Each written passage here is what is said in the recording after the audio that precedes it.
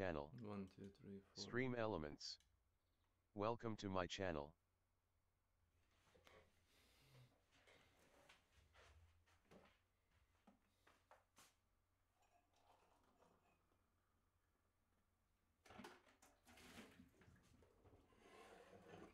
S.W.Frost is now live streaming Call of Duty Modern Warfare 3. No digital art offers. Thank you, a bit last but all good.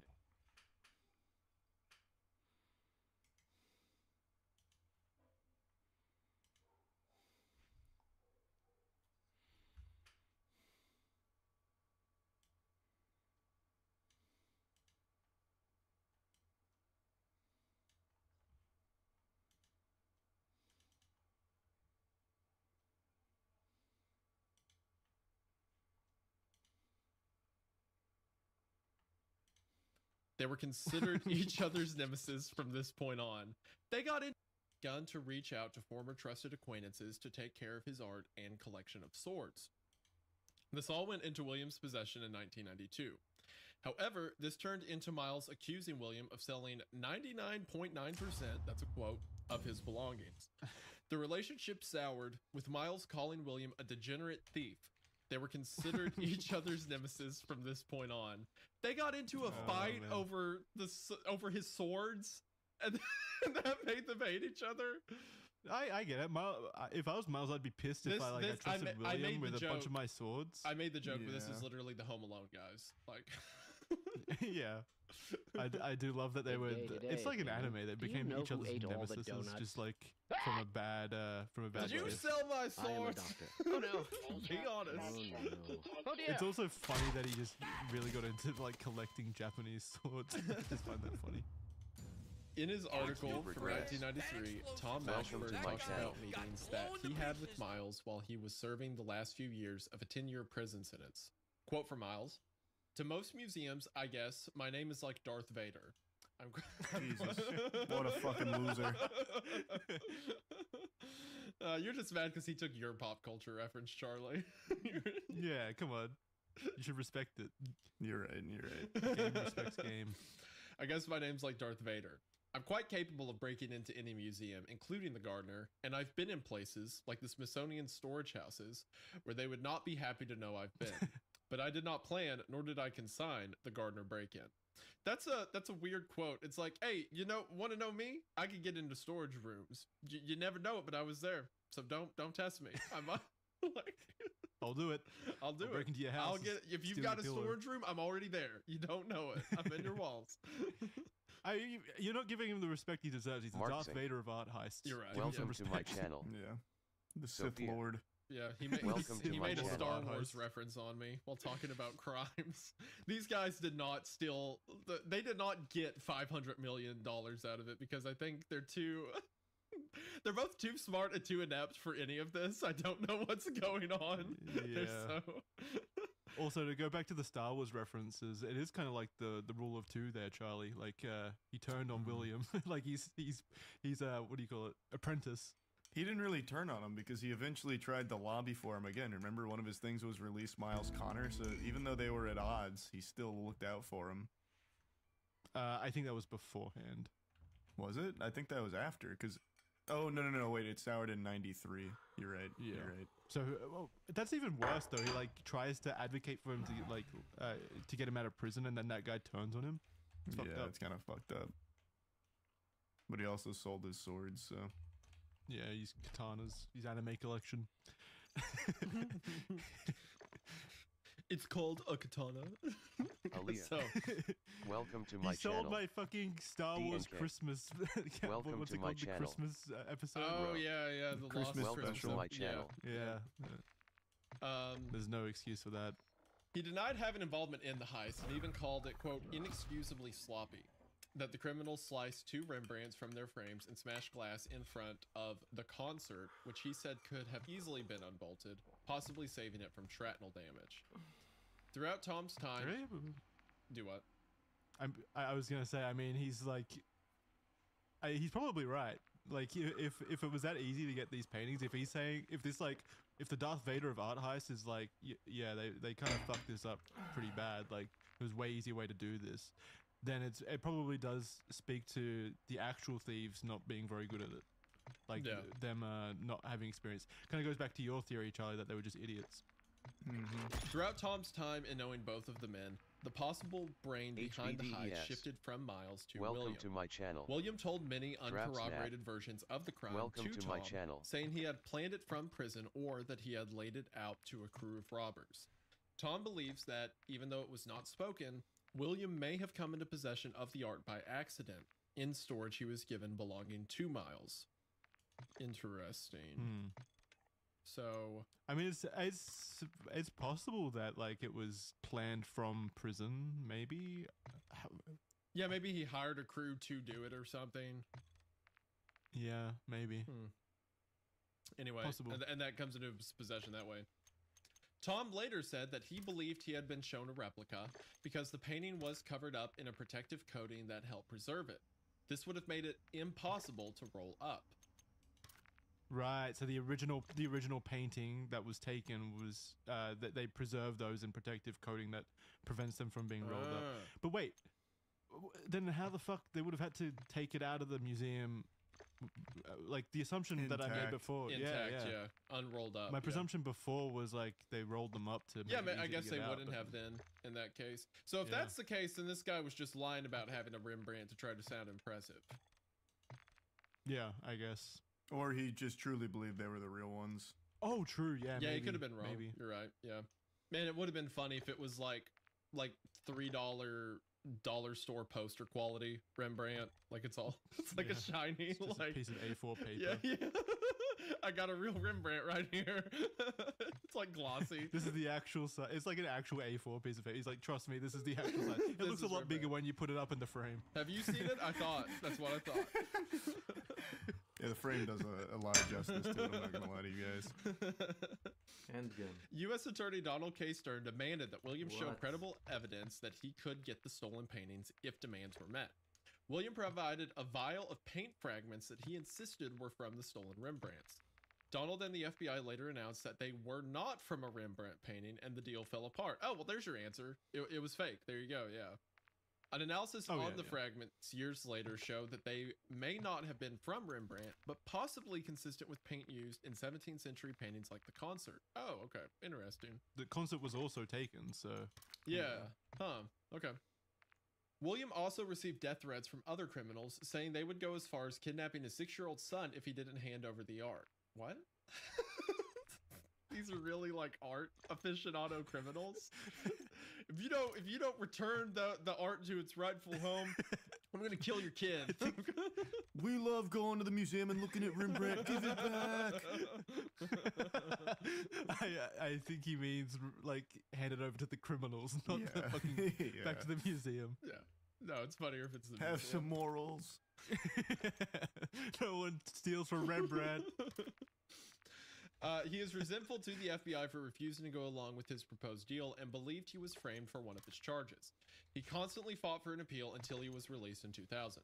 He now maintains that he just wants to walk away from everything Gardner related.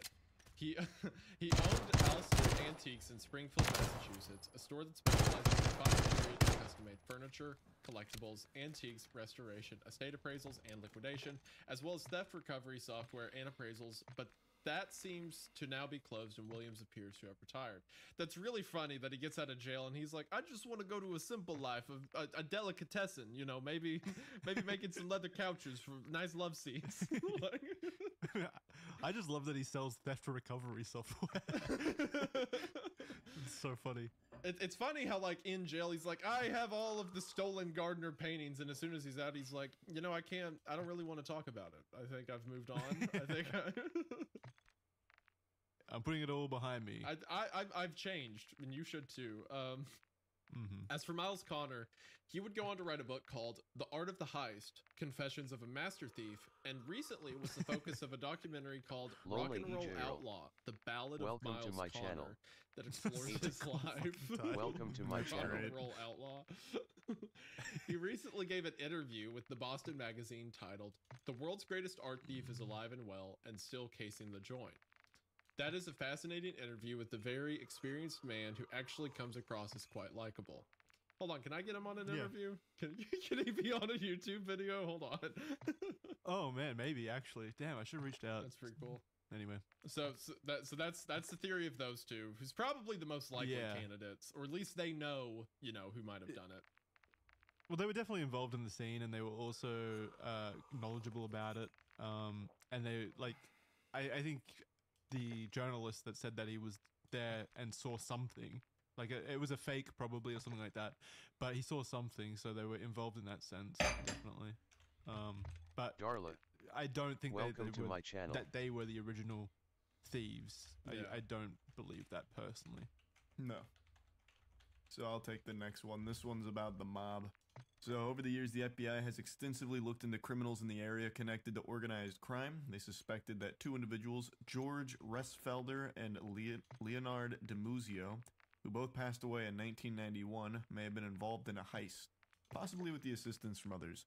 George died of a cocaine overdose at 51, and Leonard was found shot dead at 49. They often were seen in a Dorchester repair shop that was operated by Carmelo Marlino, a mob associate who was said couldn't walk away from a score. Marlino once got arrested for running a cocaine trafficking ring from his garage and bragged about having access to stolen artwork. Yeah, as you do.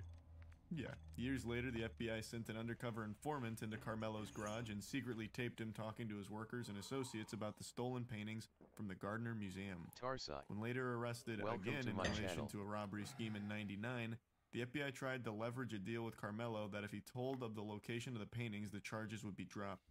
He, however, was unable to deliver any information, and he died in prison in 2005. Yep, so no information from him.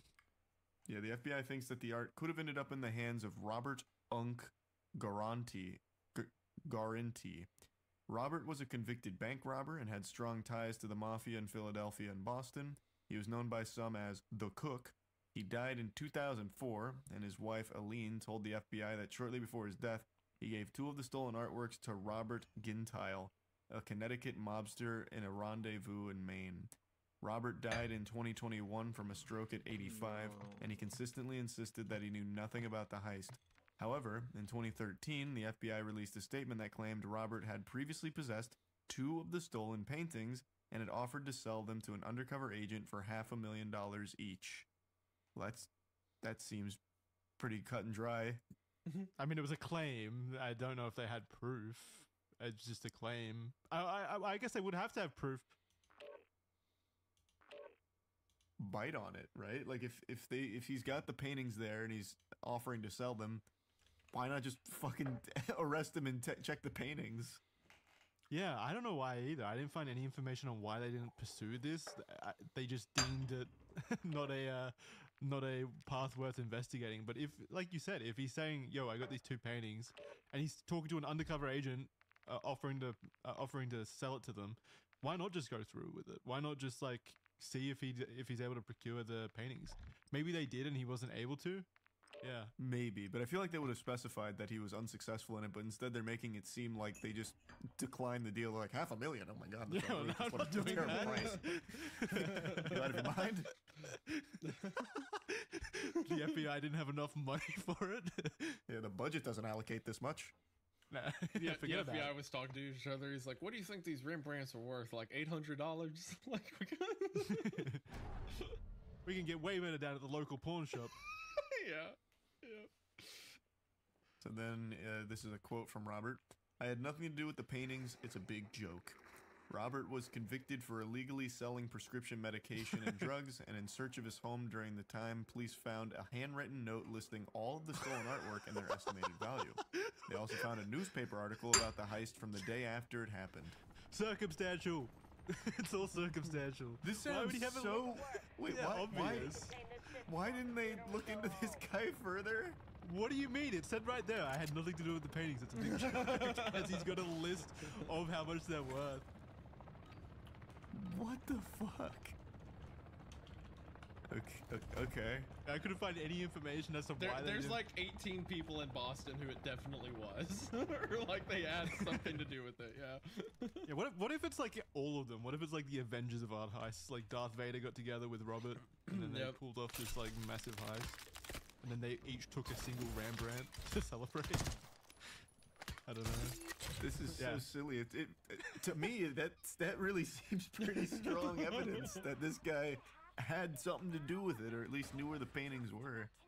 So this was all born from that Robert Unk Guarente, who was that convicted bank robber with strong ties to the mafia in Boston. So his wife, after he died, told the FBI about selling it to Robert Gentile. And so yeah, I mean it could have been Robert Unk Guarente and him, maybe Robert Gentile. Yeah. Since there were two. Yeah. Yeah, maybe. I don't know. I'm reading more about why they fucking flubbed this so much. Why not look into him a little more? Isaiah, what do you think? I think what likely happened is two people stole it. Either they were like hired by someone else to do it, or they were the actual thieves, and then it made their way through a lot of different hands, right? So I think someone who's like a loudmouth like this, who like gets caught for selling coke and then brags about other stuff he's done, someone who wants to be seen as rough and tumble, may have passed through his hand, or he may have known who did it. But he would be the type to either way be like, yeah, I know about that heist. I was a part of it. I had the works, stuff like that. So I don't know if he necessarily did it or if he just knew about it, but I think a lot of people in the crime scene of Boston probably knew who did it. Well, they probably, maybe. But like my issue with the whole changing hands of the artwork and stuff, like like we were saying before, the paintings would have had to be sold to extremely wealthy people. Sure, yeah. But I don't get how these people had the money. Like, if they didn't... I'm not saying they bought them. I'm saying they moved them for them. Oh, okay. So they were... Okay. Okay, I see what you're saying. Yeah, potentially.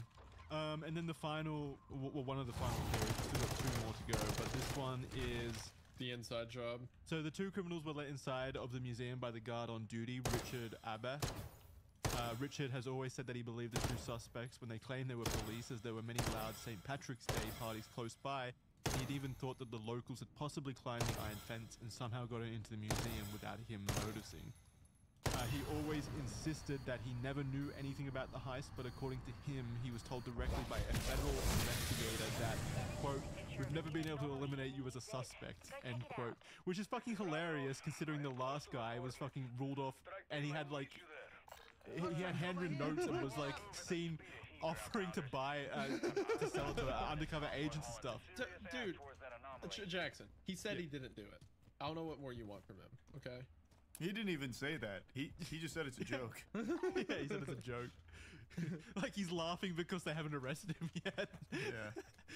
But Richard Abbott, like, there's no. He was tied up for 8 hours, and he's their favorite suspect for some reason. What is the FBI doing? So the museum's security protocol prohibits entry of unauthorized personnel, which includes the police, but Richard has claimed that he didn't know this. So I don't understand that. Like, the museum's security protocol says that you're not allowed to give access to anyone, including the police. Isn't that against the law? Can't the police... I guess they would need a warrant, wouldn't they? Yeah, but it'd also be a stupid fucking policy to have, because if there's like an active problem in the museum, like you'd want the police there. Sorry, you guys can't come in. He probably had a real reason to think there's a problem. Yeah, I mean, like, he thought that people were climbing over the fences and stuff due to the St. Paddy's Day festivities. So yeah, I mean, he had a motive for that. I don't think it's unreasonable. Welcome to my channel. His actions prior to the night of the heist have also come into scrutiny, with Richard himself explaining in an interview that he would often show up to work drunk or stoned. I don't know why he'd admit that, but alright. It's just a brag. He's really cool. But also, like, that doesn't... What does he mean under scrutiny? Like, a guy showing up to work drunk and stoned doesn't mean he's gonna steal Rembrandt. Like, it's not even connected. He also admitted that in what would constitute a security breach, he let in a small group of friends after hours for a New Year's Eve party. What is he doing? Why is he admitting all this afterwards? He's gone wild. When he let the criminals in, still thinking they were police, they ordered him to step away from the security desk. He did this as he was afraid of getting arrested. He had tickets to a Grateful Dead concert later that day and wanted to still attend. Oh man, that's sad. I don't want to get arrested. I want to go to the Grateful Dead.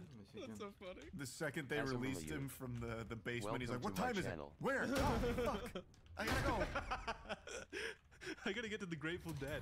Have you guys heard of Grateful Dead? Is that a big band? It's a huge band. They're it is? I've they're never kind of heard a of it. legend in their own right. Legend has been invented LSD. They're like a myth in the music world. Alright, well that makes more sense then. He was destined to get there. In doing so, like stepping away, he stepped away from the only emergency alarm in the museum. So there was only one fucking alarm in this entire place that could have set any kind of indication of. He stepped away from it. But I mean, what are you gonna do? Like if they're like, gentlemen, this is a robbery, like you're gonna follow their demands, right? You're not gonna hit the panic button and then get shot. Yeah. I do exactly what he did. So police have also said that according to the motion sensors, he's never actually walked to where Manet's chaise Torconi was. The only movement around this art on the night was Richard's when he did the rounds before the criminals arrived. The sensors also showed that Richard briefly opened the side door on Palace Road just before he let in the police, so the same door that they came in. He had opened it slightly, like, I don't know, I think it was like 10 minutes beforehand. Which I don't know if that, I mean, who's been looking out to see what was happening, like St. Patty's Day stuff, like the road noises and stuff out there. That's not any indication to me that he was like waiting for them. And in 2015, police released a 6-minute video taken from security footage at the museum the night before the heist. It is uncertain if any significance was placed on the clip or if it was reviewed at all until later. They put out a plea to the public asking if anyone knew the individual shown in the clips. That's fucking wild that, like, what is that? 25 years later, they're just like, the police are like, hey, we're finally taking this seriously. You guys seen anyone in these clips? We've actually got video footage of it. Like, 25 years past it, you only just find the clip. It's crazy. Yeah, the people in the clip is going to look so different 25 years later. Yeah. Like, it's impossible. Why wouldn't they put that out immediately? All right, we're looking for a young man, mid-20s, fake mustache. He looks exactly like this. Yeah. Yeah, but even funnier, so they put out that plea asking the public if anyone knew the individual shown in the clips. The footage showed a car backing up to the museum side entrance and a man stepping out to buzz the door. This was the night before the heist, by the way. The security guard then lets the man in and seems to review a document that the stranger brought with him. They then step out of sight for a few minutes before the stranger leaves. The guard who allowed that man to enter was Richard as well. He never reported this incident to the police despite it occurring exactly a day before the heist. This video footage has drawn significant attention to Richard as it goes against the museum's strict policy of not admitting anyone after hours. However, it has recently been revealed by former museum guards that the stranger Richard let in was actually the museum's deputy director of security, Rickabas Superior.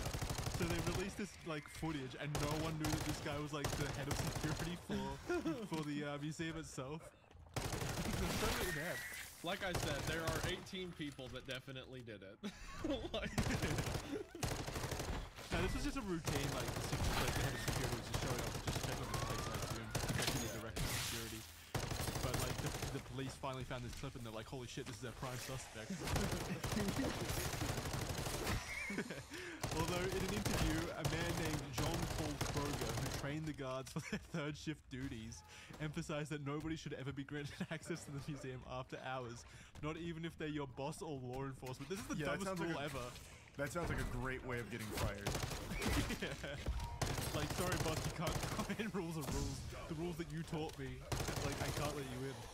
Yeah, it's that don't trust anyone, not even me type shit. So dumb. So dumb. So Richard unfortunately died on February 23rd this year, and he has never escaped the accusations and questions surrounding the heist. And this is a quote from Richard: "I don't want to be remembered for this alone, but they're saying it's $500 million worth of artwork, and ultimately, I'm the one who made the decision to buzz them in." That's so sad. It's the kind of thing most people don't have to learn to cope with. It's like doing penance. It's always there. This guy was being paid like $7 an hour, by the way. he's had to deal with lifelong guilt. you let them in. You lost Sea of Galilee. How could you? If it was you guys, would you feel immense guilt for it? Because for me personally, I don't know if I would. I'd be like, No, eh, I would. I did what I did what I could to save my life. I thought I was a Yeah. bad guy, you know. Plus, like, you thought he wasn't doing anything nefarious. He thought they were police. They were dressed as police. He's been given an order by what he assumed were police to be let inside the building. Like, yeah, I mean, what was he meant to do? What was he meant to do? Like, it's not his fault. Yeah, like you, Charlie, I don't think I would feel guilt. Yeah, no one got hurt, except him being trapped in the basement for 8 hours, but like no one got hurt. Missing out on the concert. Yeah. He was the only victim here, really. Yeah, he was the only victim. And he had to live with the lifelong guilt. So annoying. Alright, Charlie, or Isaiah, do you want to take the next one? I'll knock this out. Yeah, yeah. So, up next we have Whitey Bulger. A man named Whitey Bulger was one of the most influential crime bosses in the Boston area during the time of the heist. He was the head of the Winter Hill Gang. Although he denied involvement in the heist, he admitted that he had instructed his men to identify the culprits because the robbery was committed within his area of influence and he wanted to be paid tribute. I mean, that's pretty, most of the time, like, if you do crime on someone's turf, you've got to pay them or let them know or something like that. Oh yeah, absolutely. It's just funny to see it written out. It's just yeah. So like, okay, it's like this entire Where's my cut? world. It's like this entire world that we're just like, it's invisible to the public eye. Like we just don't think about it. Just these like mobs that operate underground and like all their stuffs and stuff like that. It's super interesting. Yeah, yeah.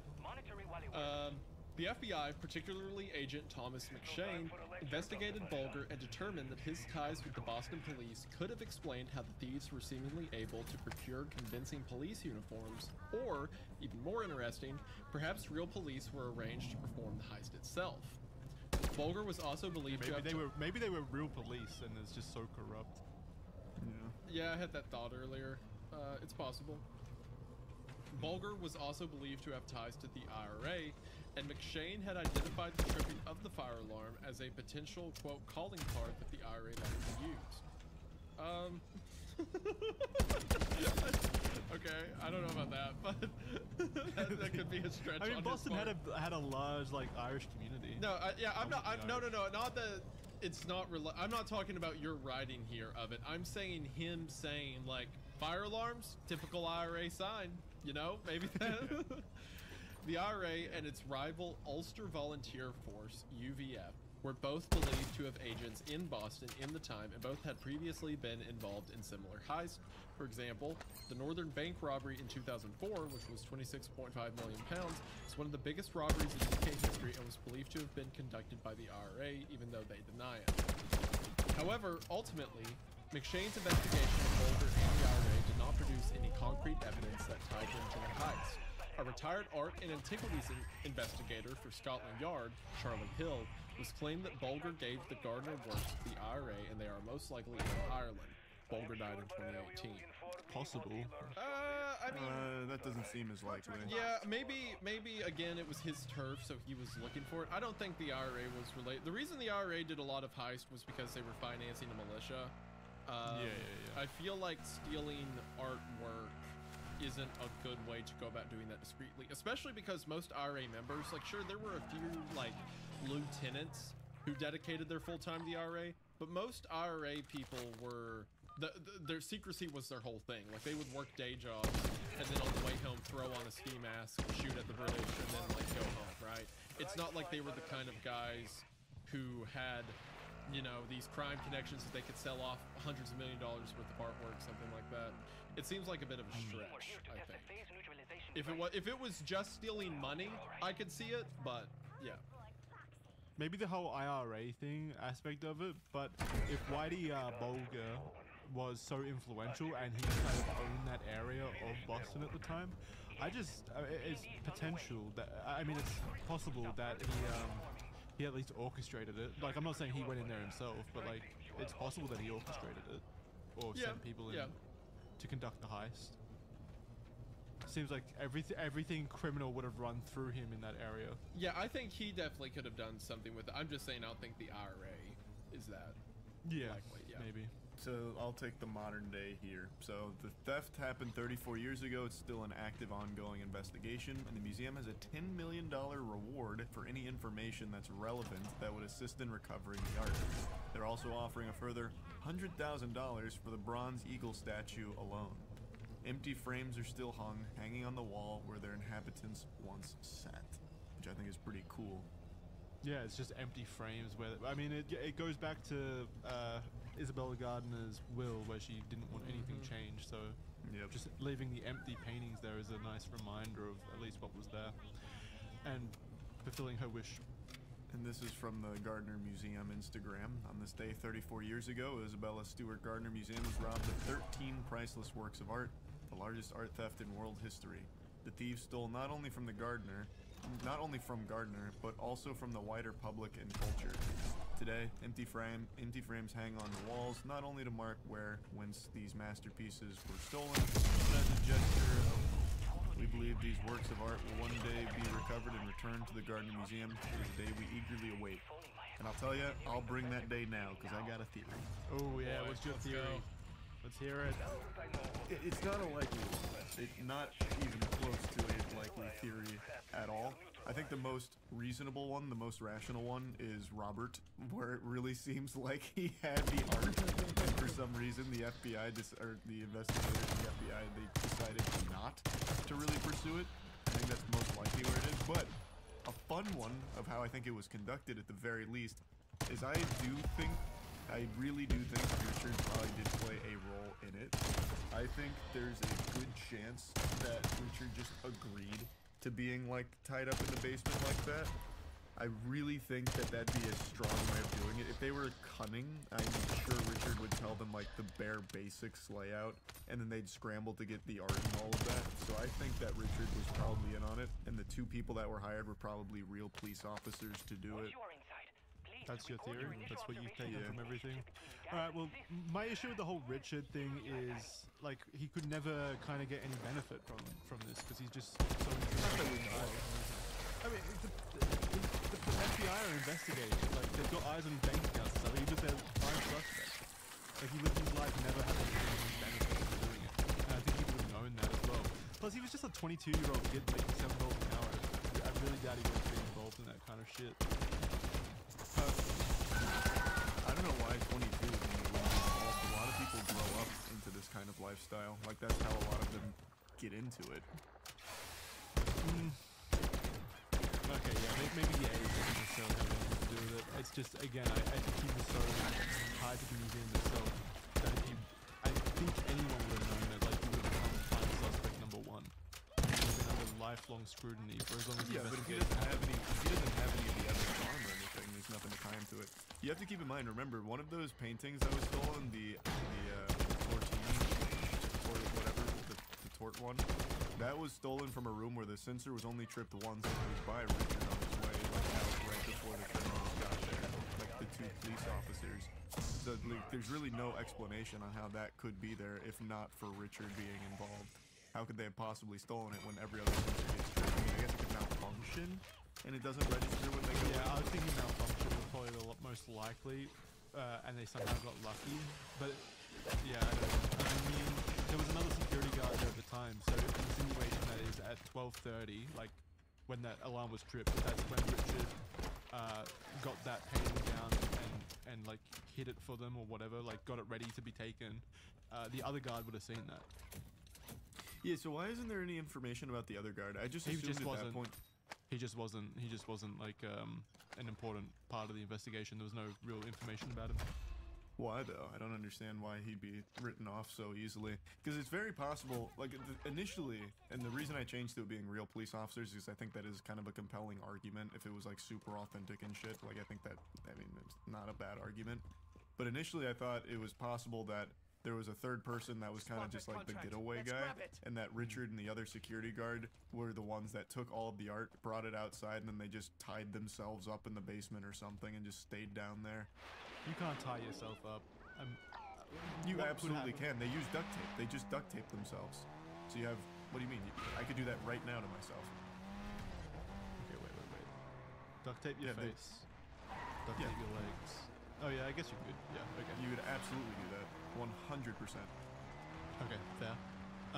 But also, like, if both the employees are working together as well as the two people that came in, then I guess there's no confirmation that two people came in, right?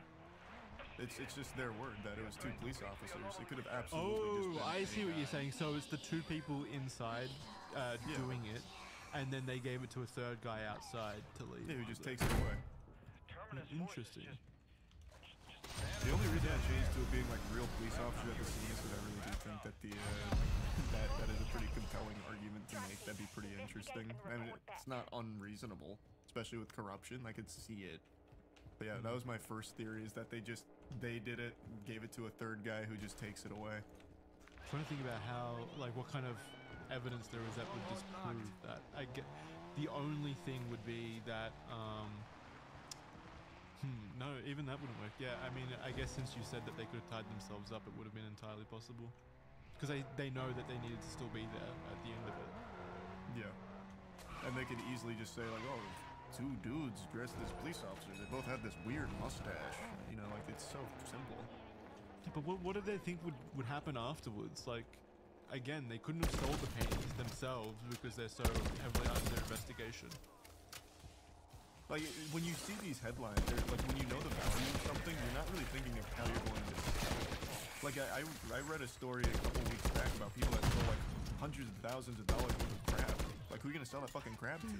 Like, yeah, it's worth that much, but you're never gonna sell that fucking crab for hundreds of thousands. Okay, but it's a bit disingenuous to believe that, like, crabs are applicable to grand runs and, like, fine art. This stuff could absolutely be sold.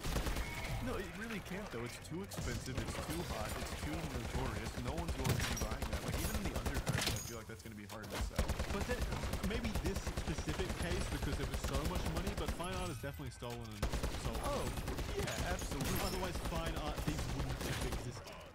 Yeah, 100%. And that's why I'm saying they probably didn't know they couldn't sell it. Like, that's why they would do it. They're like, oh, we'll definitely just sell this, but they didn't know how hard it would be. I mean, there's no evidence that I can point to that would disprove what you're saying. I don't personally subscribe to the theory. I guess I just have too much naive faith in Richard. It just seemed like he was a normal dude that unfortunately was at the wrong place at the wrong time and really wanted to go to a concert later. So it kind of feels bad to, like, pin it on him. But think of how strong that alibi is. Like, damn, I really wanted to go to the Grateful Dead, and now I have all this guilt. This is my legacy. This guilt of this art being stolen. It's too much to bear. That kind of thing. Like, it's so strong. It'd be such a good alibi. The guilt is a good alibi? I mean, it's a good cover story. Well, yeah, for that. Yeah, maybe. I personally, from reading all this again, I think it was a mob thing. I think it's, if it wasn't like, what's his name? Whitey. If it wasn't Whitey Bulger, then it's something mob related, in my opinion. I also the logic was probably Robert. Like, he had all of the shit. I really think the cook had all of the art, and the FBI just fucking blew it. Yeah. I mean, he had like evidence of like the handwritten note of valuations on the pieces, and he was also talking to an undercover agent about selling the pieces. So, Richard's got nothing in comparison to this guy who was literally out trying to sell the pieces. But I mean, it still doesn't rule out your theory, because the driver could have been someone in Robert's like association, you know? Yeah. Well, the beauty of my theory is you can't disprove it because it's pretty outlandish. There's nothing to, like, directly contradict the possibility that they fucking tied themselves up and then had someone else just take the art away for them. I don't think it's super outlandish. Like, I can definitely see it being possible, but I just think it's more likely situations. Yeah, I think so as well. Like, the sinister thing in that room for Tony picture or whatever, I really think is a pretty strong notch in my belt on my theory there. Yeah, potentially. Isaiah, what's your first favorite theory? My rule for these things is never mistake for malice what can be explained with incompetency. So, like, I think that the museum just had poor, kind of lackadaisical security, and then a couple guys who either were doing the heist themselves or more than likely paid to do it, because if it's a job this expensive, I think it's more likely someone pays to do the heist. So maybe real cops were paid to show up, they easily got inside, everything gets stolen, and then it makes its way through underground art traders. I think a lot of people who claim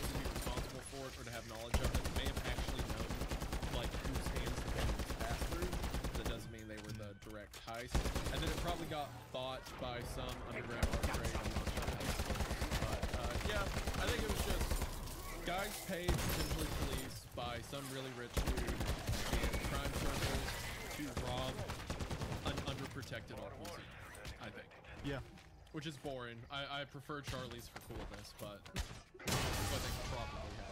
Yeah, I think they accidentally stole the artwork. They thought it was opening hours. They were asking to be let in. They were just looking. They fell over, knocked over a painting, and then just decided to take it. That's a good idea, I think, Joe. Yeah. And then he stands up and is like, "Oh well, gentlemen, this is robbery." Yeah. May as well take this Chinese goo or whatever it's called, and the financial eagle. I guess we didn't solve it at the end of the day. I guess it will remain unsolved. I'm going to submit my theory just in case, and then they can give me the $10 million if it helps in any way. Yeah, let us know if you get the 10 million. Then we can say that we solved it. I'll keep you. Can you imagine that fucking Red Thread episode? We actually, I hope we eventually do solve something. Yeah, anyone listening, if you have any actionable intel on these stolen pieces of art, we can work together and split this pot. Charlie's next video is like, it's his normal setup. The thumbnail's him sitting in the chair. The title of the video is like, "I did it," and everything's the exact same except behind him is the Sea of Galilee on the wall. Yeah, right next to God slap and everything. It's just windbreaks. Yeah. Yep. No one notices. Like you just put it. You don't even like mention it or anything. It's just in the background. Hey guys, so I found this painting. It's pretty cool. All right, that's about it. See ya. All right. Well, I guess that's gonna do it for this episode of Red Thread. That was fun. I really enjoyed that case. It's a good case. Very good case. Yeah, I love heists. They're so interesting. But what's interesting about this one is that it was the most famous heist of all, $500 million, and it was so simple. There was no like crawling under laser grids or like grappling down through the roof. They literally just walked in and took the paintings. There's nothing else to it. So I mean, simplicity is key, I think, is what we should take away from this. If you're going to perform any paint heists or art gallery heists, just try the most simple thing and see how it goes. And don't blame us if you end up in jail. But that's what we're taking from this. Thank you very much for taking our advice. Let us know what your personal theories are on heist. I want to see some really wacky ones that we couldn't think of. If there's any like crazy stuff you guys can come up with, please let us know. But anyway, that's going to do it. Until next time, it's been the Red Thread. Goodbye. Bye. See you on the next one.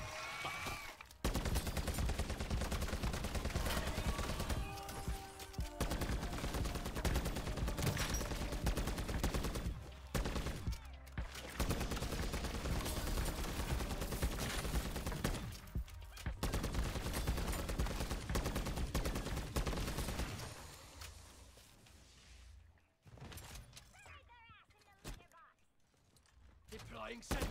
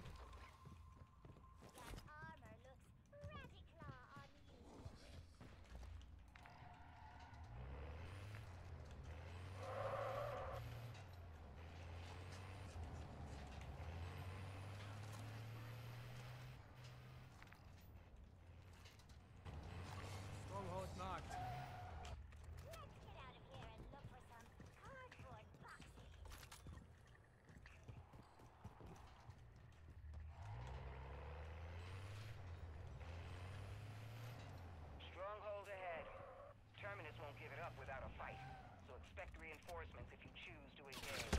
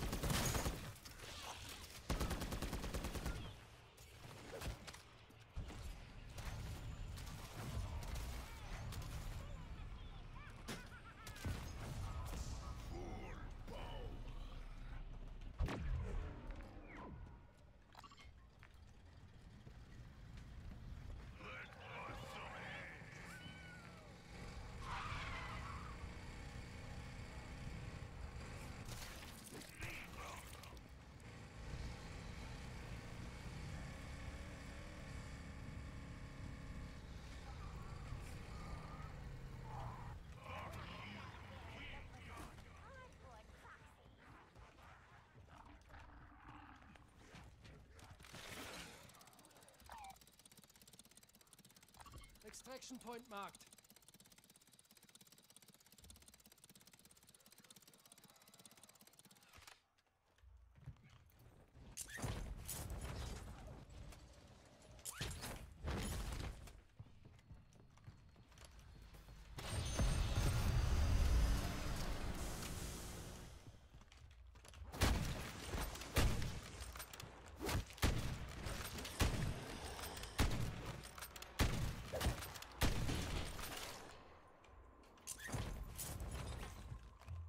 Sam zbroj telefon.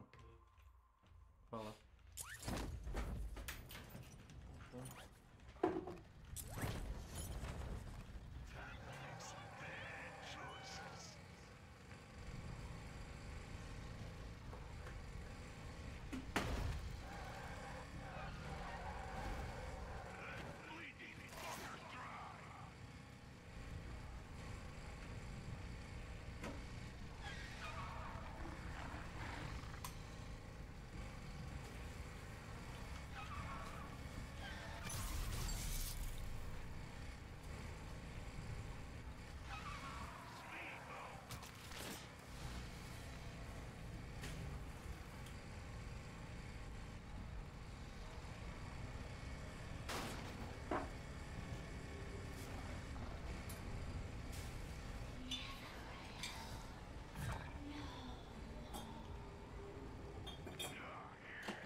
Neighbors on the way.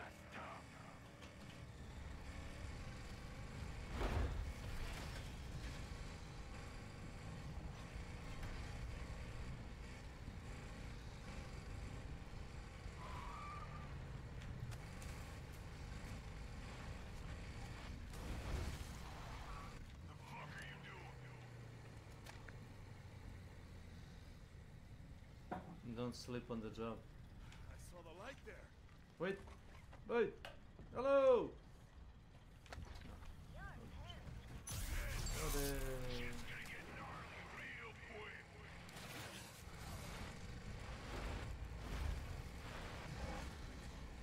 Extraction point marked.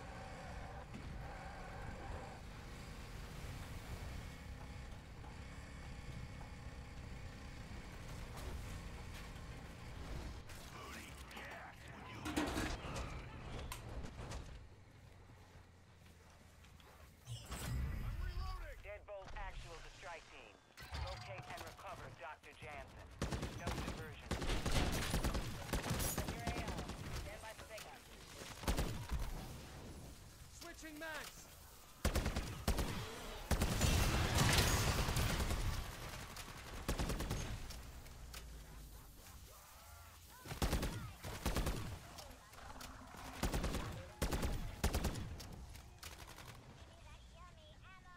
wait, wait.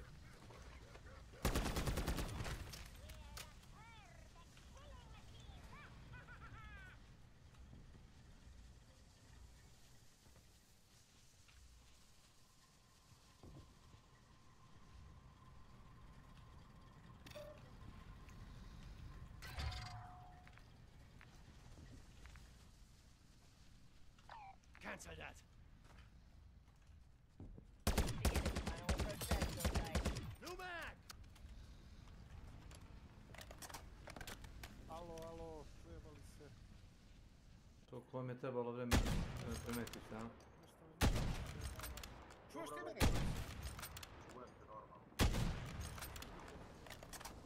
A nešto će Discord da jede govna kad ideš iz kanala u kanal, malo Look ga at that. Ne, inače je govno. Ain't no ne, fun ne weather znam like zašto to that. radi.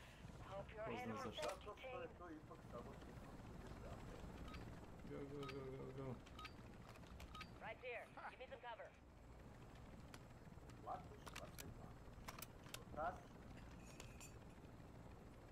Pa dobro, ima istine.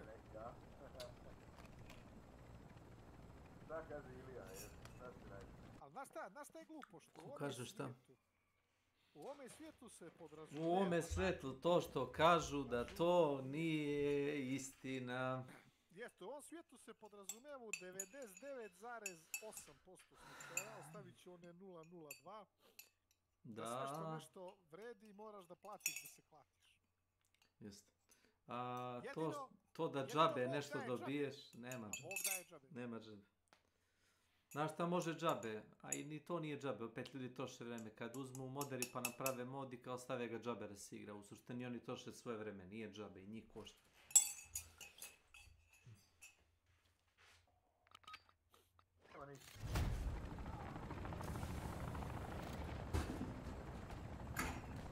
Fallout 76 sam igrao ukupno 10 minuta.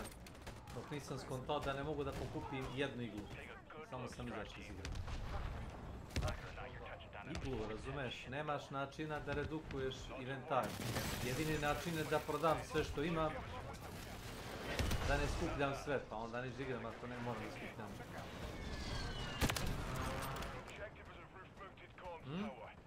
Bio problem i ranije, ne znam zašto si mislio da su to iz te dva liga.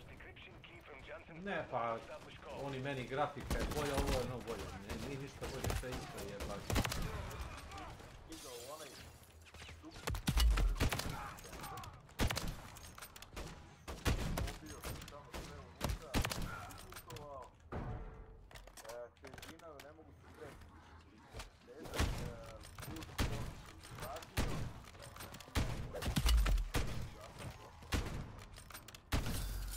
Koja igra u pitanju? Fallout 76. A i ti si to mater.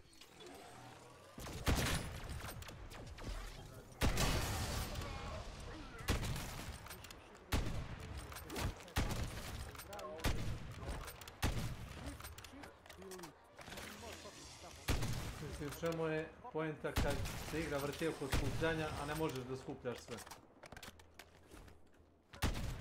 Igra te onda stimuliše da ostavljaš stvari, izvolite. Jao, Kinezi, šta ćete ovdje, mamu vam jebem ja.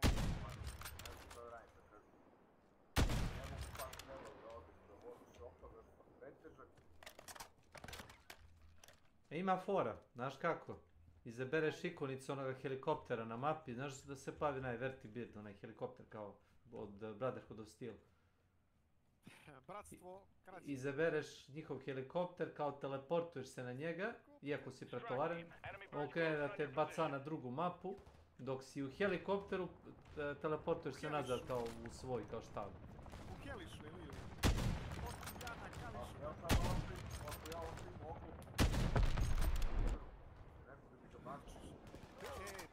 Matori, ja na Kelišu da kupi sinoć je sa mnom bilo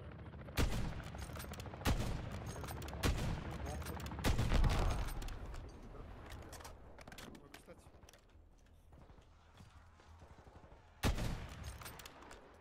Ilija, halo?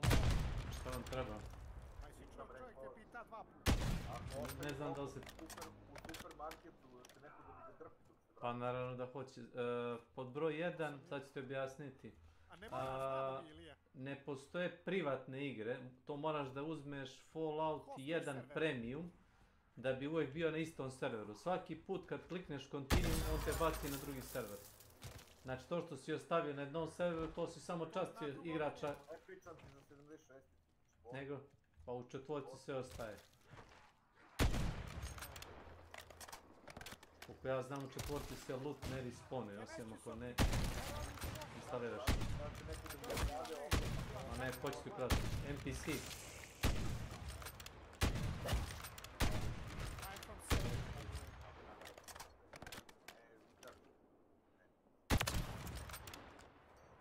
Ask me. Ask me nice me.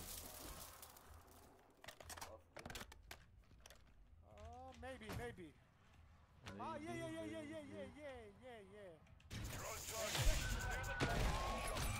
Objective is on the roof. Yeah. Check high. Fuckers on top in smoke.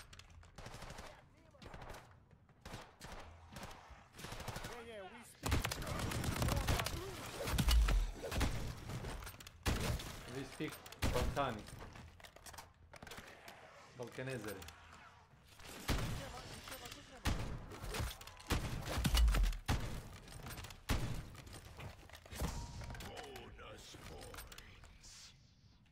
Sjetio me se jedan lik. Random upa. Stvarno, izuzetno. Amazing. Giuseppe Verdi, jel to rekao ili? Jeste. Da. Description key accepted. Strike team, hold position while we establish connection. This is going to work. You lot took your time. I'm holed up nearby. Sending my location. Hurry. Got mercs incoming on that grid now. Advise you move like you mean it. Tarsa. Welcome to my channel. This is Phoenix 2-3, visual on the target. Strike inbound.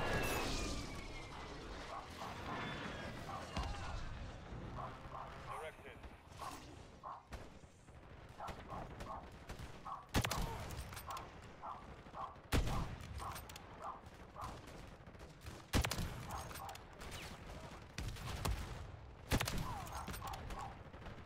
Boris, daj, smiri to nekako. A ne mogu gledati.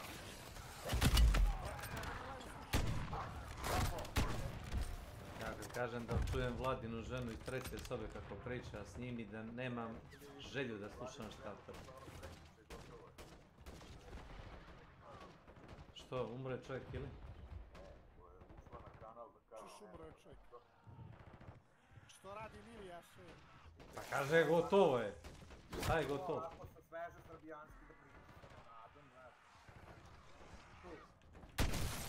A čekaj, Borise, te pitam nešto.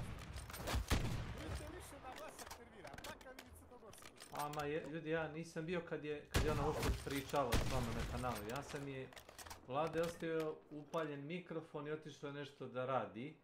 I na 3% sam smanjio zvuk, znači čuo sam kako pričaju dve žene, brate, ovo moguće, 1%, ne 1%, jako ne bi.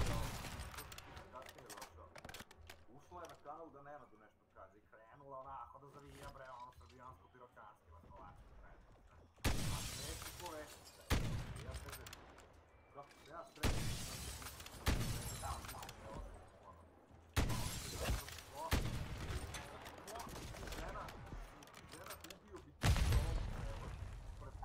Kao ono ljepota poroka, pogača i malj. ovi počeli se smeju kad su putali tome i mene.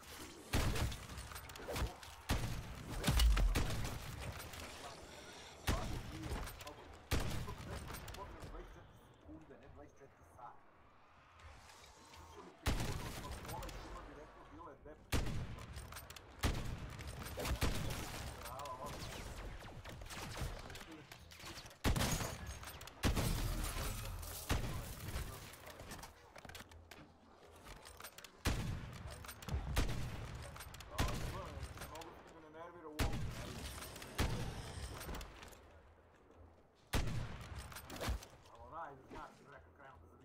A ona je lepa, ona je lepa. Dođi mi se sere. Kako mu tako pričaju, ovi Mare isto, nema ništa protiv njega, brate mi, kad priča, genjam se. Pa tako ljudi govore, šta ćeš sa tome? Pa nek se izgleda malo, krenu da se urbanizuju. Pa tako, sad ja glas.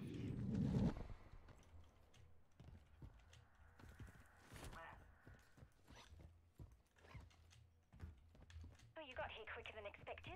I still need a minute or two. I'm in the middle of erasing my research from the Terminus database. You won't tell Zakhaev with even a scrap of my work. You might as well hand him a nuke. Chancellor's deleting the research files. Zed, I can't lock her out. Ne? Bad move, No, Dr. sorry, Johnson. This isn't the sort of job you can just walk away from. Your new friends are only making it worse for you. Operation Deadbolt is dead on arrival. Oh, I still can't believe I fell for Zakhaev's bullshit. Extra-dimensional energy research. My arse. I handed a psychopath the keys to the apocalypse.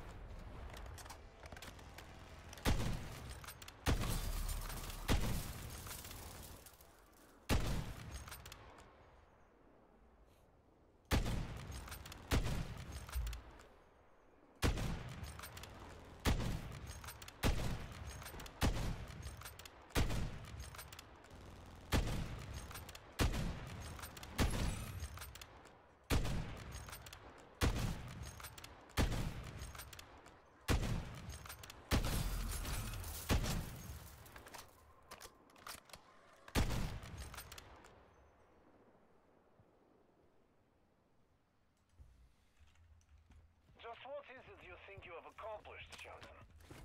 This little speed bump of yours? It won't slow us down for long. You and your deadbolt allies will still pay with your lives. All right, speed bumps. Let's get the hell out of here. Extraction team to the helipad. We're 3 mics out. I know the way. I can handle myself. Come on. All stations, protect Dr. Jansen. We need her alive. Don't be so surprised. My parents were ex-national intelligence. Taught me to protect myself.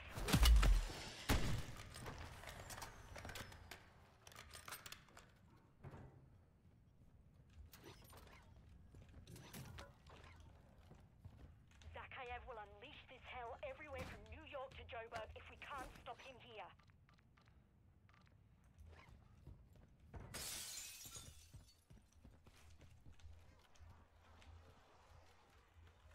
Can confirm package is set for exfil. Copy. 1 minute out. Clear and hold that LZ strike team. Multiple enemies on approach. Weapons free on all threats.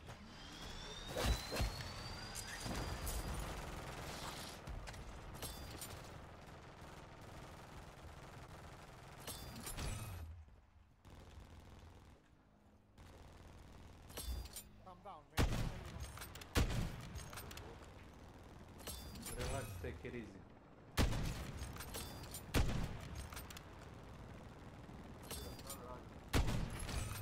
Šta da radiš sa Falloutom 4? Počni da moduješ Fallout 4. To da modujem, izgleda da super. Pa ne, ti si stvarno težak čovjek ponekad. Nije stvar u izgledu i grafici. Naprimjer, kad pritisneš tab da otvoriš inventar, jel ti malo retardiran taj njihov inventar? Koji nije? Nije s onim tabovima i čudima, ne? I koji uvede? A isti je, ali meni malo sporo, znaš, dok nađem stvar koju mi treba. Malo sporo. Ne puno, samo malo.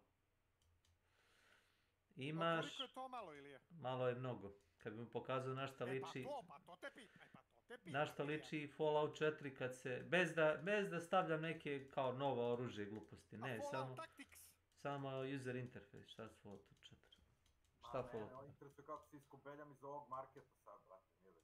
Znači, Izađeš na vrat, vrlo jednostavno. A da, ali ne mogu da se krećem, pretežak sam. Izbaci stvari. Nađi sanduk, ubaci u njega sve što imaš, što ti je viška. Ali to ostaje samo u tom sanduku, ne premešta se ko u drugim igrama. Ne, nije Resident Evil ako to pitaš. To sam probao već, mislio sam da se premešta ono... Premešta se i ja mislim ako imaš više, a zapravo ni onda, ne, pravo se ne premešta se. Crkvi sam već tamo napunio jedan sanduk i otišao u workshop i otvorio sanduk, nema ništa. A to ne, pa naravno da tako ne radi. Uspio sam samo da reperujem armura, a nisam uspio da ga upgradeujem, ne da mi nemam dovoljno elemena. Ili materijal, a za neke stvari treba da kao leveluješ neki skill, na primjer da bi mogao da stavljaš bolju optiku na oružje, treba ti Gunsmith level 2, ja mislim. To ti treba Gunsmith level 1, naravno. Go.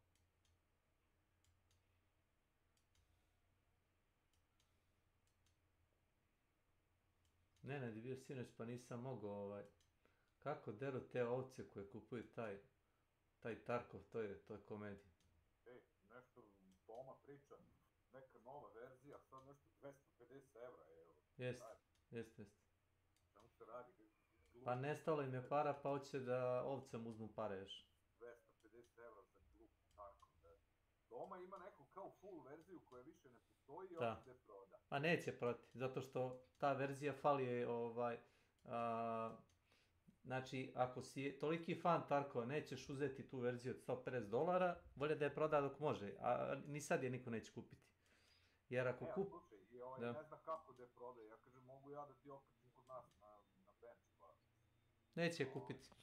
Kaže on, da, jer koliko da stavim cenu, kaže, ne da mi ispod 100 evra, jesi ti luđe, ko će kupiti izgled? Pa neće kupiti zato što moraju da doplate još $100. NSY Jung. Welcome to my channel. Cheap viewers on stream Bucom Cuddly WQMC. Pitanje, ja nisam to da ga pitam, šta on misli da je dobio time što je nju platio $150? On je rekao kao ima više novca i više stvari već. Darko plati 150 evra. Ja sam poslao ome Rumunu, prijatelju, poslao sam mu zastava, nego italijanska ona fabrika, kako zove, Pieta, proizvodi, da, proizvodi replike ovih starih oružja, znaš. Možda kupiš Colt 44 na crni barut za $250, ja mislim. Legalno, sasvim legalno. Problem je što municiju ne možeš da kupiš, ali Colt možeš. Ne treba ti ni dozvola za oružje, samo da nisi... Ako je crni barut u pitanju. Pa da, mislim, nije praktično. Što nije praktično? 6 metaka i onda čekaj da napunim, znaš. Možeš ti ubiti čovjeka, ali možeš ti ubiti čovjeka i vilama. I sa komadom betona, nije to problem. Ne, ali ima jedno zlatno pravilo. Colt je odbrambeni pištolj, nije asaultni. Pa naravno da nije, domet mu nije toliki, ni preciznost. Znači, on je siguran pištolj za odbranu, Colt. Znači, tipa, ako ne opali metak ili nešto, ono krene burence na sljedeći, ne možda se... A dobro, jako malo, imaš ti tu mehanički korov, ali jako malo.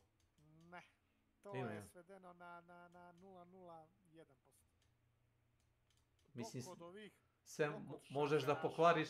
Što žeraša, nemoj molim te kao kum. Magazin, Fed, Pistols. Kod njih može da bude problem, i to nerijetko.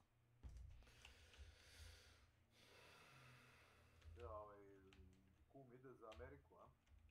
Kao što je išao onda i za Australiju, i za Novi Zeland i tako to. Nema, njemu je građevina, pa je htio da ide, sjećaš se one priče da je htio da ide u Crnu Goru, sjećaš toga?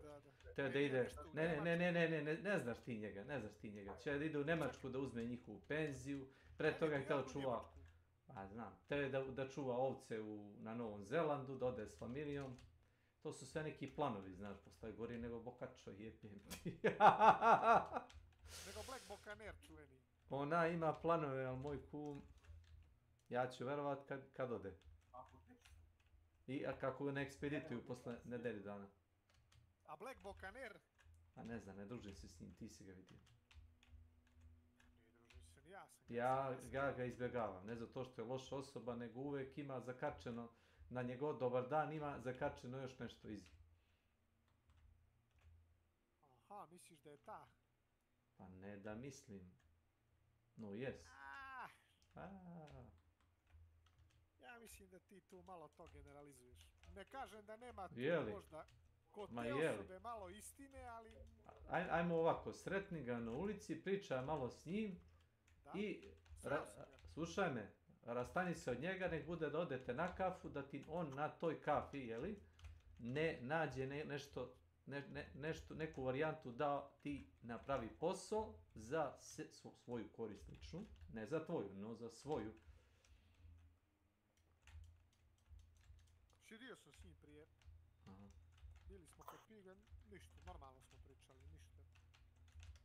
Kaže ti zvao ga juče, gde si, kaže, evo slikam se za vizu, kakvu vizu, kaže, idem u Ameriku. Da zaradim penziju, nešto tako. Bio je on u Nemačkoj da zaradi penziju i tako to. No dobro. Šta ja znam?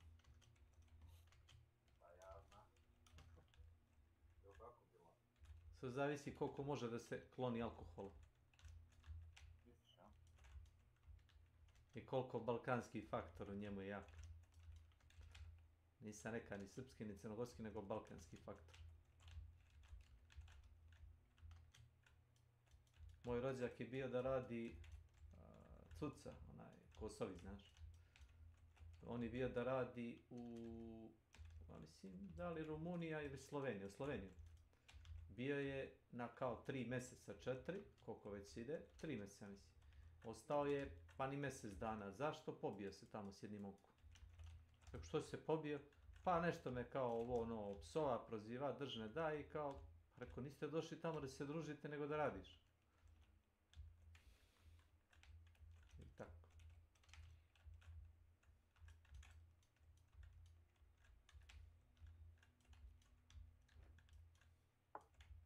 Ja sam za 11 godina koliko sam bio u istoj firmi, sa pojedinim ljudima sam se na krvi nož posvađao.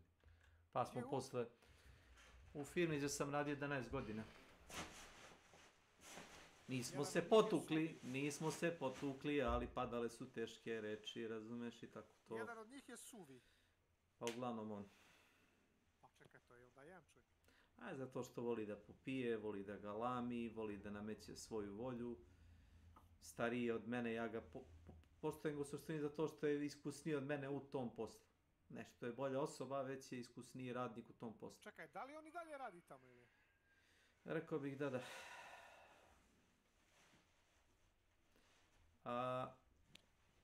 Ali umije da zatupi jedno i da ne pušta. I neće da čuje za drugo. Navika da radi na jedan isti šablon i nema kod njega inovacija. A to nije dobro, moraš biti fleksibilan. Jer nisam ni ja tamo bio tipa 1 godinu, već 10-11 godina. Ja s njim imao, nije svađe, nego znaš, nesuglasice tipa i kad sam bio 8-9 godina u toj firmi. On je znao bolje. Izvolite ga. Zašto mene ne zovu iz tortilje? Ne znam, probaju klanicu, tamo će to odmah zaposliti. A ne, znam da će me znam. I mene će odmah zaposliti. Neće ni pitati da sam bio do sad. Odmah primaju, a? Pa, prilično sam siguran kako stvari stoje kod njih, da su jele na boljem glasu, ja verujem da ne bi mogao doći na red kod njih.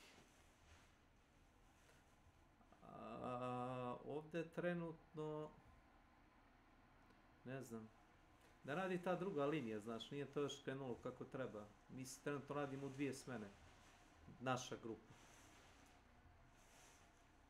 Menjamo se jedna grupa radi jednu nedelju, prvu smenu, druga grupa radi drugu smenu, treće nema i to tako možeš do penzije.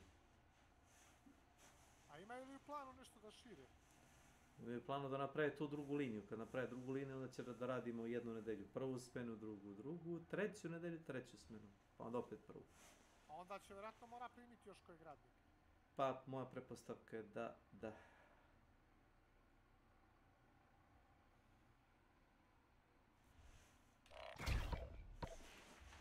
Monkey business.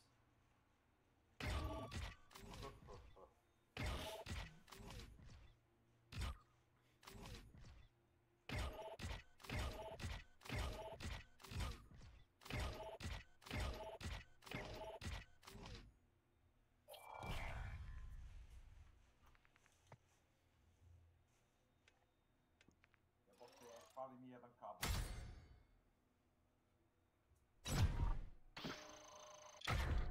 Šta ti fali kabel?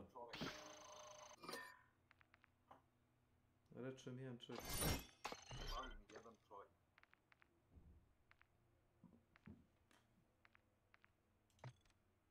Fali mi jedan čovjek. Čelovjek? Ja nužno čelovjek. Fali mi jedan čovjek. Ilija? Da, tako me još ponegdje zovu. Hoćemo li do Novog Sada ako ne radiš kasnije? Kad kasnije? Pa imam sahranu, Pig umrla majka. Moram na sahranu ići. Onda ga ispoštuj, šta ja znam. Samo ako će Kesis da ide. Ako uspiješ da Kesis dođeš. radi do 6.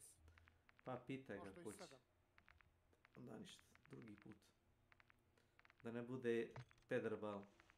Kad bude čovjek ima vremena, dodajemo na storici. Se žuri tebi. A verovatno za ove praznike. Ako ne bude išao neđe s djevojčinom. Ako je za praznike slobodan 3-4 dana, ne vjerujem da je sad. Eto iš, ne vjerujem da je organizova nedelju dana će onda bude. Ne, 7 dana je slobodan za praznike. Od 1. do 7. je slobodan. Spajaju sa Uskrsom. Veri, veo. Pa to je isto lijepo, je li Ilija? Fino. Ti bi više volio da ne radiš nego što će ti više platiti. Ja... Verujem. Što pitaš glupo pitanja? Ja ne znam zašto me pita takve stvari. Pa ne, nego Ilija je u proizvodnju, znaš, nema tu sad petak, svetak, ovo ono. Jednostavno, ako ga zakači rad po državnom prazniku, njemu više plate. Ali Lijan Ali ako me pitaš da li hoćeš da ti platim ili da ste slobodni, ja ću kažem ne moraš se ne pitaš takve gluposti. Ispravno govoriš, ispravno.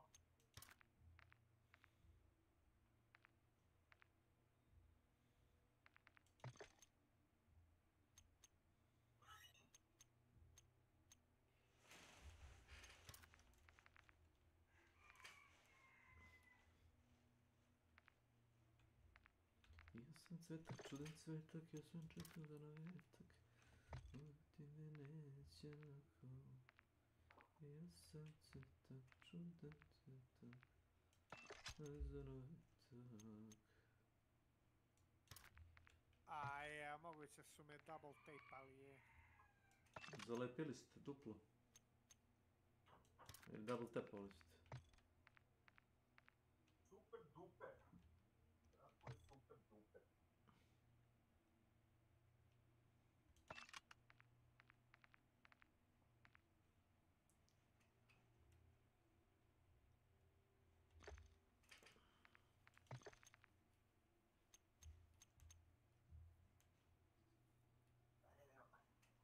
Evo moram da kupujem novi kabel. Novi komp. Novi kabel. Ja rekao da moraš da kupiš novi komp. Mili, ja šta imam sve na stolu, nemam pacovarnik jebi ga.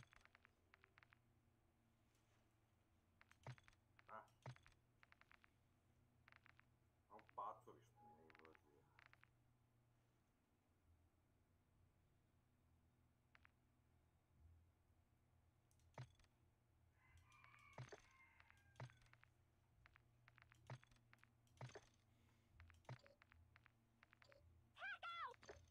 Not to turn your laser sight on. Might not see me the rest of the match.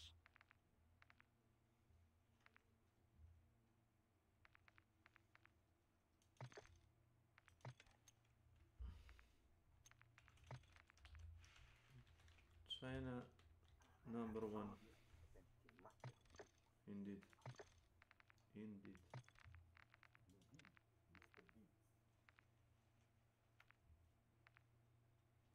Mr. Deeds! Indeed.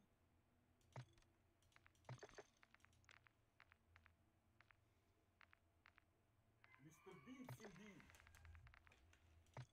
I on jesi ti Mr. Deeds?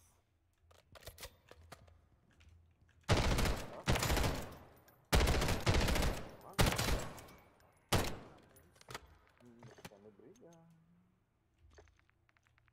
Ne briga što se sigraš.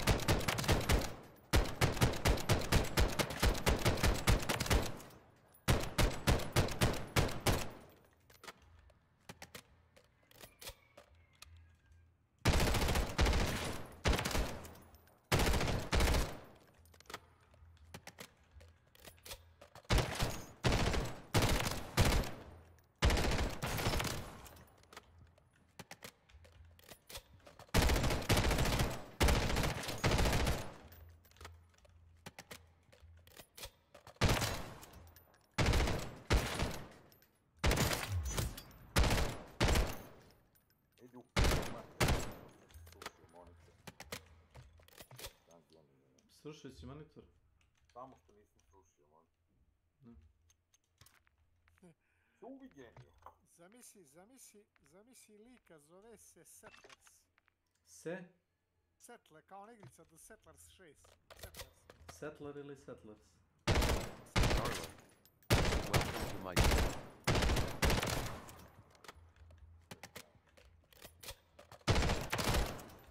Dobro nije stavio The Settlers. Sad ja treba staviti. Di Belade. Di Milan.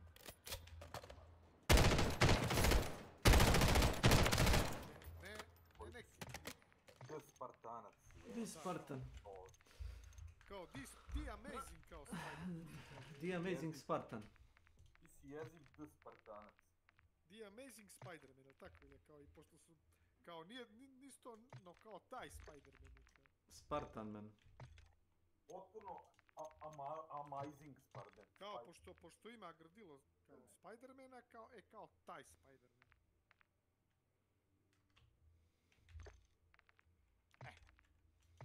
Tako. The Amazing.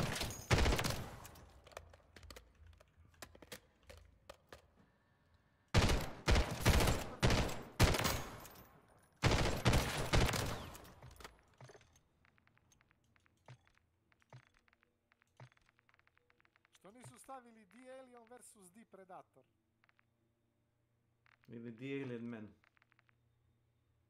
Nego samo AVP.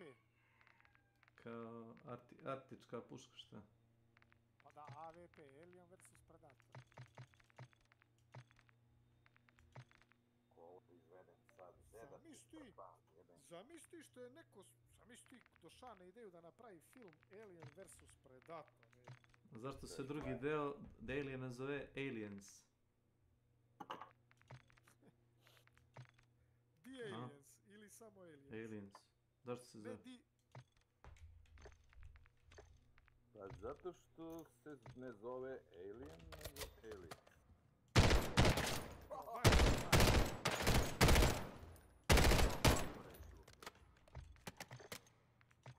A zašto The Spider-Man, aj sami to reci? The Spider-Mans. To što nije... Ili The Batman. Ko kaže da su oni ti? Ili The Superman. The Incredible Hulk. Da. A ovaj drugi nije Incredible. Ne, ovaj drugi normal Hulk. Ili The Amazing Spider-Man. The Fantastic Four, jer imaš Fantastic 4. Kurac, jebem ti mater u pičku, da ti jebe mater. Pa ono. The Fantastic Four. The Wolverine, ne znam, mislim. Kaj ima li još koji? Pa eto. Možda.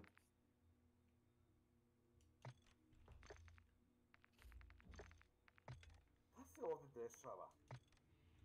Šta je Boris se jebe? Ne znam šta mi drka nešto.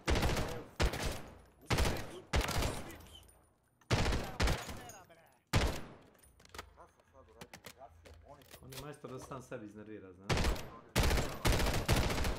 Jesi primetio? Kako? Majstor da sam sebi iznervira. Uvijek bio. The Amazing Batman.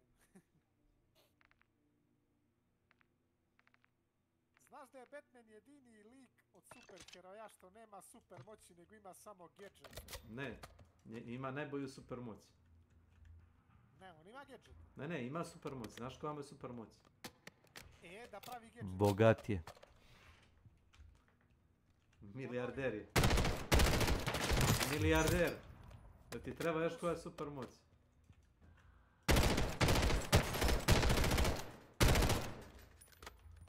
Hoćeš još koju super moć? Da, dovoljno je li? Malo.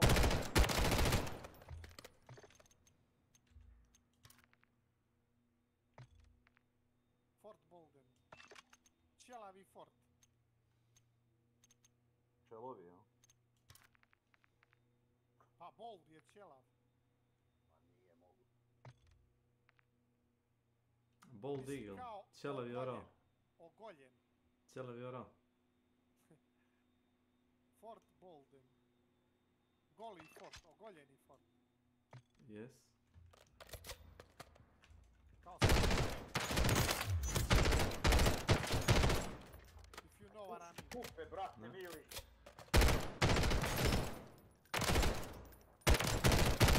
Šta je rizbuš? opet se pumpa, znaš.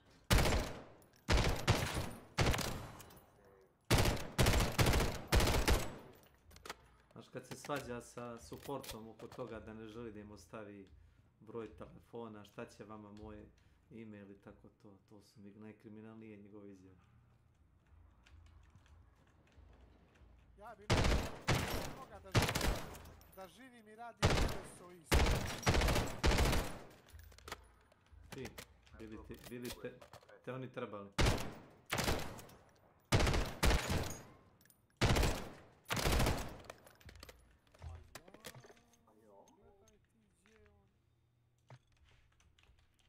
China number... Are you a tu. fucking kidding me? Fucking kidding. Čekaj, to si mu dao izbor, ili?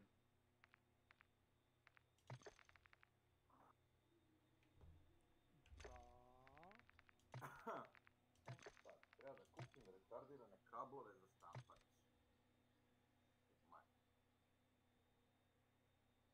Stigu mi ovaj KVM Orime. Ameno, ameno. A gore izlaza Ilija, idem gore. Running simulator po bossa, a gore izlaza nema. A kad kažem gore, mislim na King Snake Mine. A ja sam se na Lower de Sale sponovao. Znači, dijagonala iz donjeg desnog u gornji lijevi. Parabola.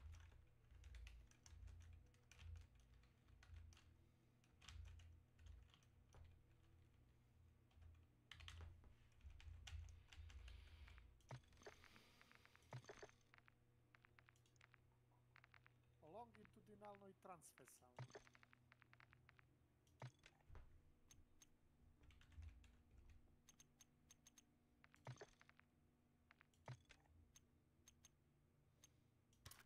Znači idem na King Snake Veal Mercy. Mine.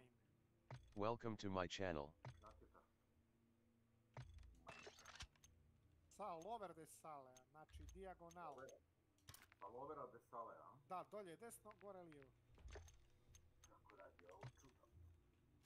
Pičke mater!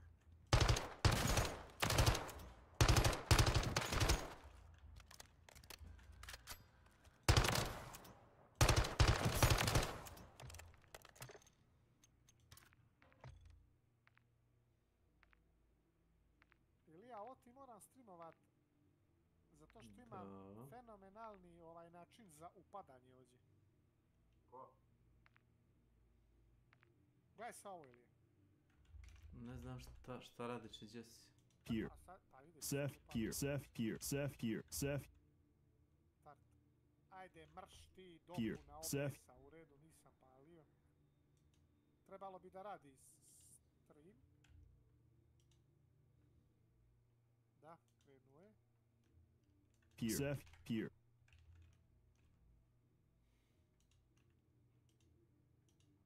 Trenutno je crn ekran, ali vjerojatno ali tabuješ pa onda je to u redu. Jel sad u redu? Jes, ne radi ništa. Više. Ne radi ništa? Radi bre, ne dira ništa. A dobro, ne može zajeba. Gledaj ovo, Ilija. Samo gledaj. Da.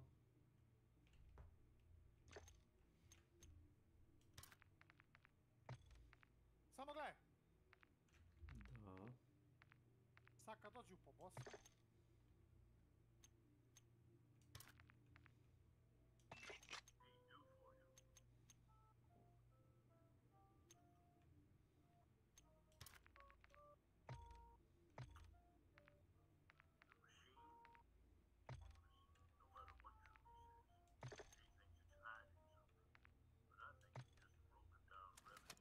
Iskači ti čovjek, ubri ga.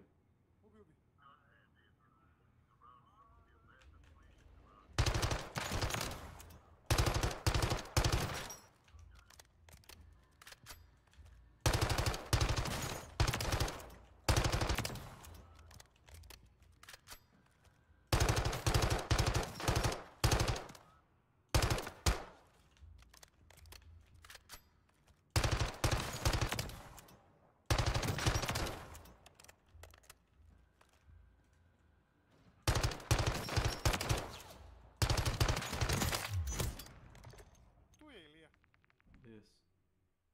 Čekaj me da uzmem bounty da me opepeli. Srećom po tebe, ti se ne daš opepelit, a? Ali ne mogu da čekam. Let's cement this union by sharing a hidden trophy. Vidiš da sam ti... Šta? Opala čaš? To ono, da sam ti vođe usijao u saksiju cvijet. Nisam vidio skoro. Ova mu majka ne bi radila. Ovaj, Ovek.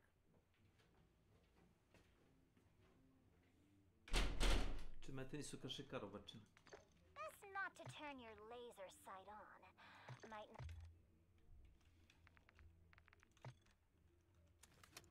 Žoni poni.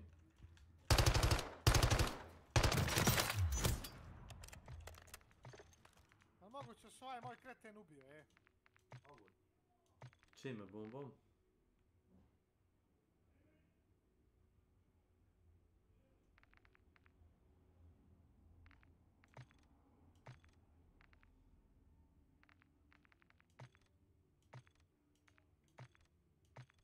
Pa šta je sad ovo, zašto nećeš da staviš žicu, mamut ti jebem ja?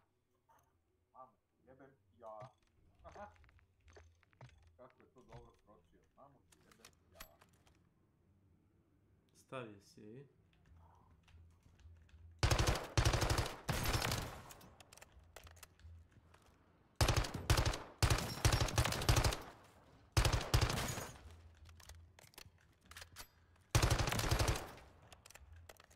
Man, are you fucking kidding? Are you fucking kidding?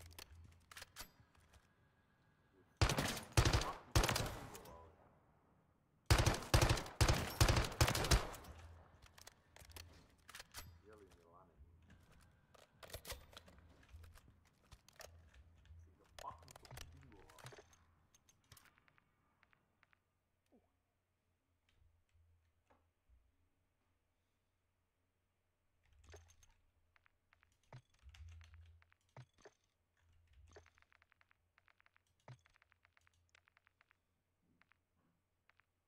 A znam, druže. A zna ja.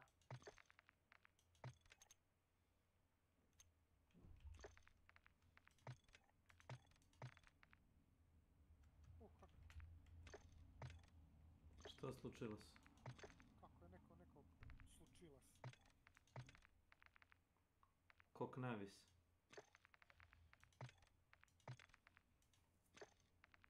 A zna ja.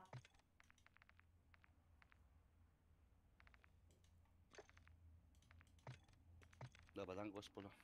Pa te Držam tamo što ja. tomo je. Ba išao nešto obaviti Gobek. i stavio kola u oglas od žene onog BMW-a i tak.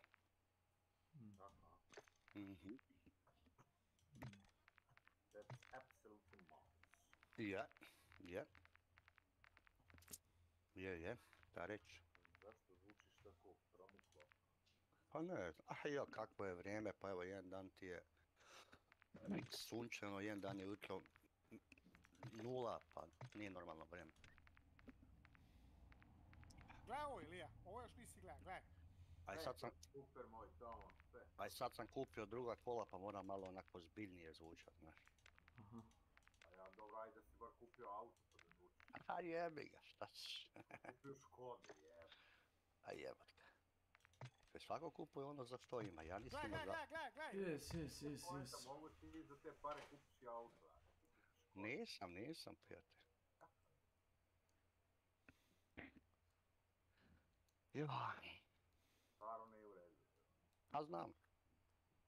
Šta da ti je? To je. Budem drugi put kupio auto. Tako to da čujem. Kako će ti neko naglo uskočiti? Ali aj polako.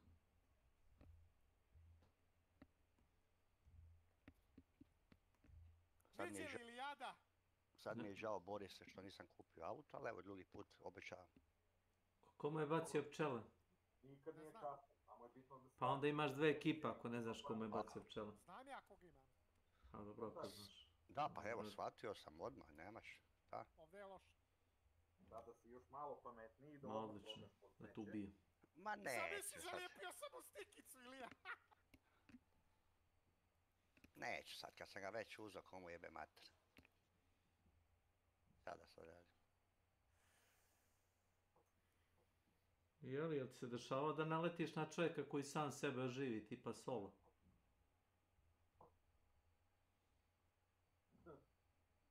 Kako je se dešavalo mi se 7 miliona puta. Ne, pitam Jelana. Tebe verovatno znam, nego da li je svestan da se može desiti lagano da čovjek mu se ustane ispred njega? Da mu se sustane, a? It's clear. It's a I kill clear them all. one. I kill them all. It's a clear. Vidio, je vidio Ilija da sam mu zalijepio A stikar? gdje ti je? Ne moraš da se obaćeš oko sebe. Težak si čovjek. U 50 metara ti pokaže ako ima neko blizu. Znam. A znam, samo se zjeba. Jesi još što se onome zalijepio stikar, Ilije? Ne baš.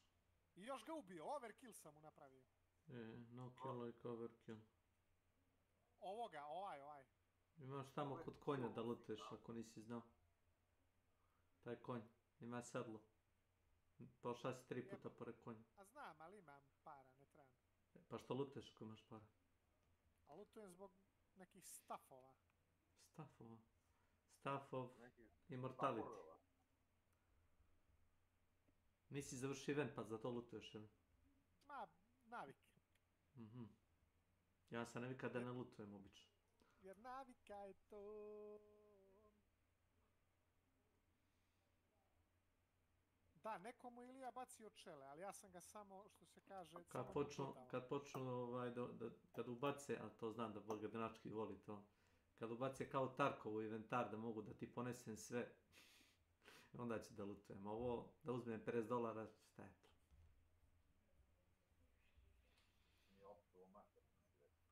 Izgleda da je bačio neki perko. Ali nećemo mogu da ti ponesem medkit, one špriceve.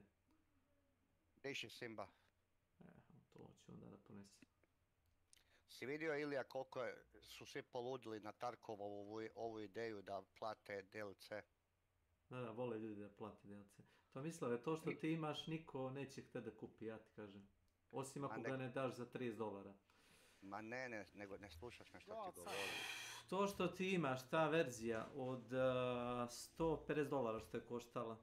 Samo moraš da doplatiš još $100 da bi mogao da igraš arenu i ostale stvari. Ne, ja arenu imam besplatno.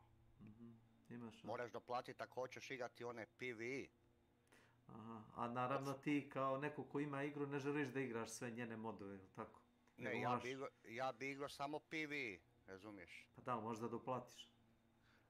Pa mislim da čak ni ne bu, jer digla se... Znam svi da su se digla. digli na... upravo si to mislio, gledao sam sad na Redditu. Imaš 6 mjeseci kao džabe, gratis, da igraš na taj. Da, ali I poslije 6 mjeseci opet moraš da kupiš. I dalje su svi ludi protiv toga. Veli, cijela Tarkov community se digla na noge. A neće ljudi da plate još para, boli kurac. Neće, zato što ti je bila... $150 je bila najskuplja verzija igre, pa šta treba sad još da doplatiš $100? Bila je najskuplja verzija igre i bilo ti je lijepo napisano. Ko kupi tu najskuplju verziju igre, imat će sve buduće DLC-ove besplatno. I jeste, i promenili su na sajtu tu stranu da zvuči drugačije, nevjerovatno. Vidio sam, ali velim, svi su zbog toga ljuti i ne igraju Tarkov trenutno i mislim da bi morali nešto promijeniti. Morali bi dati ovima koji imaju taj EOD koji da igraju to besplatno, a ne tipa 6 mjeseci gluposti, pa boli me kurac. Uzeo sam 500 Ilija, na kasicu Izvrsno. Ljudi koji su kupili EOD, oni su financirali developere i rečeno im je to. I sad oni mijenjaju, htjeli bi, popušili su valjda na areni, jer niko ne igra arenu. Mnogo para su pukli. Da, ali niko ne igra arenu, razumiješ? I sad bi oni htjeli povratit novce, ma čaj, puši kurac. Pa šta mene briga što si ti loše uložio pare, to nije moj. To ti velim. To nije moj problem. Im rekao da si se džok. A, lako je vama, vi ste puni para. Ne, nego zašto da plaćam delove igre, razumeš, koju sam već kupio. Meni novac raste na drvetu. Pa, onako, prilike. Izgleda da developeri tako misle, šta? A što je najgore, novac i raste na drvetu. Znam, znam. Ovdje je problem samo što su oni prevarili ljude, razumiješ? Oni su napisali jedno, a na kraju nude ljudima drugo, razumiješ? Pa nemoj se tako ponašati. A kako se to radi? Kako ćeš zaraditi novce ako radiš pošteno? Da, nebo, ovo će im se odbiti u glavu. Ne pitaj me za prvi milion. Ovo će im se Ilija odbiti u glavu. Ostalo ću ti sve objasniti. Ne daj se, Ines. Ne daj se, godinama. Ali nije sreća para puna vreća. Ja, dobro dođe. Rekao, jeste, jeste. Ali dobro dođe. Ali dobro dođe. Baš jeste, a? Makiću. Nije Makić. Ko je? Ovo ti je Marko. Pogledaj A si znam. Snake ima jednu kovanicu, evo para, evo sreće. Jeste. Za onoga ko ima novac, za onoga ko nema, onda njemu je svejedno.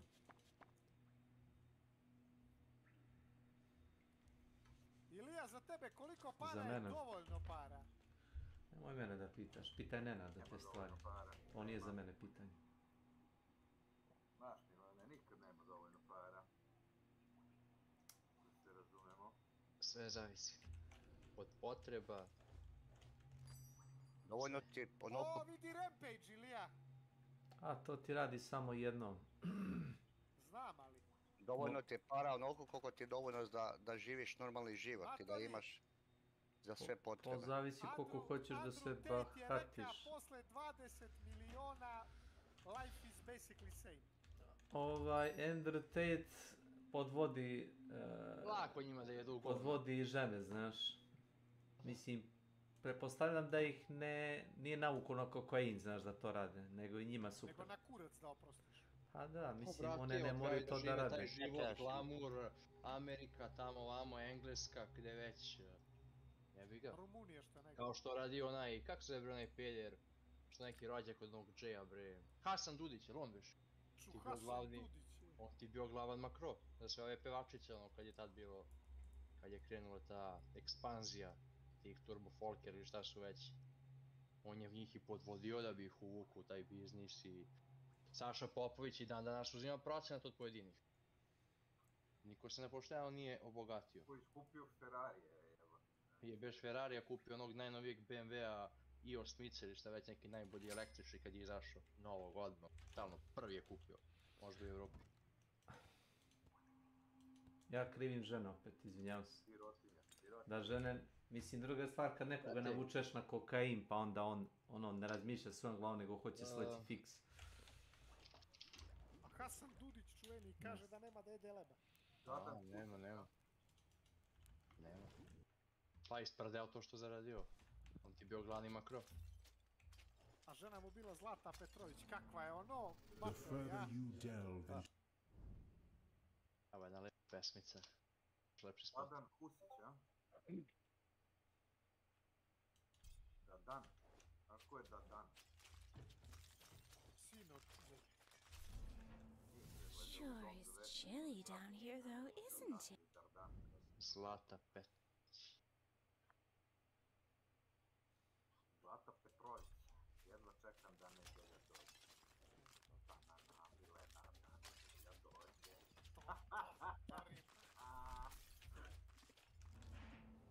Winter acts on spot. Je bio dečko po vampiri od sreće kada ovo uđe u studije. Beš on bude neko emisiju isto, neki voditelj, šta? Peja. A? Jel Peja beš ima neku svoju emisiju, šta beš? Pa nešto on vodio, ja bi zvao Peja Dilea, tako mental. Redko prema. Dobre. Peja Dilea. Pa jevi ga, brate, šta reši?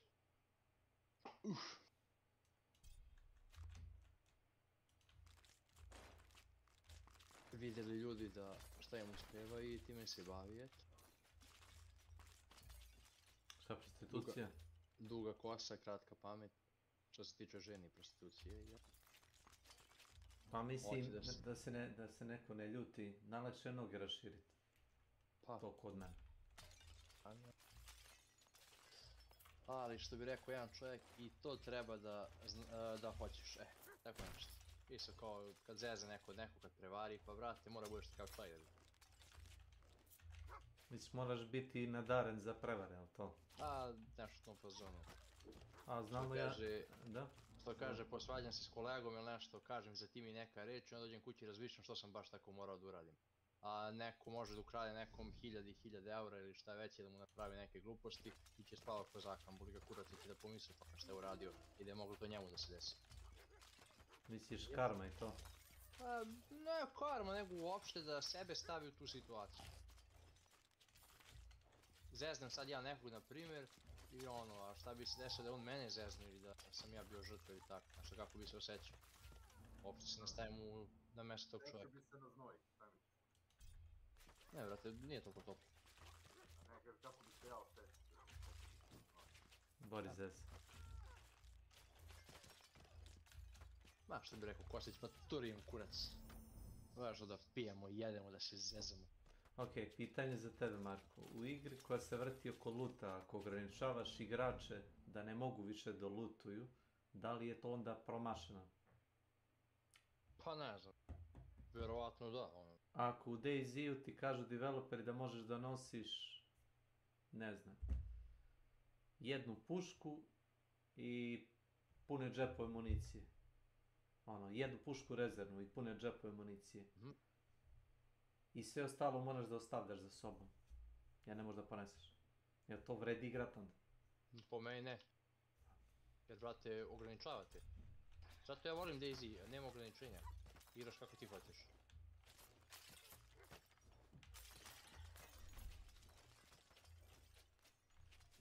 Bukvalno, šta god pomisliš, ono... Sviđa mi se nešto ta igra, ne znam zašto, ali mislim zašto. Toga, ne ograničavate, igraš kako ti hoćeš. Pitao sam u globalu, ali otprilike sam prepostavio slažem se da je promašeno. Odgovor na pitanje, slažem se da je promašeno. Zašto bi te limitirao, nije to Call of Duty pa da imaš ono glavnu pušku, drugu pušku, pištolj, nego bukvalno hoću 5 pušaka, nosit ću 5 pušaka u rancu. Zašto bi mi bilo ko... Kako da pravim bazu da nosim taj loot, mogu samo 2 puške djelom. Sad samim tim što imam više oružja kod sebe, imam manje mjesta za hranu i za lijekove i druge stvari. Dobro, to ti je drugačija vrsta balansa, ali okej. Mislim, piši. Ali to limitiranje, to se slažem da je bullshit.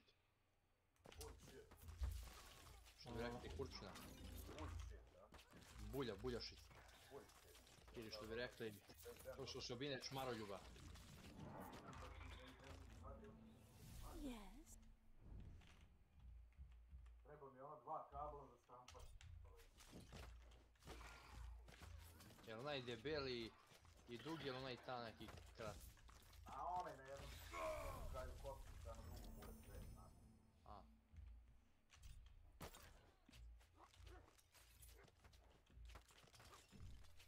Evo ovako, gospodin Ilija, mora nešto ti kažem da se pošto... Meni? Obično niko ne zove gospodin, zato si me zbunio. Da? Ne bitno. Gledam ja tako neke cene i u chat otvorim Tektomaniju, neke reklame s tim. Da? I ajde ono, gledam procesore, memorije i naiđem ja na 5600G. Otvorim ja 39.000 na popustu, sa 44, 45 na 39. Kažem ja sebi, molim, Ryzen 5, 5600G. 600G, nema to logike što si rekao. Gledaj sad. Ajde ja ono, ukucam onaj bre, ponuda, gledam PC Praktik, PC Group, 16.100, 16.800, ok, otvorim sajtove, ta cena. Vratim se ja opet na ovo, refreshujem, verujem, piše ta cena. Otvorim ponudu koju sam već, mislim, otvorio, scrollam ja malo dole kad ono stvarno raspon cena od 16.000 do 38-39.000. I onda rekao ja sebi, jebem li familiju mrtvu, brate. 30.000 razlika. Između najjeftinije i najskuplje ponude. Da. Ajde da je 5.000, 30 je, tačnije 29 i nešto. Tebi neko rekao da živiš u Srbiji. Ja znam misliš, cene više nemaju realno uporište, već se napamet lupaju kako kome odgovara u tom trenutku. Pa tako mi deluje. Ne postoji rezon. kako se to radi. Vidiš, tako mi djeluje, da. Nego kako ko ima robe na lageru i tako ono lupa cene. Pa tako mi djeluje, da. Novi soj virusa širi se neviđenom brzinom. Evo opet bo počeli s tim sranjima. Freelanceri rok je do 30. aprila. Pazite se. Šta freelanceri? Da plati porez do 30. aprila. Za šta porez? Freelancer, znaš šta je freelancer jebem? Ne. To je nešto baca koplje i slobodnog stila. Da, freelance. A jebi ga, zar to nije javelin je za bacanje, ne, koplje ćeš teško baciti. Lance je ono baciti. za konja, da, upravo si. Koplje nije balansirano za bacanje, javelin je kratko koplje, ono i jeste za bacanje.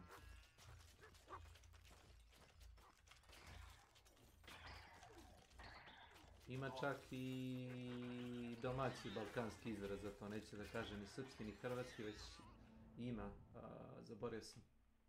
Danas sam umirao od smeha.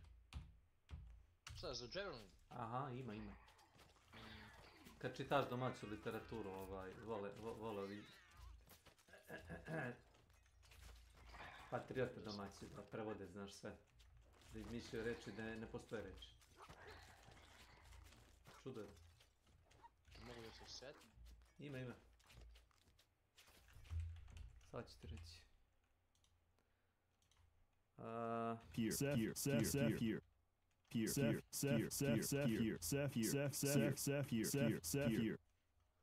Sad ću ti reći, imamo kontra.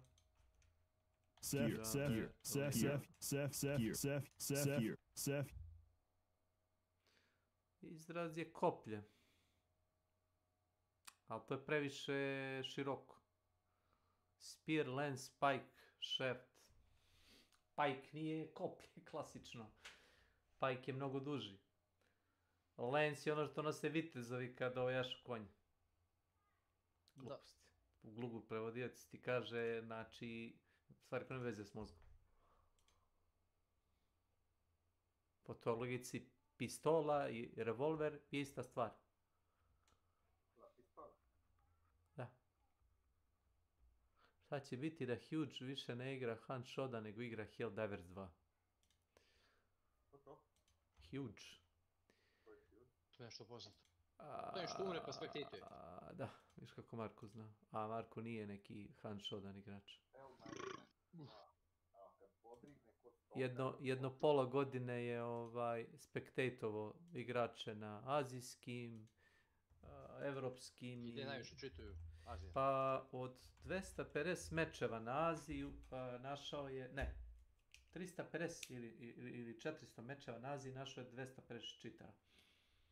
Evo isto gledam jednog lika, neki Neok, kako mu je nickname. Nio. Spectate u Counteru, ista situacija. Ne, nije, ne igra, ne vjerujem da on igra Counter Strike, da. Ne, kažem ti, ja sam gledao ovog lika što Spectate i čovjek je odustao od Countera, neće više čovjek ni igra.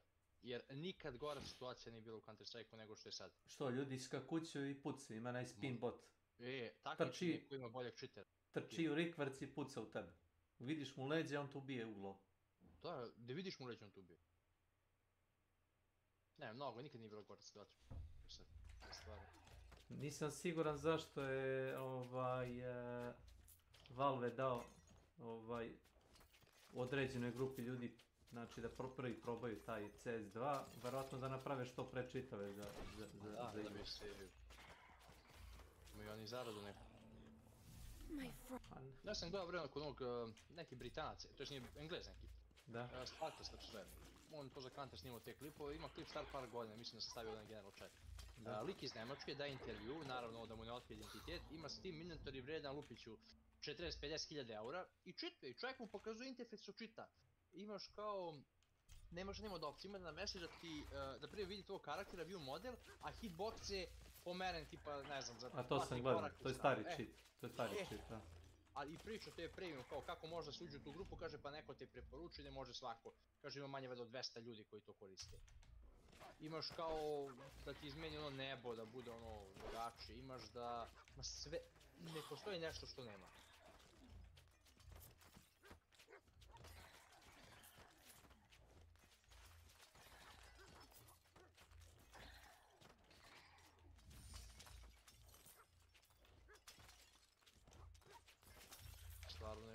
Bullshit.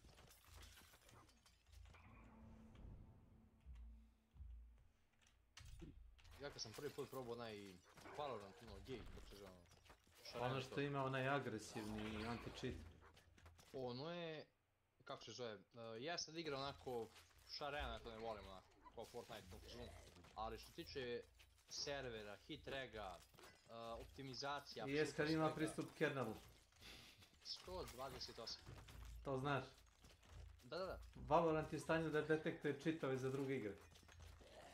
Ako imaš instaliran Valorant, imaš dobre šanse da ti ne radi Tarkov, znaš? Ako koristiš cheat za Tarkov. Daleko od toga da nemaš cheatove za Valorant, vjerojatno imaš, ali su registravani za jako mali broj ljudi koji imaju jako duboki džep. Premium cheateri. Da, za njih. Nisu za sirotinju. Plaćaš 20-30-40 mjesečno. Pa da, koliko je ljudi spremno da plaća da bi čitao. Viš to ima jako male pa na turnirima u Counteru, sad kad je bio prvi neki turnir u ovom CSGO kad je izašao, ne znam koliko igrača, da li 30-40 igrača skoro. U Kebali se izimaju čit. Da su banom zbog čita? Pa da, skvalifikovani ban. Pre ti tipa bilo, ja od kada pratim taj Counter 2012-13 kad je izašao, pa je da kažem 2000 do 22. Ja znam da je 5 ili 6 profesionalnih igrača banova, samo. A ovo na ovom turniru bilo je 30-ak koji su profesionalni. To je pre skandal, ono, ja ovaj koristi, da dođe neko vidio, znaš što je sad i to? Oni moderatori, tam admini, su gledali.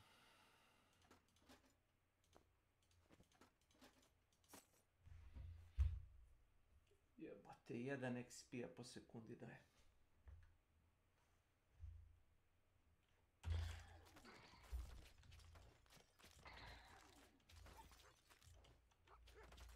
Šta igraš Ilija? Death Must Die. Izbacili su drugu mapu i nov karakter. Death Must Die? Da, tako se zove. Smrt moram. A to ti je ono...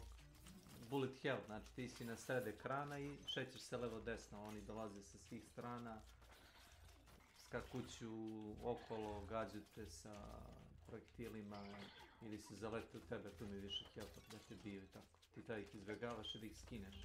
Je li došao update za onaj vrag? Sve da se daj, ne. Treba jako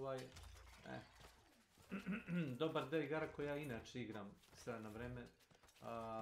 Treba da se updateuje, ja mislim, sad negde u junu. Reci V-Rising, 7 Days to Die, projekat Zomboid bi trebao skoro, mada ne mi tačan datum za projekat Zomboid. I... šta sam još vidio? Moment. Izađemo s tim da ti kažem. To sve u isto vreme, to malo nervira light. Hunt Shodan tad izađe, trebalo bi posle ovoga eventa da... Znajući, Crytek ne vjerujem da će čekati dugo da izbace taj update. Osim ako neće da im se igračka baza već se počela se rasipa. Nema, uopće puno ljudi ne igra. Mislim, ja sam 2-3 puta bacio da vidite 8000 igrača je neki minimum, koliko igra kao igru u jednom trenutku, a maksimum je nekih 15-20 000. To je jako malo za igru, to ti je glob, znači worldwide. Evropa, Rusija, Australija, Amerika, Evropa. Serija sa Fallout 76. Pa ne vredi igra, nažalost ne vredi igra, ja se izvijem. Pa, nažalost, 260% igrača gej. Mislim, bilo bi lepo kad bi Bethesda poslušala igrače koji su igrali igru i pre nego što je serija postala live. I samo poslušali najglasnije od njih i uvažili te, razumeš, neke zamerke. Nećem to doraditi. Nažalost. Znači, prva stvar koju sam rekao samo da podignu cap za loot, da. Navodno, ako platiš onaj Fallout, Bethesda kao taj One ili Premium kao account, onda imaš pristup na ograničenom kao skladištenju loota. Nije neko. Ne pada mi na to. Već sam platio igru jednom. Gore nego stash tabovi u Path of Exile. Path of Exile je džabe. Ali moraš da pljuneš oko $100 za... Pa, blizu $100 za inventar. Znaš, ono kad igraš, to misle ove Last Epoch, pa one kao stashove u onom sanduku plaćaš sa novcem koji zaradiš u igri. E, u Path of Exile ne možeš to da zaradiš, moraš bukvalno otvoriš novčanik. A igra je free. Da se proba, da. Zato sam rekao tebi, Nenadu, da mi je sumnjivo kad ti daje igru da igraš džabe. U logike nema. Igra džabe da vi sad testirate i da ono, znaš, oni vide šta se dešava, koliko su serveri opterećeni. To je free. A kako će biti igra kad izađe, vidjet ćete i sam. Jer ne prave oni igru da bi se ti osjećao dobar, nego da zarade novac. Ja, pa bez daljnjega.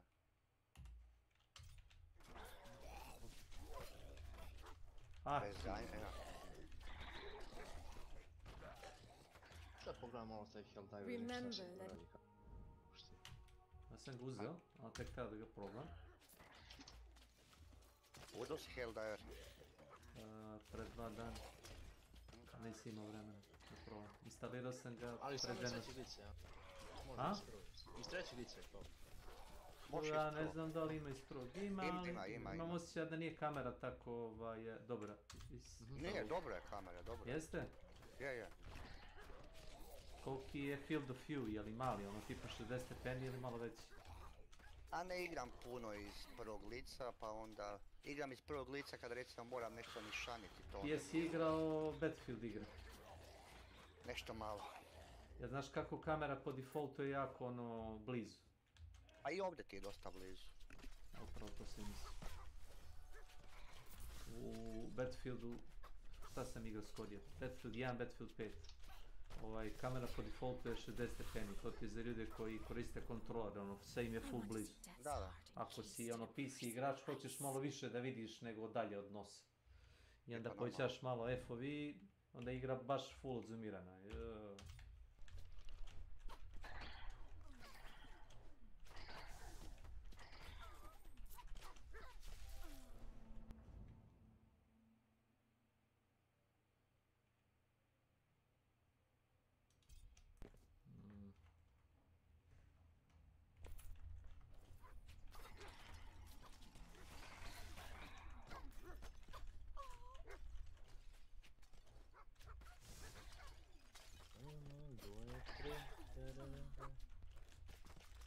Uno, due, tre, porno mafija, prekida, zavada sve.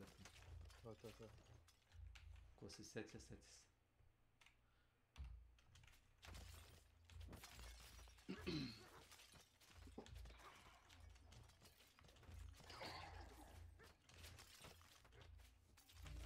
Sta dva lika ne stalo i šta? Nije da puno slušamo muzičku scenu Srbije. Onaj ga zove Sky Vikler i Ice Grutin. Timbe. Znam da su bili popularni onom od kad su ušli onu farmu. Ali posle toga pojma nemam. Snimili su par reklama i... ne znam.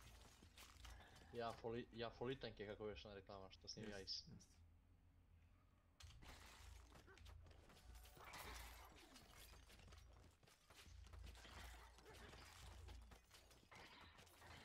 Kakva muzika dobra.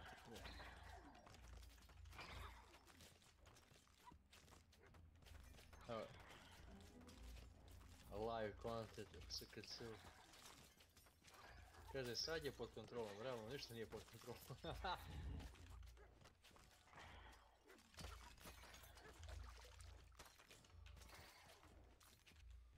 Evo ga Kale, jao, vrati. I on ima neko mišić, ja mislim, nešto. Šta je Kale s njima? Kale, gospodar vremena. Jedi barani bravo.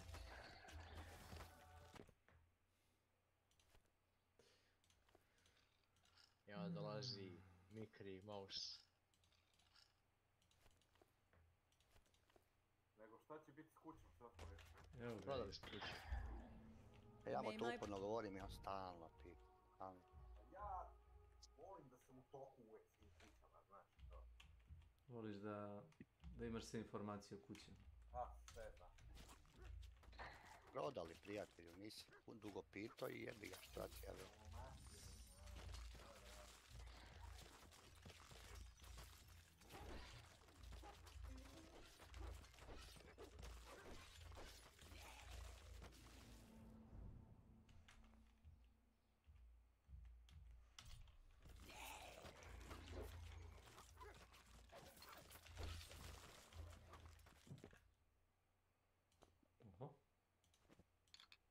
Oho. 64 na evasion, dash area, alteration, master offer.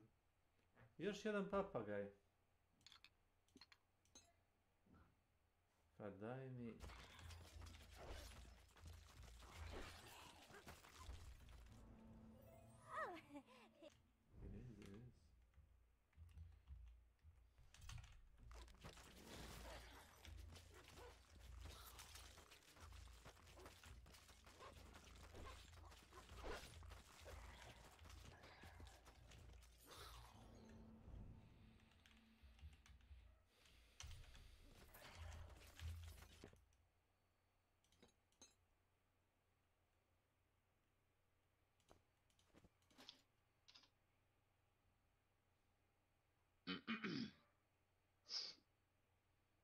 Kaže Jovana Jeremić, ja sam prirodna veštica. Zar postoji neprirodna? Pa šta je, to što sve ove današnje? Prirodna veštica. Prirodni idiot, jebe,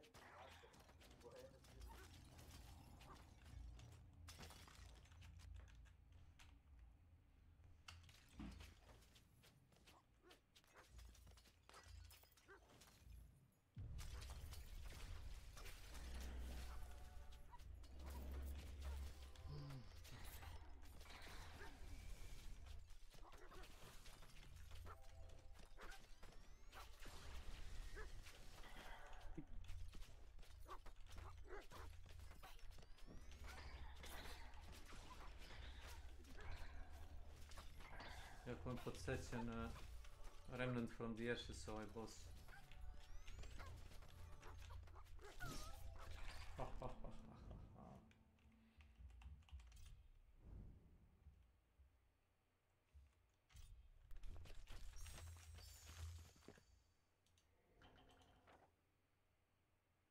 Ujebaga. Kakav buk. Rise of Nation, od kada nisam igrao to igru, čovječe, koliko to staro? To je staro mnogo. Čudo da se iko seća toga. Prati Rise of Nation i Rise of Legend, ono kao u budućnosti sa robotima, kako ne. A dobro, to je stvarno amatora, bez ljutnje. Ajde, kupno. To je tipa nešto između civilizacije i Age of Empiresa. Pa, tako nešto. Mislim, kažem za ljude koji su možda igrali nešto od ta dva. Najlakše za objasniti tako. Kombine najbolje od oba, ja bih rekao. Da. Ali opet meni nekako više kao... Da, ima svoj neki fazon, nije kopija. Ne, meni više podsjeća na ovaj Age of Empire. Ozbiljno, po gradnji i skupljenju resursa. Da. Ali imaš one kao kako ti se širi teritorij, ono, kulturni, onaj utjecaj to. Da. Upravo si skombinovano jedan drugo. Ali je stvarno...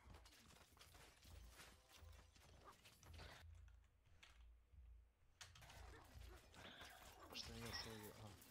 Nećemo remove.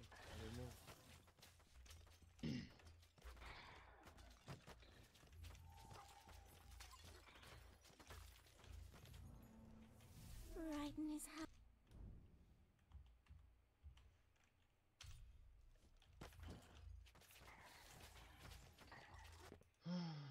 Kako ima modifier 65% na Vukovar.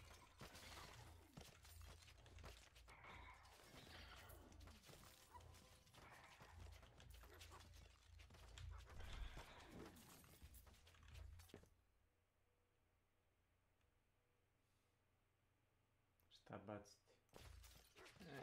Brale.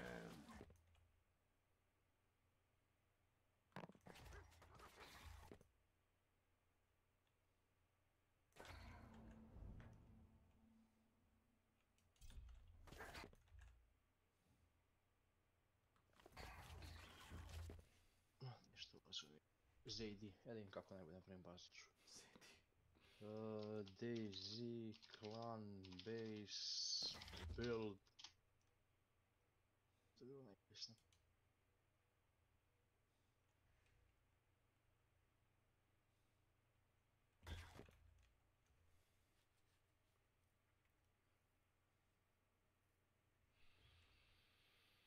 A ovo je sve.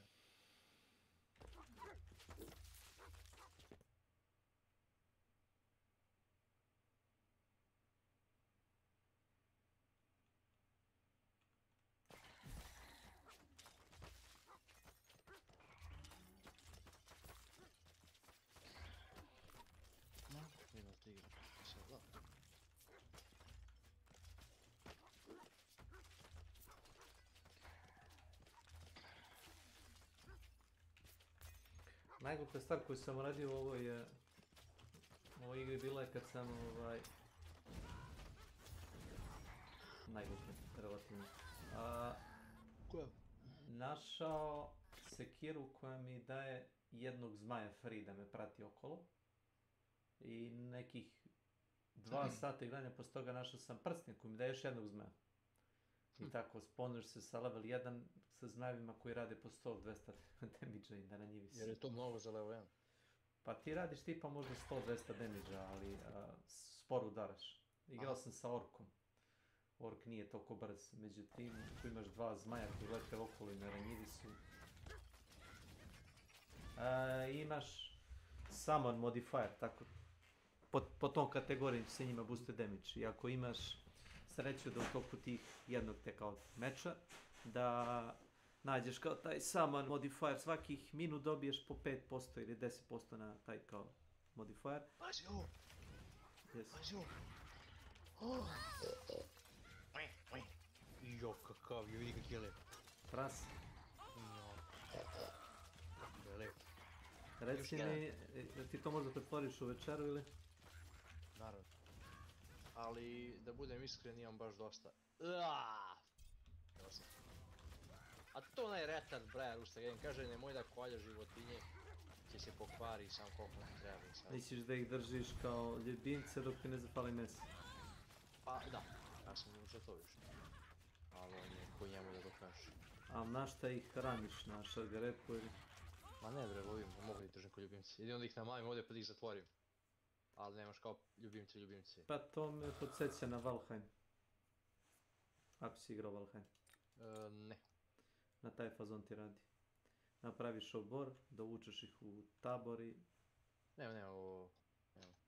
Imamo baš dosta oružja. Treba da stavimo bazu na drugu lokaciju, ovo je stvarno bulja.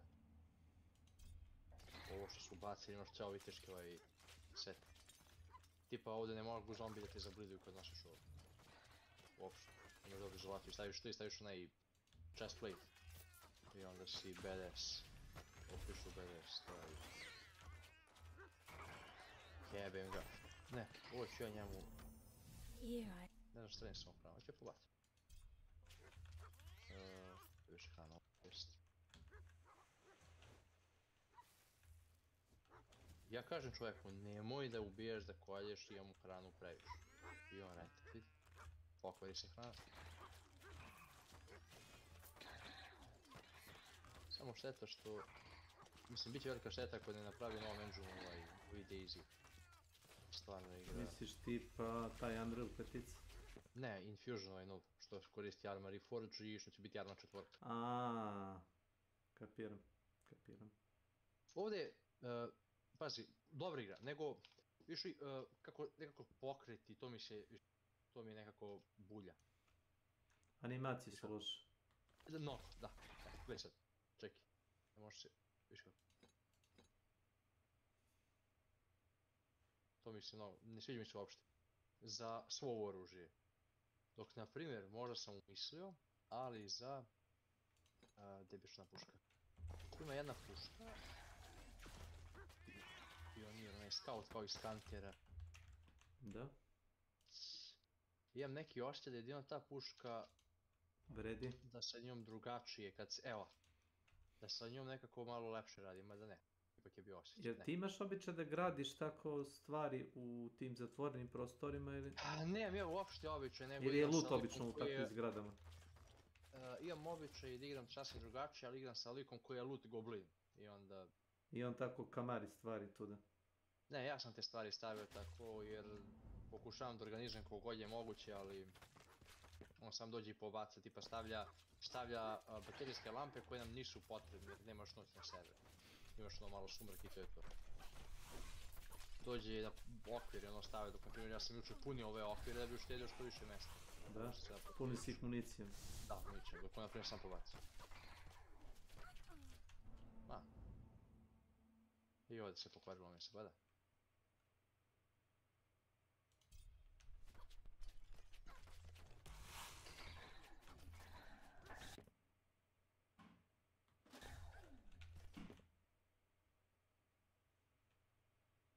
Klasika. Jao, bože. Taj lik je stvarno posebno.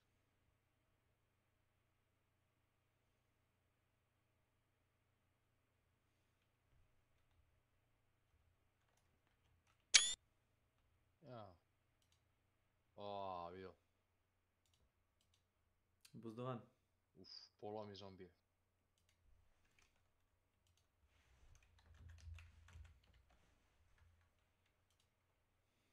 Ići. Hranu kod sebe. Imam. Eksploziju imam i akumulator samo da stavim, njega držim ovdje. I brat. Ćao, majko moj. Dođi mi da se ovo raznesem u pičku.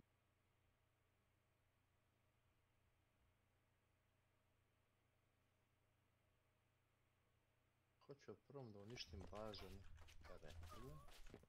Poneću ove eksplozivne. Municije za jedan... Gledajte što mi. Još mjesto. Dobro. Treba... Aj pokušaj uništi tamo. Samo kada izbacim ja. Gdje on beše državi? Kad si bio... Imali smo i Hammer, ali su nas izubijali pa smo ga izgubili.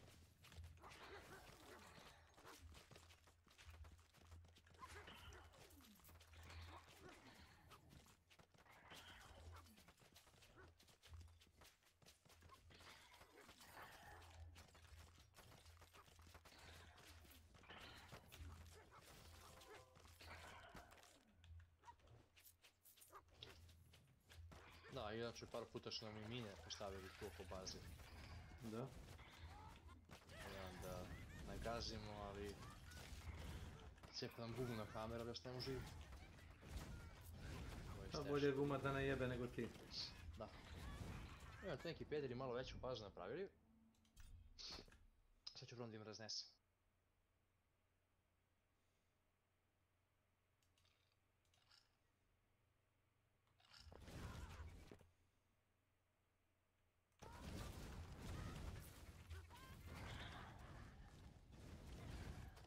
Inače, stamina je neograničena.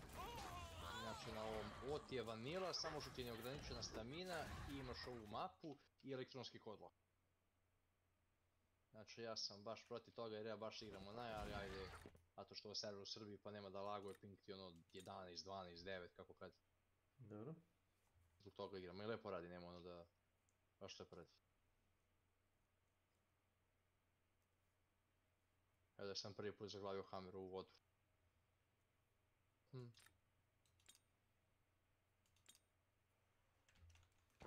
Jedino da uzmemo neki zamak, ima tu najveći zamak. Da uzmemo to. Neka mi drugari dođu da nas bude malo više. Samo imamo to lagano.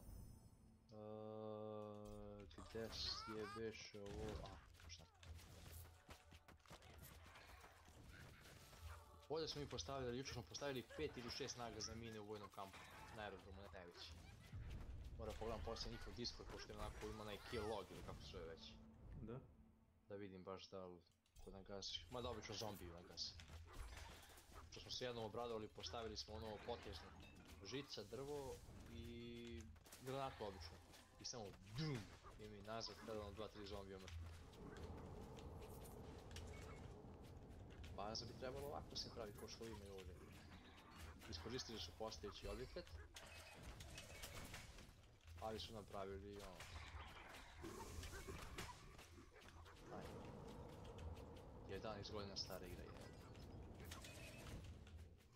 Gdje ideš? Ne vidiš se još nešto. Dobra fora, možda pecaš ribu, imaš rečnu, imaš morsku, nekoliko vrsta, možda hvataš puževe, zečeve, kokoške, životinje, vukovi, medvedi, koze, ovce, svinje, divlje svinje, jeleni. Što smo tražili kamer, nismo stigli da ga nećemo.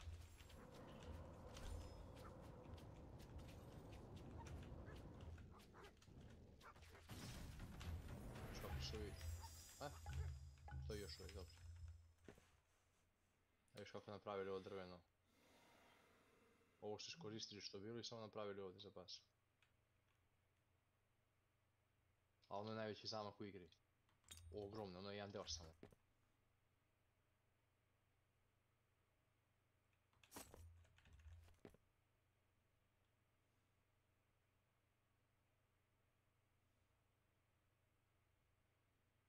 Oni vjerojatno u garaži drže vozila. U ovoj metalnoj. Oho! Neko je ušao izgleda u basu.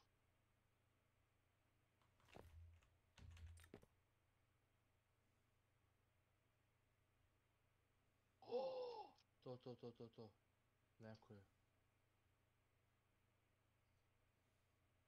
Neko im je provalio u basu. Zombi? Ne.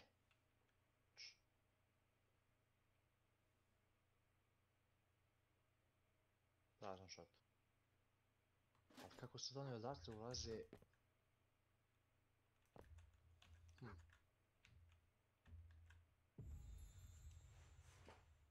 Kako oni odatle ulaze gore?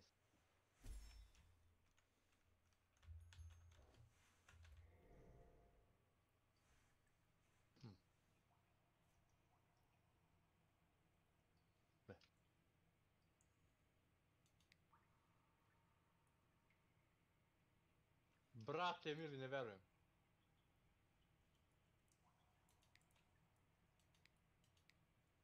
Možda nisu održavali zastavu pa im ono polako ne stalo sve. Ideš u kurac.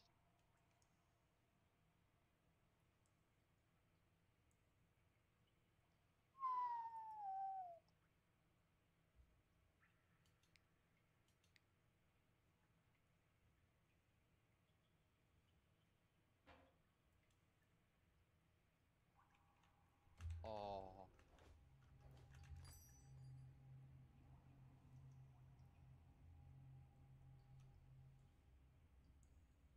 Oh.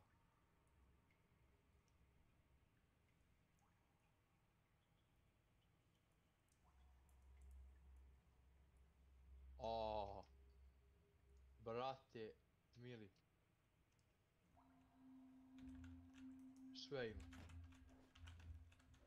Ima ženske, ima sve...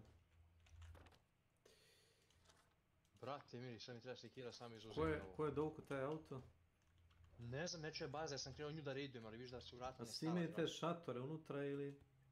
Ti šatore su oni postavili. Pa da, vidio sam u tvojoj bazi isto to, zato te pitam. To nađeš i postaviš, stvariš. A to ti je kao storage, space, šta? Aha, da. A o tome što si, ja gledam šta će šator u zatvorenom prostoru, tu ste me zbunili. Brate mili. Meni treba sad sekira, plenkovi, čekić i zauzimam ladno ovo. I? Zauzimaš bazu, šta? Da.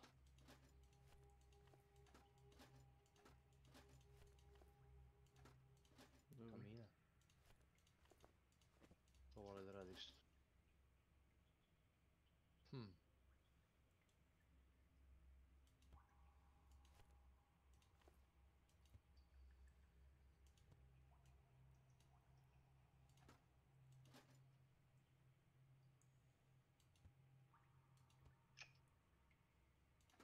refill. Nema vodu u hladnju. To dovoljno?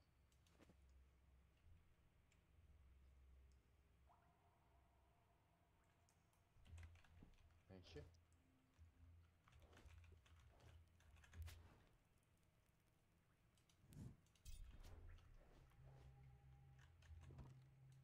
Idem do moje baze. Žestist.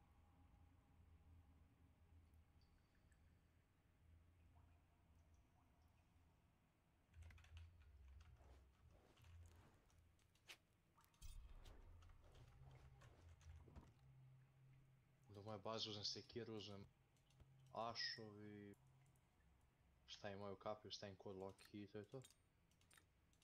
I tek tako si mu kod bazu, a? Da. Clouds.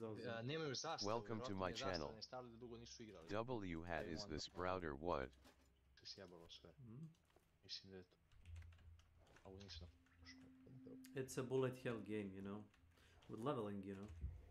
There is like a skill tree for every character that you play with.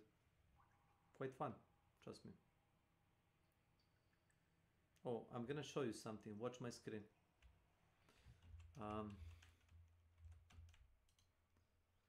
Here. Seth.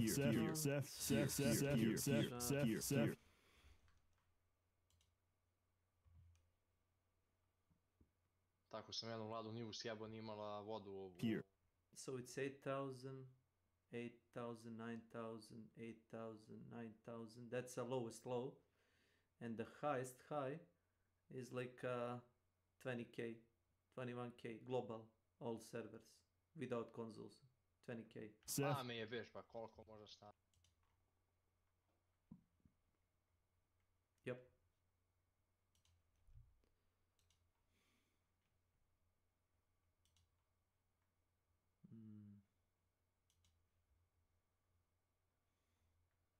Thank you. Gledaj.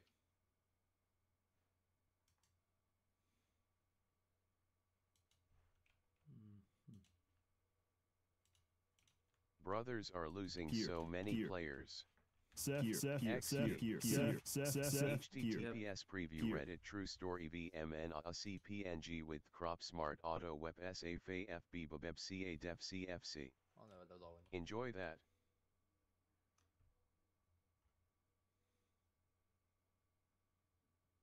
Zapičilo sad. Ovo je najjači item u igri, ovaj cooking pot. Možda držiš pun vode da ti bude pun stvari. I ono, kuvaš hranu u njega i sve ono, pored, baš dobro, dajte.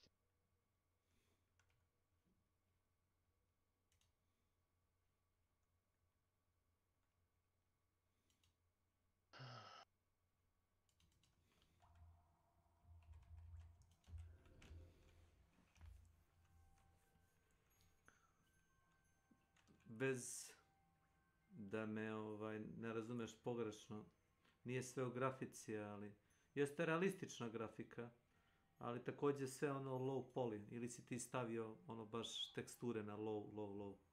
Pa nije, ovo mislim da je na ultra. To je na ultra? Sad ću pogledam. Ne moraš ništa da menjaš, ali ako je to ultra... Pa 11 godina stara igra. Nisam neki lud za grafikom, ali, na primjer, Scam, kad se uporedi s ovim dođe kao... Scam je novo. Znam da je novo. Zadnja verzija igre koja ga pokreće, ja mislim, Unreal 5. Mislim da je Unreal 5, nisam siguran.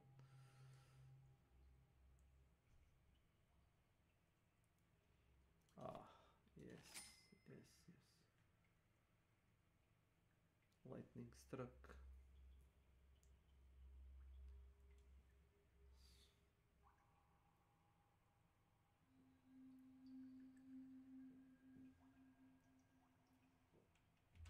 Okay.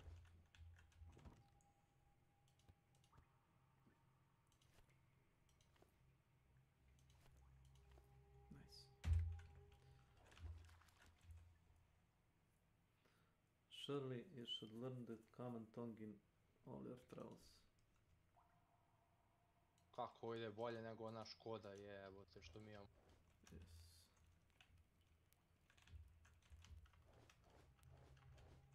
Ujo, 5 brzina ideš u kut.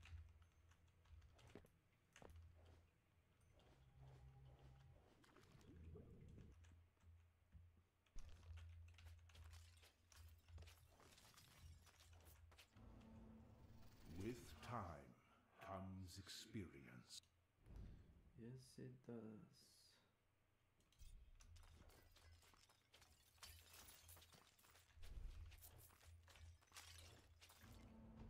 There is only one God of War.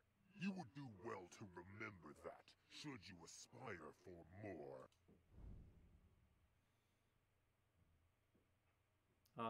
Šta god da koristite za drveće i za senke izgleda jako... Ok, visoko drveće izgleda realistično, dok ostalo ne baš. Izgleda baš kao što ta izgleda šuma. To stoji.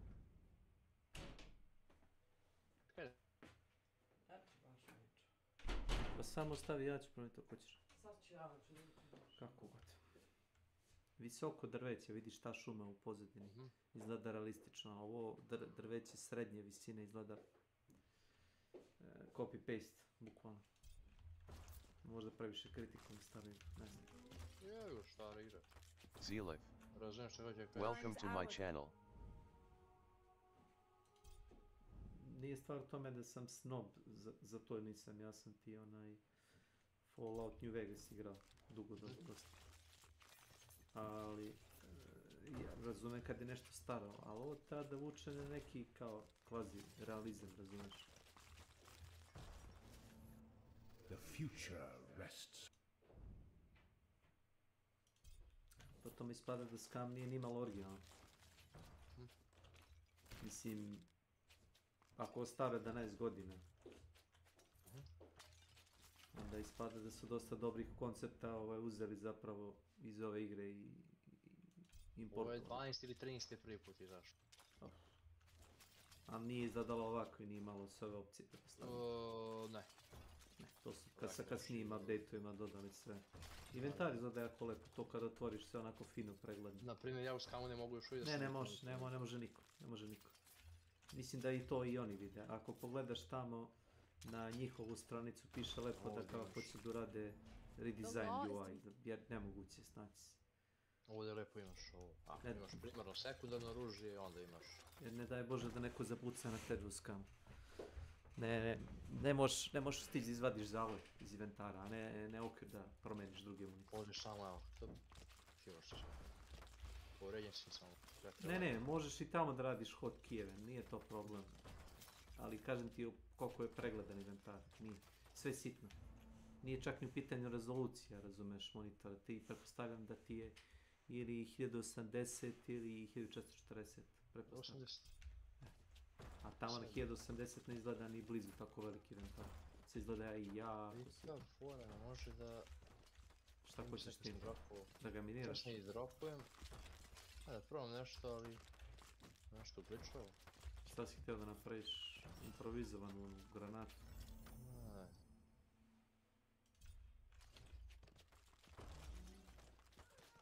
Nešto zanimljivo ima.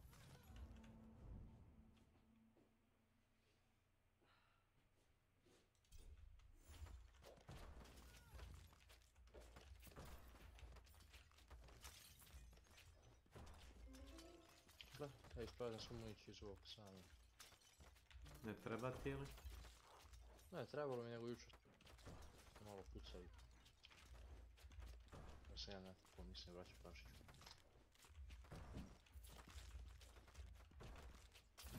Oružje je stvarno rađeno lepo. Modeli, jako detaljni. Mogu da uporedim jedino sa Stalkerom. Stvarno rađeno super. Se sjećaš prvog Stalkera, onog originalnog? Tu ti je bilo od svih šutera toga vremena, on ti imao, čini mi se, najdetaljnije modelirano oružje. Poslije njega Tarkov najvjerojatniji. Ja ću ovako, auto ću da stavim ovdje, pa kad dođe najbrajer, onda ćemo mi to zajedno. Jer ne verujem da je njih neko raidovo, ovo je vjerojatno nestalo, jer obično kad svi pravi bazu prvo staje kapiju. Jer to taj što ga ti zoveš Loot Goblinom, njega čekaš. Taj Ju. čekam. Oni nisu imali zastavu i onda im je nestalo sve. A ova zastava, dokle god nju imaš sve u tom okrugu, ne znam koliko, 100 kvadrata, ne može ti nestane. To jest, ako ne ulaziš, ona se spušta svaki dan, ne znam, pomalo i u roku za 10 dana, valjda, spusti se skroz dole zastava i onda kao mogu ti ne stavio item. Fora treba maintain, znaš ono. Isto kao rast. Isto, tako, fora. A čime plaćaš to, novcem ili? Šta? Maintenance, mora čine se plaća. Ne, ničemu, samo dođeš i podigneš zastavu ručno. Gore. Sad ovo popravka. Znači treba samo da se uloguje neko svakih par dana da bi to bilo okej. Da. Ti onda nisu aktivni, ti da im uzmeš sad loot, nikom ništa razumeš. Pa evo, na primjer uvijek. Jer neko da je ušao, da im je... Ne vidi, ako niko ne igra aktivno, mislim možeš slobodno da nosiš. Pa da. Ne znam zašto ovaj server ne reklamiraju, ja sam ostavio na jednu grupu i došlo, tipa pre neki dan ima 15 igrača. Obično ima uvijek ispod 10, uvijek. Ne, evo sad ima 3 igrača sad. I ovo mi se još imaš ovaj... Ti si nostalgičar, ja se bojim da ljudi, ako igre neke novije stvari. Pa verovatno. Pa pazi, Daisy generalno igraju oni stari igrači koji su igrali od početka. Nije da ja sad tebe nešto zajebavam, nego ono jednostavno. Kao kad bi sad, ko sad igra Stalker 1, onaj prvi deo, igraju ljudi koji su igrali stari Stalker, ne igraju sigurno sveži igrači. Da.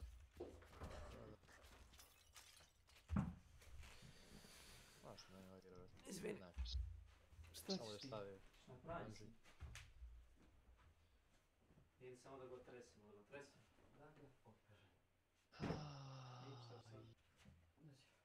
Ovo da radi, ja, to će se.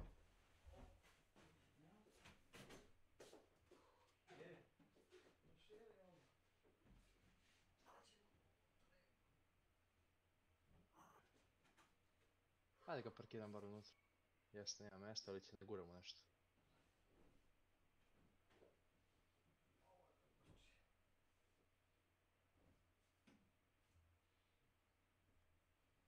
Samo me nervira što ne možda nađemo na elektronski kod lock, jebo ga pas. Daj mi, ne moraš. Čekaj, Ilija, nemoj me... Skraćam. 100 godina dok se pripremljamo. Mogu ga prije samo. Moga si ti to davno, samo da mi kažeš majko daj mi, ali džabe. Šta daj mi? Dakle, slučajem posteljila, ne bi se šatio milion godina. Da uključim preskačicu zoom dole, ne? Nemoj sad, jebe u mater, rekao sam ti doveče. Pa neću. To je malo, ošuli smo ga svega. Pa stavio sam samo prskalice.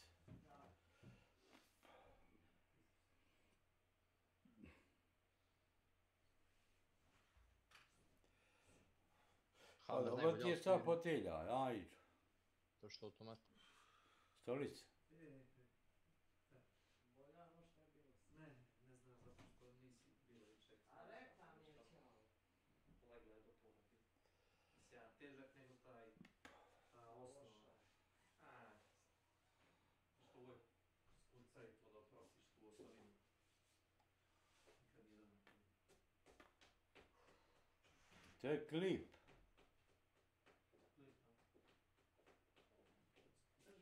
A šta je ovo crveno upaljeno ovo?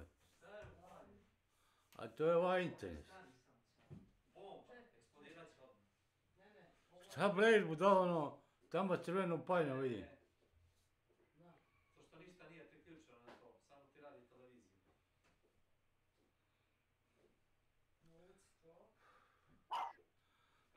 Nema izgleda da ćemo morati telefon zadržati i... Vidjet ćemo, džika o tom potom. I televizija da se gleda. Malo si rano počeo planiraš. Ajde, žele... A nije sam rano pričam. Ko zna šta može još do tada, može da nešto novo uleti. Pa dobro, mogu li da kažem, ne? Ali ti... Zabranjeno pričanje. A nije to ono što ti praviš planirano samo... Evo nije, pa nije čeljade, nije još. Eno ti na Gvožđelu novi neki provider za internet. Ne znaš šta će. Pa jes.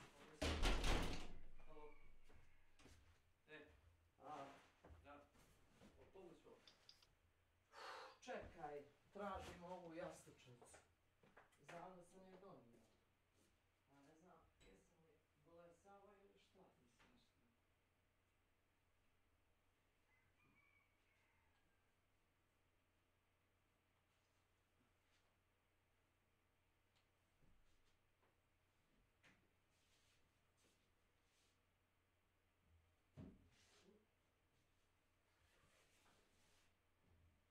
Stavit ćemo ga ovdje, pa ako ti treba tamo, da ga prebačiš, ti ga odnesi. Evo. Ti misliš da je uveče toliko toplo, da je 100 stepeni uveče? Pa imaš dva. Evo ti, ako ćeš i treći. Ne znam, a to ti velim, resolucija. Navlaka čista, znači sve sam završio. I'm sorry.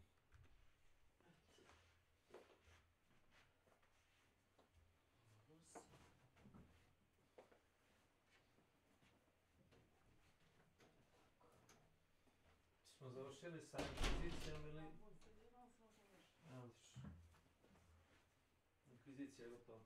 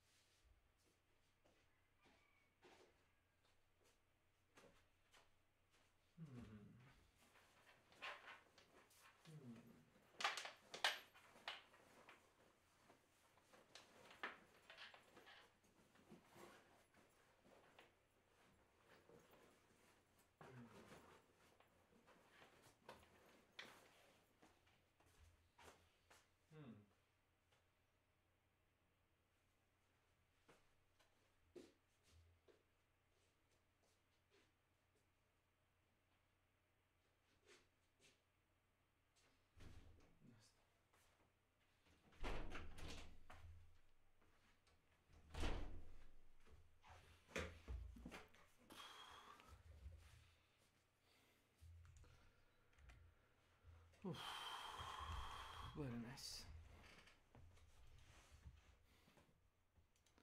Otišao Marko. Dobro. 1-2, 1-2.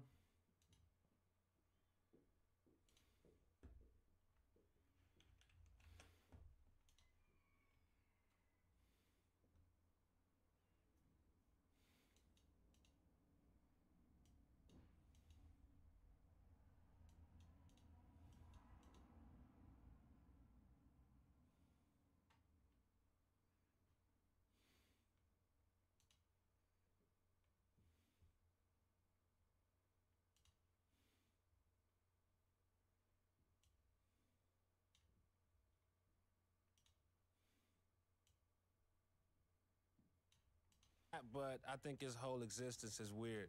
Midnight in Paris, good. Marrying your stepdaughter, bad. Are we just cool with that? We cool with what he's living with? I'm not. Boom!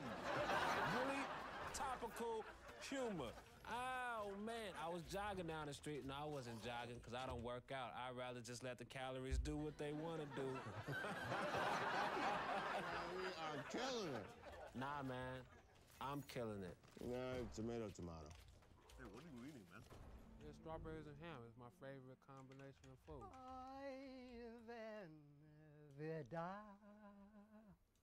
I'm going to heaven. I think people make too big of a deal about counterfeit money. You know how we could work with counterfeit money? Just everyone act like it's real. And everything will be fine. Get that fake dough, and let's just pass it around and buy sandwiches and cars. So, caught an episode of The Walking Dead the other day. You guys seen this show? I said, what is this? Me before my morning coffee? There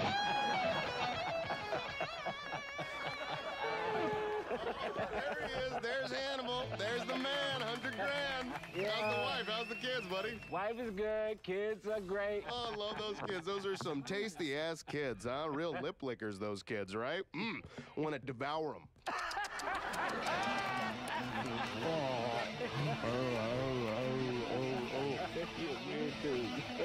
man, what else I want to do? I want to penetrate your wife.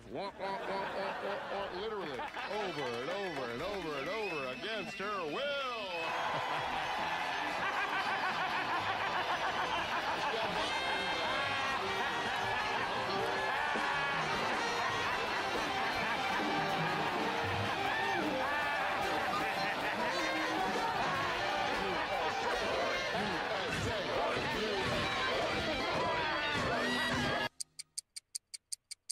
You know what I've never had in my life?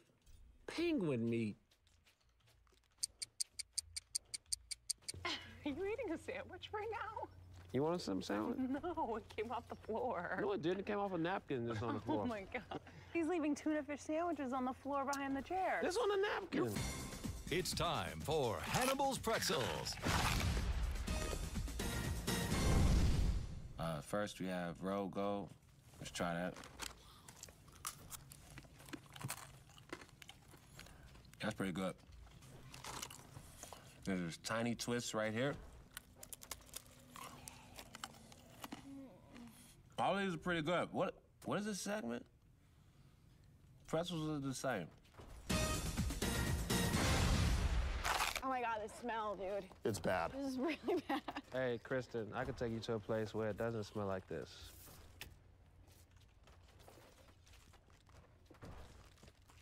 I'm good.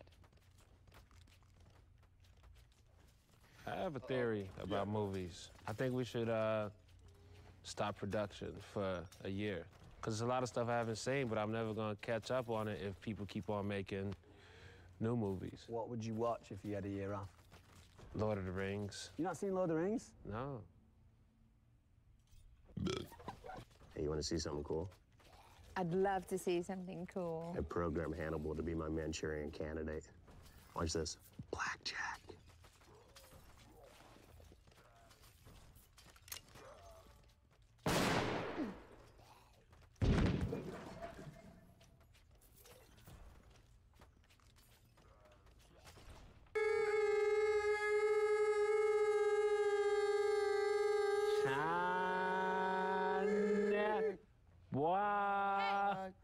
You cheating on me, big boy?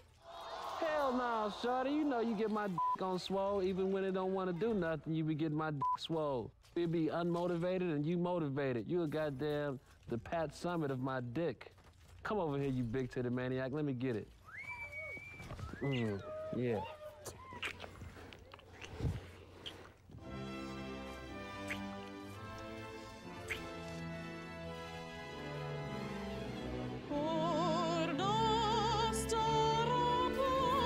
I used to watch Full House. Back when I was 12, I wanted to be on the show as your black boyfriend. Oh. Yeah. Any set, man. Whatever set. We want to hear show business stuff. Come on. James. Come on, man. Why won't you tell us anything? This is like a fever dream.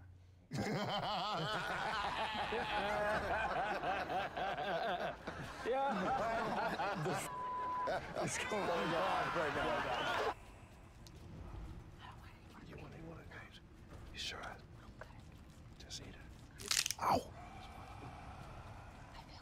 weird. You feel weird, don't? It's fine. It's fine. You deserve it.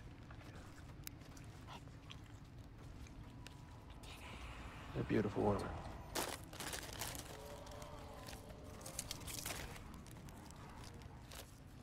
Harry Shum Jr. What's up, man? That says you're playing Sub-Zero in the up-and-coming Mortal Kombat Legacy. The young That's Sub-Zero. exciting. Quite young. That's awesome. So you'll be like, Hadouken! Yeah, you got the Hadoukens coming up? Hadouken! Sub-Zero! Hadouken! Oh, Hadouken! I'm a Electric Blanca Sub-Zero. That's a different. I'm Chun-Li, I'm Sub-Zero. That's a different franchise. Oh. Street Fighter is. Yo, if you could have your own fatality, what would your fatality be? That's a good question. There's a lot of things that can happen. A huge harpoon through the heart, bringing it out, and the whole skeleton coming out at the same time. It's kind of cliche. Go on. Well, harpoon. I mean, how? I'd kill somebody just like stoning people, but with apples. Just keep throwing apples at a person till they die. Fatality.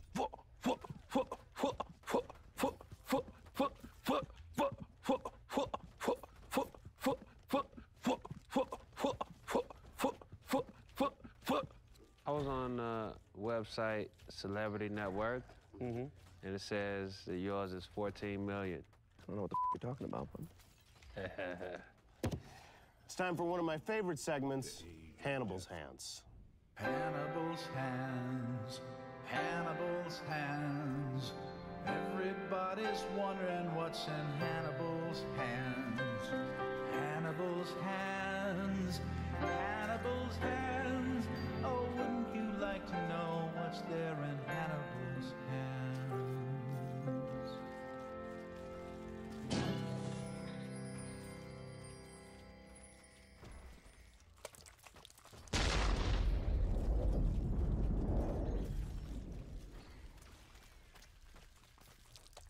You ever say to a girl, hey, I'm Richard Hatch, and I'm gonna have to put my dick in your hatch?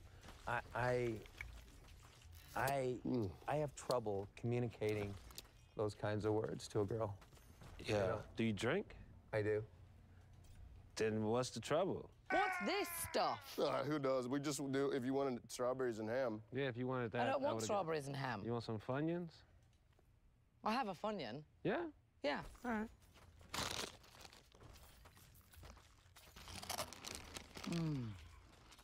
Ma? Well? Can she die? Feed me one.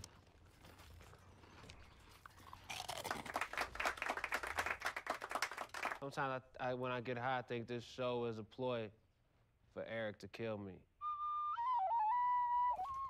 But then I get sober and I be like, man, I was tripping.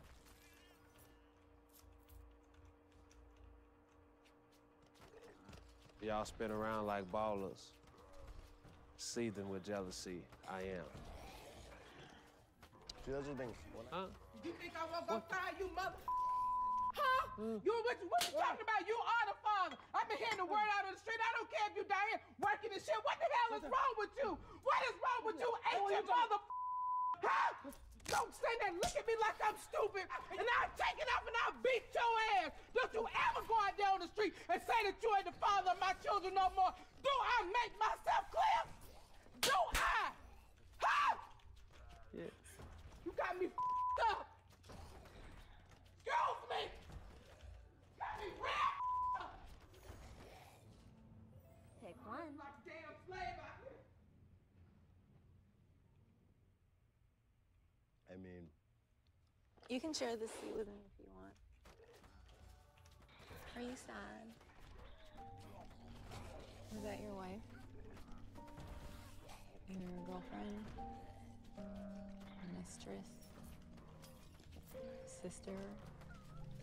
This is some bitch I after I went to see Raisin in the Sun starring Denzel Washington. I won't have it. Here we go again with this story. Sally.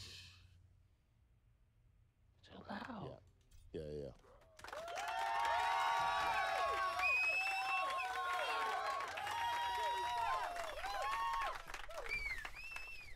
You like that?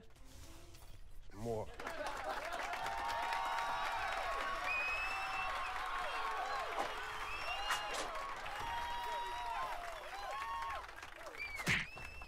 Hey! You cheating on me, big boy? Hell no, I know you cheating on me. You know that sticky me and you cheating on me? No, I'm not cheating. I'm not cheating on you, baby. I'm gonna knock you out. I'm gonna...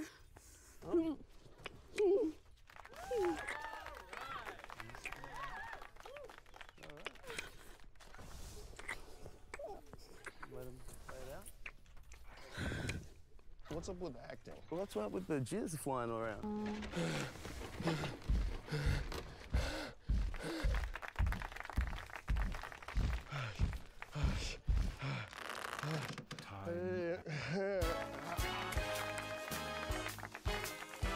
is up, everybody? Now, I know, I'm looking a little bit gaunt, but I am preparing for the lead role in the Dallas Buyers Club sequel. Adios, McConaughey. And I know I'm looking a little chub, but I'm preparing for the lead role in Precious Part 2, Precious with a Dick.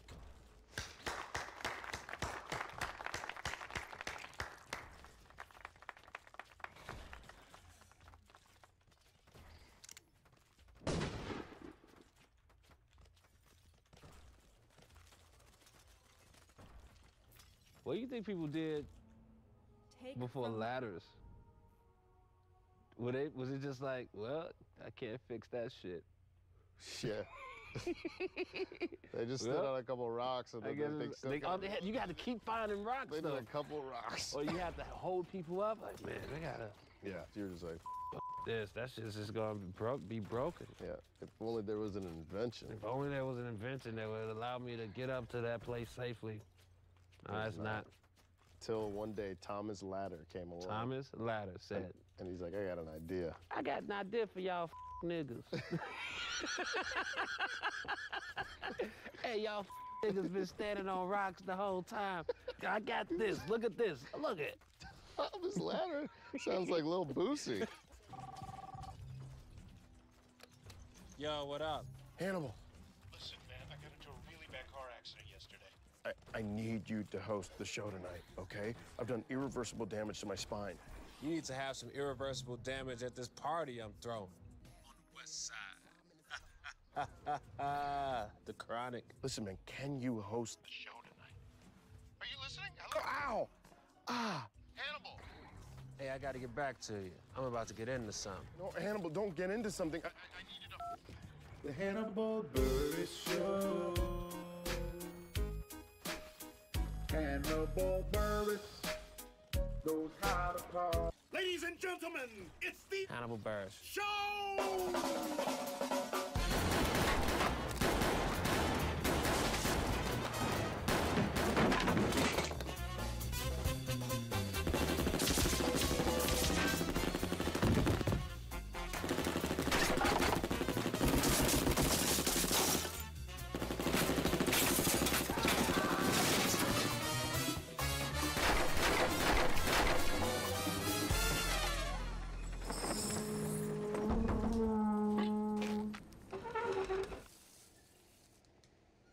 So, bitches be shopping. Okay, beginner's luck. Hey, man, stop hating. This is the first nomination and win for Hannibal Buress as Best Comedy Talk Show You only host. told one joke. Previously, Hannibal has won 3 awards for Best Co-Host.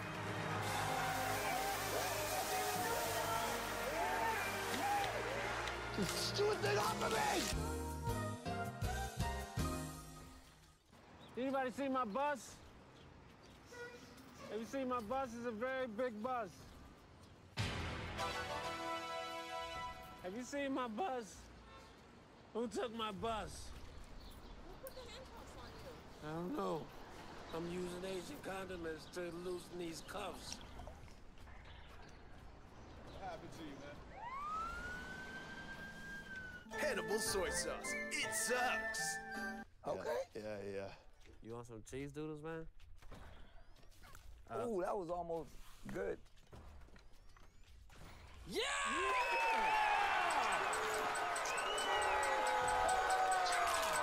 Mid-cannon, everybody! Mid-cannon! What do you think Dragon is up to now? Man. Hannibal, I'm your father. What are you doing here, Dad?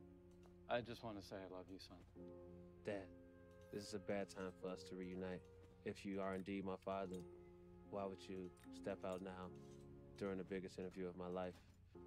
That means you don't care about me as a son. No, I do. I really do care. You haven't been in my life at all.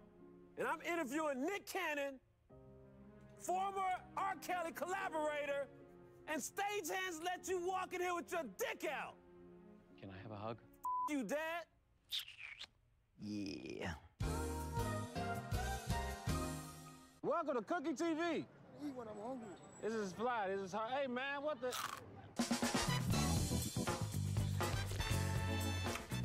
I'm the Honorable Cookie Muhammad. How many cookies a day do you eat? Not a lot. She doesn't eat a lot of cookies.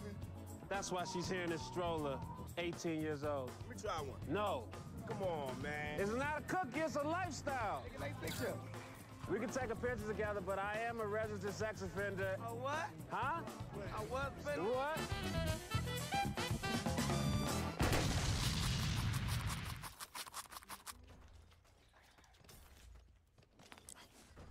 It's time for Hannibal Busted Through. Hannibal Busted Through. Hannibal Busted Through. Hannibal Busted Through.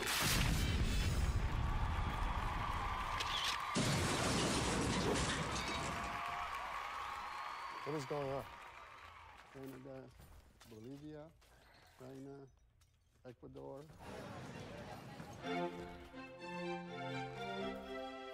You want some cheese? NYPD. We're serving today. We usually protect, but today we're serving. Want some cheese?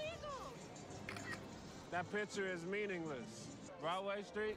This is Broadway right here, man. We're on Broadway. What are you talking about? You're police, right? Why don't you mind your own business? I'm just, all right. Why don't you mind your business? Nah.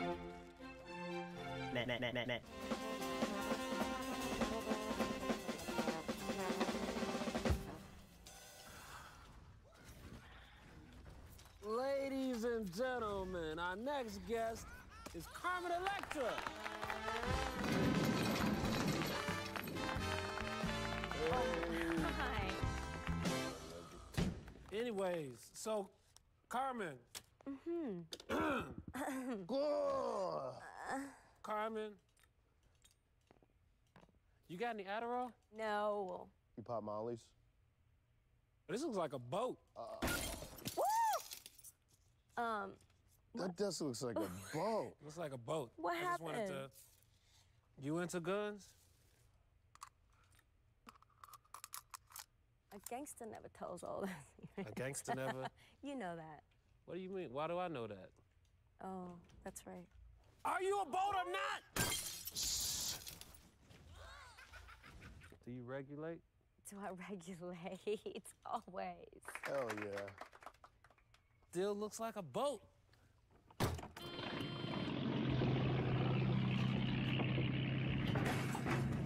voyage. Toot toot.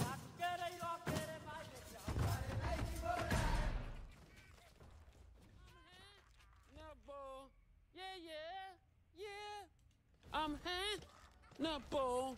Yeah, yeah. I'm Hannibal. Yeah, yeah. I'm Hannibal. Let's go. I'm Hannibal. Yeah, yeah. Yeah, yeah, yeah. Yeah, oh, yeah. I'm Hannibal. Ow, I can't. Yeah, yeah. I'm Hannibal.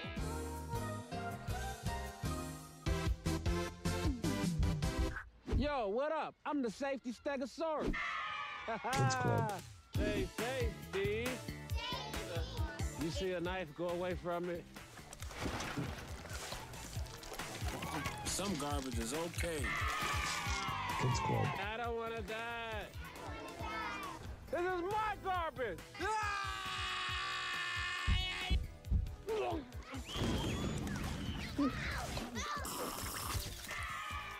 Why are you going around acting like this in front of all these kids?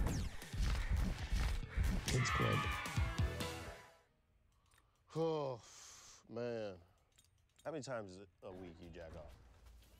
Depends. So if my girl is in town, 0 times jacking off. When she out of town, though, I'll be blam, blah, blah, blam, blah, blam. When she going out of town, Yeah, that turned up.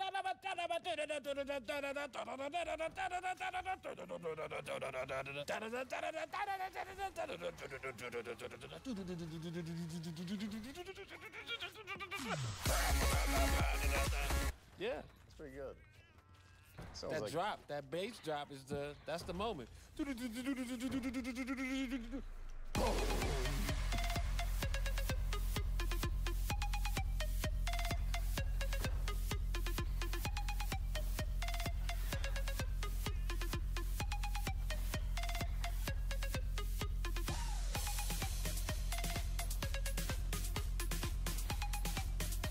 What is that? You put it in reverse? Right now? Transmission, is that what that is? No, that's cooking. That's cooking. That's not how you cook. That's cooking. You got the pan. This is the... So why are you bringing it back? That's driving. No, it's cooking. Who the cooks like that? Dancers. Hey, check this out. Oh, wow. Is that the lift thing? Yeah, I stole it off the front of a car. Oh What my is gosh. going on? Okay, I can't. You farted? That's not cool.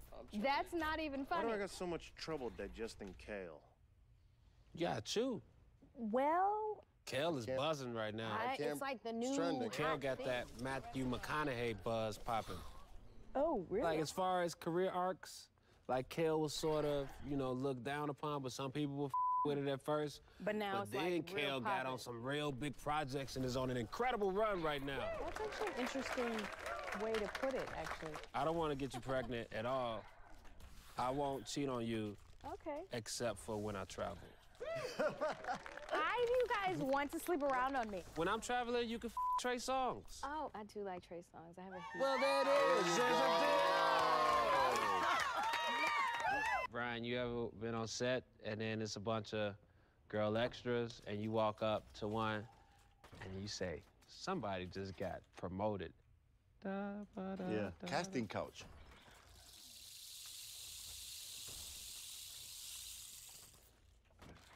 That was rain. Hey, bird up. It's time for Snail Down, the best television show on television. Snail Down. Hello? Yeah, I just got ordered for 17 seasons. Cancel. It's all about Snail Down. I'm out here in Brooklyn. They don't look like things. I went to a hot dog. I went to a hot dog. All right, I'm out of here. How long is this show? I'm out of here. Later, y'all.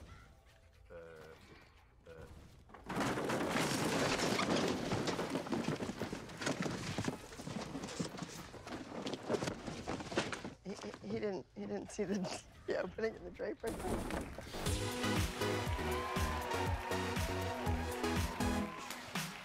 You want to hear my Drake impersonation? Okay. I went to Toronto, I went to Atlanta. I used to drink Pepsi, but now I like Fanta. This is what my real voice sounds like. This show is going off the rails. Shut up, Hannibal, you dweeb. Yeah, shut up, Hannibal, you dweeb. I'm not a dweeb. Hannibal, you're stupid. Get out of here! Stop it! Get the fuck out of here right now! Hey! You like pizza? Hey!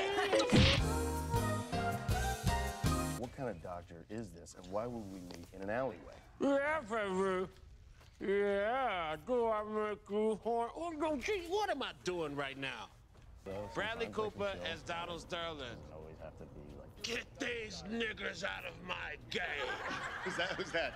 Donald Sterling. Don't hang with Magic Johnson. Do not bring Magic Johnson to the Clippers game. Oh, that guy. I'm giving birth to jazz.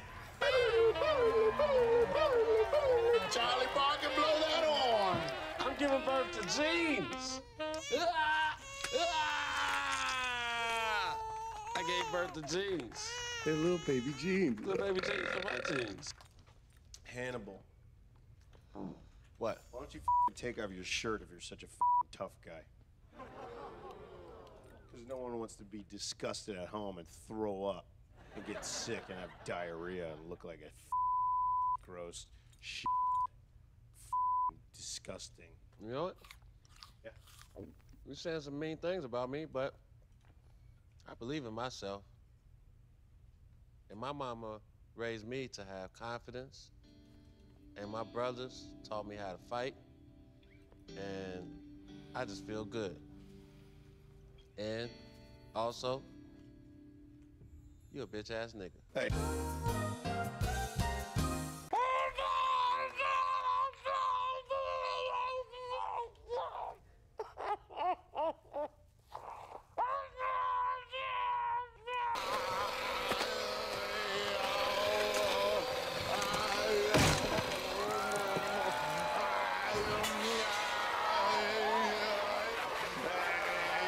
What up?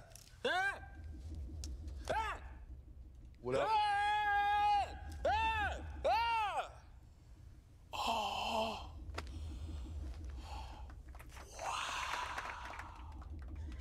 You said without her permission?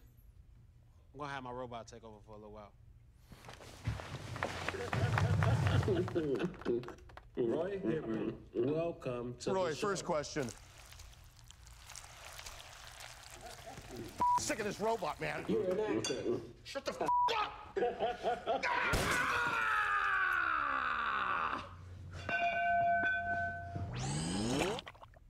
I'm Hannibal.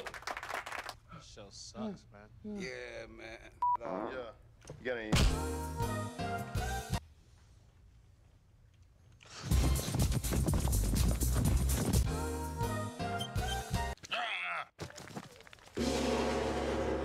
Hannibal's going to Japan. I got my own spin-off show.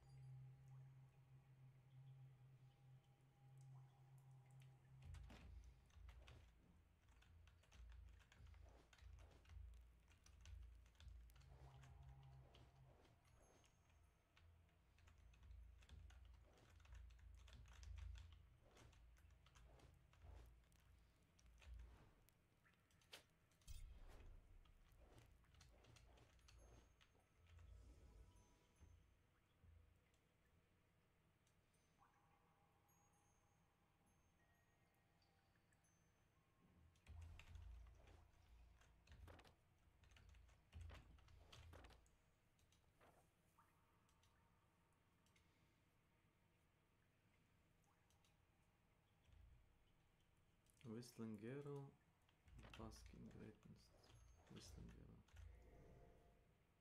Ah.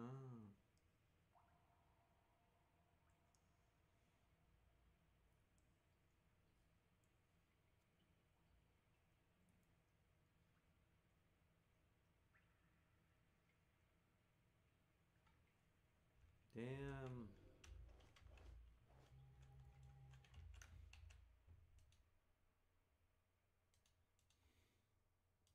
Nuclear Armageddon and the end of the world. It's a theme that's permeated human culture since the advent of the nuclear bomb. Fallout, Wastelands, Metro, Far Cry. We have a morbid fixation with this potential end-of-days scenario, likely due to how often it's waved in the face of humanity with any modern conflict. Having a weapon is very different from actually using it.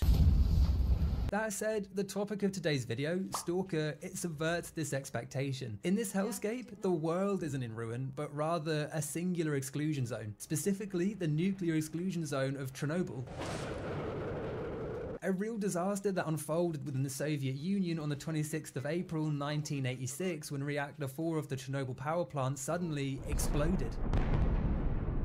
A situation deemed impossible and thought to have been caused by two issues: negligence of operating staff and flawed reactor design. Now, I'm both underqualified and undereducated to offer more insight into the situation than that. It was a tragedy that led to the loss of an unknown number of lives, but within this mess of mistakes and mishandlings, the tale of Stalker is unfolding, an alternative take on Pripyat's history. Good hunting, Stalker. One where a second larger meltdown at Chernobyl led to all kinds of paranormal artifacts, anomalies and mutants haunting the area. The game is a hardcore cult classic, with some of the most unique and memorable moments that genre has to offer, from radiated snorks lurking deep in the shadows to brain-scorching Soviet experiments. It's a non-stop wild ride. One that begins with a truck speeding through the zone as a storm rages on. Panning inside to reveal a mutilated crew whose journey is moments from ending.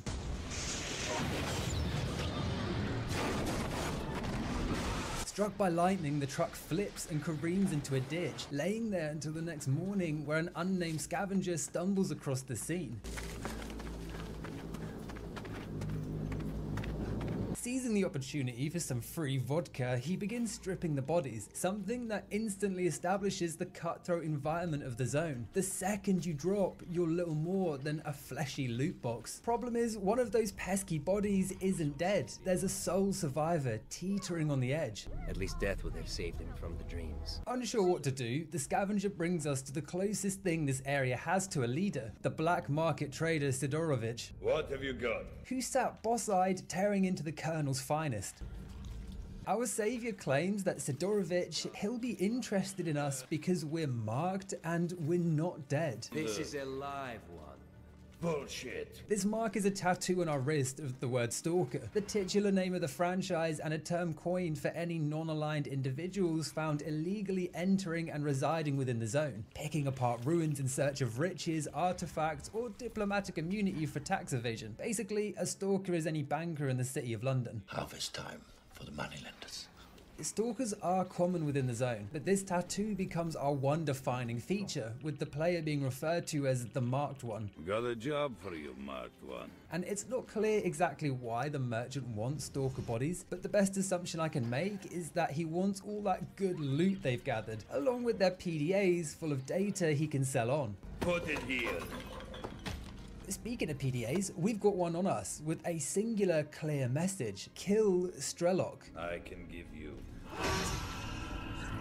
Snatching the phone and holding it close, we pass out before unceremoniously and rather suddenly getting dumped into the bunker.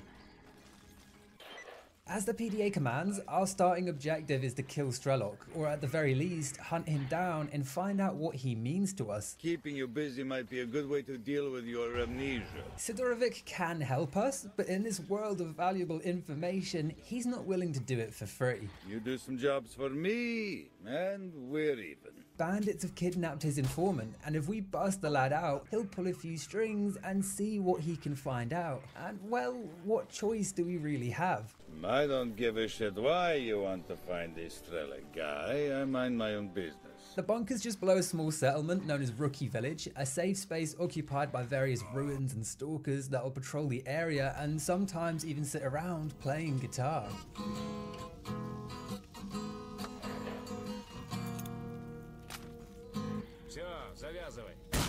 It's a cozy community area that we are under zero obligations to abide by. I mean, to be fair, we can assume we're playing as a lunatic just from the way he randomly strokes his blade while roaming. He got a little pretty mouth, ain't he? If you manage to behave yourself, we can speak with Wolf and... wait, fucking Wolf. Ooh, this guy's hard. And he'll inform us that a group of stalkers are gathering nearby to help rescue Nimble. So we can either work with them or try and take the base ourselves. But given we're equipped with a pea shooter and 1.5 bullets, squatting up is the best choice. Pipe down, man. Let me fill you in. This assault is likely the first real taste of combat you'll experience. And at first, combat will feel damn near impossible. You'll be gunned down in seconds the moment you rear your ugly head. You'll have no ammo and your weapons will spray in every direction bar where you're actually aiming. Kind of like the modern assault rifles from a pre-patched Battlefield 2042. Do you remember that? The 12th game in a franchise with decades of experience, millions in budget, and the fucking rifles didn't rifle right. For the wolf to survive, it's got to chew off its own leg. At least in Stalker, it's a thematic choice, forcing you to consider your approach. Is this engagement really worth the trouble, or would I be better off sneaking around the side and avoiding confrontation? We are, at the end of the day, a stalker, not a soldier. One thing I do have to say is that the AI can be terrible. Like at one point, I'm pretty sure an enemy tried to charge me, fell on a chair and died. That's not even a joke. It literally happened. What the fuck? How did he manage it? This game's a nuclear recreation of $1 Million Baby. AI woes aside, the great equalizer in all of this is ammo. Having a great weapon means nothing if you can't fire it, and there were several heart-wrenching occasions where I had to choose between keeping a powerful weapon or throwing it away and grabbing an inferior one because it had loads of ammo in the area. One thing that never really changes throughout is that you are always a one-tap. You can demolish an entire base of enemies, donning a space-age mech suit with a belt held up by several gene-shifting artifacts, only to turn a corner and get instantly vaporized by a Gopnik with a sawn-off shotgun and a 2.0 blood alcohol level. Stalker is a rare case, maybe even the only case, where I not only recommend save scumming, but I don't know how you could finish it without it, at least with your sanity intact. Cue some arsehole that's never even heard of this game claiming he finished it blindfolded on the hardest difficulty with no reloads. But for me, the number of deaths from the least expected places was insane. And in fairness, it's not a totally scummy move either, because every time you reload, the enemy placement completely changes, meaning you can quick save while touching tips with an enemy, only to reload and find them on the other side of the complex watching a skibbity toilet. This was a great feature from the devs. Even when you're playing like a little bitch, you still have a tense and unpredictable experience every time you reload. That said, clearing the farmhouse shouldn't be too difficult. There's plenty of cover, and we're dropping in with a full squad. Once the dust settles, we find Nimble in the main building, hog-tied and violated. I owe you, brother. I could never thank you enough. Aside from the stick, he gives us the location of a stash containing an artifact and marks it on our map. Now, as a British man, I know a thing or two about entering war zones and stealing artifacts, but in Stalker, they're a big part of simply surviving, offering game-changing bonuses depending on which ones you equip. In this world, artifacts are shaped from the anomalies they spawn from. They're tears in the fabric of reality that birth objects of power. But not all their effects are positive. There are a few wank shit ones that do little more than poison us with a constant trickle of radiation. The traits you should be looking for are anti-radiation and endurance enhancers. The anti-radiation is self-explanatory and super important for latter parts of the game, but the endurance increasing artifacts, they're a game changer on God, for real. Typically, you have as much stamina as an aggressive asthmatic chain smoker, and unless you filled up all your valuable inventory space with monster energy, then you'll need to stand still and catch your breath for every 5 meters you run. And seeing as you run between locations a lot, not. This is a problem, but grab enough of these artifacts like the moonlight and you can gain stamina faster than it drains even when you're running. That's right, you too can live your best Dean Carnazes life. Water, I need water. He ran for 80 hours and 44 minutes straight without stopping back in 2005. Not that I'd expect you to know anything about running, you fucking slob.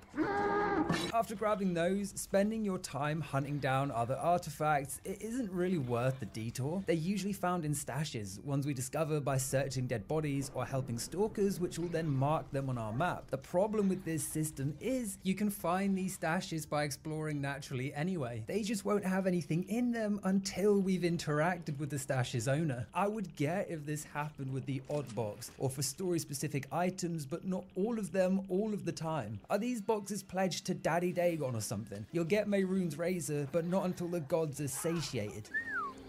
Who'd you have to kill to get that blade?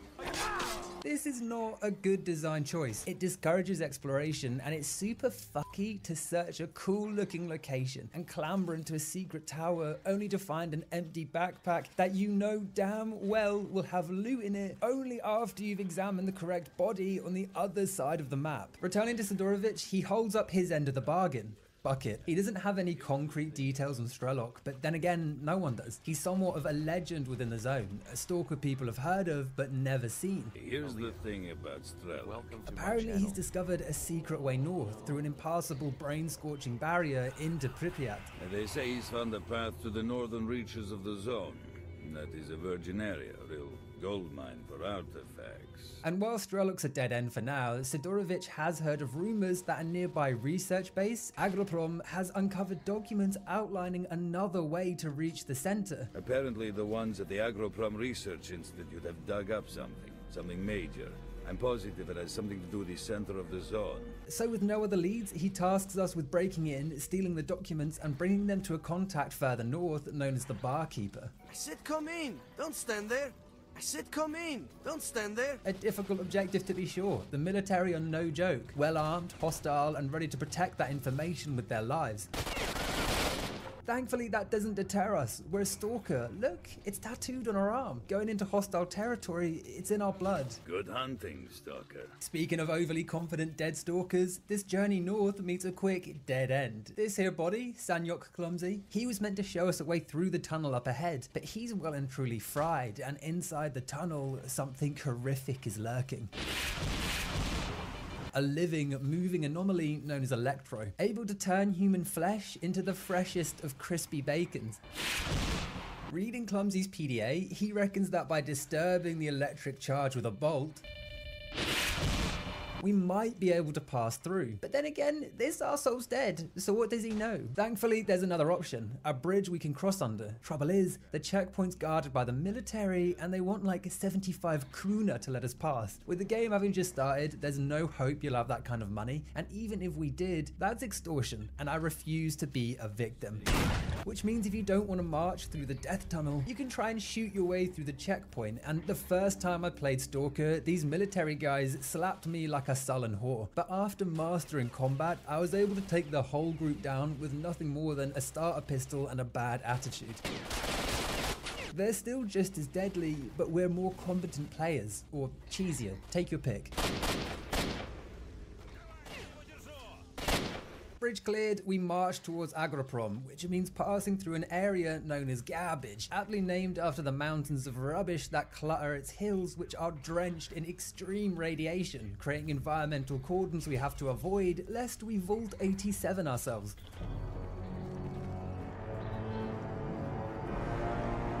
It's not clear why they're so radioactive, although I like to theorize that the piles of junk were an attempt to clean up and store rubble from the nuclear reactors, similar to the effort made by the Japanese government after Fukushima, where well over 9 million bags of radioactive rubble were neatly stored row after row on the Fukushima prefecture. Personally, I find anything related to radiation terrifying, and I think it comes down to the lack of visualization. It leaves no visible marks. It's only weeks later, when our cells start to decay, that we realize what's happened. Haven't you ever seen a ghoul before?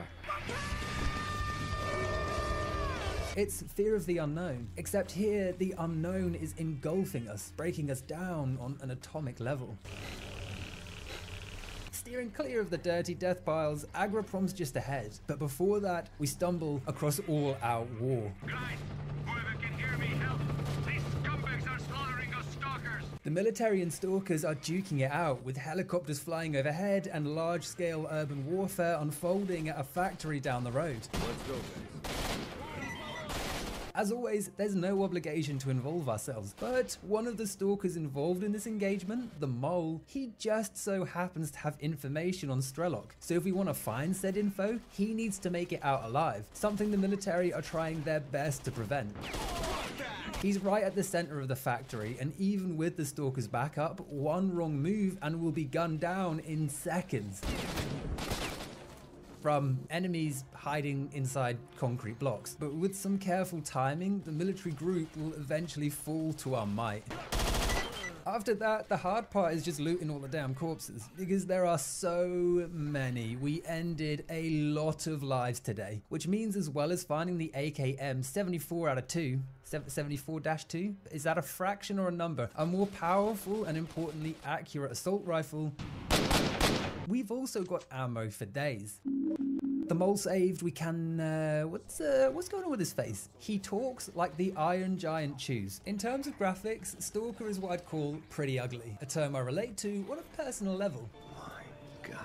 Textures are blurry, models are blocky, and the color palette is a muddy gray, with all the cutscenes looking somewhat deep fried. Thank goodness for Kentucky Fried! And despite all that, there's such a distinctive charm to the visuals. It's like Thief Deadly Shadows or Pathological.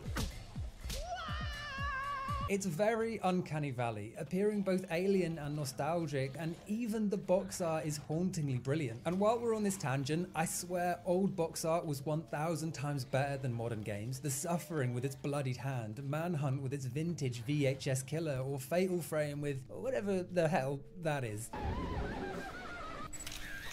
Good.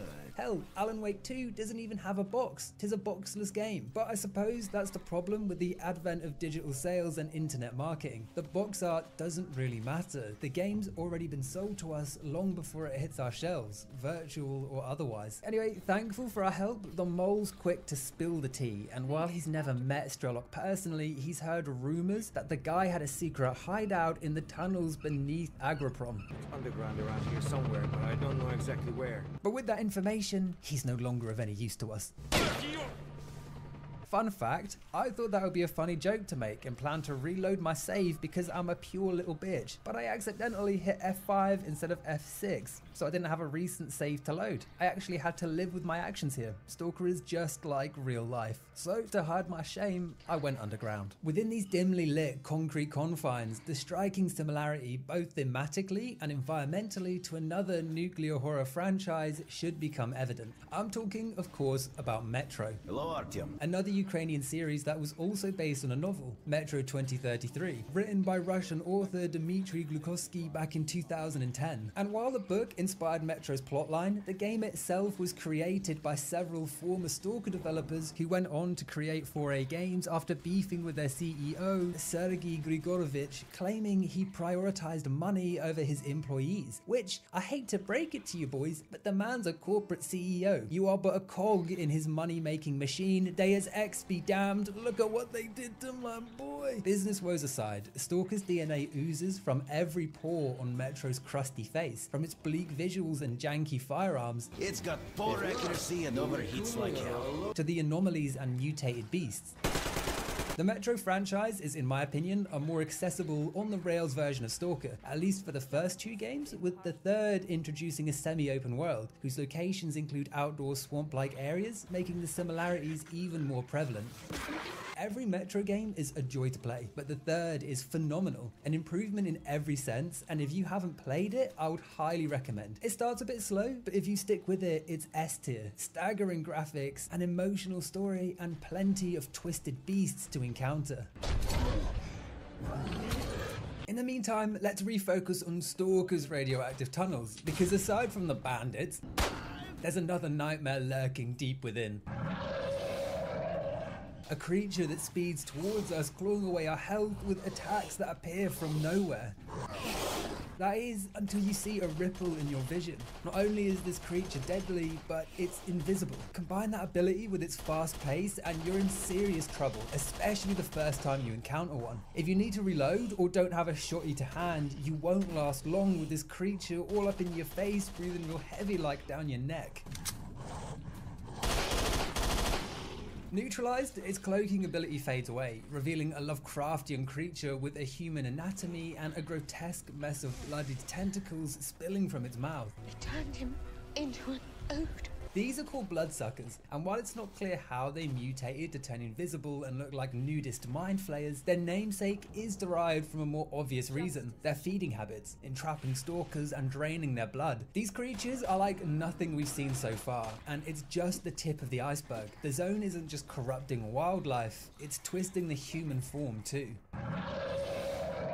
Down the hall, hidden inside a large pipe, we climb up a ladder and drop into Strelok's hideout. A cubbyhole littered with high quality gear, including our first armor set, the Stalker suit, along with a modified assault rifle with a much higher fire rate. Loot aside, hidden behind a large map, we also find a PDA which doxes one of Strelok's mates. But that's all we get, another name. No clues as to where either of them went or what they're up to, a total dead end. So upon reflection, maybe I'm not that sad about killing the mole after all.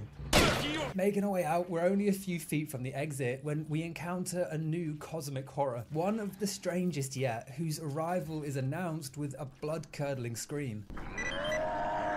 Turning to investigate, what appears at first to be an injured man staggers into the tunnel, but looking at him, our vision blurs as we're metaphorically pulled forward and mentally damaged. We're under attack from something entirely new. Not bullets or claws, but some psionic power we can't comprehend and have zero defense against. A mental attack that on higher difficulties can kill you in 2 hits or less. But this beast does have 2 fatal flaws and is without doubt the easiest enemy to deal with once you know what you're up against. For starters, much like Snape during that Quidditch game, this creature needs direct eye contact to make his little spellies work. So if we dip around a corner and take potter shots, he can't do shit. I didn't do fucking shit! But it gets worse. Turns out if you run straight up to him, he literally can't attack. The poor guy has boundary issues and just makes a feeble attempt to escape in a slow waddle. It is, unironically, pathetic to watch. He looks like a child that just shit his pants. Inspecting the body, it's a very human-looking mutation with a piggish, strained face and a hunched back. The most notable feature are the medical wraps covering its arms and chest, implying that this creature was at some point either a patient or, more concerningly, a test subject for some bizarre experiment. John Vatic looking ass. Checking its inventory, it's not given a name, but it's referred to as a controller in the game's files, and you want to see something crazy. This here is an early concept for the creature that sadly wasn't used. Look at this goofy gremlin looking, my precious Dobby is a free elf looking diaper wearing motherfucker. I am gutted that this didn't make the final cut. Your blood, let it go. The days are finished. Taking a ladder above ground, we're deep inside enemy territory. Agroprom's meant to be a research facility, but it's more akin to a military base with all the soldiers that territory comes with. We're undetected for now, but the second we start shooting, the base swings into action, alarms ring out, and we're hunted relentlessly. All we gotta do is fight our way into the main building, head upstairs, grab the documents, and bring them back to 100 rads. We can even leave through the main entrance. Turns out no one prepares for an attack from the rear. Rule number 1 of owning a base: if you're gonna bunker down and fortify the entrance, at least seal the tunnels beneath them. One heavy crate on top the base's manhole, and my entire plans would have been scuppered. 100 Rads is a small dive bar located in the basement of an industrial yard called Rostock. The first large settlement in the game, ruled with an iron fist by a militia group known as Duty, but we'll get to them later. Overall, it's not the most hospitable of locations. Propaganda entices desperate stalkers into dangerous work. Aggressive Duty soldiers will gun you down for stepping near their squalid headquarters, and then there's this one piece of shit that constantly shouts at us to leave. Get out of here, stalker. Even though this building is the only way to access the main square. Get out of here, stalker. But there is one unique amenity that Rostock offers: the arena. Let the battle begin! Here, the Marked One can wage his life in increasingly tougher battles for cold hard cock cash. Cold hard cash, working his way up the ladder until we kill the vampire champion and claim his title. Hail, friend. Okay, I stole that last part from Oblivion, but the rest is mostly true. You want to be a combatant? They're surprisingly good fun, and I loved experimenting with various weapons I would never otherwise have used or was hours away from obtaining, like the GP37. That said, some fights are bullshit. Like the time we fought an exosuited merc with nothing but spit, grit, a steel knife, and some grenades he can easily run away from. Speaking of nades, there's a brilliant glitch where audience members might ragdoll from the explosions and land in the arena. Hilarious in its own right, but even funnier because the models are static. They'll pose rigidly, watching with keen interest while lying horizontally on the arena floor. It's one of those wonderful glitches you just can't even be mad at.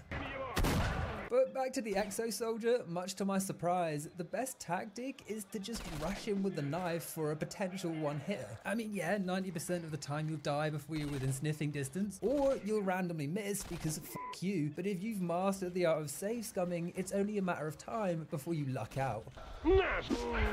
But grinding through all 8 battles, I was disappointed to discover that all we get in total is epoxy 44,000 Rue. No special weapon or legendary golden armor, just barely enough cash to buy a low-end shotty. To put that into perspective, the GP37 I mentioned earlier, that costs 72,000 RU to purchase from the barkeeper. We ain't even close, fam. Here's a crazy idea. Just let us keep the fucking guns we grabbed from the arena. Boss man's dead. He doesn't need it. This is an actual scam. Now I know how pro footballers feel. Overworked and underpaid.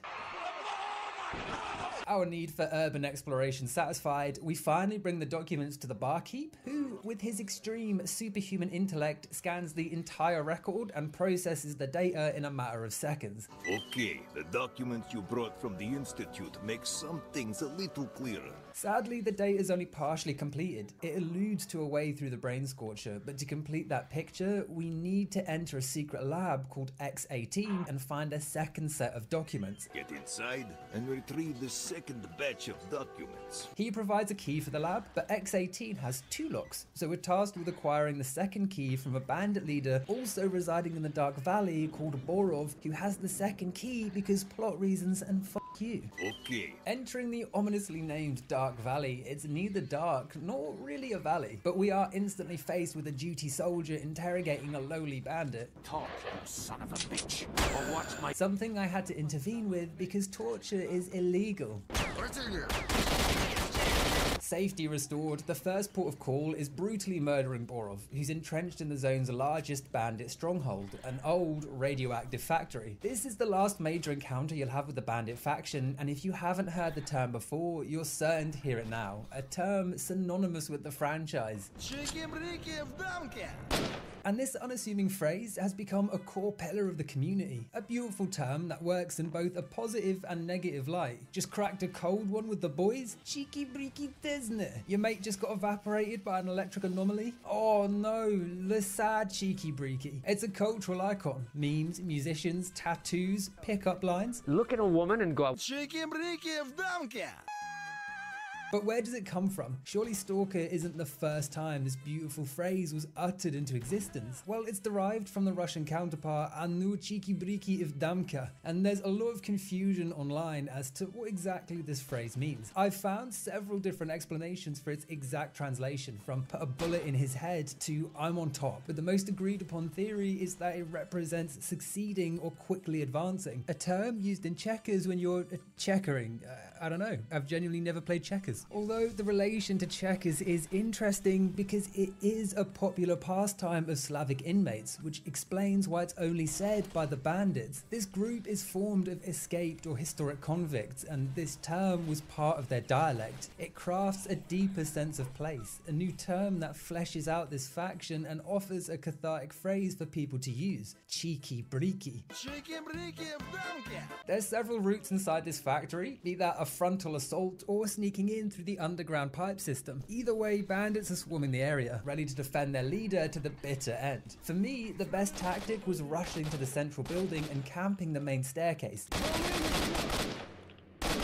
I was like a siren luring horny sailors to their death, just with guns instead of rocks. After which there's only a few stragglers left to clean up, including a slightly more dangerous Borov hiding in his office. A character that frequently turns invisible when he's killed. I don't know why this happens, but believe me it is not the only glitch you will encounter while playing this game. I've already touched on the pathfinding, but that's just the start. Quest markers are all over the place, frequently remaining on the map long after their mission ended. A bug with no rhythm or rhyme. Across several playthroughs, no one marker glitched the same. It's just a general issue with the map, but that's relatively harmless. Far worse are the quests themselves, which would often break or spontaneously fail for no reason, especially the side quests. The best example of this happened to me late in the game when I stumbled across duties scrapping with a group I'll introduce later called Freedom. The long and short is that duty are planning a raid on Freedom Stronghold, stationing a small squad at a farmhouse just outside the compound walls, and being a morally ambiguous stalker, we have two options: assist duty with their raid, or rat them out and sneak back with a Freedom hit squad to ambush the ambushers. Problem is, I'm a fucking badass, and I'd already soloed the entire duty outpost. After that, I proudly marched over to impress the Freedom boys and join their ranks as a hero, but there was a problem. I had no option to inform them that the problem had already been sorted. So even though I knew there was no one to fight, I still had to slowly sneak back with a Freedom squadron, squatting and crawling forward like a group of tactical morons to ambush no one. Over. Silence. Circle out. I was cringing the whole time. This is some Scooby-Doo shit. Made all the worse when we arrived and everyone started ucking themselves off for kicking ass. Man, did we kick some military ass? Oh, but it gets worse. The game never registered that the group had been killed because there was no one to kill when the objective was issued. As such, I couldn't finish the quest and I couldn't join Freedom. This whole mission was a shit show from start to finish and I am ripping. In fact, I was so pissed, I revenge killed the mission provider, which it still didn't end the quest. And no one at Freedom Base cared. Now, in a glitch-induced delirium, I decided to kill all the Freedom leaders one by one. And still, no one cared. I mean, I guess it's better than a magical alert system where one crime miraculously transmits to everyone in the area, but at the same time, you reach a point where someone should be noticing all the dead bodies. Like, I literally killed their fearsome leader while he was wedged between two bodyguards and nothing happened.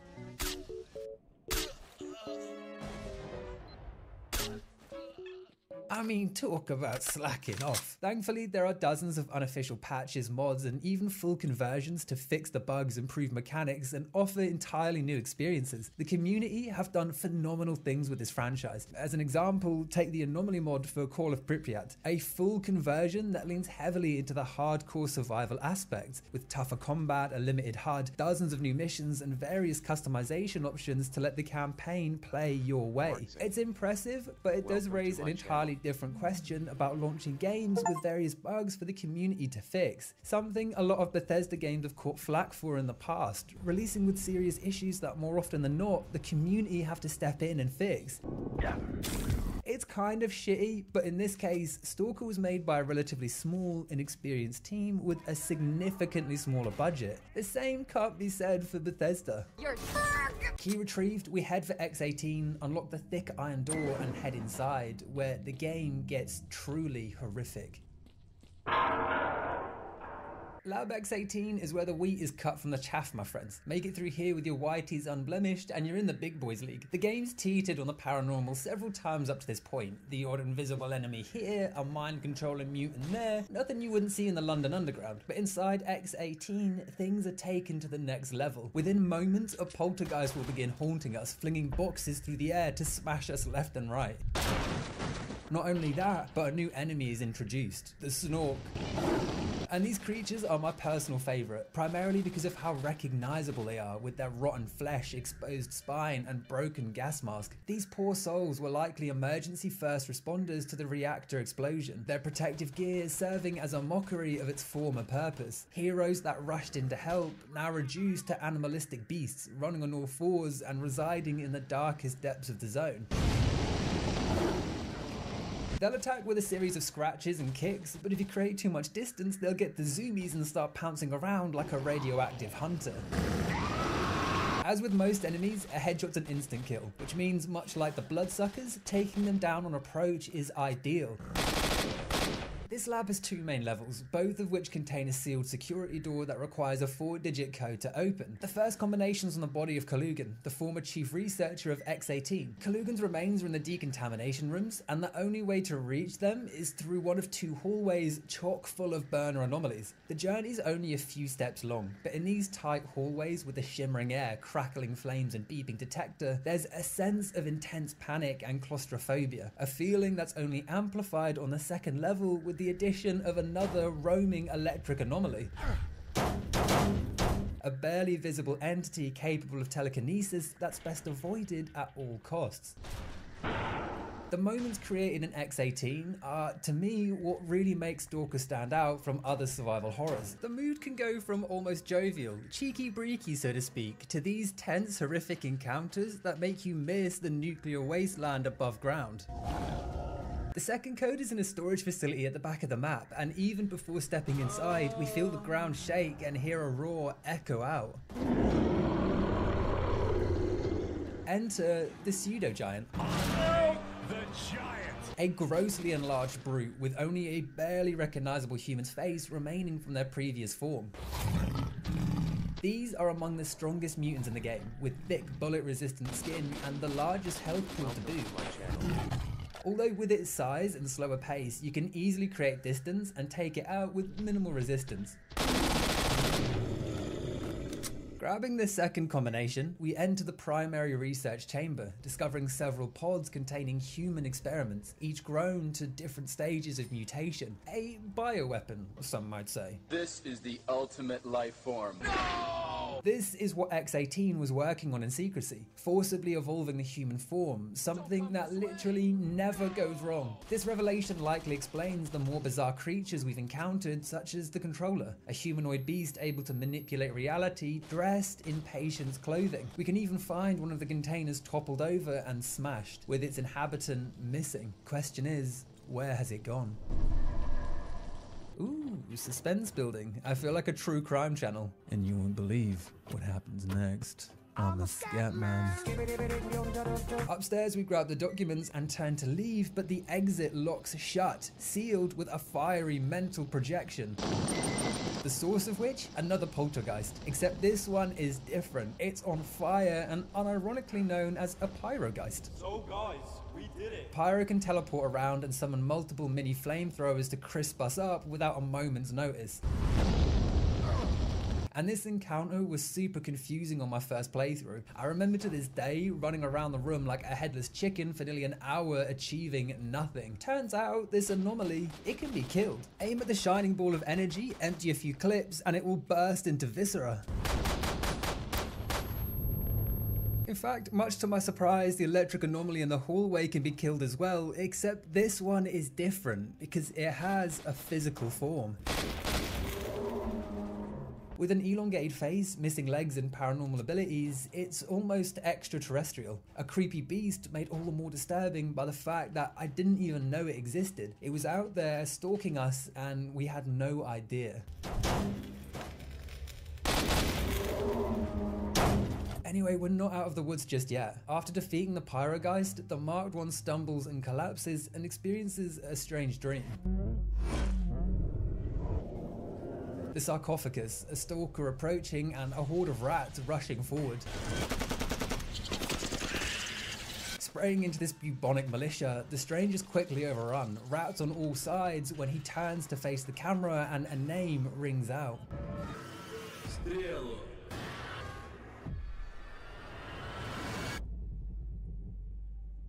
And that's all we get before waking, with no idea if this was a dream, a premonition, or some distant memory.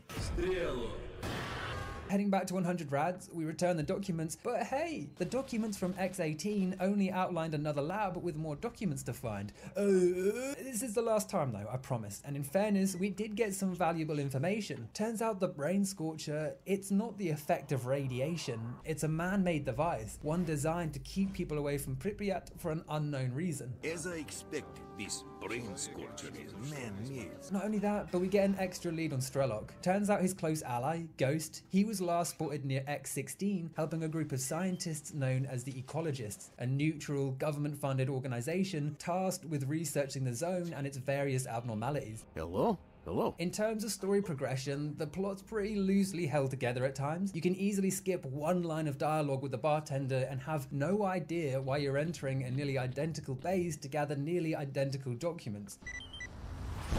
This structure will be divisive to a lot of players. If you're just going through the motions and not reading the dialogue, the plot would be almost non-existent, and even when you are paying attention, having several go here, grab these document missions back to back is undoubtedly a weak progression device. But I suppose the why we're heading to these areas isn't quite as important as the stories that unfold dynamically once we get there. As I said, some people will hate this and others won't care, so long as they're quickly resubmerged into the horrific depths of the zone. You need to get to the scientists and find out where X16 is. To reach X16, we need to head through the west side of Rostock, a not-so-abandoned train yard occupied by hostile mercenaries working for a man named Wolfhound. Wolf's older, nastier brother. Maybe, probably not. Don't you know what to do with witnesses? Finish him. We haven't had the pleasure of meeting Wolfhound yet, but he's trapped the Ecologist and wants all their data for himself. A beating the Ecologists aren't taking lying down, returning fire, and even calling in air support to help. There goes your chopper. You're next, you political scumbags. Oh, well, that didn't go the way I thought it would. With the remaining researchers cornered, we have the option to crash this party and save them, or if you're really feeling like a sadist, to feign a rescue and kill him yourself because he failed a charisma skill check. Whatever mood you find yourself, the lead researcher, Kruglov, he can help us get into X16, so saving his ass is well worth the trouble, and have no doubt, rescuing him is trouble. Wolfhound soldiers are all equipped with TRs 301, which tear us down in seconds. The upside? We now have access to TR 301s, which tear enemies down in seconds. Kruglov saved, our babysitting duties are just beginning because he wants an escort all the way to their mobile research lab at the lake. This is one of 2 escort missions in the game, and much to my surprise, I'm not mad about it. These types of missions usually suck and go on for way too long, but thankfully that's not the case here. It's a short, albeit intense affair across 3 sections of the train yard where he or we will be quickly gunned down if we're not fast enough at dispatching the various mercenaries. It's just the right amount of shit I need to pull my weight and keep this weakling alive, while also being short enough to not make me pull my hair out. You go first, and when I see you have reached the end of the tunnel, I'll follow. Once we're home free, there's only one more obstacle. The way out is through an underpass that's filled with burner anomalies, and this part cracked me up because the whole point is for us to walk carefully through and show the scientist a safe path forward, but I couldn't be asked and just sprinted through while spamming health kits, only for the scientist to turn around and sprint straight through like a juggernaut taking 0 damage. Bro's just trolling us at this point, but as Michael Caine once said, some people just want to watch the Mark I burn. This roller coaster isn't over just yet though, because stumbling up the road, a stalker is approaching and they look wrong. Their head is slack, their weapon drooping, and their stride uneven. Watching this precarious approach, with a groan, they open fire.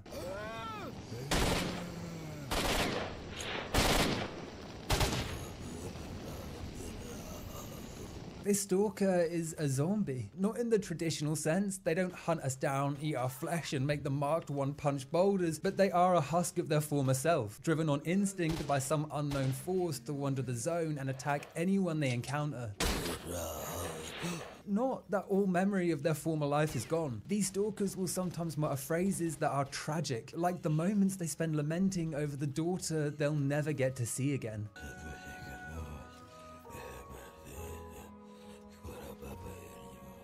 It's a phenomenon the ecologists have been studying closely to no avail. There's no cure, no way to revert them. The best they can hope for is a merciful death.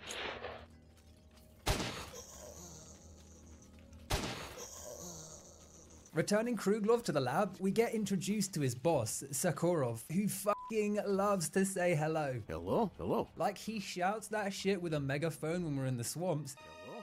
Hello? Then he mumbles it to himself over and over when we're inside. Hello? Hello? This old boy belongs in a home, bless him, not running a lab. He's had a bit too much radiation. Hello? You did an Hello? excellent job. Konnichiwa aside, he tells us two things. First is that there's a contained emission encompassing the grounds of X-18, one able to scramble a human's brain and turn them into the zombies we encountered en route.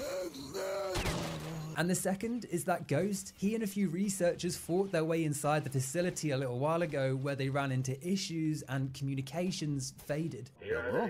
Hello? Here, and here. This lake area is small but very hostile, like Yosemite Sam or fucking Hezbollah. And something I loved about the location is how the ambient background noise implies the psionic strain we're under in a way you might not even notice. Walking around, this low pitch will gradually build up, layers of noise and static that peak, then fade away. And it's not until it passes that you notice the sensory overload it was causing in the first place. It's subtle but clever, perfectly demonstrating that the area is seeping into our mind and trying to get a foothold, something it will succeed at if we head too deep into the facility. Granted, it's not an instant death. Instead, a piss yellow hue will blur our vision as our health trickles down at a steady rate until the inevitable happens. Thankfully, the ecologists have a way through, a special helmet that can protect the user from weaker psi emissions. So, after helping get the device calibrated, Shit! Imminent blowout! Run, run! we begin our journey inside the ruins above X-16, and the devastation caused by this psionic wave is evident before we've even stepped through the Iron Gate. Bodies are strewn across every surface, charred and impaled, revealing a haunting, dusty zombie apocalypse. And these frequent shifts in tone, from paranormal labs to zombie-infested factories, they are brilliant. I loved never knowing exactly what nightmare I would explore next. And the developers clearly weren't just throwing half-baked assets together and calling it a day either. They all fit within the world, they make sense and have their place with deep, grounded lore. The only part I'm sad about is that a lot of the cut content leaned more heavily into these paranormal aspects, with data miners finding bizarre creatures ranging from the hunchback Islam that's able to communicate with the player to more traditional zombies and whatever the fuck this thing is. Karlik. Man like Karlik, not allowed within 5 meters of a school. It's your boy Karlik. I understand why these guys were cut. There's already more than enough variety present in the base game, and if they had any more scope to work with, the bugs would be even wilder. So this isn't a complaint as such, but man, I'm gutted they cut Karlik. Fighting our way through the dense lines of zombified stalkers, we head into X-16, and while X-18 had a couple of snorks and anomalies, Lab 16 is far more dangerous, being occupied by an army of zombies alongside twice as many snorks. The lab is similar in design to the previous one, so there isn't much to remark on other than the emitter itself, the device attempting to fry our brains. Entering what looks like a missile silo, we discover a tall structure encompassing the entire room as a countdown begins. Attention, critical emissions. Leave the area immediately. We have 4 minutes until an amped up emission hits that'll tear through our protection and kill us regardless. It's pretty superfluous. 4 minutes is more than you'll ever need, provided you don't join in with the zombies and waddle about like a brain dead idiot. Flicking 3 switches, we head to the main control room and get our first look at what this device truly is: a giant brain. The purpose of these labs and their experimentation, it's becoming clear. They were creating a supermind able to project psionic fields to protect or seal off certain areas. While this particular one is only able to cover the surrounding area, it's likely a larger, more advanced version is responsible for the brain scorcher. Turning off the machine after what sounds like a scream of agony,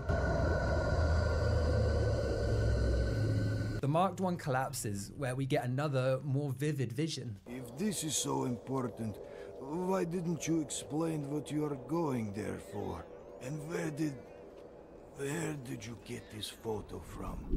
Once again, it centers around Strelok and the moments leading up to his journey towards Chernobyl, but he's not alone. A new character is introduced. The Doctor, someone that heals Strelok after a serious injury. Hold on, son.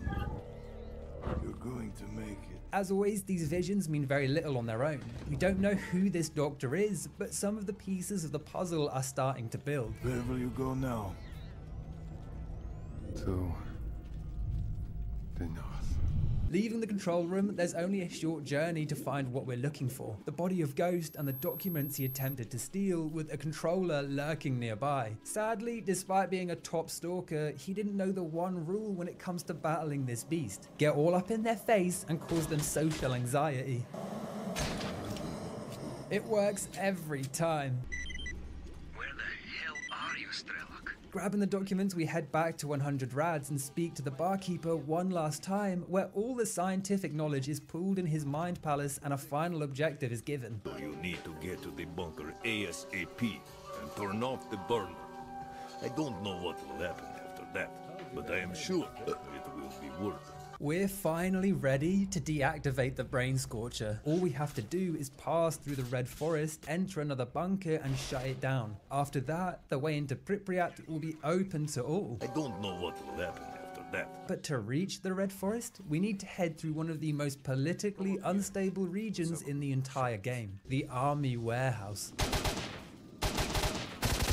This is the location I mentioned earlier, where freedom and duty are at war, a power struggle that serves as the game's primary side objective and the only other plotline with any real depth. What are you staring at, scumbag? There are dozens of side objectives scattered throughout the zone. Some of them are issued at random by stalkers. We'll talk later. While the majority are given by the barkeeper, trader, and Prof. Sakharov. Hello? These tend to be generic go here and kill this guy, or go there and grab that artifact type beats, but there are a few fun ones, like tracking down a drunk man's heirloom, clearing an abandoned village from a bloodsucker infestation, or attacking a military base to steal secret documents. Yeah, these are still variations of go here, kill them, and grab that, but these at least have extra dialogue and context to flesh them out, so they aren't quite as lackluster. Ah, man, dog food is more valuable than this. But with this conflict, both groups can be fully ignored, tactfully allied, or utterly eradicated. In fact, you can kill almost everyone in this game. What are you, deaf? What are you here? Everyone went crazy about Outer Wilds for that reason, but hey, Stalker done it first. And in the case of the former, Stalker actually forces us to find the way forward ourselves. And I mean, yeah, there are one or two characters you can't kill. Well done, smartass. But you can with some clever hacking. What the hell? Not so clever now, are you? What the hell? Within this conflict, duty is the first group you'll likely encounter, and therefore the side you're most likely to take. What are you after?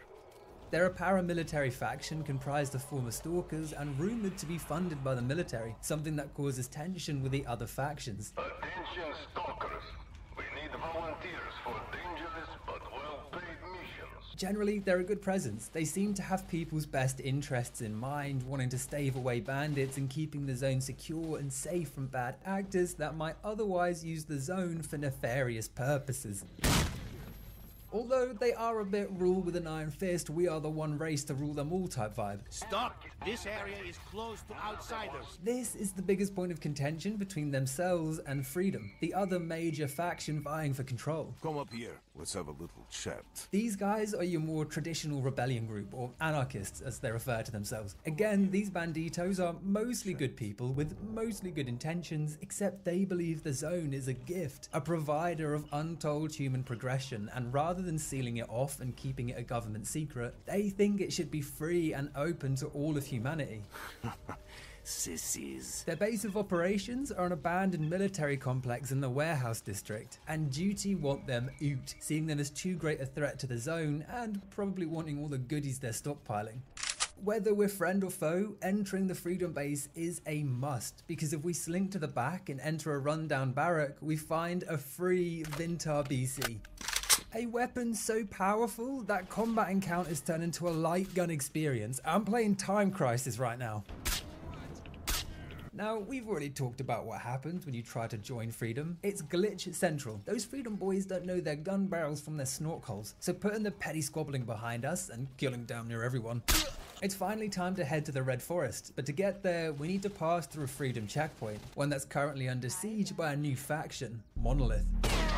Heavily armored, well-resourced, and deadly, these soldiers descend on the Freedom checkpoint without any context, so it might be confusing as to who they are, where they come from, and why they hate, well, everything. By this point, there isn't much lore to work with, but despite looking like a military organization, they're more akin to a religious cult, dedicated to preventing anyone from reaching the Brain Scorcher, so we can assume that they're part of, or working for, the same scientific group we've seen working in the shadows to experiment on the human psyche. They're technically the primary antagonist of the game, and right now, they're standing in our way.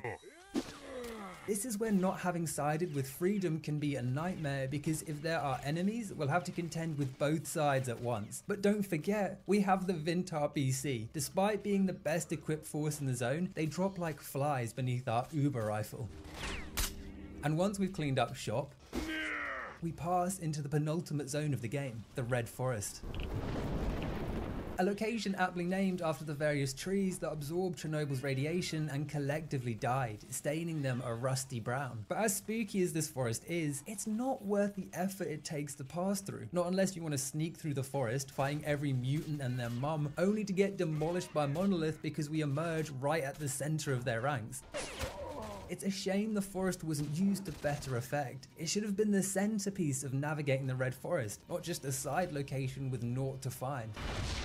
Instead, there's a main road running along the woods. It's packed with soldiers, but to my thinking, it's better to fight them head on, one after the other, than dropping into the middle of them and getting obliterated. Not that taking the main road is a cakewalk. For large chunks of the road, the only cover will be wrecked vehicles, but getting close, they're coated in radiation. Which means choosing between getting shot or receiving lethal radiation poisoning. Not a choice anyone wants to find themselves making, especially on the approach to Pripyat. We do not want to drain our resources just before the final stretch, but that's inevitably what you'll end up doing. This march forward is slow, resource intensive, and painful. Monolith are stronger than anything we've encountered thus far, and every inch gained is hard fought. After finally reaching the base, we have to find a way inside the bunker, and unlike previous objectives where the destination is clearly outlined, we're only directed to the base itself, where under intense gunfire we need to look for the entrance. And alongside the Monolith, there's another issue to contend with. Mental projections that the Brain Scorcher is conjuring up in a desperate attempt to stop us. Initially, I was convinced that these creatures would deal damage to us if we chose not to calibrate the Psi headset, as a snide fuck you down the line for our impatience, but that's not the case. All they do is distract us and cause the most minor amount of Psi damage to the player, nowhere near enough to cause any real damage at any point. I suppose from a lore perspective, if the Brain Scorcher couldn't control the minds of those on approach, their last line of defense would be to try and trick them into thinking they're in serious danger. Something that would likely have worked if the Marked One didn't know what he was up against. Inside the base, things are eerily quiet. There's not a soul in sight, a stark contrast to the intense fighting that led here. Normally, an empty bunker wouldn't be any scarier than 100 rads, but walking through hallway after hallway, you can't help but feel that something is wrong. And it's not until our nerves reach boiling point that we're finally attacked. It turns out the lower levels are home to several bloodsuckers, which might explain why Monolith hadn't bothered stationing anyone inside. If the Red Forest was thought to be impassable, why waste resources clearing out an infestation? Reaching the bottom level, we find the panel able to deactivate the device, and flicking the switch, the way to Pripyat is finally open, but not before one last dream.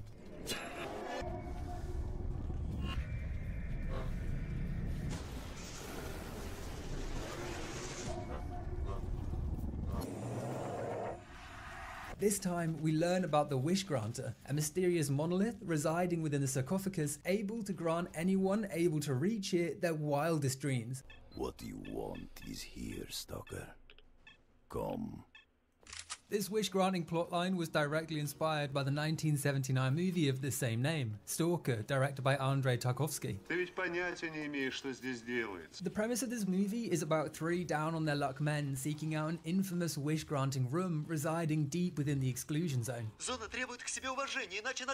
After many trials and tribulations, they do eventually reach the sacred room, and while I'll save exactly what happens once they get there for anyone wanting to watch the movie themselves, the long and short is, while they might want to wish for certain things like a cure to all human ailments, the wish granter actually works off their deepest desires, ones most people won't even know they possess. It's a great twist, and it complicates things far more than you could possibly expect. The movie follows a more grounded plot with no mutants and a greater emphasis on human psychology, oppression, and faith. And while the film is a masterclass in cinematography, the struggles to actually produce it could easily provide its own movie worth of content. For starters, the crew spent an entire year filming all the outdoor scenes, only to go back to Moscow and discover it was all unusable. The Soviet laboratories didn't know how to process this new film, and all their work was destroyed. Then, after multiple firings, rewrites, and years later, the version of Stalker we know today was released. It's a hauntingly beautiful movie, made all the more disturbing by the tragic deaths that followed its release, with some cast members speculating that the filming of Stalker might be to blame. Tarkovsky, the director, his wife Larissa, and Anthony Solonitsyn, the actor that played the writer, all passed from various forms of cancer in the years following Stalker's release, and many speculate that this was caused by filming in real abandoned locations to get the footage we see in movie. For me, I don't think it's tasteful to speculate too much on the exact causes of death, but regardless, the movie is steeped in struggles, and the legacy surrounding this film is just as haunting as the scenes themselves. But of course, both this movie, the game, and even Metro all had an even earlier inspiration. A little novel called The Roadside Picnic, written by the Strugatsky brothers back in 1972. This is where the term stalker was first coined, an abbreviation of scavengers, trespassers, adventurers, loners, killers, explorers, and robbers. And there's one huge difference I haven't mentioned yet between the novel and movie and the video game adaptation, and that's aliens. Shout out Ripley. In Stalker, the mutations, artifacts, and anomalies are all the after effects of either radiation or Soviet experimentation. But in the original stories, the cause of these wonders were aliens visiting Earth and leaving. The exclusion zones were the landing point of extraterrestrial ships, the point being we humans are not important. The book begins with every nation scrambling to understand what these artifacts and technologies mean, with the ultimate realization being that we're likely nothing more than a pit stop for beings we're too primitive to comprehend. The chaos left in their wake, it was just junk they no longer needed, like a douchebag throwing his Coke can into a hedge on the side of the road. Back to the Marked One, the once abandoned bunker is now ram-packed with soldiers trying to stop our escape, and this area is one of the worst in the game in terms of enemy placement. They are 100% placed just to get cheap kills. They'll even shoot you through walls at times. They don't fucking care. This was the area that initially made me write down that you couldn't complete the game without save scumming, and even after playing through it several more times, I still wholeheartedly agree. But back on the main road, the path to Pripyat is just ahead. Finally, we're able to step on hallowed ground to uncover endless riches and mysteries, but before all that, let's rewind the clock by about an hour because there's something crazy I want to talk about. You do not have to turn off the brain scorcher. When I was recording this footage, I wanted to see what dying to the brain scorcher would look like. Would we turn into a cloud of red mist or become a zombified stalker and walk away? Well, fuck all happens, and if you spam enough health packs, you'll just walk through the checkpoint and enter Pripyat scot-free, where the game just assumes you've turned the brain scorcher off and continues from that point. The game was so confused, it even dropped a stalker squad in ahead of me and pretended they had entered while we were busy turning off the brain scorcher. We'll advance along the lane. This isn't a once-off glitch either, you can do it at any time and the game has no ability to stop you. The one thing a stalker never thought of doing to reach unlimited riches. Fucking healing themselves. To be clear, I have no problem with quirky workarounds in video games, like I'm all for letting the player brute force their way through a scenario or using some crazy mechanic to reach new places. That shit is cool as hell and ingenuity should be rewarded, but at least acknowledge that the player done some mad shit to get to the other side. Don't just pretend we completed the penultimate mission. That's not player freedom, that's broken.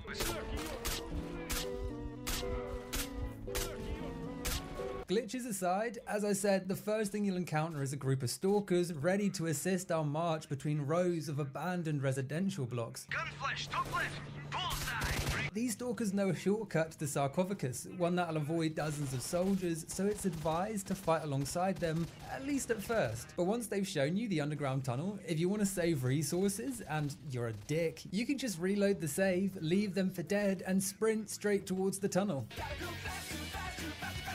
Now, you're in the town centre, and as much as I loved this game, this final level is a total mess for so many reasons. Aside from all the empty, unused space, it is truly joyless to play through. Monolith soldiers are placed in the most frustrating ways in huge numbers to get cheap kills. Think the Brain Scorcher bunker, but on a city-wide scale.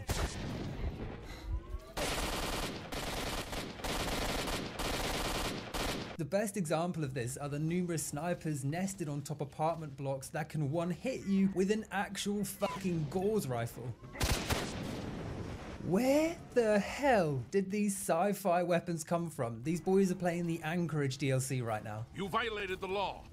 The best tactic for this area, and one I often employ, is to just put your blinkers on and run straight through, stopping for no thing and no one, which in itself is a shame. The legendary center of the zone should be an area we relish to explore, not a speed running challenge. I would really prefer if you would be quiet. If you do decide to have a mooch around, aside from the iconic Ferris wheel, you know, that one based on the mission from Call of Duty. 50,000 people used to live in the city.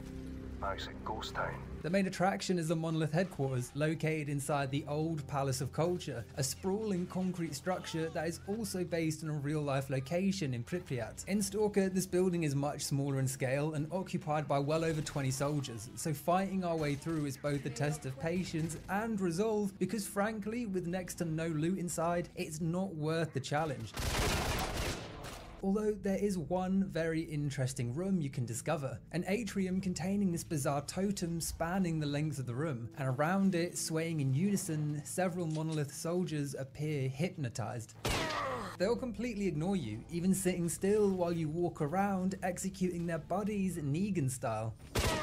The encounter fleshes out the cult-like behavior they're known for. It would seem these soldiers aren't just fighting out of faith, but rather that some kind of brainwashing is underway. And given that the Brainstalker can zombify stalkers, maybe whatever group is in charge can do one further, conditioning stalkers to do their bidding while still maintaining some level of autonomy. The stadium's just ahead, and stepping through the doors we get a cutscene showing large-scale warfare unfolding.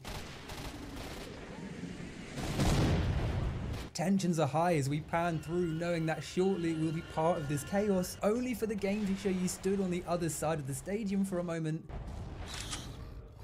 before loading again and dropping you miles up the road just down from the sarcophagus. I'm not sure what was meant to happen here, but if you enter the stadium through one of the side entrances, it skips the cutscene and you can fight through the grounds before emerging on the other side. So this glitch is likely an issue with the cutscene that somehow made it through testing. And honestly, it's a massive shame that most players won't get to experience this area. The pitch is filled with mutants and the largest single concentration of anomalies in the game, while the stands are filled with rocket launching fucks that rumble you senseless until they're dealt with, ironically resulting in the marked one running track while a trail of explosive chaos traces your path. It's a much better conclusion to Pripyat than running through the Monolith headquarters and teleporting to the other side, and yet one more reason why this final area isn't the most enjoyable. That, and the military helicopters that will now randomly obliterate us with no rhythm or rhyme as we approach the reactor. Along with the overlapping, untranslated military communications that will cause insane levels of sensory overload even for the most iron-willed of minds.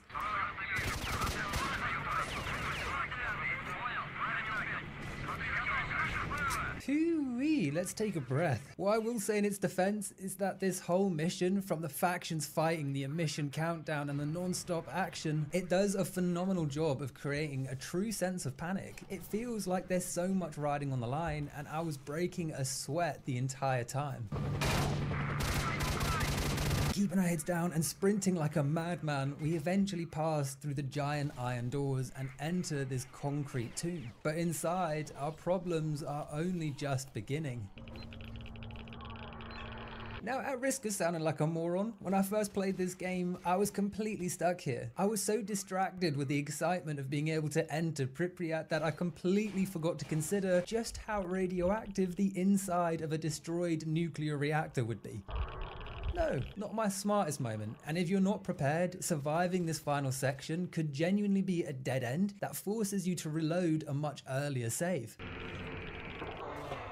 This is why I encourage collecting anti-radiation artifacts earlier, because the level of radiations here are lethal. You won't make it anywhere near the Wish Granter unless you're able to withstand some of the highest and most consistent radiation in the game. Твой путь завершается.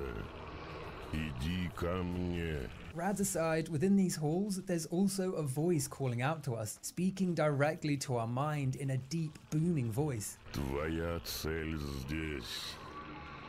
Иди ко мне. This monologue isn't translated, but it belongs to the Wish Granter, beckoning us to the reactor core and promising to fulfill our deepest desires. Твоя цель здесь. All we have to do is fight through one last monolith vanguard to the center of this nuclear horror. Твое желание скоро исполнится. This location is where the real-world nuclear rods overheated and exploded, releasing an estimated equivalent of 225 tons of TNT. And the giant concrete lid just above us, it's also based on a real piece of the Chernobyl reactor, the upper biological shield nicknamed Elena. It was designed to protect humans from the nuclear rods hanging beneath, and the initial explosion was so powerful that this 1,000-ton plate was flung into the air like it was made out of tin foil and tinsel.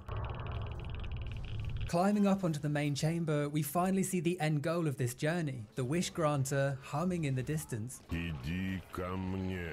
And the powers this being possesses are already on full display, because just in front of its pedestal we find a shimmering distortion of reality, and stepping inside, we're instantly teleported to the chamber's rafters. Clearly the Wish Granter's powers are no joke. Following this walkway of wrecked, twisted metal, we eventually drop in front of this magnificent presence. All that's left to do is make our wish. And here, finally at the center of it all, with infinite power at our fingertips, we instead think about the growing zone and act selflessly. I want the zone to disappear. And it's a wish the monolith grants, flashing to the marked one stood in a luscious field.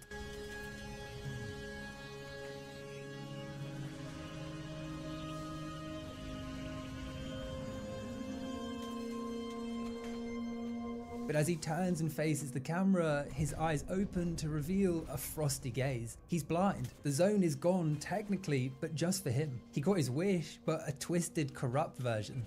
I want the zone to disappear. It's a subversion of the Wish Granter from both the movie and the novel. In those interpretations, the wish comes true, but you have no control over your subconscious desires. Whereas here, the Wish Granter appears sentient, and they're one nasty little fucker. Thankfully, this isn't the only ending. There are 5 in total based on how the player behaves on their journey to the sarcophagus, with each one featuring a different wish and a new twisted punishment. To achieve the ending we just saw, the marked one needs to have an excellent reputation, and both the duty and freedom leaders need to survive. Basically, we're a decent bloke that doesn't stick his nose where it doesn't belong. I want the zone to disappear. The second ending is greed, where our only wish is to be rich. I want to be rich. And the monolith is happy to oblige, literally making it rain gold on top the marked one.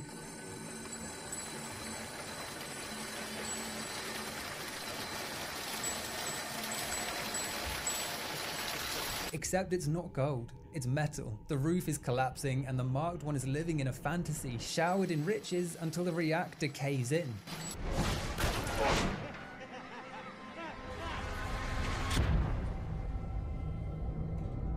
This is the easiest ending to achieve and the ending most players will get on their first playthrough. All it requires is to have over 50,000 boodle in your pocket. And the real crime here is that it overrides every other endgame criterion. So you could be the actual devil and burn an orphanage to the ground, but if you have too much paper, this is the ending you'll get.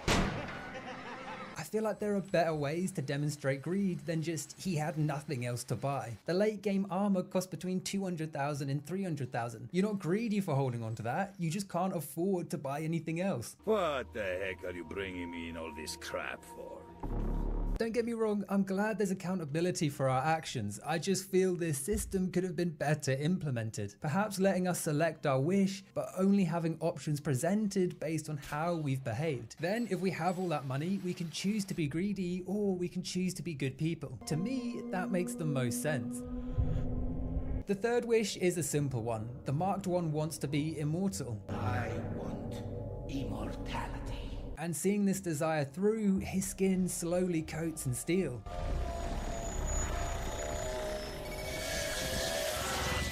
He is, in a sense, immortalized, encased forever in steel, never to age or decay. It's the most boring ending of the bunch, and as such has the most boring requirements, asking only that we finish the game with a neutral reputation and having left at least one faction leader alive. You pathetic little fence sitter. Hey, hey, hey! Hold, Stalker! In the fourth ending, we stride into the reactor, our chest puffed out, and declare that we, the Marked One, want to rule them all. I want to rule the world. Sadly, they don't present him with an elvish ring, but he is lifted from the ground and his entire being is glug and twisted into the monolith.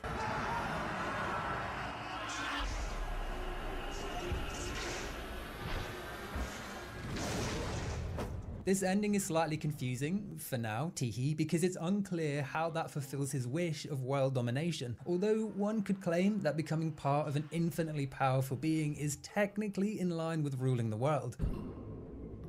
To achieve this ending, all we gotta do is kill both faction leaders. That's it. We're a pig-headed asshole and the zone belongs to us now. The fifth ending is the most complex. Disgusted by the constant fighting, war, and sickness, the Marked One decides humanity needs to be controlled. Humanity is corrupt. Mankind must be controlled. After this, we find him stood in pure darkness as countless images burn into his mind, appearing to showcase the worst of humanity.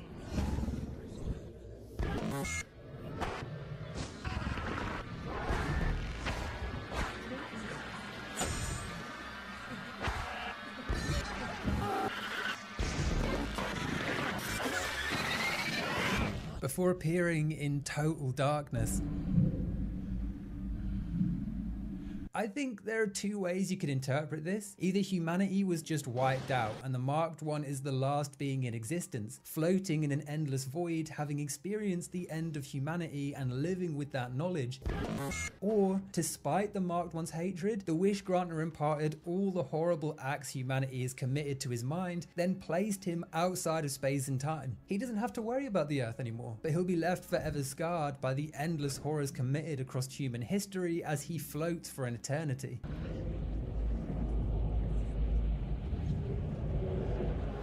Either way, this ending is a nightmare and is universally considered the bad ending. To get it, we need to finish the game with a terrible reputation while leaving both faction leaders alive, implying we're terrible people, but we also have no interest in directly involving ourselves with human affairs. We just do whatever's required to benefit ourselves. Humanity is corrupt. But wait, you've been deceived, damn it all to hell. They're all fakes. They're fakey, dakey, nakey, jakeys, every last one. To get the true ending, we need to wind the clock back to X16.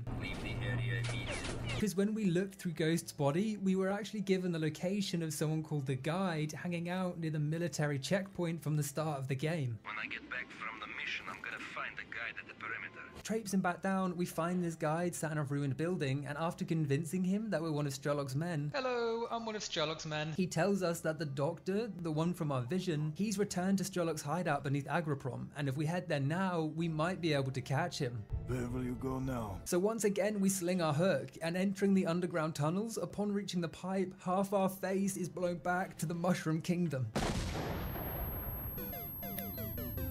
Waking sometime later, the doctor stood above us, having stabilized our injuries and appearing utterly confused because it was us that told him to set the trap in the first place. Have you lost your memory or something? Yeah, I have actually. You were the one who suggested that you take this precaution. We told him that because we are Strelok. Look, Strelok, We've got no time, so I need you to listen. Strangely, this massive revelation is never really given any gravity. There's no moment of reflection from the marked one come Strelok, not even so much as a journal entry saying, well, drat, that's that then. The game just continues as normal while the Doctor whizzes through a few more plot points. Everything you have said about the monolith is true. For starters, he knows that the Wish Granter is a trap and warns us against going anywhere near it. Nobody who reached the monolith has ever come back. He then informs us that a secret monolith research base is hidden beneath the sarcophagus, one used to project the monolith image and lure the stalkers to their death. Иди ко мне.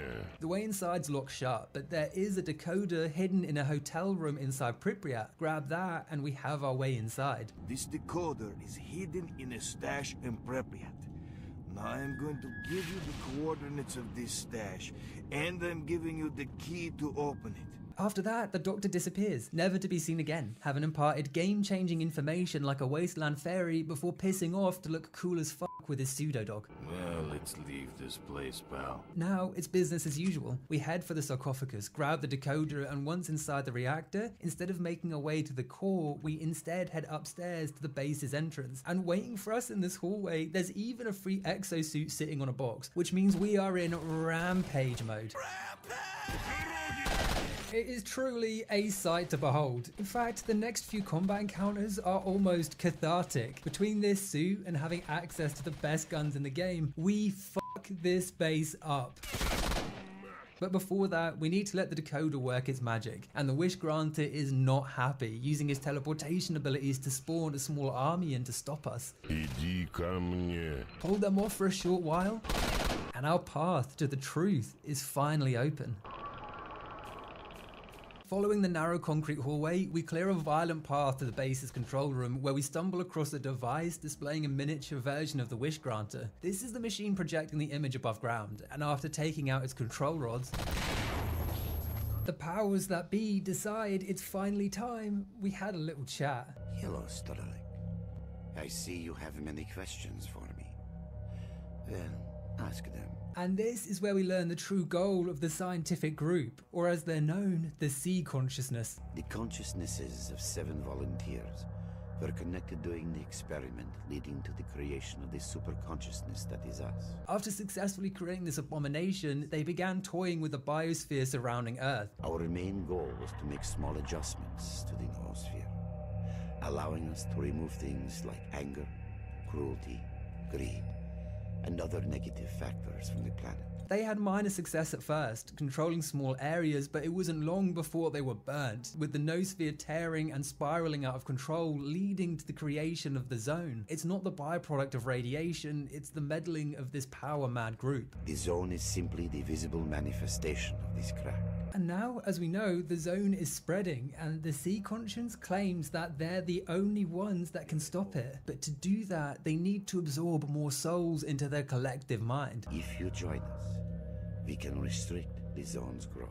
Floating Walter Bennett here is also kind enough to explain why Strelok woke from his coma with the goal of killing himself. You're a bolt that fell out of the machine. Having uncovered the secrets of the sarcophagus, and therefore having the potential to expose their research, the Sea Conscience needed him dead. So in a desperate move, they began sending out emissions and brainwashing soldiers to hunt him down. What they didn't realize is that through dumb luck, an emission had already caught him on a journey out of Pripyat. That did not come to our attention for a long time. But happen chance wasn't done with our boy yet. As we saw back at the start of the game, Strelok was being transported across the zone via a death truck.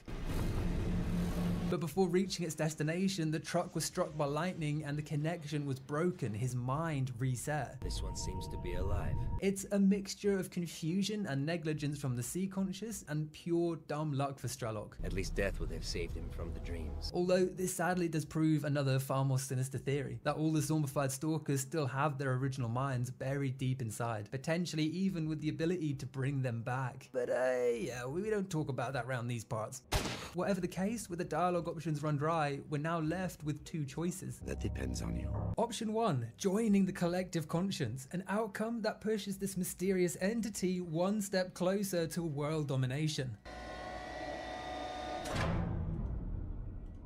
Understandably, this is often seen as another bad ending. It's short, unsatisfying, and leaves the fate of the world up to some very questionable actors. The underlying problem is far greater than you can imagine. It does, however, explain the confusing ruler ending from earlier, where the Marked One wishes to rule the world before being absorbed into the idol. Ironically, it's the only ending where we get what we ask for. If the sea conscience is left unchecked and they get their way, they will control the world, and if we're part of this hive mind, we will too. The second option is to reject their offer entirely, to deny them their prize and fight to the bitter end. Selecting this, we suddenly find ourselves outside the facility, much like the stadium, with no idea how we got here. All we know is that their sea conscience needs to be stopped, and to reach their status tubes, we need to use a shitload of these here portals. This journey takes us all around the grounds surrounding the reactor, which are filled with yet more monolith trying to stop us. Jumping from various walking platforms to the roof itself, and at one point we even teleported back to the starting bunker to find an equally surprised chicken man. Marked One, what the hell? Jump in a dozen more times starring Christian Hayden, we eventually arrive at our destination, the status tubes comprising of the sea consciousness, and having made his mind up, he puts an end to this mess.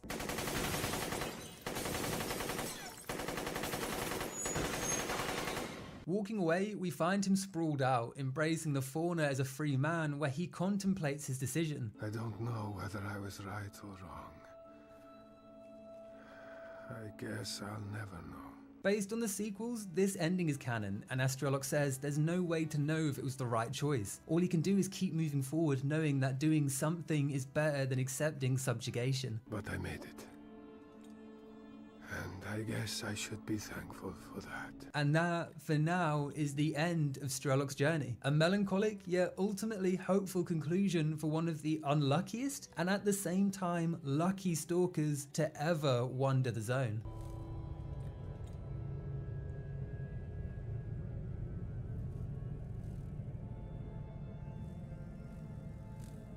Stalker Shadow of Chernobyl is a cultural landmark, one that despite the bugs and glitches holds up remarkably well. It's a terrifying, mesmerizing, unforgiving mess that you can enjoy both as a serious horror or as an absolute shitpost depending on your mood. It's also a phenomenal adaptation of both a movie and a novel, taking the core concepts that made them shine and adapting them with confidence into their own niche, one that truly trusts the player to immerse themselves and create insane personal stories along the way. Be that within the games GSC have handcrafted, or the countless breathtaking mods that people have spent the better part of a decade developing for little more than a love of the franchise. I am genuinely so glad I got to spend the last 3 months reliving this game, and I hope that enjoyment was evident throughout this video. Now, as you might have noticed, there is one massive issue I've avoided while speaking about this game, the developers, and Ukraine as a whole, and that's the war currently raging in their country. I always keep politics out of my videos where possible, but this isn't really a political issue, it's more of an issue for humanity. And no one knows this plight better than the staff currently working on Stalker 2. You see, GSC was only recently revived after a long hiatus, but because of the situation, their studio was relocated to Prague to try and continue development with some level of stability. It's an awful environment to try and create art in, but I hope Stalker 2 is a success. And from what I've seen so far, the game looks great. Obviously, we'll have to wait and see, but if it's anything like the previous games, I can't wait to get my hands on it. And I would also encourage you guys to keep an eye on it too, because if any developer deserves our support, it's these guys. On a slightly more uplifting note, I've started a second channel now with a handful of content you can tear into. They're quick, fun, casual little bites of content, from playing short horror games, oh he's a little slut, to watching batshit crazy movies. And I attack your Komori dragon. Dude, spit on that bitch. I'll be trying to upload roughly 1 video a week, and I'd love to do more, so if you want to see more content, supporting this channel is the way to go. These big videos are extremely time consuming, so if this second channel is a success, it will take the edge off. There will be a link in the description. In any case, make sure you subscribe to this channel if you're not already, and for my next video, it's dealer's choice. I'm torn between Alone in the Dark, Resident Evil 6, and the Darkness franchise. Remembering something, Jackie? all of which will make for a juicy video. So leave a comment what you want to see next, and whichever has the most requests will be my next project. Until then, dear stalker, as always, stay cheeky breaky. I wish for Adidas tracksuit. Your wish is granted.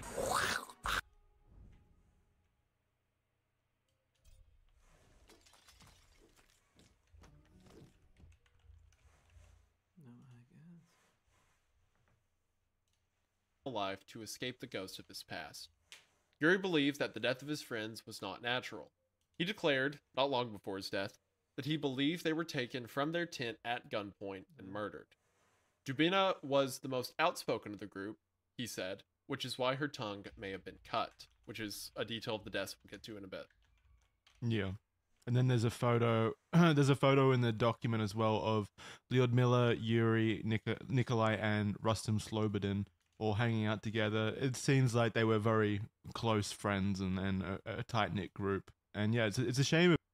Hello. Hello. Hello, hello. Evo igram Warzone. Pa malo sam pogodio. Nego mi nešto stream ne radi, to jest ne pokazuje mi chat na monitoru. Mi to pokazuje preko Twitch studija, znaš. Da neko piše, ja to čujem na monitoru. Sad ću da obešim i da instaliram opet. Ne znam u čemu je fora što se dešava. I to mi je zgodno, ne moram da gledam u telefon i to, znači. Ja imam speech chat kao plugin za browser. Ne znam nešto je to. A mali prozorčić koji mi čita chat, a također i kad vidim, kad čujem, razumeš, da počnem da priča, obično ga smanjim na minimum. Ne čita emoji, samo kad neko napiše nešto smisleno. Ne, meni sve pokaže. Original chat, ali mi na monitoru izlazi. Sad ću opet instaliram. Pičku mater, ne šta je. Pič studija. Kao overlay dok igraš. Da, to vidim. Fine. Yes. Stop.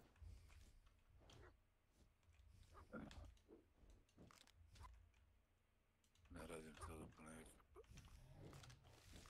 Ono je u sredu, sad ja ne znam kada ću raditi, kada ću moći da igram, možda ne budem radio prema, ako budem onda tamo tek u nedelju.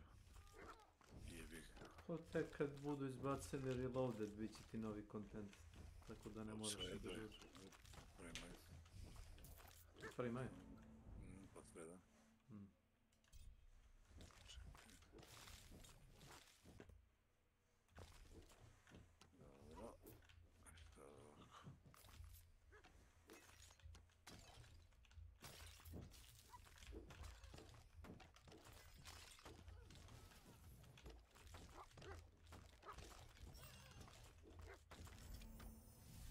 What's there to say about Crow? Yes.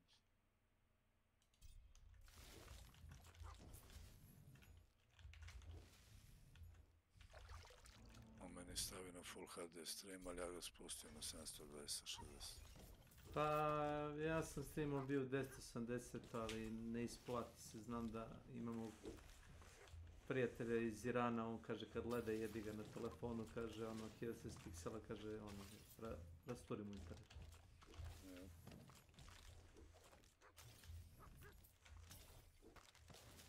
Edit. Webcam.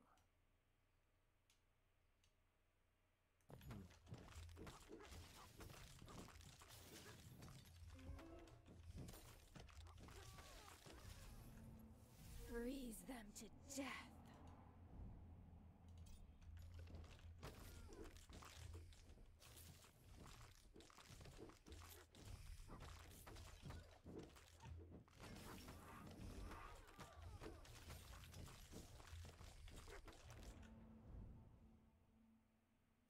I sad ću da upalim nešto.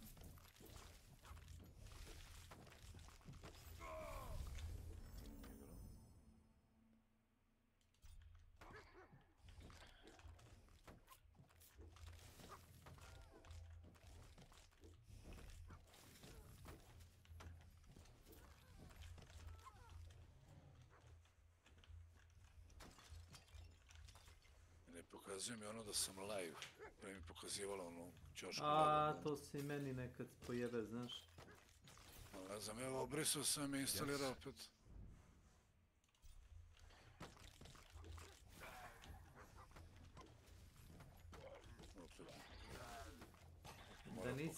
Da nisi menjao audio bitrate. Ja sam morao da audio bitrate resetujem da bi radilo kako treba. Jebem li ga? Sad ti vidim igru u redu. Da li me proje dobro? Ne mogu da te čujem, mogu samo da provjerim da li ti radi zvuk, ali nemam običaj da...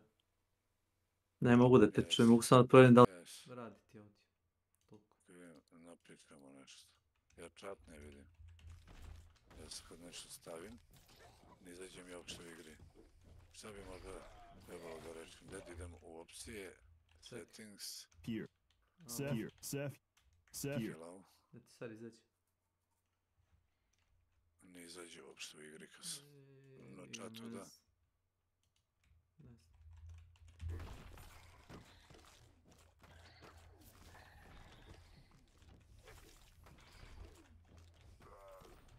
Čekaj da vidim how to see chat in studio in game. Možda sam nešto ubagao.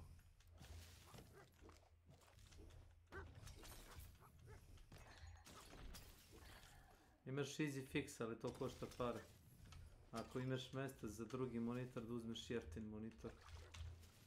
Staviš ga. Ako imaš, nemaš jebi ga, nema veze, da se radi.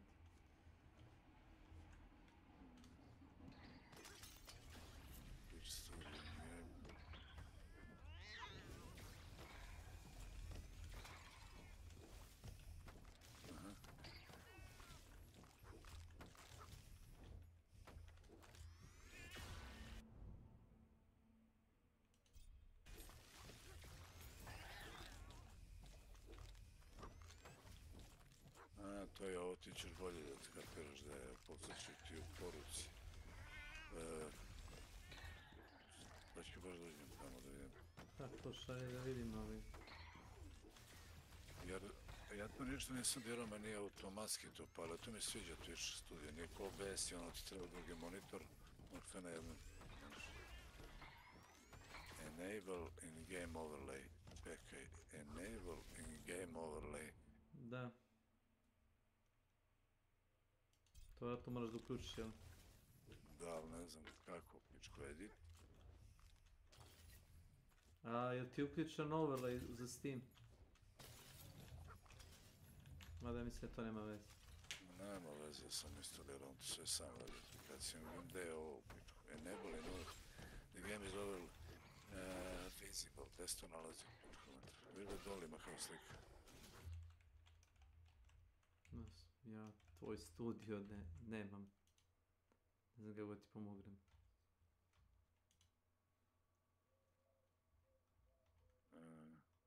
Ne šeruješ svoj desktop pa ne vidim šta radiš.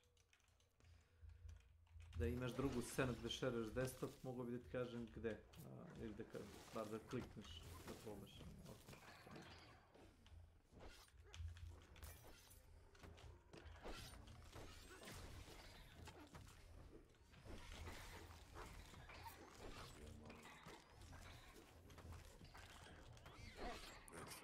Settings. Settings. Aha. Game overlay. Ovo je, brate, neki bug ovaj do njih. Meni piše mi se uključen. Možda od njih nešto, znaš. Pretpostavljam, možda treba da uđeš u meč da bi ti to počelo da ti piše. U meču sam, što je najgore, i nije mi pokazio loptu i treba levu ćošku. Da si live da ako ti nije Steam zamrznut, ti si trenutno u lobiju. Ono, u glavnom meniju i piše Resurgence Squad.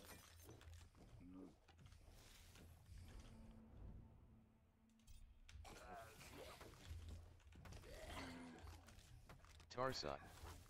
Welcome to my channel. Display your channel to chat. Display settings again, overlay display your channel.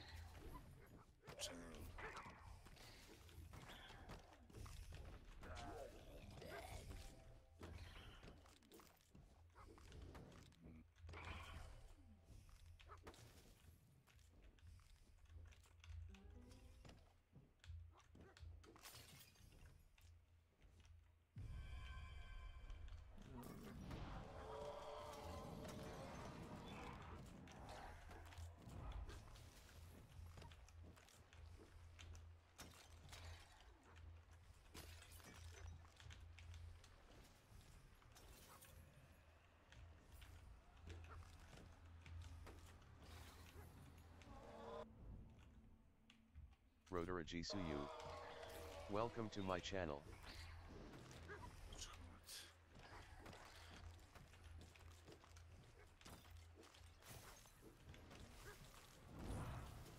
Vidim ja čat na idemo igri. Kako idemo ovdje? Možda ima pik. Možda pinut je redovno ovdje.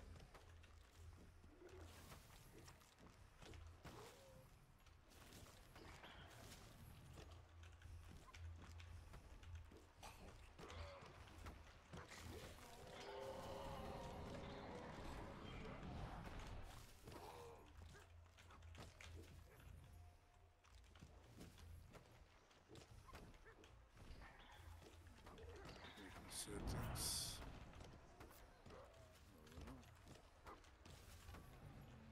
Onda game overlay, ok. Game overlay.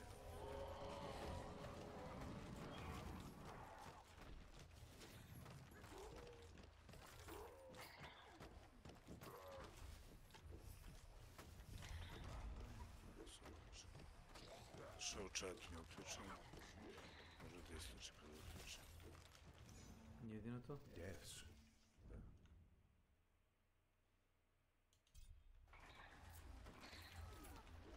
Evo ga sad, kad sam resetao onda mi spjevilo. Kako gluposti je god. Dole imaš kad scrollaš, pa na kraju kao reset to default, znaš. Ja resetao i sad se okej. Kakva bude laština. Yes. Ja to viš da vrati. Yes, my friend. Working. Yes. Sada end stream. Close. To Heal, sad pa ću upalim opet. sve restartuješ. Čisto da samo da vidim kad upalim da... Ovako. Sad će Drakula doći, otišu na cigaru. Tamo ću ja, a upalit ću prvo stream. Kao svaki streamer više klase ipak. Nismo mi bilo koji jes. Moramo da vodimo računa o našim fanovima. Evo sad ću dođi. Brzo ću ja.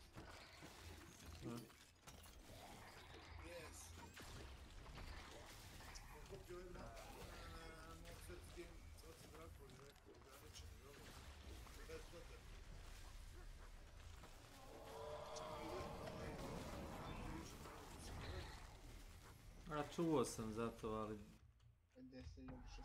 ti pljeskavica skinovi, fala. Imam dovoljno skina koji lepo izgledaju. Pa nek ti pošalje Drakula. Poslam je. Uđeš i automatski ti se gleda, znaš. Znam, ali ja ne mogu da se logujem. Meni je zabagovan taj login u Activision. Znaš šta ti to? Neko me hakuje. Moraš, Microsoft Edge, neki drugi browser, to sam ja isto imao problem prije, onda sam... Preko Microsoft Edge da se logujem? Bilo koji drugi browser. Znam, stade ti onako slika bela i crashuje ti sajt. Ništa se ne dešava, samo stoji mjesto. Znam, moraš preko Microsoft. Htio sam da uzmem bio je preko Twitcha da uzmeš ili preko, zaboravio sam, Amazon Prime-a, da napraviš kao da probaš kao trial i dobiješ, ne znam, skin za vozilo, dobiješ crven kapu, skin za pušku, ja rekao, ajde probam. Ja probam da se logujem, kurac neće, ako marš u pičku, mater, ti je mater, brš. Zanimljivo.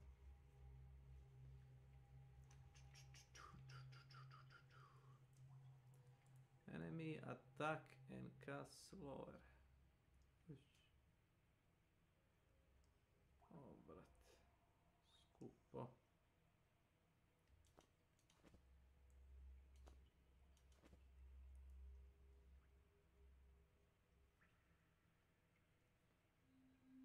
Sad ću ja samo da ispušim. Da.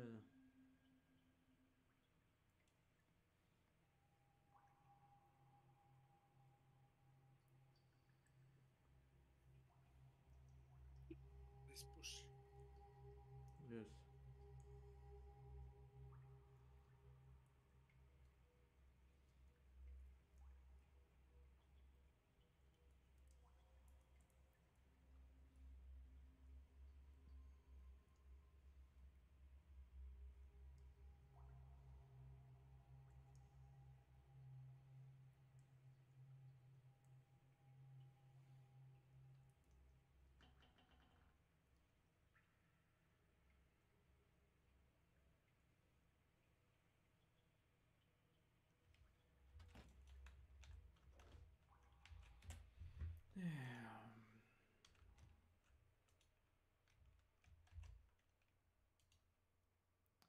Sure. Seth. Mislim da će sad ručak. Seth. Here. Seth.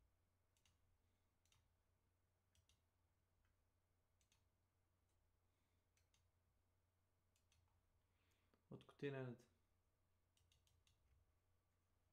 Sad s posla ili? Mape sam stigao. Malo pre. Ovo je jebak.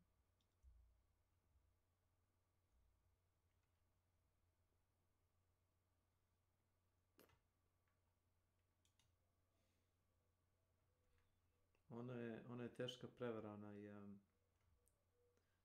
Fallout 76. Žali Bože što je dobio besplatnu reklamu za tako loše izbalansiranu igru. Što mu fali? A? Šta mu fali? Šta si desio? Ništa. Destimulisan si da pokupiš bilo koji item. Hoćeš da ti streamujem da vidiš? Nema sad ne instaliram igru da... Čekaj, mogu da ti pokažem moj stream od pre 2 dana. Gde sam se ulogovao, pun mi inventar, 350 kila nosim, a dozvoljeno je 250. Ne mogu da trčim. Imam 5-6 pušaka i ne znam, 2 snajpera. Imam 1000 metaka. Rakete nisam ni nosio, rakete sam ostavljene, mogu da nosim rakete za bazuku. Minigane mogu da nosim, ne mogu da nosim onaj Fat Man Launcher. Hvala. Ne mogu da nosim stvari da prodajem zato što sam pretežak, ne mogu stvari da skladištim zato što mi je steš pun već materijala za gradnju. Koji to looter shooter, znači demotiviše bukvalno čovjeka da igra. Već sam rekao, snajperska puška da se proda 300 do 500 onih novčića vredi. Da je kupiš nazad od merchanta da platiš 13.000. Nije pitanju duplo, nego 20 puta više.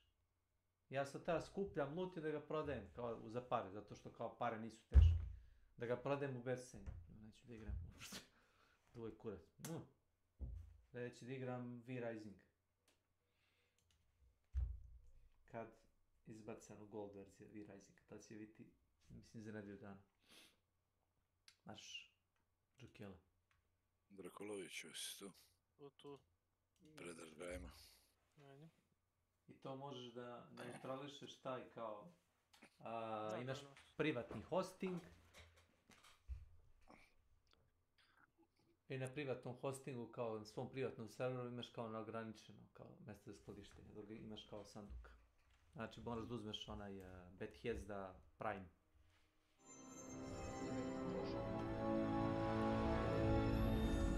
Znaš kako volim to, uživam da plaćam ekstra troškove, pošto sam već kupio nešto. English US. Oh no, please no. English US. No, please no. Isključi naratora, molim se. Subtitle mode. Text to speech. Off. Subtitle size. Medium. Subtitle mode. On screen only.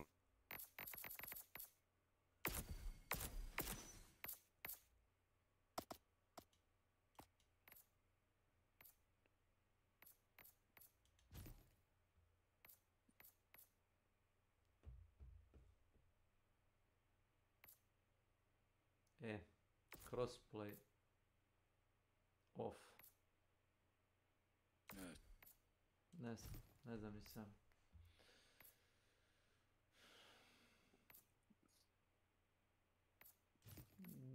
Off. Ipak off. Nemam snage, znači imam jako negativno iskustvo sa Call of Duty igračima na PC crossplay. Jebo ih mikrofon u joysticku.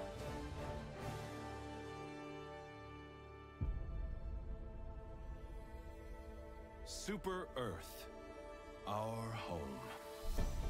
Prosperity. Liberty. Hi there. Democracy. Our way of life. Oh, But freedom doesn't come free. No! Sweet liberty! No!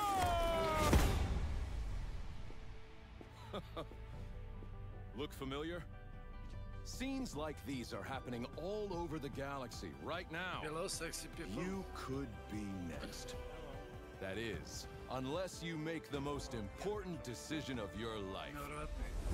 Prove to yourself that you have the strength and the courage to be free. Join the Helldivers. Become part of an elite peacekeeping force.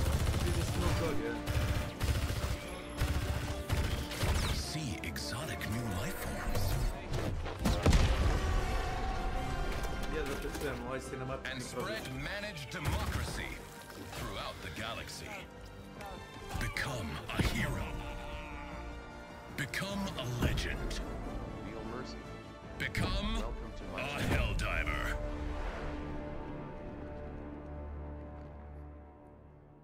Hello, warm up.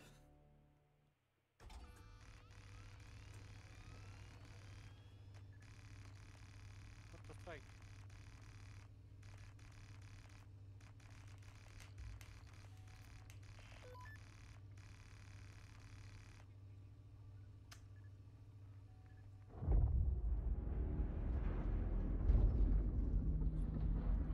Man, I can't believe we're actually gonna become Helldivers. Approaching LZ. Next recruit, prepare to dismount. Liberating the galaxy, stomping bugs. Every kid's dream. Good luck out there. I'll see you on the front lines. You're on your own from here, recruit. Use your map to find your way to the...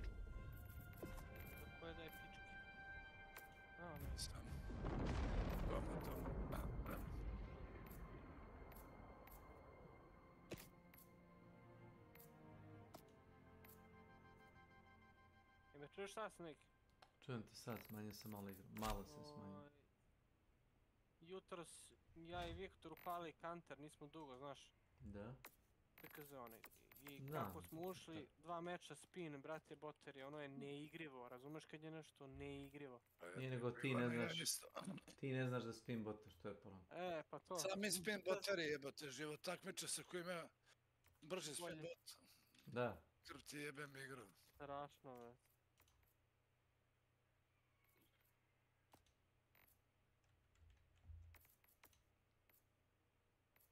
Ko ti je kriv? Knock on the roof. Ti nisi sa spin boter. Easy, yes. Strašno. Trgam paru. Ne. Ne. Ne, nikako.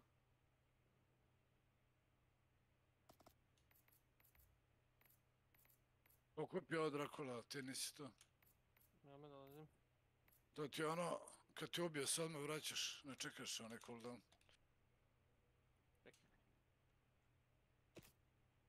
Ko je pinu mi? Gdje je to? Na brodu, vrati.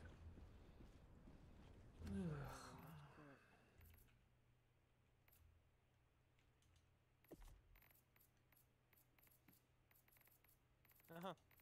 Gulagar je deploy.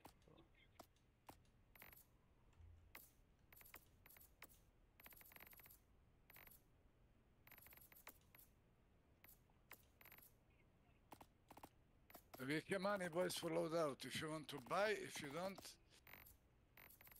jump on the boat. Jump around. Jump. Jump around.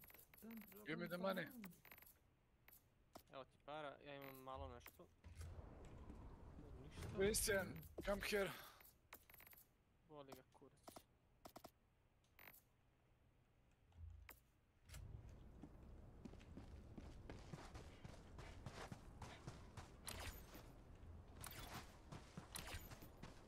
Je ti dao iko pare, nije?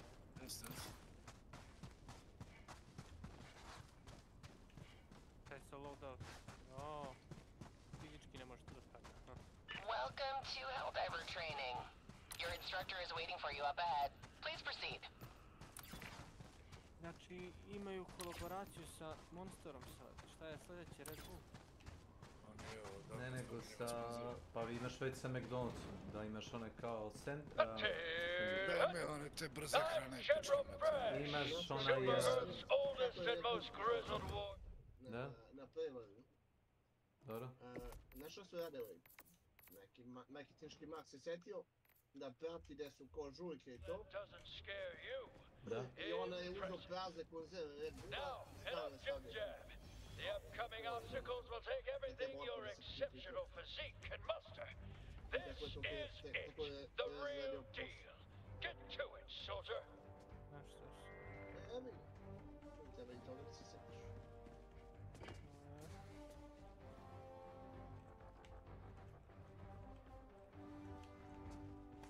Dolazim kod sebe na vrtiće.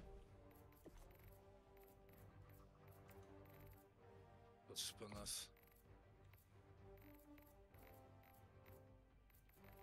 Pa uđu ne ispod tebe.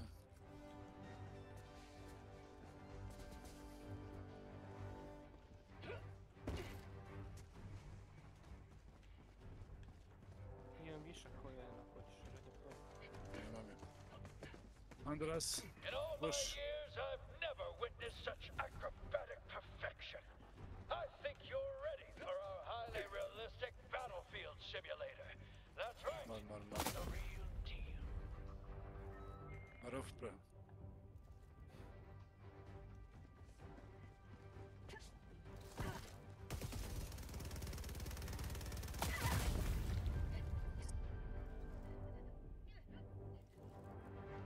Ne vidim ovaj mitraljez, jel moguće?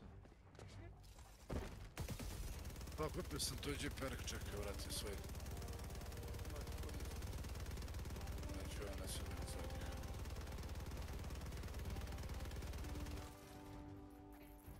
Impeccable.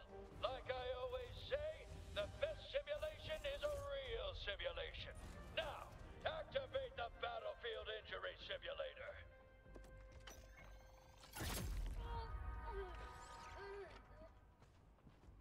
Grit your teeth, soldier. Grab that stim and patch yourself up. There, good as new. Now, look sharp. You're about to encounter democracy's sworn enemy, recruit.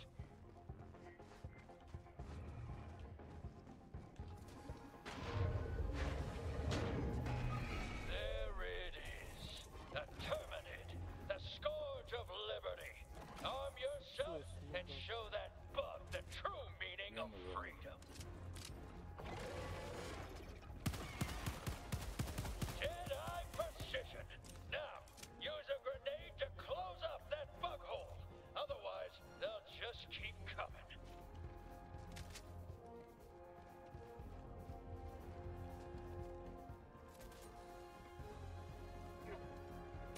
What a catapult of an arm! Who's down there? On to the next section.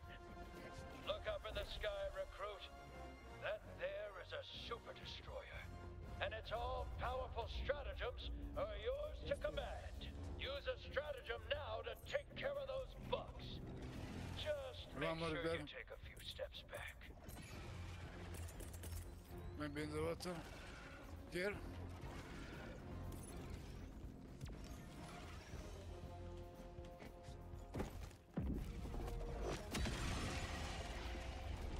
Ah, the will of democracy. Good work. Out of ammo! Next lesson. Helldivers fight in squads. Meet your new squad mate. Greetings, fellow Helldiver. What a fine soldier. Your brother in arms. A battle-forged bond that could never be replaced. Man down. Don't sweat it, soldier. Friendly fire is just an unavoidable fact of life. Nothing at all you can do to prevent it. Čekaj, to ne igramo What you can jebote. do is use the reinforcement stratagem to replace your fallen comrade.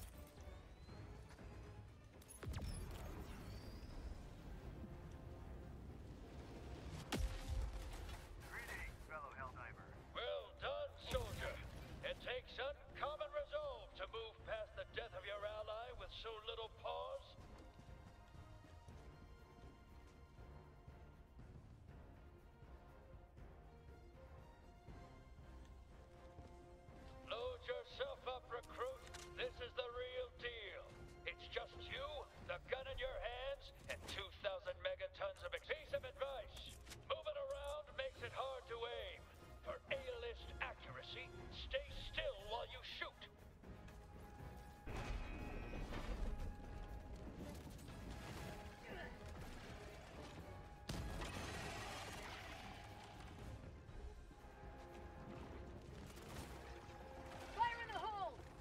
Sad ga oslavljam, boys.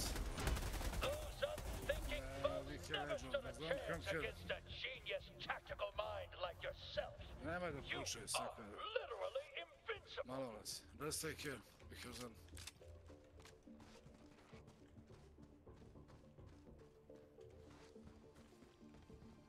Hold up, recruit. It's finally time to call in the big guns. Use the support weapon stratagem to get yourself a real weapon.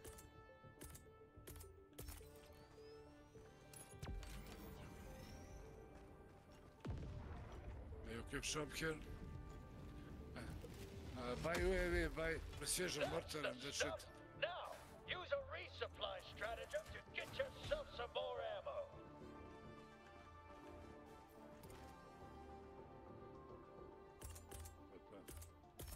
Nemam pare za ovo. Imaš par. Come to the zombies.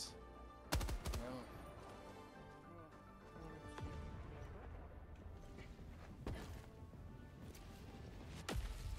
Load up, soldier, because playtime's over. You've reached your final test. This is the real deal. Get to it. Ti mamu pičku ja.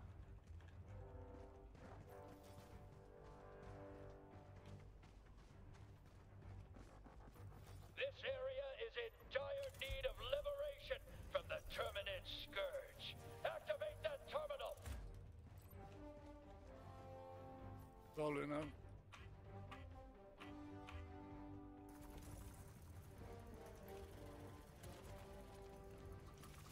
I've never seen such flawless terminal activation. Now, somewhere around here, that's the flag of Super Earth, recruit. Planted in the designated area. No kome. Naše će me.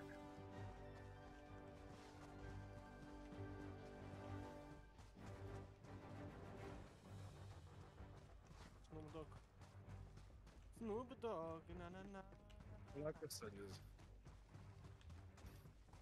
Ona čide.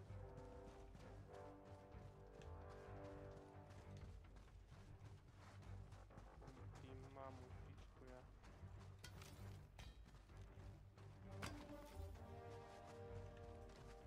Šta sad?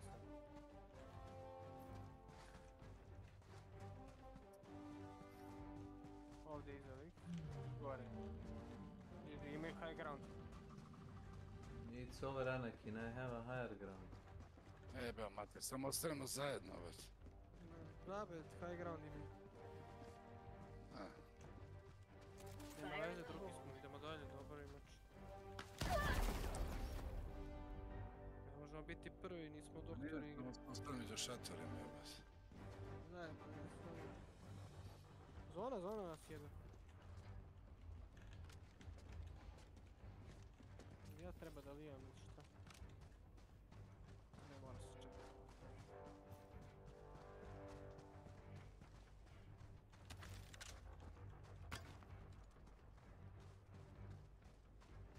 Maras.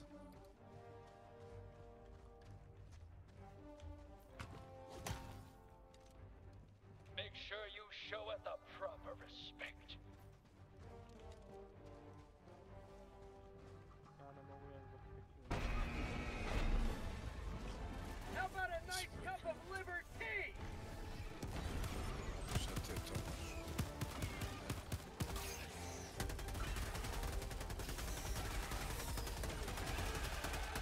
Si malo da igra bolje od tebe. Ponašaj se tamo sa nepsa.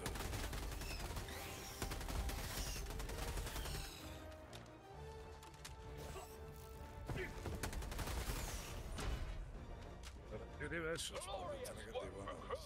Already you've advanced the cause of democracy farther than any soldier I've ever seen. You've proved your worth. You're ready to don your cape. Vratno mora kuva ručak da raširi veš, da opegla opere da bi mogo da igra. Step up to the platform, recruit. Fucking Thomas. Earned it.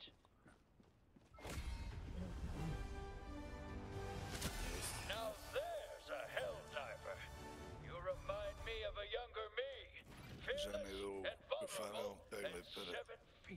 posao. To je život. Davim se. Još ima ograničenja koliko može da igra. To se zavisi je li ispunio dnevne norme.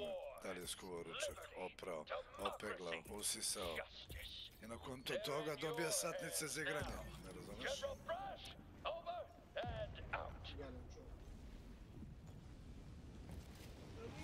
Znate, dobije tu i on i druge stvari. Da, ima. Dobije. Je to samo to je ljubav. Dobije on. Kamark, kad nije dobar. O, znači tako bijega. Aj, samo manje buke te da vas ne bi sve banovo sad. Samo ti Yes. napred. Ja to ne čujem. Pa, on priča o igri. A Drako to isključuje. Vjerovatno ga nervira koji mene, joystick koji ti smešta u visini kurca i čuje kad neko prde. Moram nešto da uradim Ivana, sad ću. Nam sve znam, čekaj. I'm terribly sorry, but...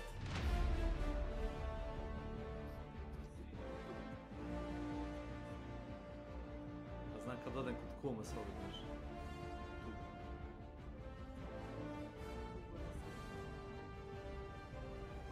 Još 4 žene.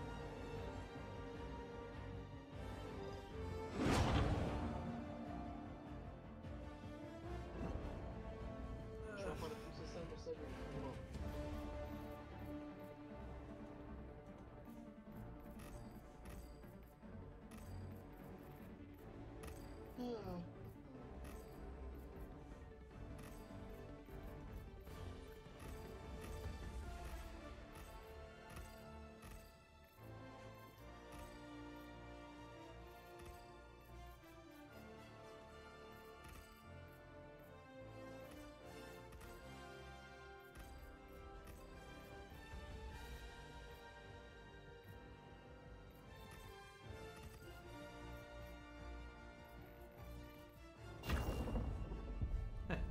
Okay.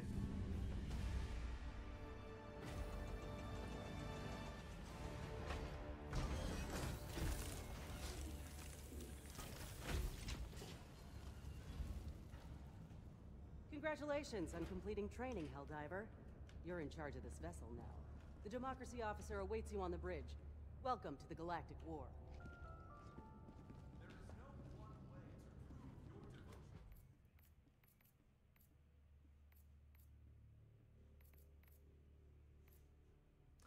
John Helldiver. Okej. Nema se baštite.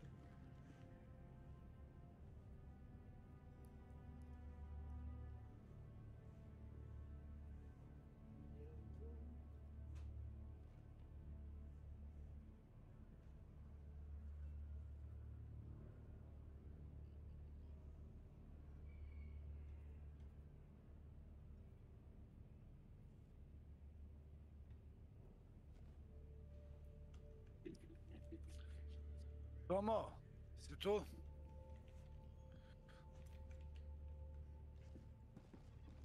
Me? I'm the shipmaster of the Daj Super Toma, Destroyer. brate, jel I on make sure normalan? you have everything you need to spread A ladno Managed lik democracy nije to our se nama enemies. ulovio, brate. Feel free to take a look around. This is your ship, after all. The bridge Toma, is jesi forward tu? here. Talk to the Democracy officer when you join the fight. Jebemo materu, pičku, sad ću ti pošaljem Discord. Oteži. You truly are one of Liberty's greatest heroes. Bože ti sačuvaj. When I need some čekaj. motivation, I like to read the Helldiver ethos. Picks me right up. Sometimes I read too much and get overly motivated and kind of jittery and need to put it down. I'm hoping to raise my citizenship level by the time I retire. If I ever have kids, I want them to be able to purchase a small pet someday, like a goldfish. Or a hamster. Mali. Whenever the war gets me down, I try to remember that at least I'm a free citizen. It's up to me how I serve Super Earth. Pa bolje mali da igra nego on. Pobedili bi. Znaš, mali se upija, prati. They just won't accept freedom, no matter how hard we give it to them. Ček da ga nađem, da online Can't wait to get home again. Discord. It's the little things you miss, you know? Like sitting in candlelight on Heroes Day, chanting with my family and renewing our vows of citizenship together. Helldiver! Every day you put yourself at risk to defend freedom and liberty, and I just want to say thank you.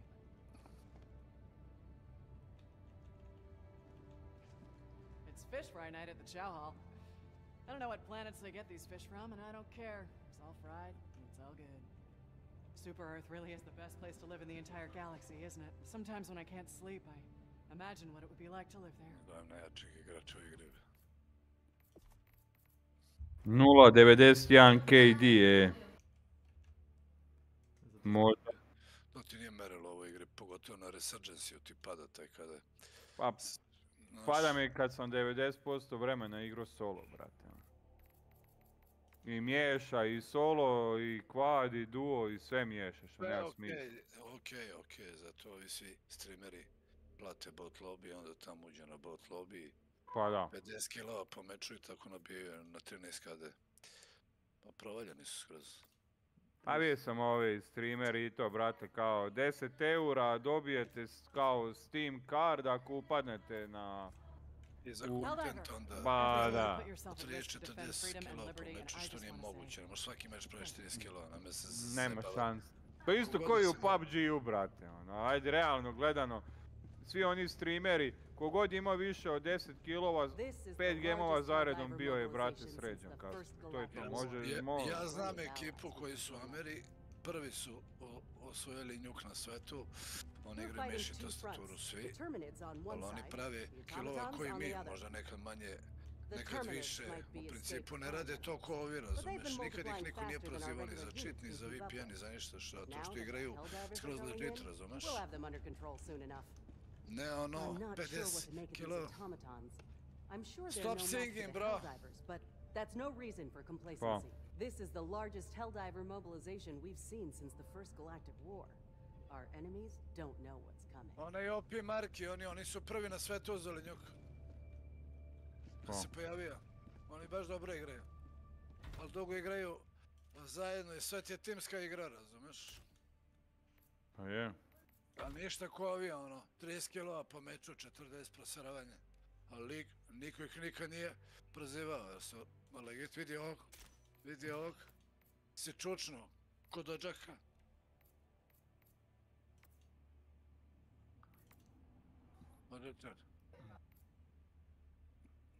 Jebem ti majku, krvavu kad promašim, jebem ti Isusa. Vidi. O jebote, neuro,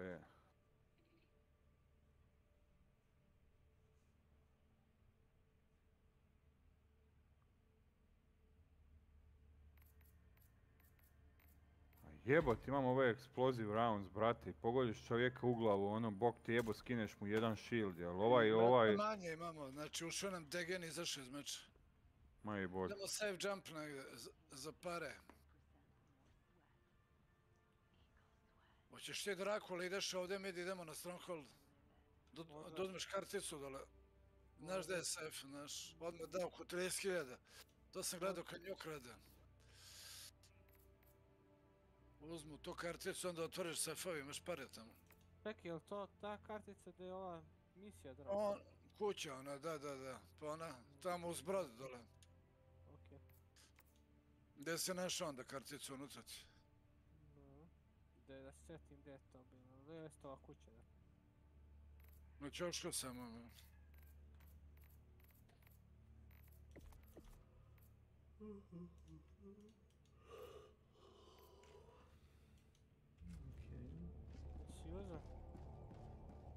Ja sam u Stronghold. Čekaj, kartice gdje je upičena. Ovdje nema kartice, sad ću morati mi tražiti. Tu gdje si, tu mora biti kuće nego.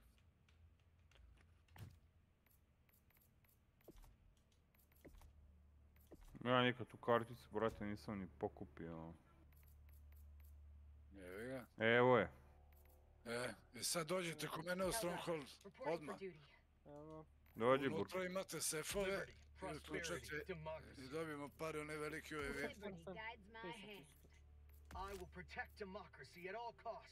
Evo ću. Democracy for all.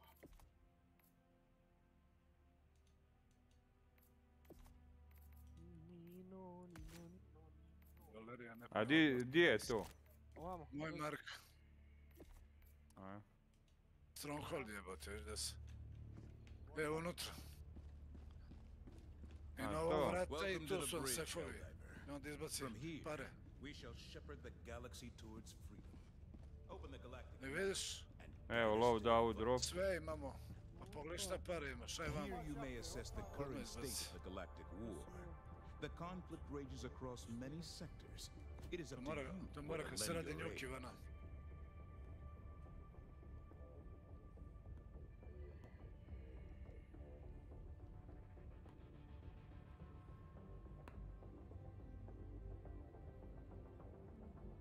Gdje nam je Snakish?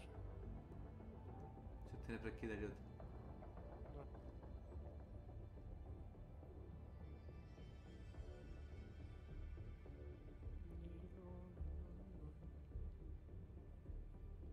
Pojenta je skupiti 100 soma prvo što aktiviraš kontrakte za njog. Evo vam pancer.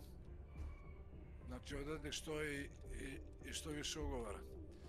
Sve u tajmingu.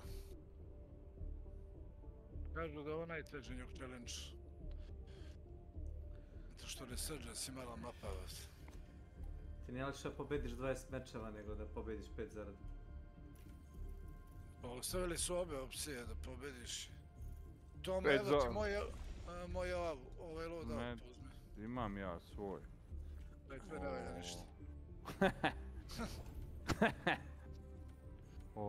Jedan gdje sam imao 5 gameova zaredom pobjeda je Pabo, ono, brate.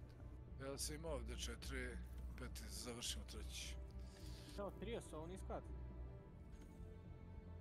Jel?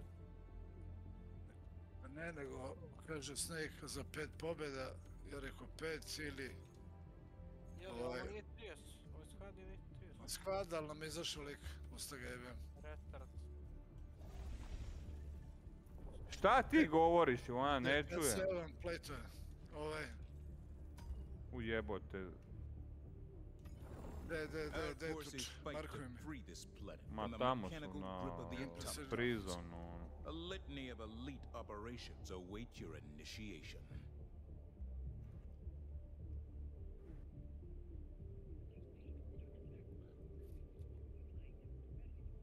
Šta je?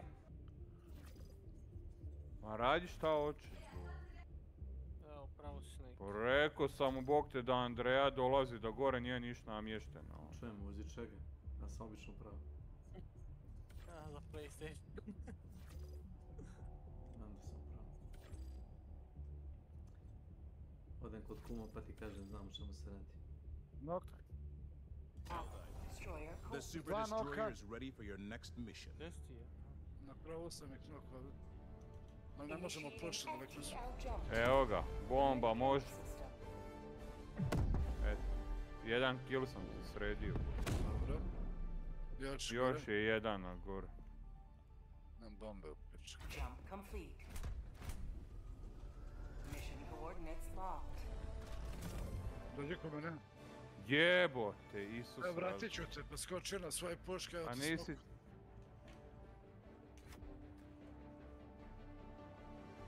Alo.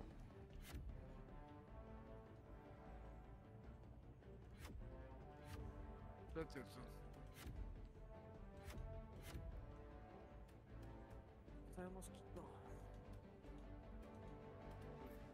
Gore je neko na zipu.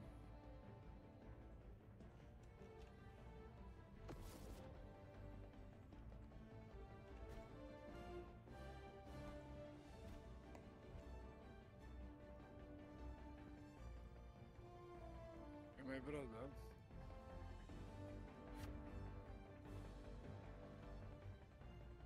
Ovo je na srpskom lep. Bacali moskita gore. Dron. Helldivers to Hellpods. Ko je zapao lik?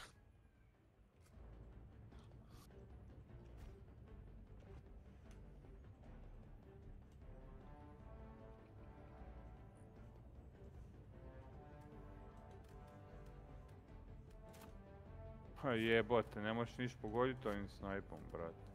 Viki, skoči ovdje.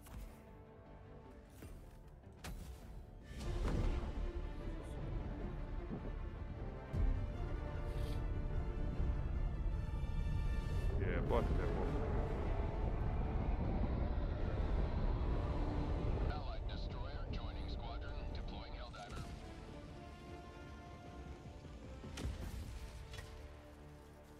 Ubio sam jednog, krenuli ste pušili, ne znam da... Gore možda ostati. Nije to.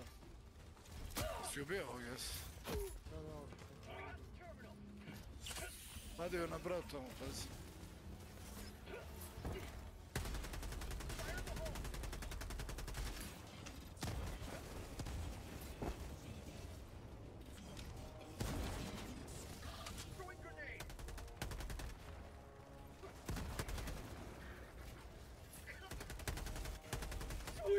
Buraz, ja pogađam, likove sve ne mogu niš pogodit, koji kurac.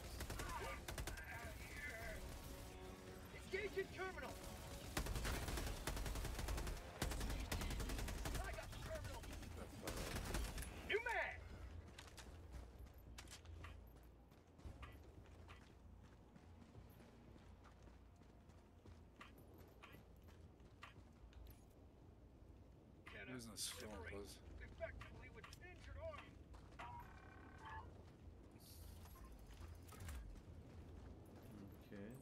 I'll handle the terminal. Live to dive another day.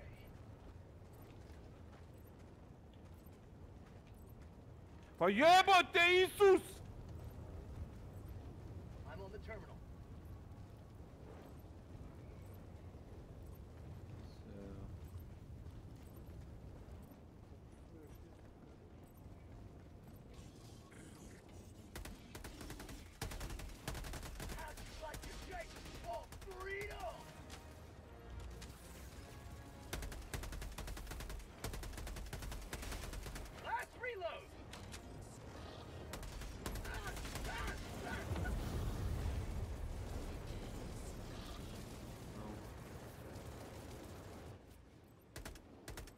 Ovdje imate. Engaging terminal.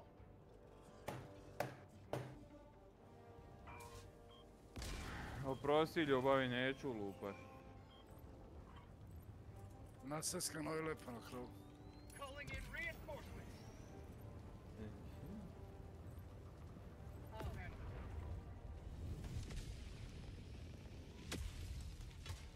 I'm on the terminal. Ready to liberate.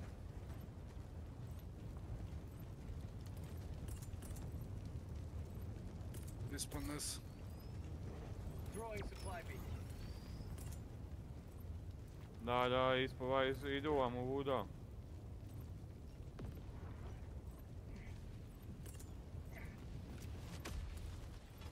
Jedan mrtav. Evo.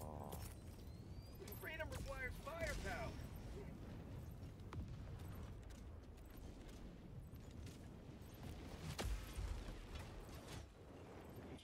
Što, gotovo?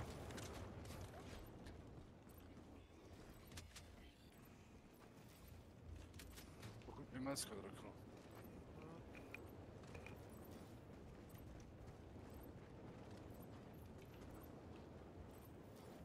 Možeš ove, ne možeš?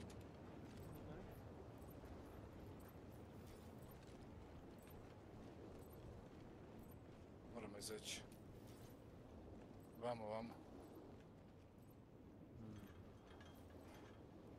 I'm on it.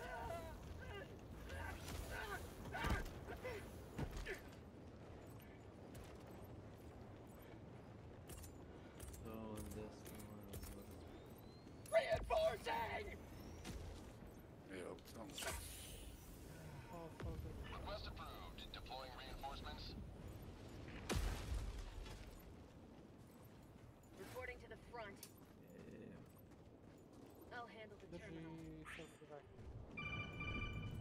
Pitanje long combat. Drži se survival. Nije tu. Ručak, jele?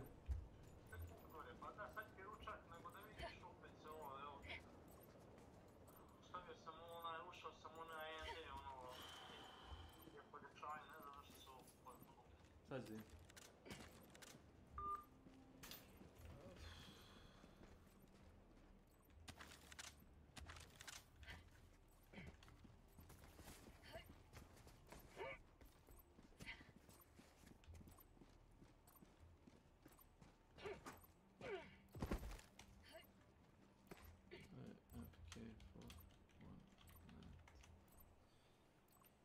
Mission at 30 minutes remaining. Got a sample.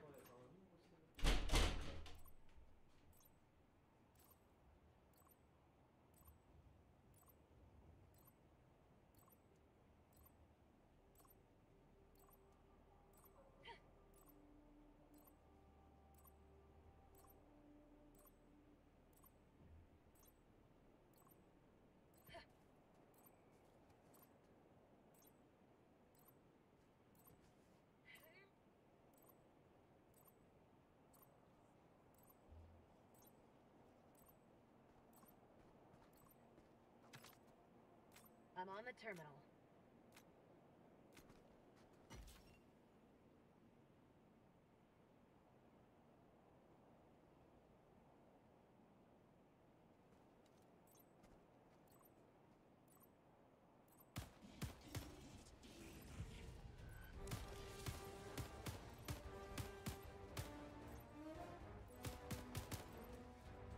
New mag. Dropped in.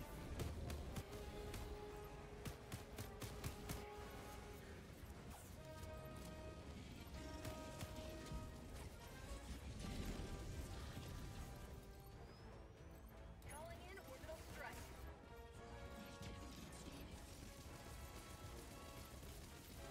Calling down a support weapon.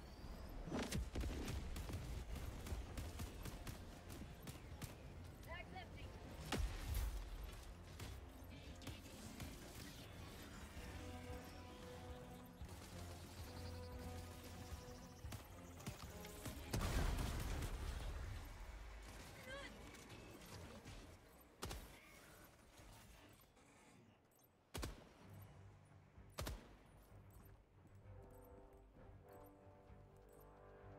I'm on it.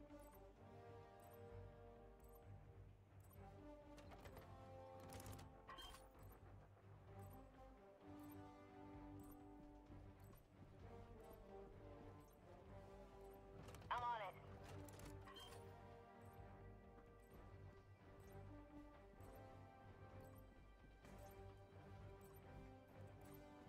I'll handle the terminal.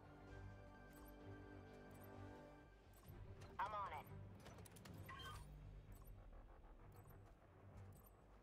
I'm on the terminal. You have ignited the torches of liberty. Extraction awaits.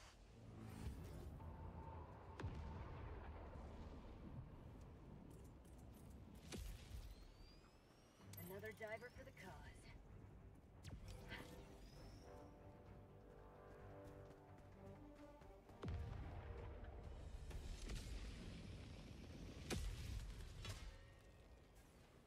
Joining the fray.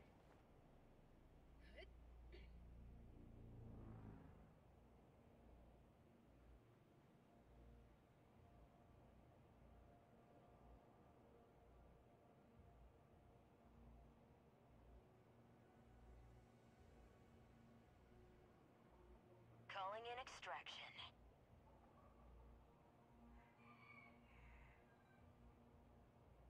Extraction request confirmed. Shuttle inbound.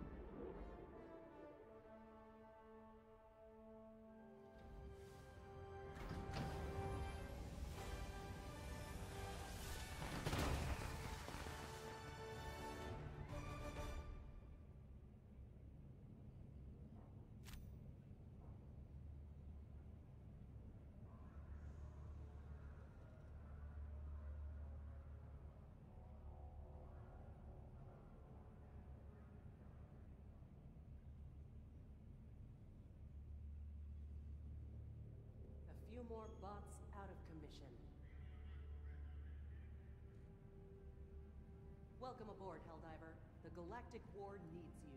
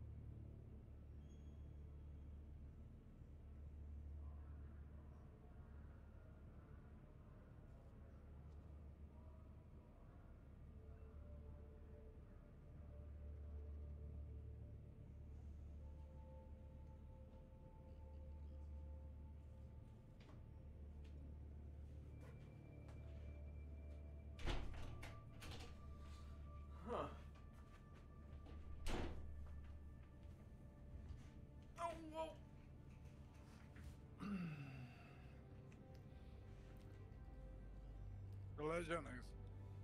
I gore iznad. A sam ga uspavao, buras. Jao, kako se failno.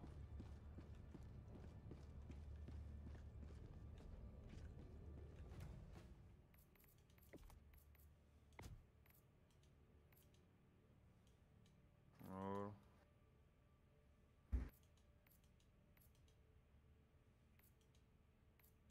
Ti brodio u zoni da nalutam još para?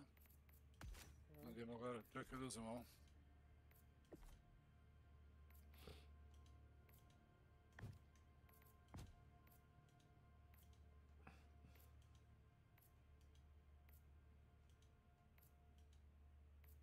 Od load auta su, da. I kako sad ova bomba, brate, njih nije digla? Evo, mene sam to sad zanima. Pazi.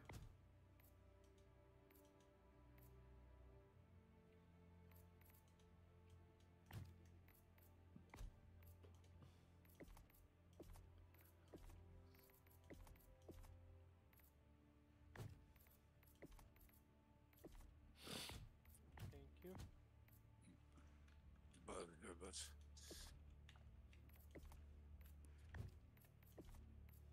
Pazi, tu je ušao negdje.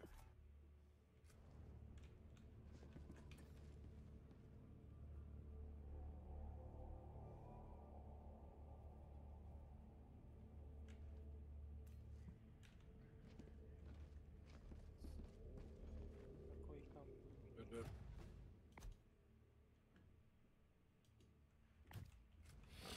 Pazi, tu je. Before I joined the service, I'd never left my home planet. Now I see a new planet almost every day.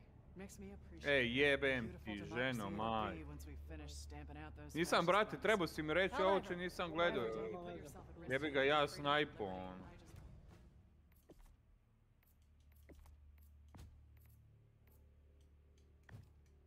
I just Yeah, batteri.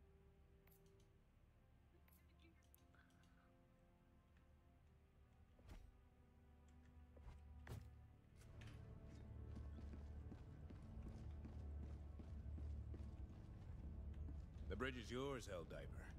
Take us to the fight. Ne završi zadatak ovaj. Kurac još jedno na mjesto. Marš.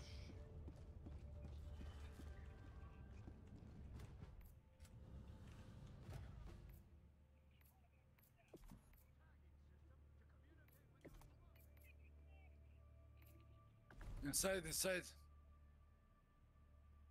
Uštekani su unutra. Bravo. Wipe. Evo ti plejto, ovaj. Ma kako? Kako? Ja me sam to zanima, brate. Lepo. Znači nisam promašio ga, brate. Dobro, dobro, polako. Inside.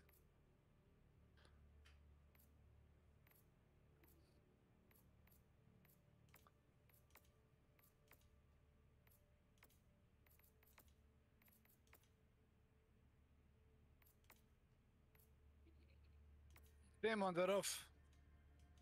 A jebe ga, niko ne drži krovac. Gdje ćemo da bi spravo?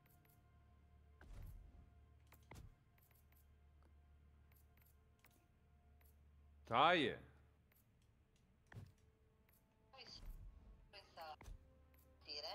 I tamo će se ovo do kraja skuhati, gotovo. Dobro. Ima li još šta? Što, ne se zjebavaš. Aj. U redu je. Tomo, mogu bi mi spremiš neke sarme mi se jedu, brate. Aj. I pire krompir, jel može, Tomo? Pa pire krompir. Salatice. Može, jel ga upravo sad radim. Ali hoću krupne sarme da jedem, ne se zjebaš. Ne, ja samo sitno. Ko prst. Šta si đubre, dragi? Samo sitno, brate. Treba klipovati, ovo je genijalno to. Šta si đubre? Daj mi Instagram nešto, brate, ti si genijalno. Nemam Instagram. Daj nešto, brazere, ti si mi najjači lik, ubedljivo, kunem ti se. Vidi, šta ću, moram, bok te Joj, radite. Kuvar, ja- brate. Jedno dijete, drugo dijete, Imaš 2 djeteta? Pa sad će za mjesec dana, Svaka malo ti čast. manje, ono. A nemoj ništa ti da, brate, misliš da si ja smem, brate, Ma pokojeno, ja zajebamo ti se se... mi, pa zna to malo. Da, ja ti se, brate, divim, brate, Znam ti- ja da voli da kuva i da pere, brate, što ti Slušaj, blaši. ti si svoje, brate, odradio. Volim ja kuvata i svakako. Jo, majko, ne smijem, bre. Ali ovaj poziv, kad... Neuroti, ej, ovamo dajte sarmu. Da. Sarmu ne znam kuvata, ali ono, dobro. A ništa Ovo ljudi, ostalo. obavljajte. Šta imate, ja moram jesti, brate. Ja ću ti se javit poslije malo. Ajde, ja ću posle da vam se javim pa igramo. Ajde, dečaci, ajde, prijatno. Thank you, također. Yes, Jesi ti zaj. yes.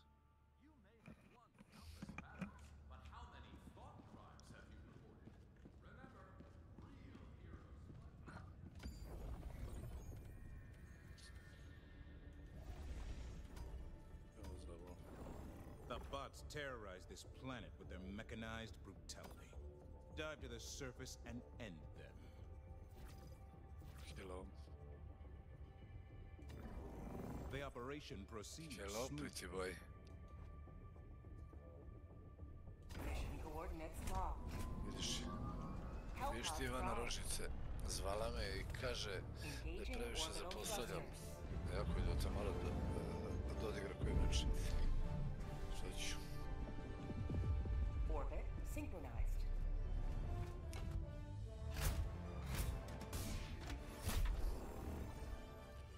Oh my god, ajde se.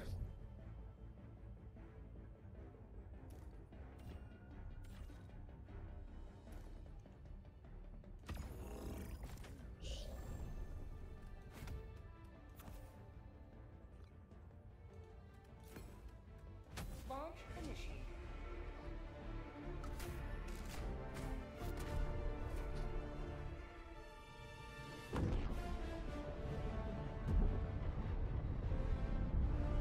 Zec je ovo.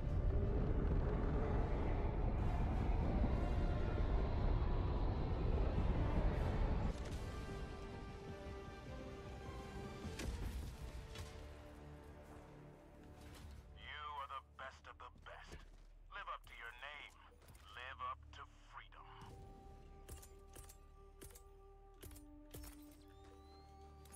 Sending down support weapon. Yes. Čujem.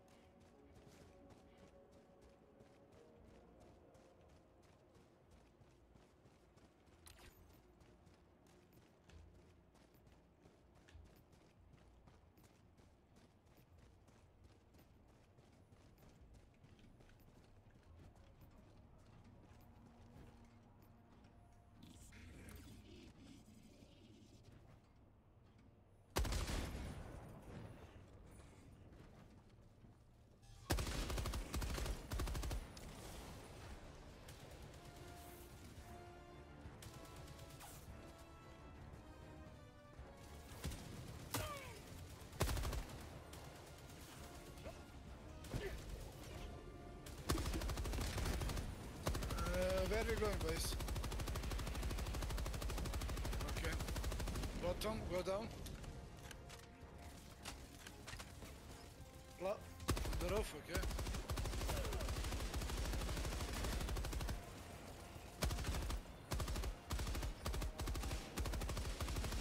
Behind me, motherfucker.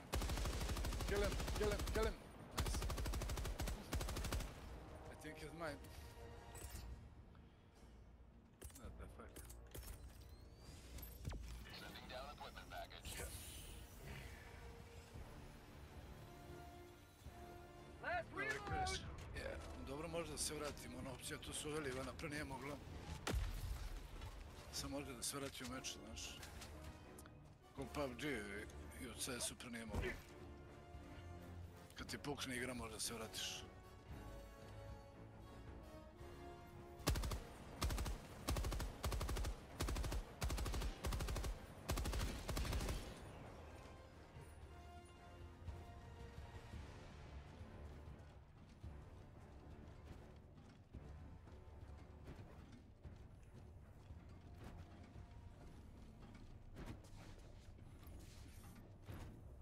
What the fuck?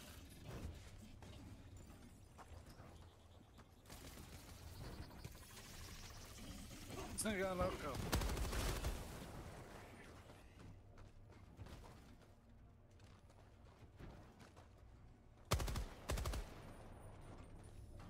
Gdje si? To mi stojiš, šta se radi?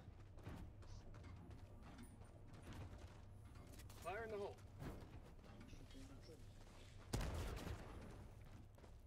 Halo. Gdje si? Halo. Ne znam ko je svega. Sesiji, ako sam dobro se izrazio. Sesiju? Sad, mi smo ovdje na gramatici, ili gramatiku, ili gramatike. Kako god.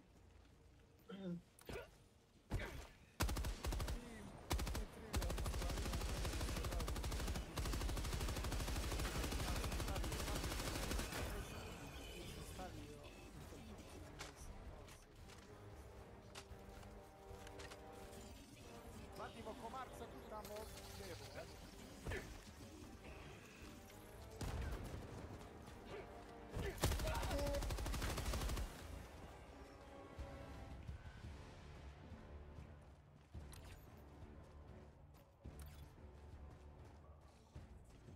To ti isto kao sada Milijašu doneseš kofer para od €1.000.000, ali u te €1.000.000 jedno od 500 € neko brisa s njom guzicu, s jednom novčanicom.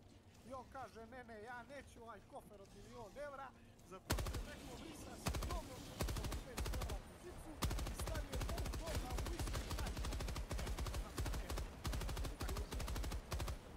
Malo da bi funto 500 € posranu u baču. Negdje baču, od jopa.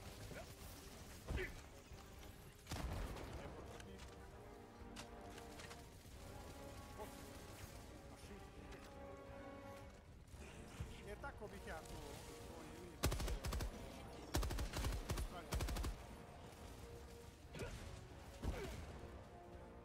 držimo se periferije.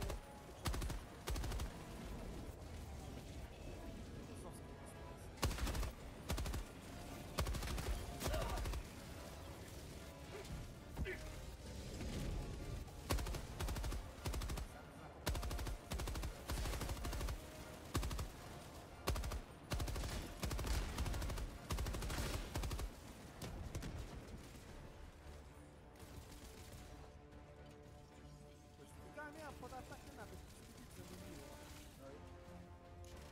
Radili su studiju psihijatri, psihologi. Ovo mi sad apropo ove priče mi sad pričam. Kažu, kada te neko kritika, kada nešto priča loše od tebi, ili kad jednostavno će ti skrene pažnju za nešto, te vrijeđa, tvoja pažnja prema njemu je maksimalno 10 sekundi. Posle 10 sekundi ti njega više ne pratiš, već razmišljaš da li da mu jebeš mater, šta ćeš ti njemu da kažeš, kakav protiv argument ti njemu da naložiš, jednostavno puniš šanžer. Znači, maksimalno možda pratiš čovjeka koji se ne sviđa priča, tema i tako 10 sekundi. Posle toga ga ti već gubiš, ti razmišljaš, aha, a znači tako ti to meni, jel? Sad kad ti završiš, sad ću ja tebi. To,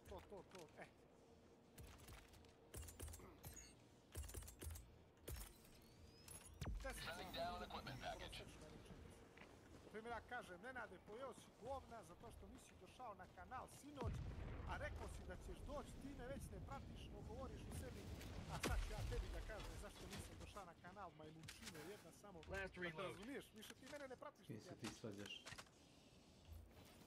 Tako i Milijaš, kad hoće da ni on mimo svijetu. Kad sluša nešto što njemu ne odgovara, on odmah možda... Misliš gluposti koje ti pričaš? 5 do 7 sekundi. Posle toga ne. Ne on je dobio. Ali sad... Jebem ti majku šumina. Pa ko voli čine minu? Democracy has landed. A što volim ovaj kant, ovaj režim. Main objective near your position.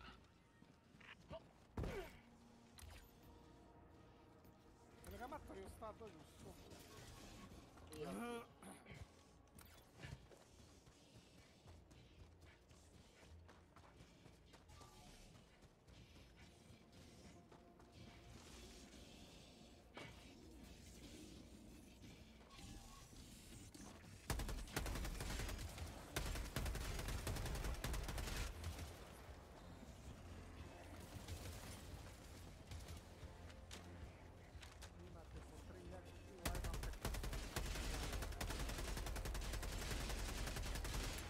Mag's empty!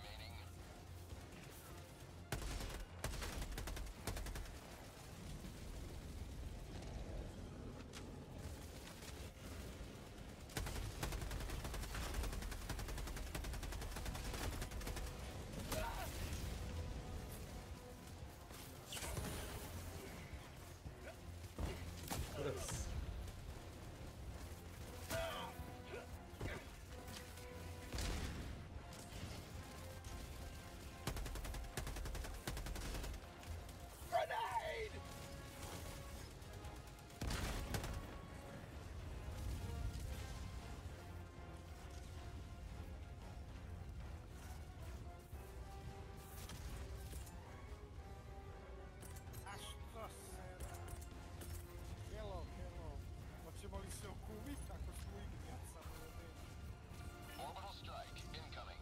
Ne znam ili jesi nailazio na igrače randomi i onda on hoće i priča s tobom, hoće se okumiti, razumiješ? Onda se okumi, ovako tako je dobar koji čuje odakle si, šta si, koliko imaš sati. Ne, ako mutiraš zvuk, onda ne čuješ ništa da ti ja objasnim. Ne, pa treba mi neki put informacije. Treba ti informacija, ne treba informacije koju mi on može dati, ne treba mi. Ti objasnim. Ali ne znam, prvi put me čovjek u životu vidi zašto tolika prisnost u jebenoj igri. Nema potrebe. Tebi to nije jasno. Tebi to nije jasno. Pa ljudi ne igraju u novac, razumeš? Igram ja u novac. Pa igraš u novac, zato ti ne želiš da komuniciraš, da ne bi odao informaciju, da ne bi se nešto promenilo u ishodu. Znači igraš u novac. Jednostavno igra, ja igram da dobijem, to nije novac. A koja je suština igre bez da dobiješ? Da se zabaviš. Da se zabaviš. A igra ne služi za zabavljanje. Za zabavljanje je žena, djevojka... Slušaj, ako tražiš uspeha i nađi posao i svaku jutro se ustani i odradi 8 sati, to ti je dosta dobar uspeh. A to ne, uspjeh ti je kad u igri nekog ubiješ. To je za mene A, logor. a to je, a dobro, dobro. A, imam drugačije prioritete. U redu. We're not gonna talk about it anymore. Ja želim da živim kako ja hoću, pa makar i sa korom leba, a ne kako mi drugi kažu. Sa korom? Jebi ga, ti na posao moraš da radiš i ono što ne voliš, Važi. nećeš. Šta to? Da je bez šefica, šta? Ne, većina. Na komand. A čekaj, aj samo mi reci da voliš, nebitno ti, nego bilo ko. Da voliš da ideš na na posao i da voliš da radiš to što radiš. I da ti je lijepo i da uživaš. Što ti mene ispituješ? Ne ispituješ ti, pa nemoj mene da pitaš. Ne pitaj mene, pitaj Nenad. Evo Nenad. Ja znam da ti ne voliš da radiš. Ja ne volim da radim, ne voli niko da radi. Ali, ja ne volim da mi neko daje novac za ništa. Znaš? Meni ne daje niko novac, ja samo minorno zarađujem. Ti miliš. Imam neke pogodnosti od antene, od antene? A od kuće u Crnu Goru i neki minoran rad, zarada, pardon. Minority report.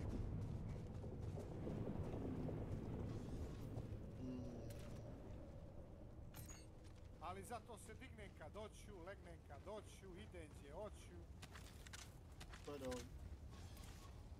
Radim šta hoću. Niko me ne pita gdje ćeš, šta ćeš, kako ćeš. Send me out an SOS! Suze ovo i suze ono. Zamuti ovamo, prospio namo. Mato.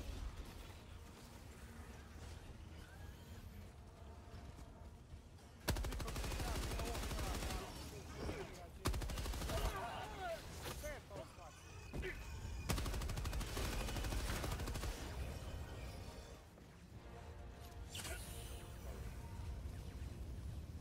Ima onda ona stara dobra pesma. Mnogi bi htjeli kao ja da žive, ali ne mogu, za to mi se dive. Ka zadnjoj luci plovi moja lađa, poslednji moji više se. Zvučiš jako samozadovoljno, to mi je drago. Jednoga dana žalit će mnogi što me više nema. Opet kažem, zvučiš samozadovoljno, nije mi jasno čemu. Ostaće pjesma i uspomena na pošljenjeg bojevu.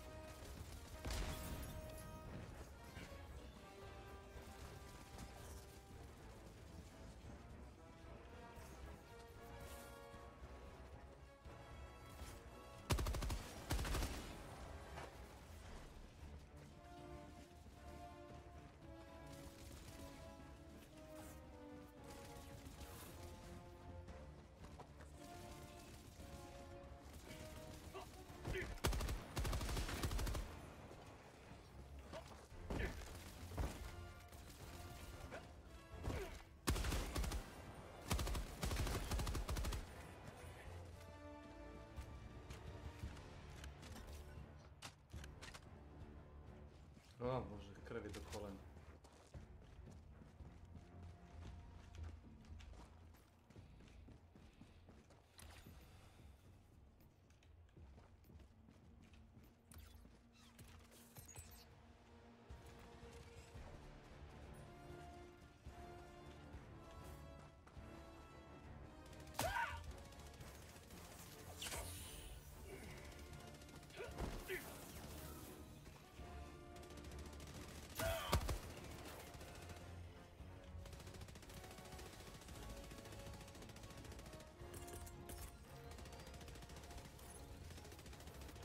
Orbital strike incoming.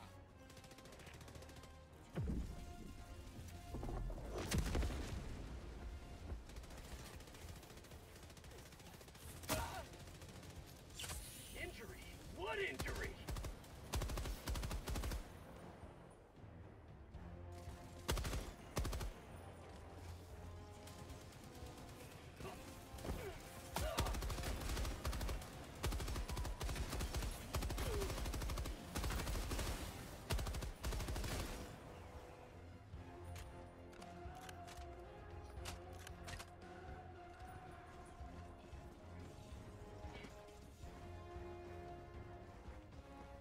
Mission at 20 minutes remaining.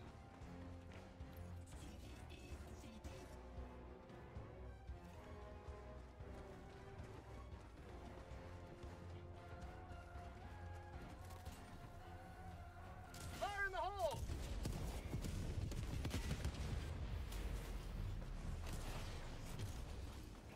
For prosperity!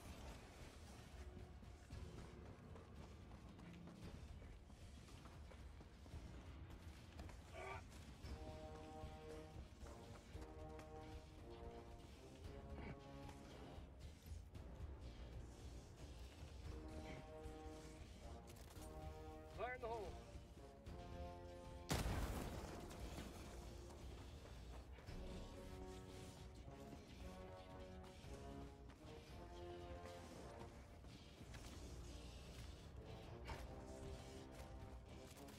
Fire in the hole!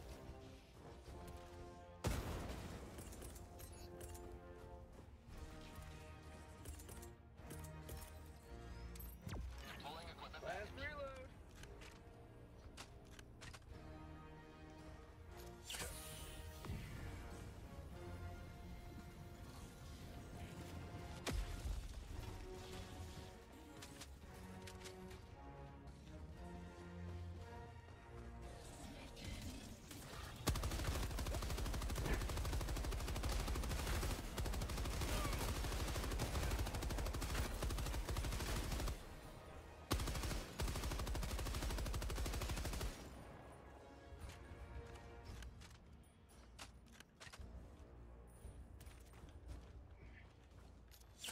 Helldivers never die!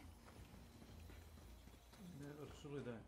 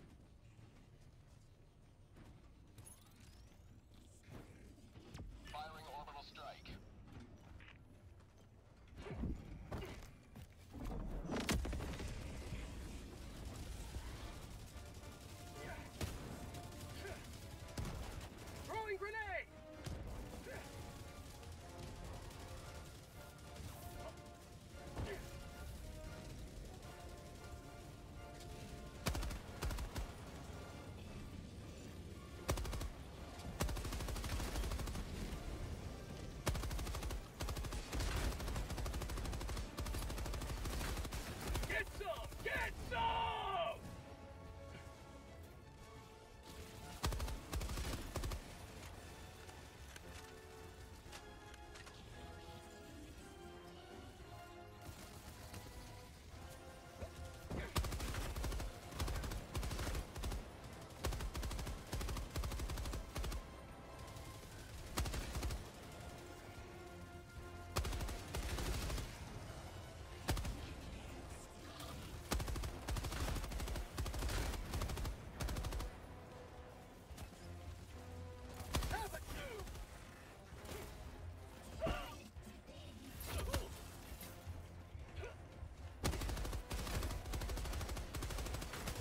Mag's empty!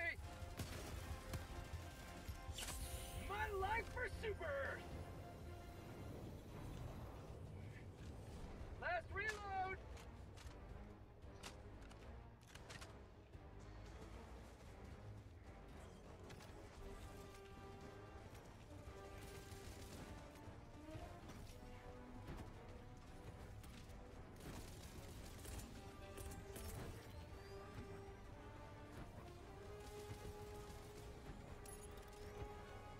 Orbital strike incoming. Deploying equipment package.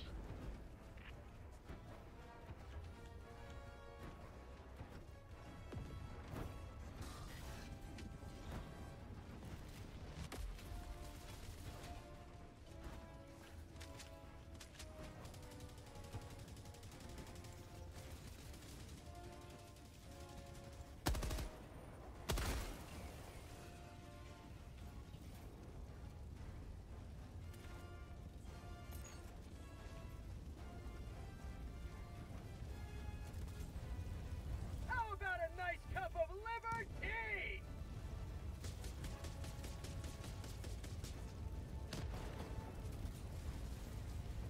Throwing grenade!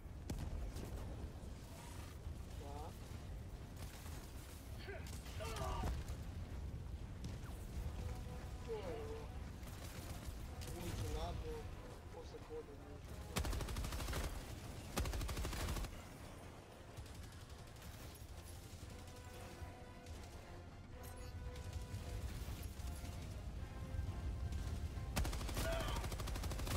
Helldiver KIA deploying replacement. Request approved. Reinforcements on the way. Point me to the enemy. Nisam bio dete tada. Da nisam da se može uvijek vode koje se...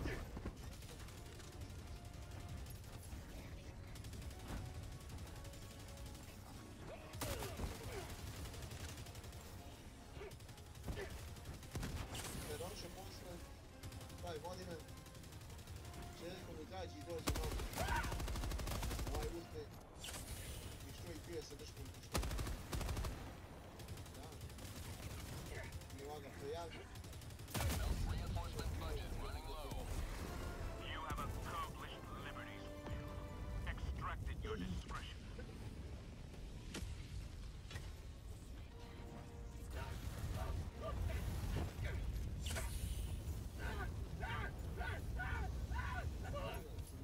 Na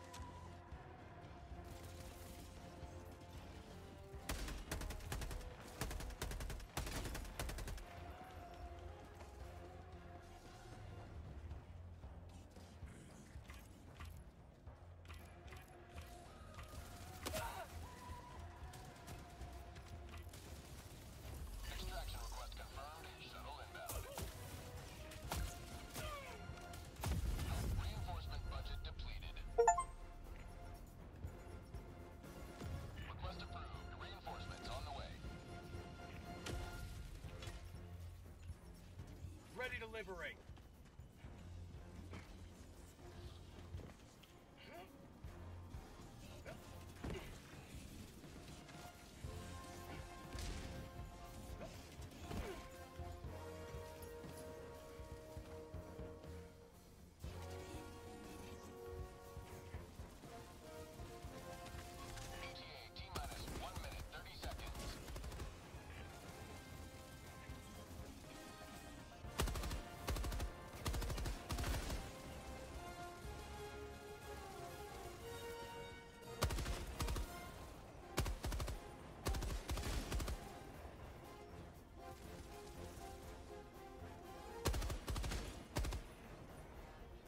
Last reload.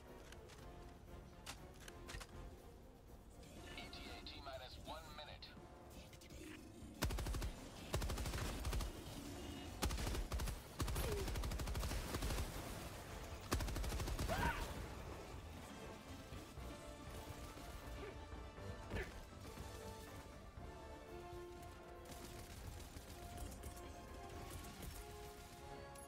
Deploying equipment package.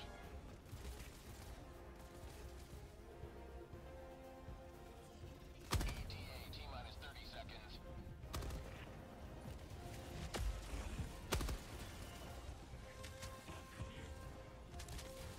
ETA T-minus 20 seconds.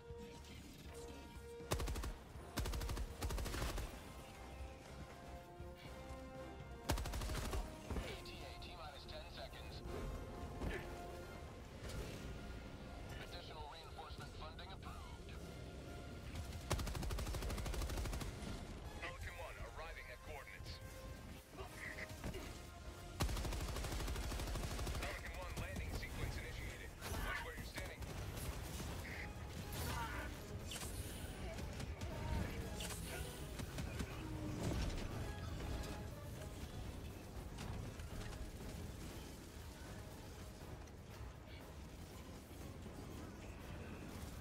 Extraction complete.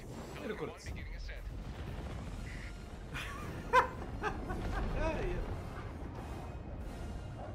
Onda sam pogodio.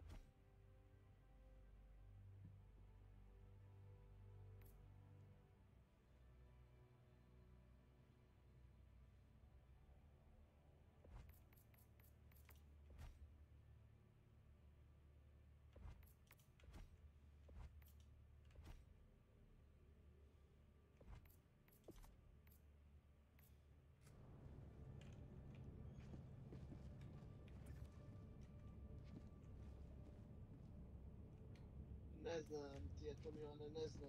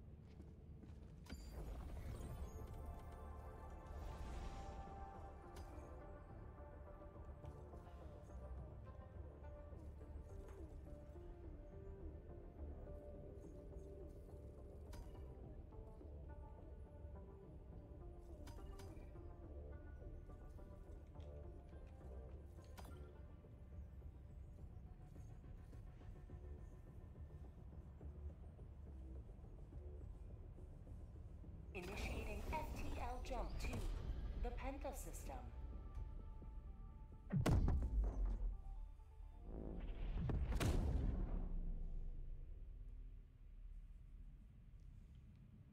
Jump complete. Mission coordinates locked.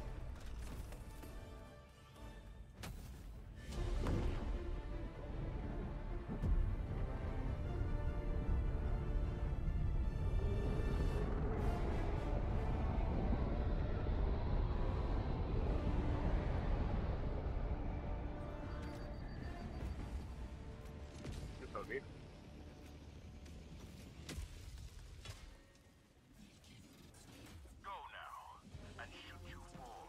Remember this. Every day is a good day to die for democracy. ETA, T-minus 1 minute and 30 seconds. Request approved. Reinforcements have been launched. Dropship!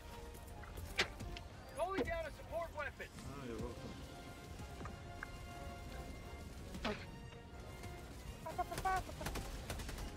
Voy a jugar en mando un poco. Ya, que tardo aquí. empty! ETA, T-minus 1 minute.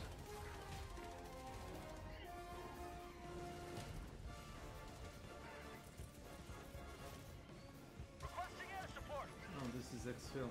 That's it. Bomba de 500 kilos. ¡Big boom!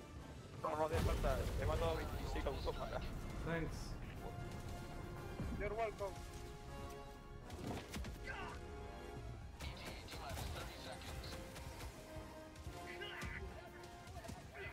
Culpa será mía y todo.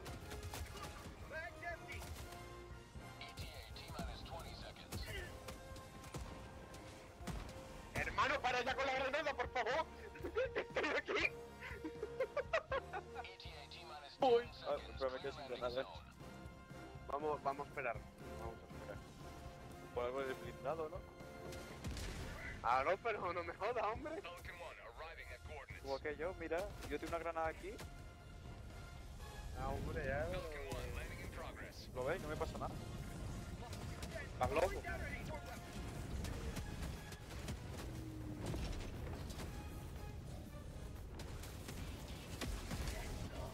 Get some!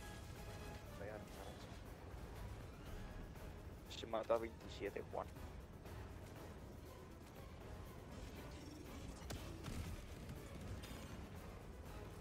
Reinforcing! Reloading! Sabía que había un automata ahí, lo sabía. Thank you. Reporting to the front!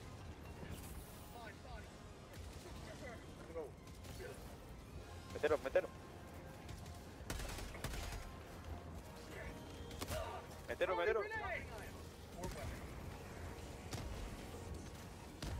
bomba, corre.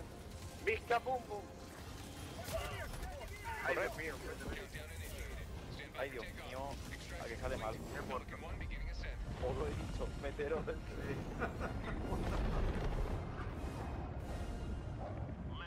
no, se ha sido la mía. Ha sido la mía.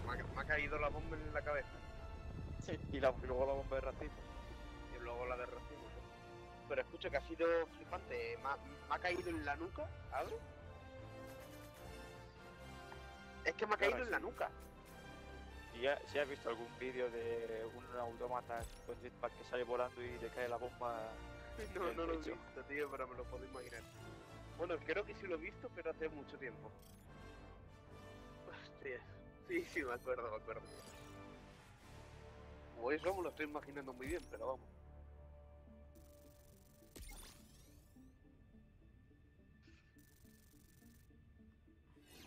Muchas gracias. You're welcome. Ay.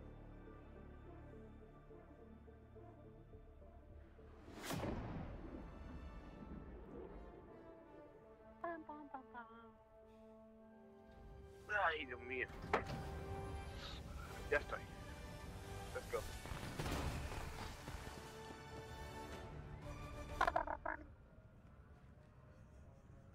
Cabrón, Juan. A ser eliminado 196. Poco lo ve. 164. Precisión. Simplemente con la precisión más pequeña. Normal que tenga poca precisión, si cada vez que tiro lanza granadas lo tiro a cualquier lado. Y aún así, cabrón, matas algo. Y aunque sea un aliado, pero lo mato por lo menos. Pero algo matas, eso vamos, 100%, Sí, he hecho tiros al azar que no sé ni cómo he matado a 3 autómatas, vamos. Ah, qué nivel 3.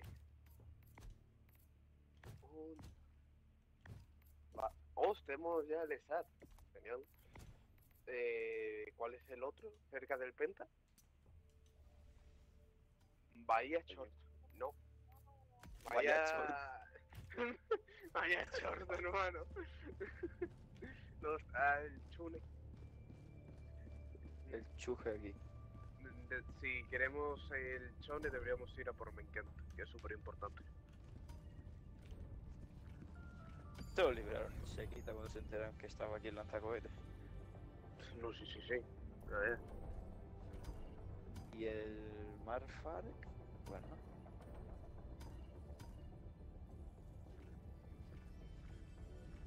Solo falta este planeta. Si conquistamos estos 2 sectores de aquí, tendríamos todo esto libre ya. Y podríamos, creo que, ir a Cyberstand. Pero no, aún quedaría liberar... A ver, dale al sector de arriba. El sector La Caile quedaría liberar Bahía Short. Sí o sí. Pero sí o sí. Y el otro. Sector Hydra... No, que... Liberamos todo y ya está. Liberamos todo y ya está. Que a mí no me pagan por pensar. A mí me pagan por los a ver qué tal va con Walker, ¿sabes?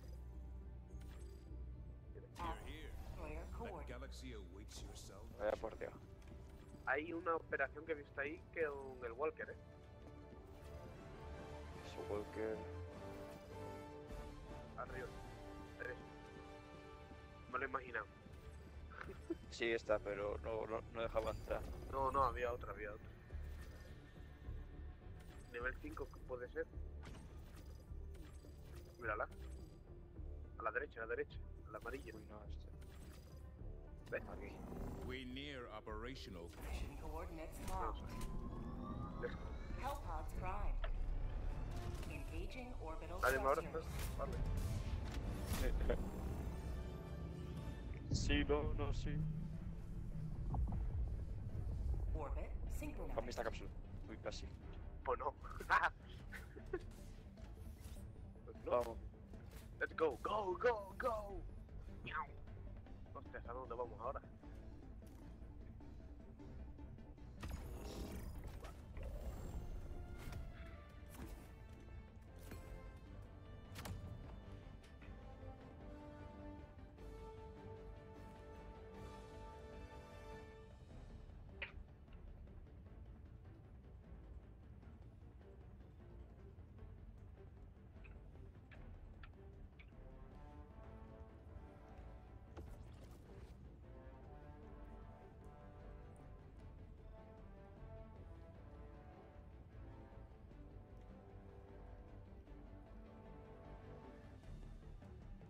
Te pegaría el escudo balístico, como en el Rainbow Six.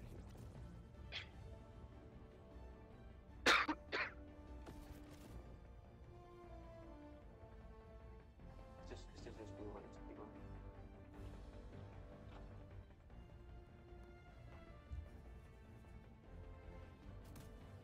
Launch initiated.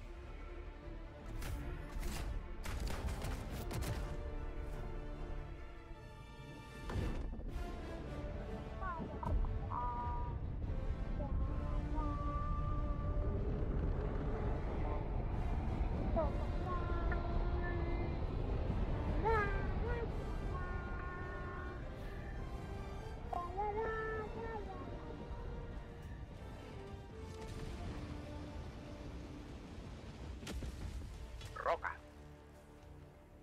Today the light of liberty will grace the skies of this Venga, world vamos. once more. A ver.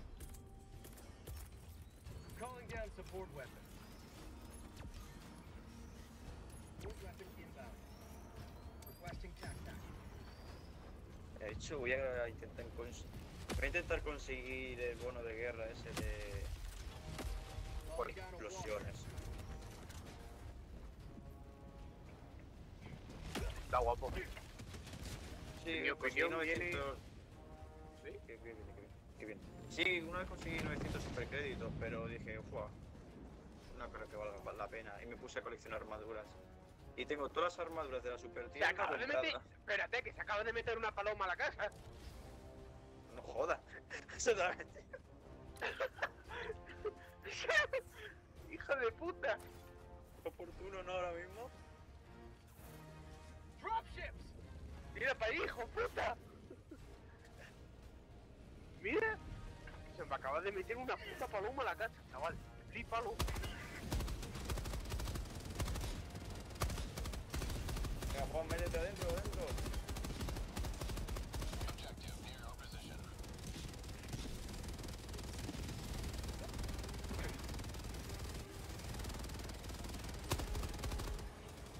Aquí Juan, un poco de ayuda, que necesito unas granadas para reventar. How about a nice cup of liberty? Reaparéceme encima de él. Cuidado.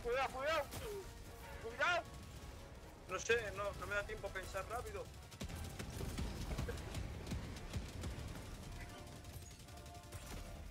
Mierda.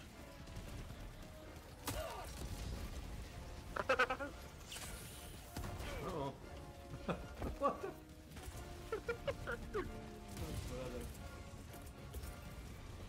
Calling in reinforcement. Coming. Con Juan encima del bicho. Sí. Me pilla lejos. Pues no. Yo creo que puedo,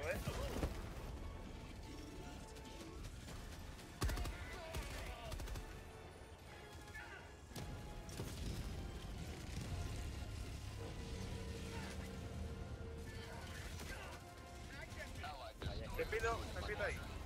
Me han pisado. Bien pisado, Reinforcing. Ahora sí, Juan. Le quemó la cabeza. Le roto el culo. Corre, Juan, corre.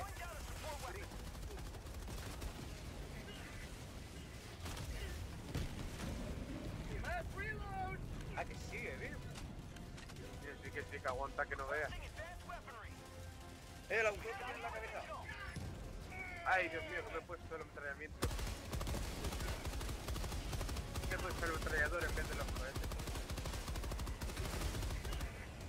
¿La habéis matado? Se ha sacrificado. Y no lo hemos matado. Tengo tu lanzagranadas. Ah, creo que sí, Dale, tú puedes. A la cabeza que tiene un agujero, creo. Ay, Dios mío, me ha reventado.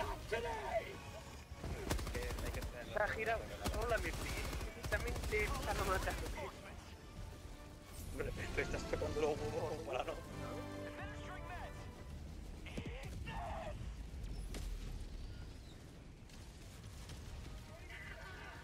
Vaya por Dios. Let's go. My bad.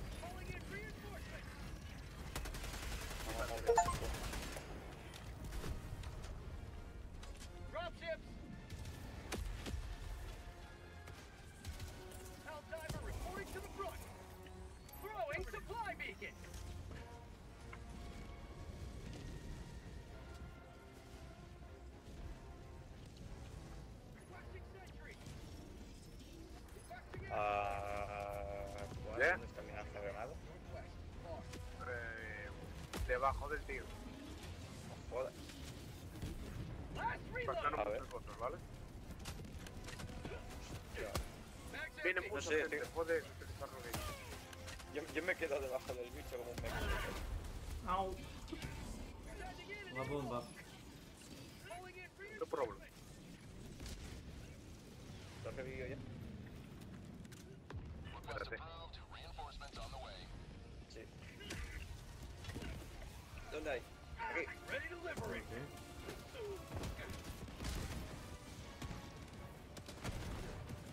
¡Ay, Dios mío, cómo odio esta arma! ¿Qué armas usado? ¿Cuál va a ser? La única arma gigante que odio. El lanzacohetes.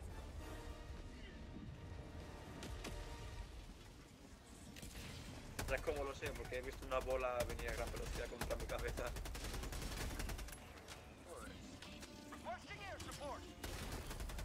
¿Esto qué es? ¿Un estratagema?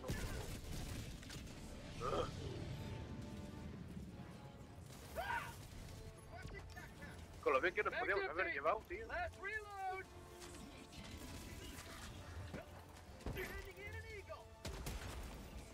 Toma bombo, crack.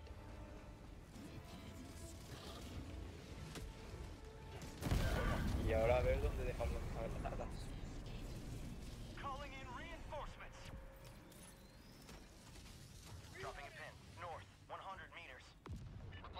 Vale, Juan, voy a ver yo si me funciona a mí bien el lanzacohetes este. Lo tienes aquí. Recarga. Recarga. ¡Dios! ¡No! ¡No funciona bien! ¡Solo te matas tú! ¡Solo te matas tú! Solo tú, aunque esté literalmente pegado recargándote. Solo mueres tú. Nada de tus amigos.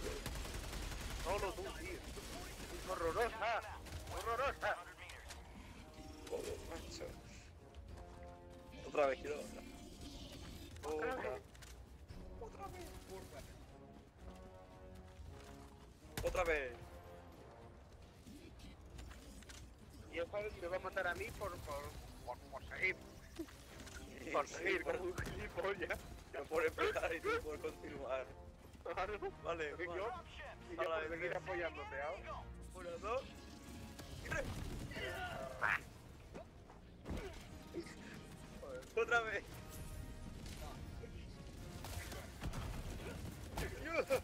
¿A qué se está chocando, tío? ¿Qué se choca?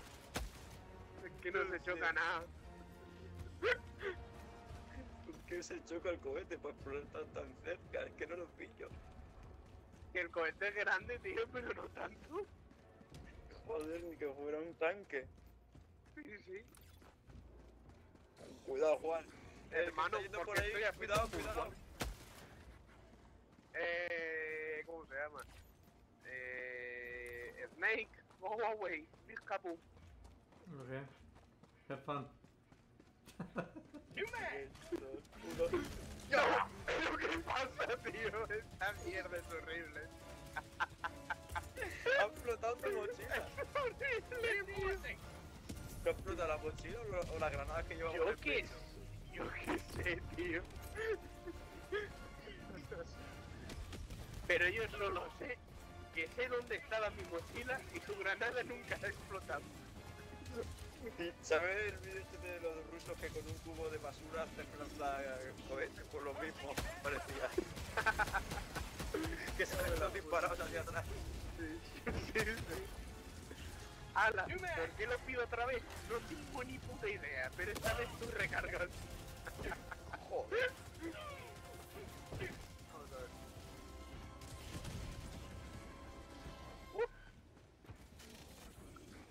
ver. No, tan cerca no.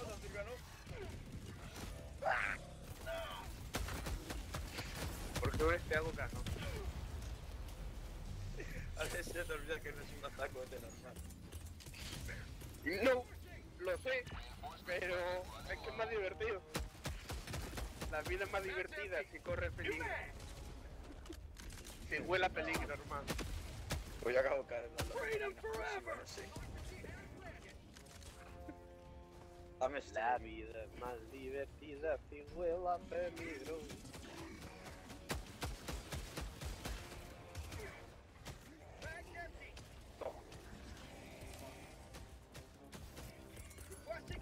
Venga, mejor recarga tú y yo disparo.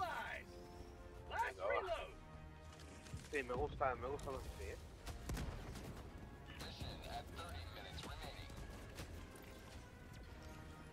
Yo la verdad no es que me... Las gemas llegan a 60 metros. ¿Sí? Te lo juro. Vale, Juan, corre, corre. ¿Qué tiene? ¿Lo de pulsar, mantener, Vale, va. Si lo mantengo, lo tiro. ¡Quítate, Juan! ¡No! Estamos bien. Y no mato ni uno. Continúa. ¡Toca los huevos! Sí, continúa, pues como continúe mucho... Ah, coño, que está vacío. No, pero sería un misil. ¿Qué sé, tío? A lo mejor está un poco mal hecho y hay que terminar de corregirlo. Mag's empty! No, no dispara. Dice que no hay. Si eso suéltalo y vuélvete a la poner. A ver. Ahora por cojones. Ahora sí, ahora tiene que haber. Ahora no dispara. Guys, there is Ahora no dispara. one more big robot. Pero quítate de encima, Juan. ¡Coño! He salido volando, sigo vivo. Y yo puedo.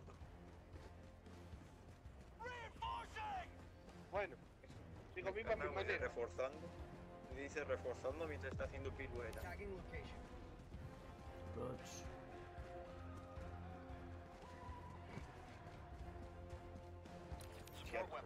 ¿Qué? Porque todavía no ¿Dónde hemos salido está? todo. Pero no ha sido gracias al cohete, ¿eh? Eso te lo digo yo ya.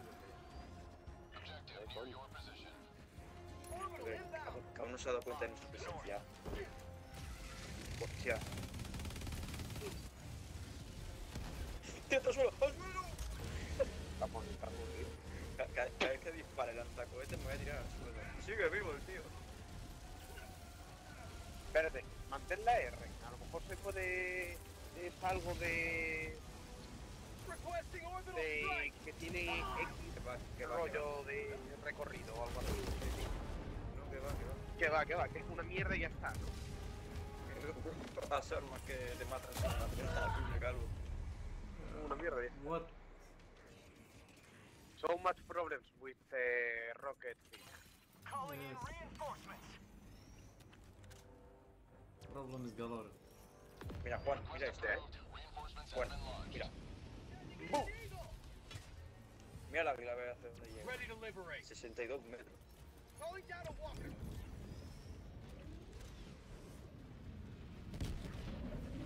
Opa, por ahí piden un poco de democracia. Toma democracia. ¡Hostia!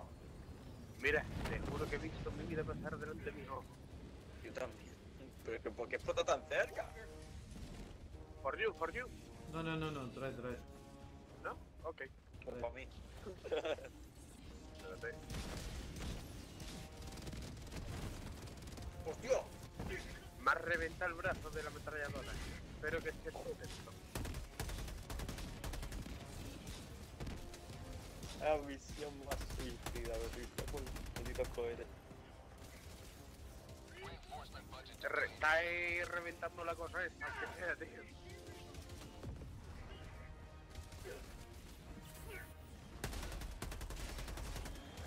Aquí estoy. Bueno, pues aparta. Bomb. ¡Bom! Ha rebotado. ¡Bom! ¡Bum! 3, 2, 1.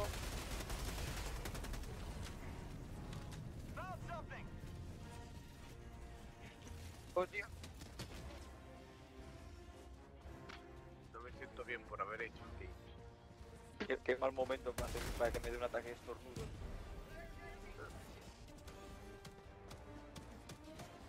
Madre coño. Say hello to democracy. Libertad total. Venga, Juan, que remontamos.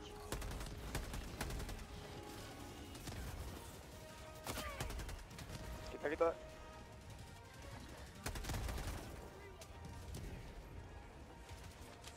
Cuidado. ¡Hostia!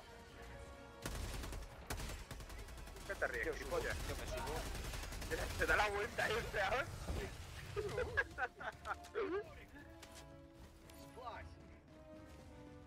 Me falta algo. Pero ¿qué?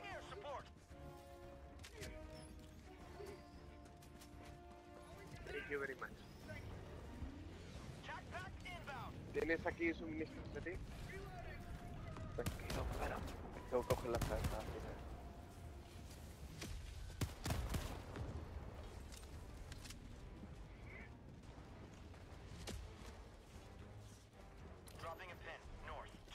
Ahora sí que estoy listo. Vámonos. Bueno, espera. Te he pillado. Va. Vale, vamos.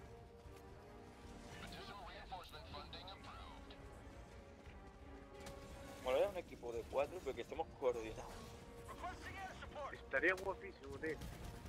Que uno utilice ametralladora pesada y demás, uno que se encargase de los suministros y curar, otro que se encargase de las explosiones y demoliciones. Sí, el desarrollo. Pero bueno, es imposible, básicamente. Quizás si nos centramos un poco tú y yo, podemos ser tú el de la ametralladora y yo el de las demoliciones, no sé, algo así. Pero claro, faltaría el médico, el de suministros y nada. Nada, te dejo casi tu mata. No me pagan por pensar. Tu mata ya está. Yo no soy el que organiza las cosas. Yo soy A el mí que me han hace. soltado aquí, manda un montón de estratagemas y que me las apañe yo solo.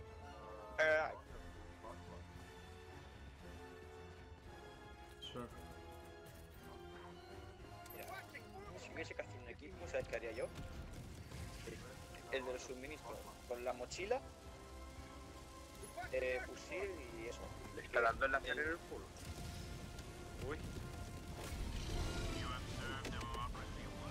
No sé si me lo he cargado yo o el láser. Diría que el láser. No sé. Job, guys. Very good.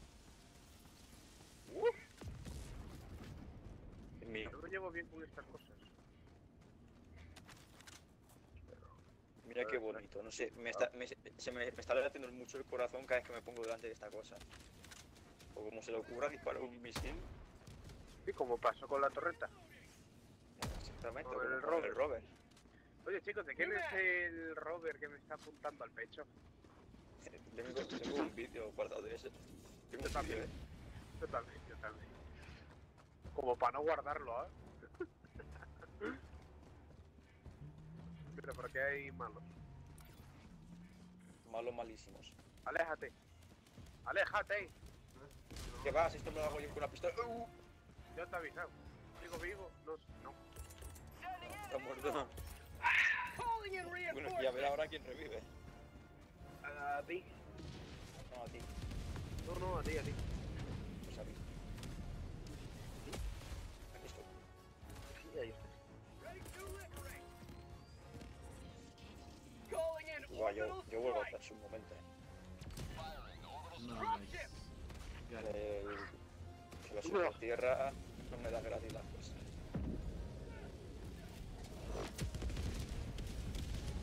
Que me tienen fichado, que como se me vuelven a perder las cosas me canean vivo.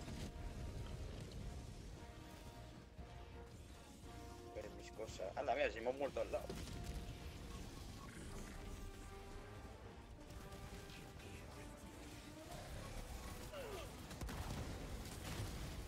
Mira, Juan, mira esto.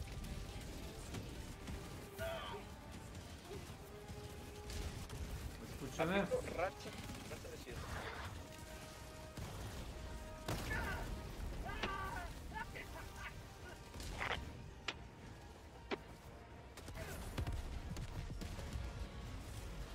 Al mirar al enemigo, me cargo la palmera y ya apareció área asegurada.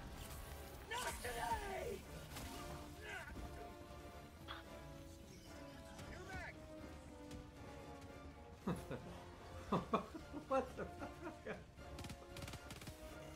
¡Hostia! Lo que viene detrás de mí, Juan.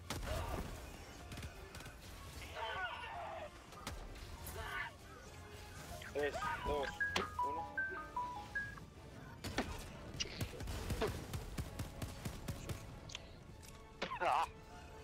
ataque.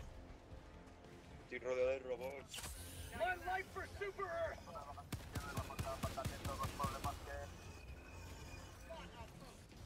Additional reinforcement funding approved.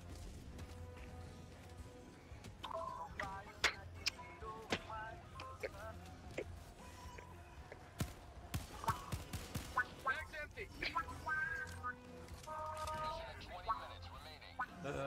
If you could just kill the guy behind me, thank you.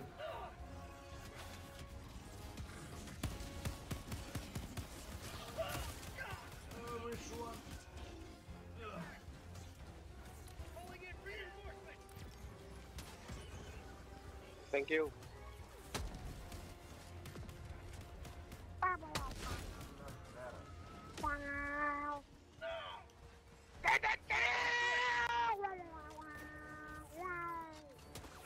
Standing in an eagle!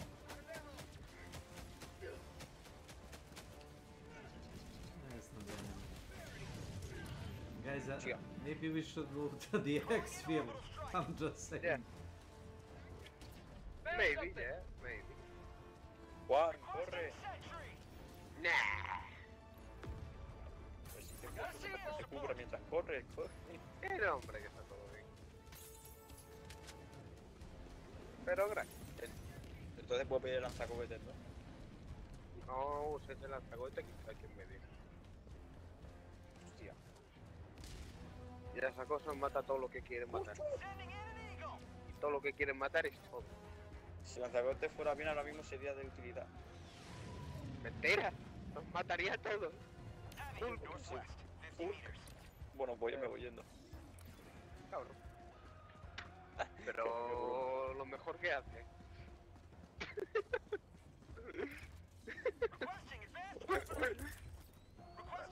Ah, toma por culo, Juan. Hay que dar décimas oportunidades. Aléjate, Juan. ¿Eh? No, que te vengas para aquí. Dos juntos. Uno de frente, otro detrás. Te lo he dicho, es que te lo he dicho. Que no, es que tonto. Ha flotado a 2 centímetros de mí. Ya, por eso que es que una mierda, es una mierda. Es una mierda que voy a tener. Sí, es una mierda, pero es que no queda de otra usarla porque con la cantidad de robots que hay. Es que te sale más rentable acercarte a los enemigos y dispararte al pie. Literal, loco. Hola. ¿Pero por qué explota ahí? I got the terminal! Vaya por Dios. Joder. Espera, que recargo. La próxima vez voy a pedir tienes que mantenerlo. Pues tal vez, ¿no? ¿Sabes lo que te quiero decir? ¡Oh, pues sí! ¡Ay, Dios mío! No me jodas que es como lanzagranadas que dependiendo de qué tan fuerte mantengas pulsado sale con más potencia. ¡Ostras! Sí, tío, había ahí el Fortress algo así, ¿no? Dios. Vamos, como las típicas, eso. Eso es. Me cago en la puta que les parió, tío. Claro, porque depende de cuánto tiempo lo mantengas pulsado hasta que salga, pues tiene más duración. Joder, pues podrían haberlo explicado en el trailer. Pues a mí, es verdad. Me cago en su puta madre. Eso sí, una cosa te estoy diciendo, daño no le está haciendo una mierda al destino. No, mierda sigue siendo una mierda, las cosas como son. Vamos. Eso sí, yo por si acaso me alejo un poco. Pero ahora se me olvida lo de usar. Disparar al brazo, sí, eso. No, sí, creo que jodido está. Yo creo que con este lanzacohetes, este último ya se rompe. Bueno.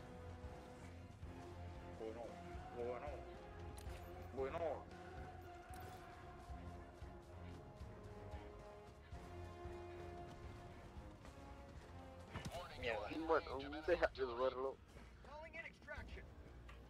Iba a tirarlo, pero mejor me lo guardo. Porque ahora como sé usarlo, pues bueno, le voy a dar una oportunidad.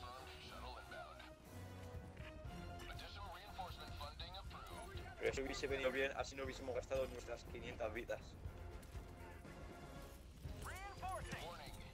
Bueno, luego la vida.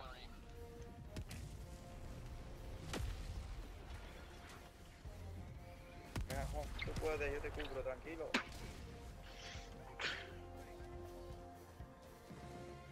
Granada, granada.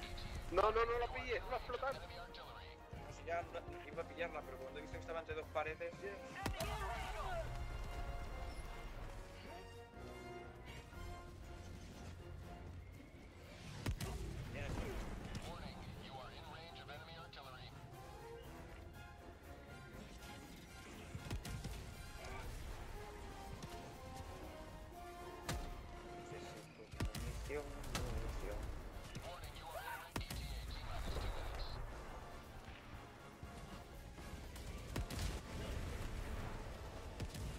No hay munición, ¿eh? A la mierda la presión, a la mierda la presión.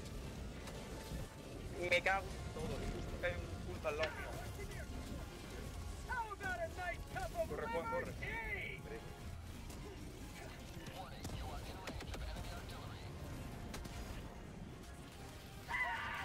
Vale, Juan, tiene un plan. Atraerlos, aquí hay una pipa celda. De reventar el culo.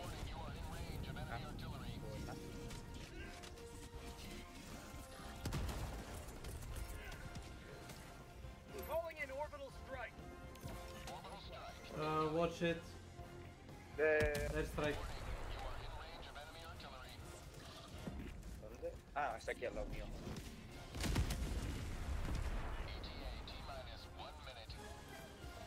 No pasa.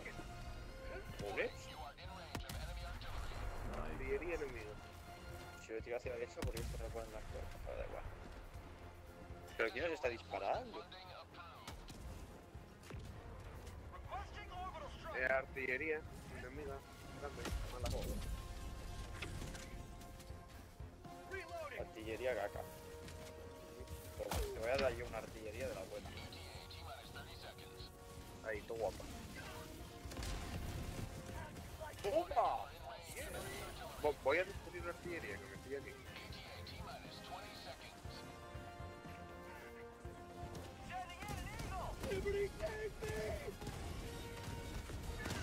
Wait for me. Sorry, collateral. No!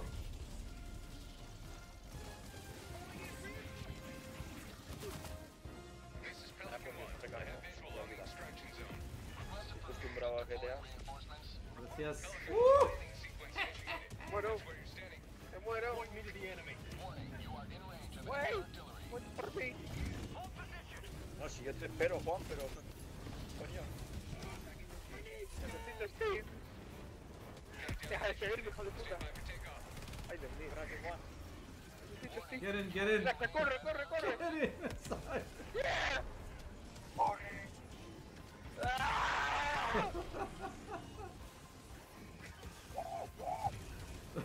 Get inside. ¡Dónde al puto avión!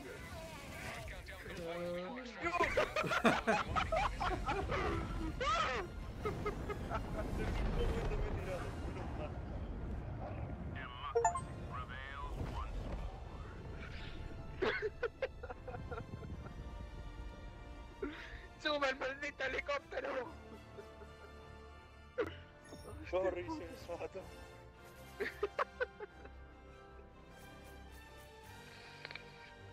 Ay, joder.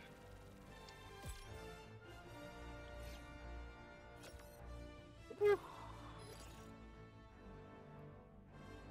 me va a romper el corazón del nervio. Y esta ha sido la primera, joder. No me jodas que hay más. Sí, no.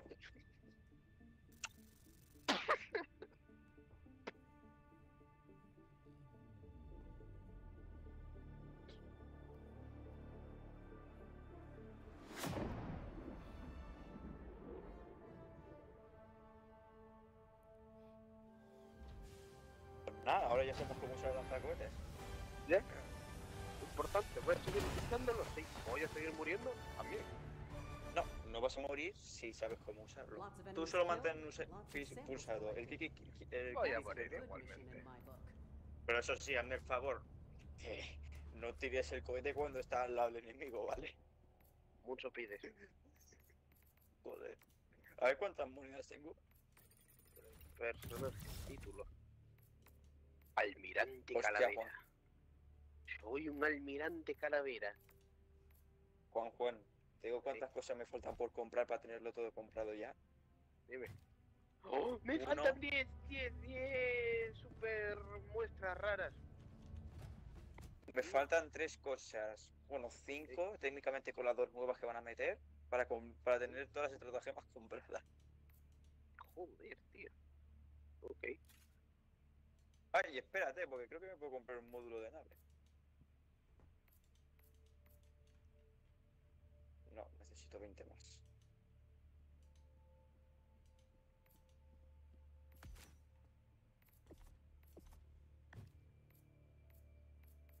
Ahora ya está cambiadito y guapito.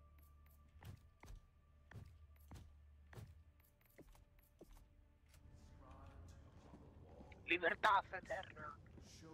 Soy un almirante calavera, tío. ¿Cámara qué? ¿Eh? Innocence Calavera. perish with every wasted second. We must act. Ay, Otaka, hermano. Todo guapa. Uno ensangrentado y otro brillante. Ahora. Delante y después. Brillante. Cuando quieras. Y ahora soy el capitán de la muerte. Capitán de la muerte. Hostia, qué guapo, ¿no? Tipo Star Wars. Chin, chin, chin, chin. Vamos. Llego a saber yo que existía eso de capitán de la muerte, no lo hubiera puesto.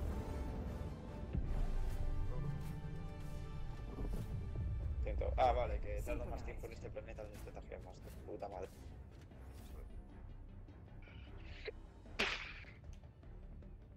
Aquí no. Aquí. Aquí. ¿Y eso aquí, Juan? Here. Boom, Pues hola, aquí. Sí, nada. Boom, everything. Vale, ¿qué voy a hacer?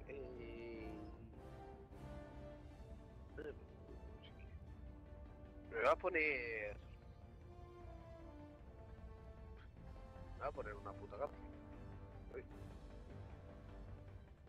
voy a poner las minas antipersonales. ¿Quiero usar la Gatling? Sí. Pero... Y las cápsulas 110. ¿Quieres que...? Mira, ¿sabes qué? Voy a ponerme... ¿Quieres una ametralladora, Juan? No, digo Gatling de Centinela Gatling. Sí, por eso, pero tendrás que tener un arma secundaria. A ver, ¿qué quieres? Claro, el lanzacohete. Ah, ¿el lanzacohete solo? Claro. Ah. Bacon. Allied destroyer has joined squadron. Capitán de la muerte. Hostia, vale. Te roban el título. ¡Epa! Te roban el título, hermano. Pues sí que habías dicho bacon, porque tenía ganas de comer un trozo de bacon. ¿Qué va?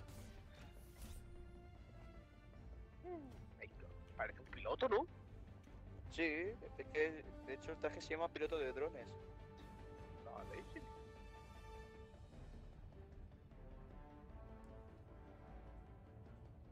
Así le iría bien un rover, traje patriota y bueno. Y 2 torretas.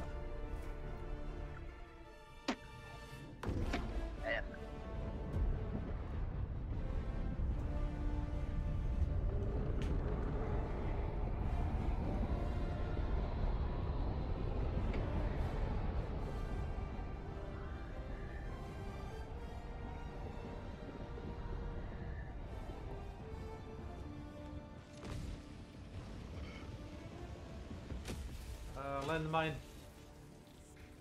Go now and shoot you forward. Remember this. Every day is a good day to die for democracy. Vamos, Juan. Ok. Vaya por Dios. No te da tiempo.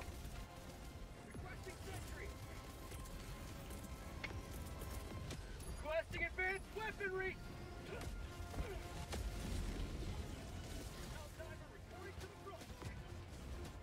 Cuidado, Juan. Déjate de ahí, que tenemos unos con lanzacohetes. No, hombre, está todo aquí, todo... Requesting orbital strike. Madre mía, ¿qué ha sido que me ha disparado? Ah, el H. Ah, acá. Yeah. Throwing grenade.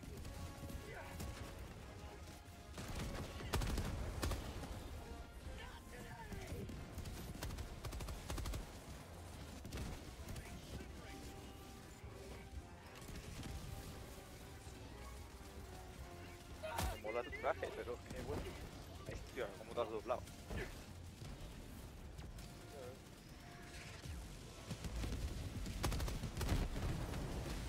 No.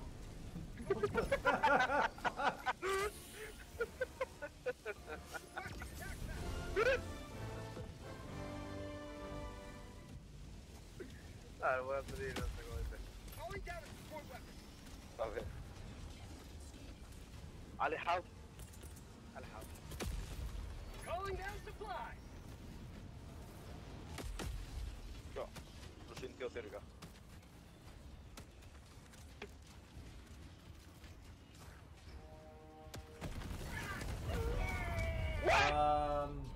Hello. Juan, tienes que mantenerlo. No, El loco. Sí, sí, sí. No. Sí, loco, malo. Loco. Hostia. ¡Hala! Ya, por Dios.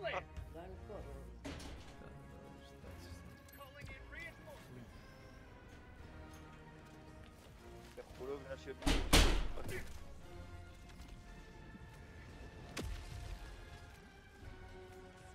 Point me to the enemy. aquí. We've got equipment. The gun, okay? Tuka boom boom, it's very bad gun. It's a shit. Ah. I almost killed myself. Dile que tienes que mantenerlo pulsado. Nonsense. Let me show you. This is how you do it. Okay. I'm sorry. Also, okay? No, Sorry. Okay, thank you. Sorry. You can do it. Oh. You see? You see? It's bad. You see? Point me to the enemy.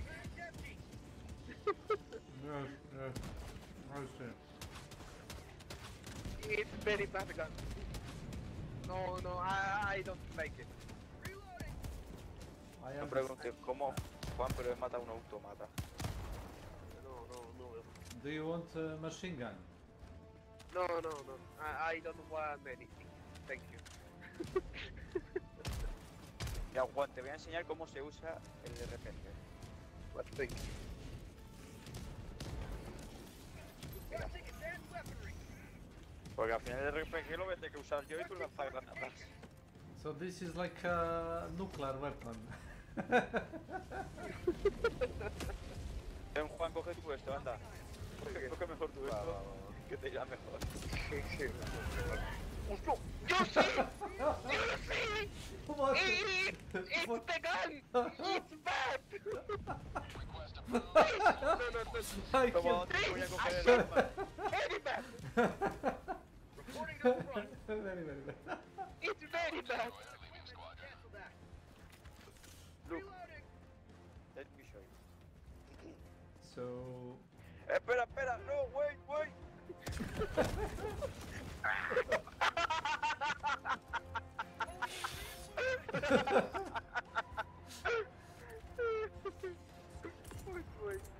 I think you have to hold. Hold? Joining the fray. No? Uh-huh.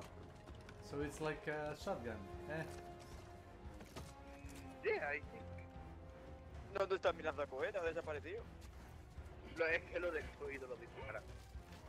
A Mira, lo mejor. Look, A lo mejor. look. Ah, I see. Ah. So you have to stand on a rock or something like that. Espera, Claro, yo también quiero probar. No, tú no. Tú ya Sí, yo no. sí. I want to try it.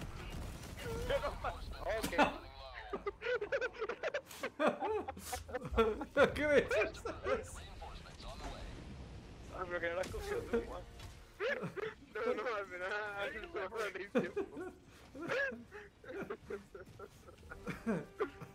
Who made that gun? Vale, voy a probar. Espera, Juan, que me alejo. I will try it. I leave. Yeah, now it's your turn to kill us. Mira, un tanque. No, es que es malísima, es horrorosa. Oh, he's alive. Very bad weapon. Let me try. Kill the robot. A mí sí, a ver, Juan. Si es que te falta Acabo el de espíritu destruir un tanque. Tú eres más de ametralladora que lanzar cohetes. Sí, ¿verdad? Juan, aléjate. Que las explosiones se ocupe de... Ya me ocupo de las explosiones, que por algo soy el hombre de demoliciones. Hombre de demolición. Joder, toma demo, man.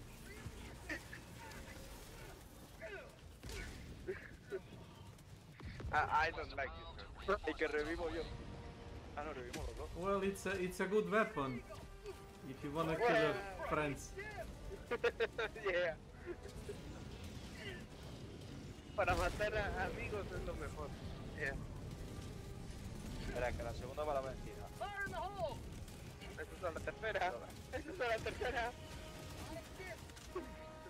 O por eso, si no hay una segunda, no hay una tercera.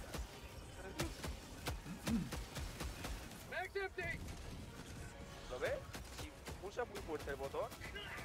Espera. Ay, Dios. Si pulsas muy fuerte el botón, por algún motivo, funciona. Pero claro, tienes que pulsarlo que parece que va a romper el ratón. A lo mejor es por proximidad, ¿sabes? O a lo mejor depende de qué tan lejos esté el objetivo. Claro. No sé, eso lo sé que... Cualquier ser con forma humanoide, aparentemente. No sé. Es que me pareció otro dibujo aparte del cohete. Es una bola, algo así. Sí, a lo mejor es por proximidad, déjate de hostia. Mira, Juan. Yo mantengo pulsado. No, que va ¿Lo por ves? proximidad. Ese es el límite que tiene para subir. Pero no ha flotado. Mira, dale un toque. Hacia arriba. Sí, corriendo. You better Dale. stand on something. Sí, pues si lo pruebo al otro. Go up. Shoot from a building. No, es que no va a funcionar. Pero no te acerques, dámelo a mí. Suéltalo. Bueno, espera, ya verás. Rezad. ¿Ves? Ah, pues sí, por la distancia. Joder, qué complicado, tío. Molly.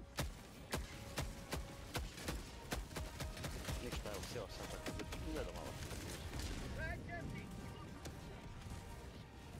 Toma. Gledao malo A lo TV. mejor detecta a los enemigos y esto explota y entre el rango de explosión y demás. Tu sam pokosio sve, tako je danas malo mir. No lo sé, tío. Vamos a... Hostia, ese salió mal. ¿Qué es esto? Es por esto lo que te digo yo, tío. Por proximidad.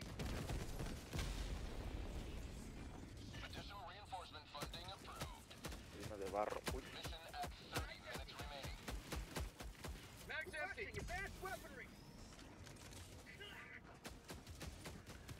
No robas que te cae la... ¿El qué es esto? ¡Opa! ¡Mucho! Yo te lo he dicho, No me hiciste caso. Vale, vale, no, vale, no. I'm sorry. No, ¿Qué ha pasado? it's a plan. Yo creo que esta misión no la ganamos. No. Fíjate que yo creo que tampoco. tomorrow comes retribution. Oh my. ¡Oh! Me voy a por los minas antitanque, Me voy a por los minas antitanque, te lo digo así, tío. Parece que nosotros somos los creadores, testeando las armas. Sí, sí, sí. ¡Ah, es horrible! ¡Ah! Hay que practicar, tío. Practicar ni que practicar, hermano. Very, very dangerous gun. Yeah, very dangerous.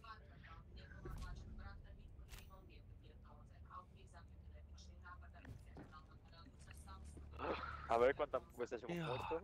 8. Hombre, Juan, has muerto 5. Yeah. I don't like that again.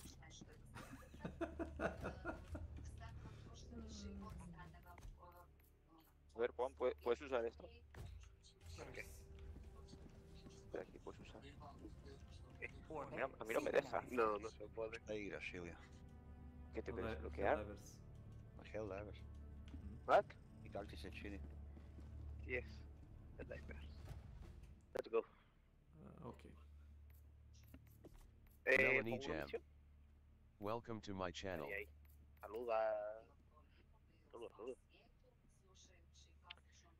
Yo lo mío. Estratagema. Con una misión sencilla en la que haya muestras raras. La naranja. Por eso en la que estábamos, ¿no? Ah, sí, no, estamos pero... en difícil. Vale, ¿a partir de qué nivel se ponen las muestras raras? Complicado, brevedera. Hey, random text. Do you test the new gun? The new bazooka? Is the new bazooka? The new bazooka? The new gun? Okay, you will try it. You will try it now. Why not? Ay, Dios mío. Vamos a ver aquí, está huevo.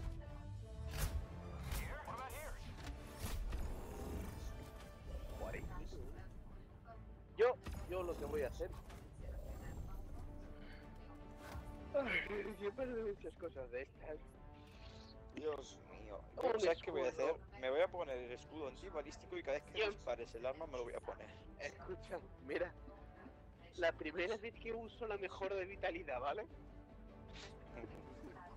La primera vez que la uso, tío. Te lo juro de verdad. Para que veas lo jodido que se va a poner la cosa. Que veas el miedo que me da. Ok.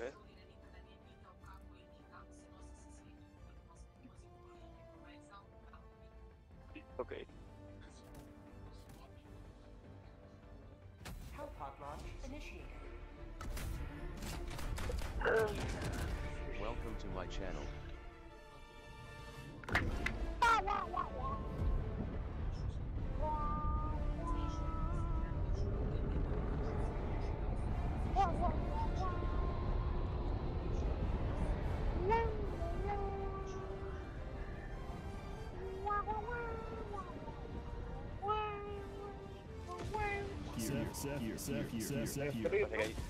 Parece que hay nieve, ¿no? Parece, no es. No, parece, no es. Que va, hombre. Mira, así se hacen las cosas. Va, casi. 1, 2, 3, 4. ¡No, no, no!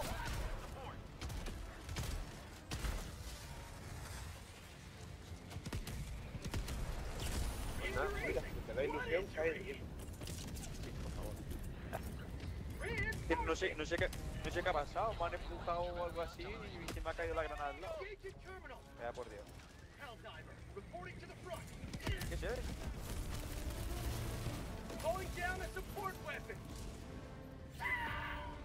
Bueno, pero joder. A mí dos. Vale, joder.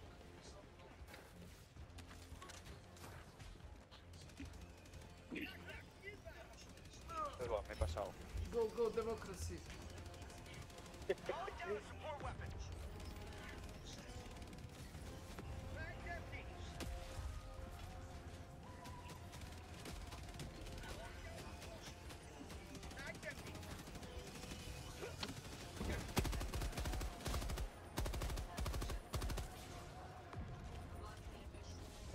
Random text. Sí, perdió.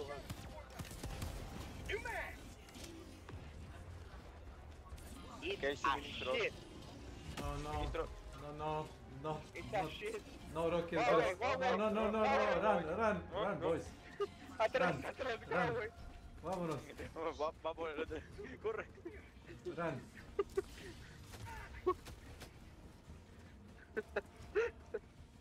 Very dangerous.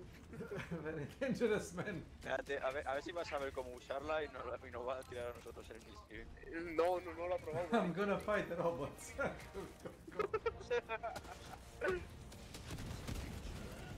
¡Hostia!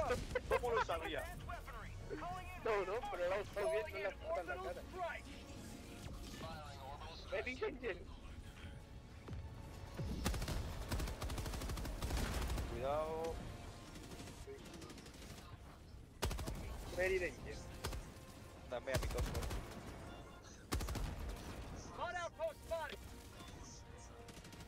No sé si tenemos peligro.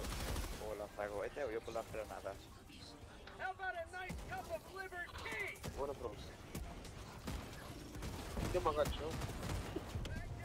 Toma. No, mal. Nice. ¿Qué pasa? Rare sample acquired.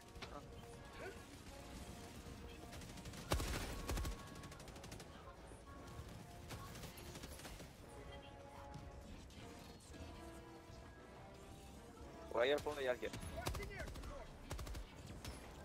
Medidas drásticas, cosas drásticas requieren medidas drásticas.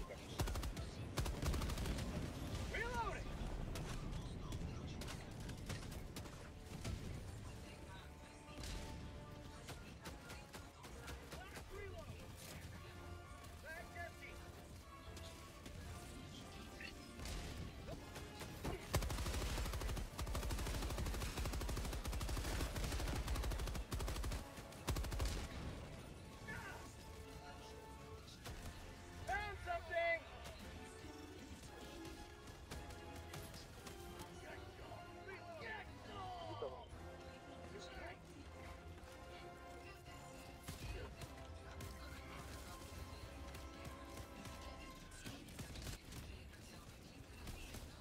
Vamos sin la munición. Sí. Fly. Buenísimo. Don't need it.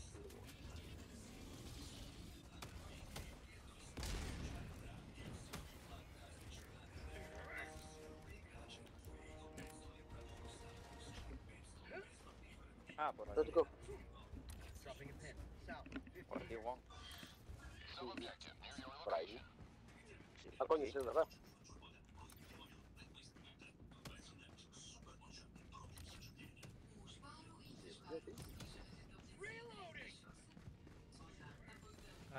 Here comes the man with the bazooka. Watch it, guys. Okay. I'm going to stay here. Oh, calling in reinforcements! La quema un poco.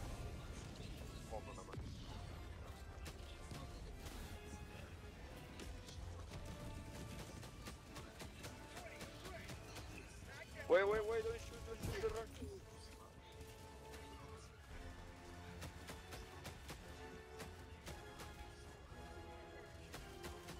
Shoot. Oh. Right. South. Cancel that.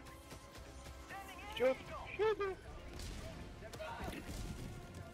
Vaya por Juan, ayuda por favor, me he quedado bugueado, no me lo puedo creer. Me queda bugueado, Juan. Voy. Me he quedado dentro de un agujero.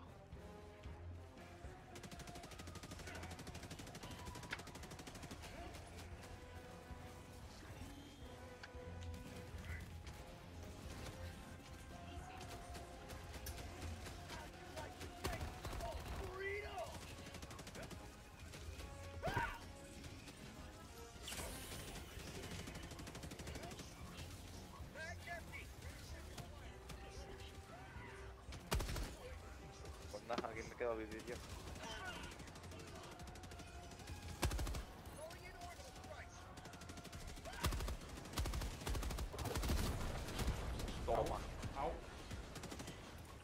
quiero la peli. Estaba con malo. No he podido... Oye, pero estás aquí.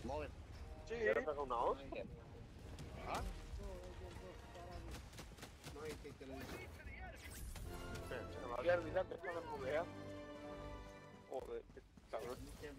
Ay, mierda, se me había detenido. Ne čuješ moj televizor ¡Opa! sigurno. Estoy bugueado. Ahí va.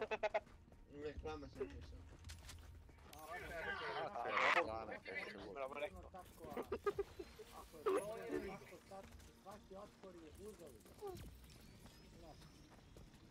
Que va, mira. Toma.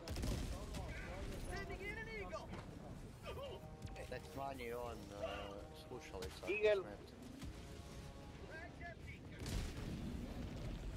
Pues creo que no, Tamo mi sad tu nekakvi geđovani komandírali kada ja radim. Ajde, Sí. Toma, le he metido. Rapido, rapido. Nastaj Eso es lo que ne dije mogu yo. žena, bolesna žena gleda televiziju. Ja sad njoj reći smanji televiziju.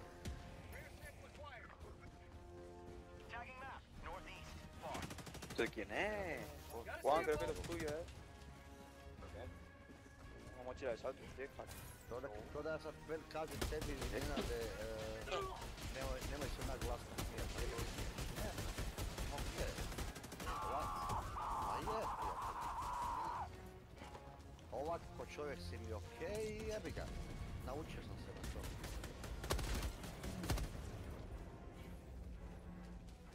Šta da radim? That is safe gun. Moraš jednostavno izbaciti tako.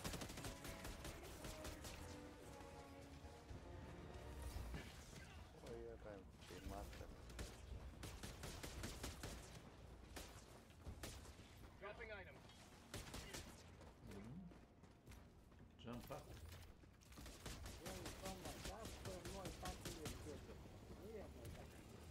A geđa, to su te ljudi koji imaju novaca, a sakrivaju. Ja imam. Aj, Milo Juan. Ja ti Bog da imam Mortal. kao ja. To su ti Lado No, es geđovani. inmortal. Slušaj da mislim. Znači, ja Bog da imaš... A veces es inmortal a gran atrás. A stalno jambraš, Nenade, stalno. Znači, ja Bog da imaš para tvoje. Pero no me dispara. Ma Ne ima. znaš šta će se... No me dispara a mí. A mí me reventó. No, y es inmortal. Imaš ti nešto samo... A ver, I cuidado, još cuidado. skrivaš.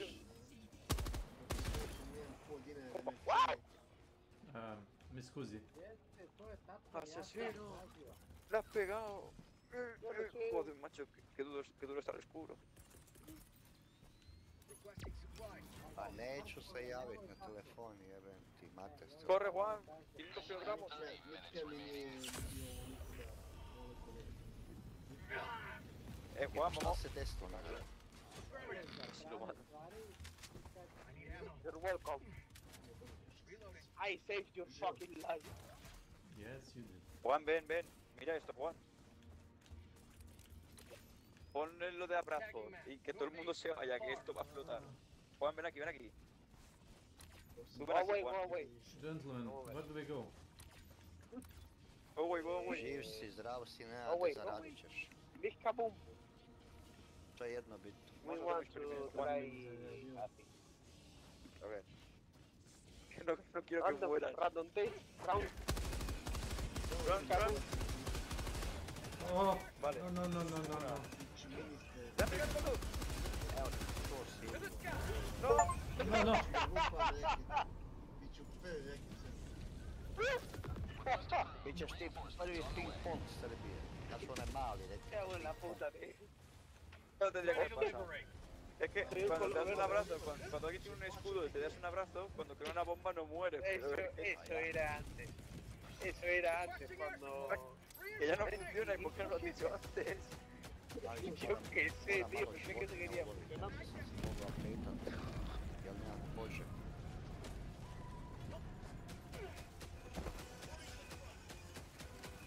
Pues nada, ahora yo soy el capun. Pues nada, ¿Qué se le va a hacer? no ¿Dónde está mi cuerpo? No sé, pero yo aquí tengo sorry. una cosita que hace boom. Sorry, No, no, Jelene, ali sí, moram sam uzet malo kože. Šta da ti napravim? A ver, Juan, ponte detrás. No. No.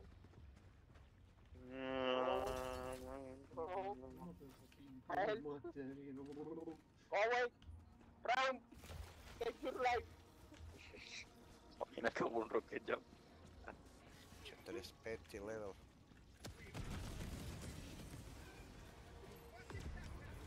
A više ovo nisam još dobio. Kaucio!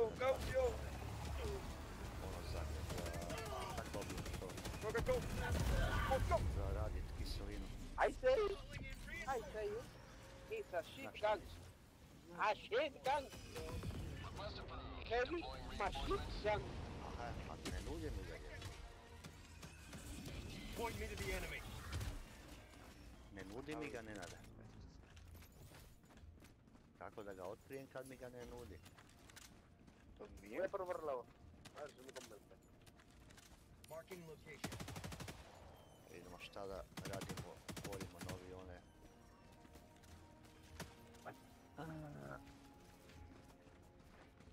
Espera, voy a poner. A ne mogu tu još samo.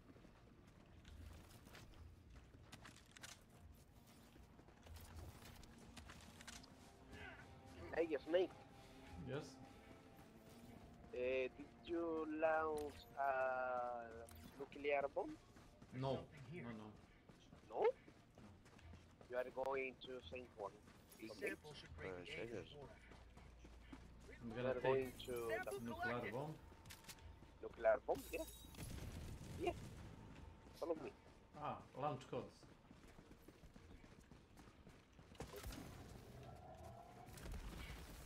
Dropping at 10, northeast, 200 meters.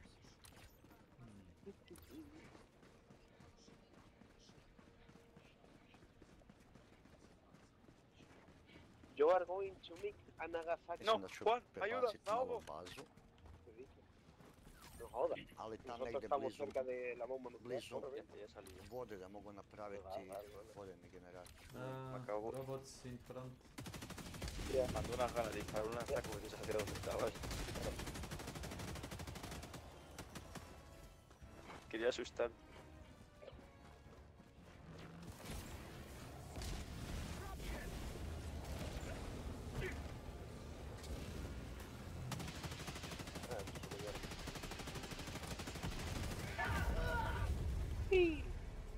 Helldivers never calling in reinforcements! Request approved. Reinforcements on the way.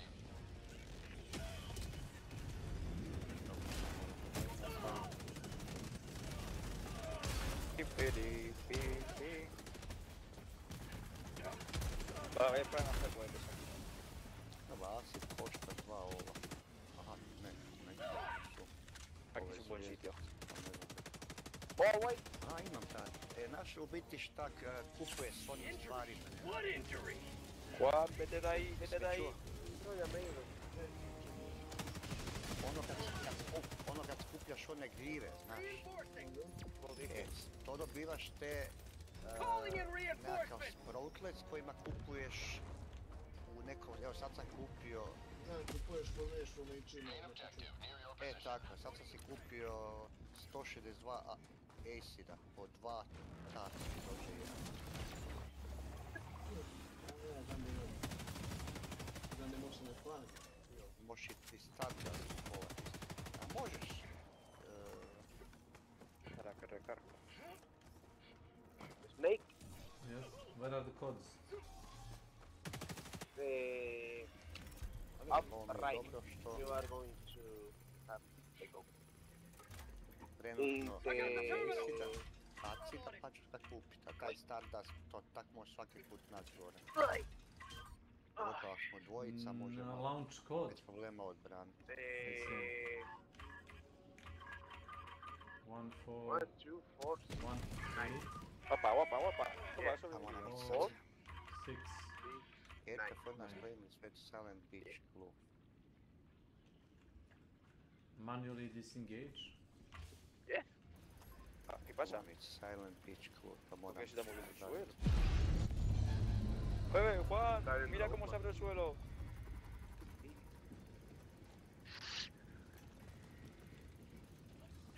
Está guapo, ¿eh? Ay, Dios mío.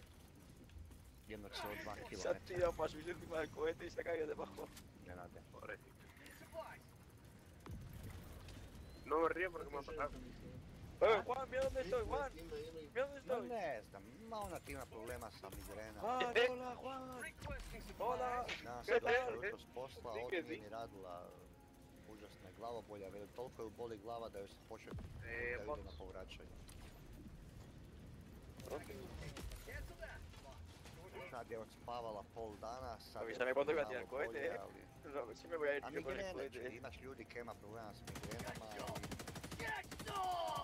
ja hvala Bogu nemam, nisam nikad imao. Mene glava ako zaboli jedanput u 5 mjeseci, i to popijem tabletu i prođe, a nju mi ne prolazi kad popijem tabletu.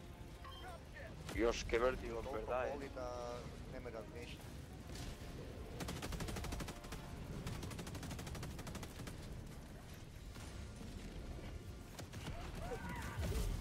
Oh my lord. Okay. No! No problem. I will make you respawn. Juan, cuidado. Request approved. Deploying reinforcements. Point me to the enemy. Pobio sam sve živine.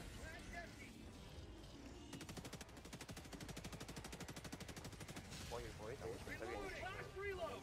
Snake, the bomb. Yes, yes. Ah, ¿la vais a tirar ya? Pues me vamos. Está subiendo ya. 8, 7, 6, Sam ubio jednog zombija. 4, 3, 2, 1. Lost. Despegue. You may extract with honor. Look, the bomb. Snake, here. Yeah, nice one. No, Wait. not that one. Ah, nuclear. Fuck.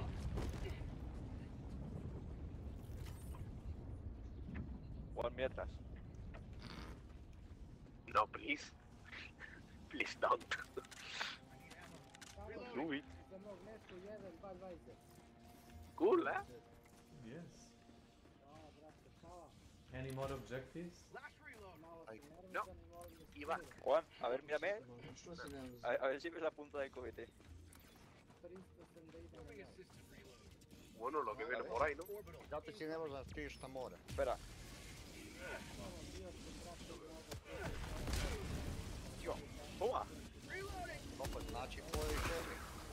La mayoría muere. Oh my god. Yo no sigo. ¿Cómo estás? What's happening? Request approved. Reinforcements on the way. Southeast, 200 meters. Democracy Uy. has landed. Mírame. Ah, ¿Qué? Ak se da. mira. Si sale mal, no sé. I koga to košta? To the sky. Opa. Ho explotado el bidón a lo mío. Yo decía, me voy a apartar de aquí porque hay un puto bidón de la hostia aquí. Grana 5 spreme za veriljenje. Molim da jedeš. Y digo, verás tú el efecto domino que va a tener esta mierda. Oh. Corre, corre, corre, corre! 1000 eura cca. Anda, mira tú, una bomba gel. No. Corre, No. corre, corre. Está activa. No me dejes eso. Qué broma, no está activa, pero ahora sí. Ahora sí. ¡Retrasado! Hostia, cuidado, que están aquí lanzando un cohete. Će vam sigurno lijepo. Cuidado, Juan. Dobar je. Cuidado, Voy a disparar, Oh my god. Lo dije.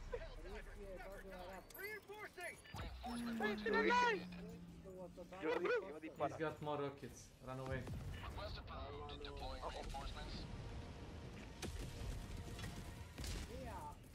Reporting to the front. Air support. Dame mi cañón. Cañón láser de mierda, siempre me equivoco, tío. Puto cañón 4. ¿Dónde está mi nivel? Tačno da kolje trasa, tu me hladno. ¿Cómo? Se lo he plantado en la cara.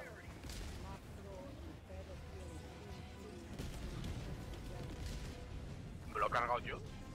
No, yo. Digo, me lo acabo de cargar con un puto láser. Cuidado que me cortas el pelo. Welcome to my channel.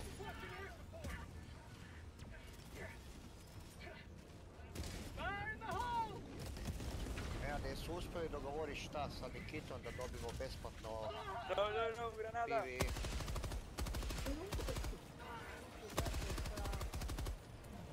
A mi muerte valió la pena, me encanta.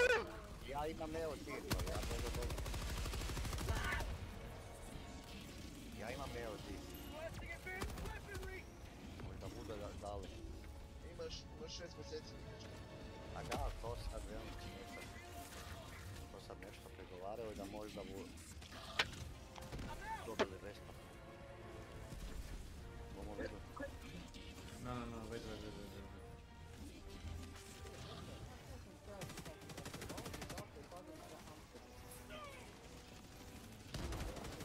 On je sam, ne znam.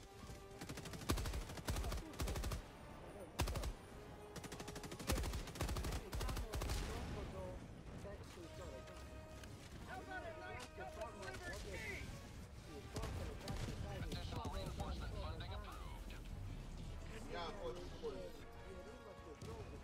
Guarda, no me estoy diciendo ya,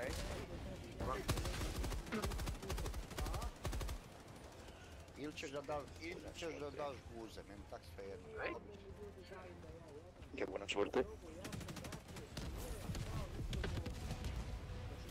Que a la ahí volveré. A lo mejor me voy también a trabajar ahora. Reinforcing.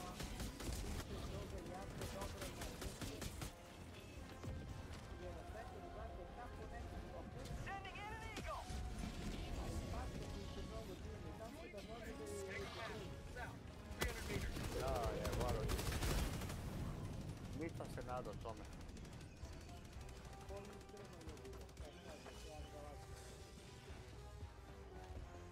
Nisam rekao da treba da lažeš.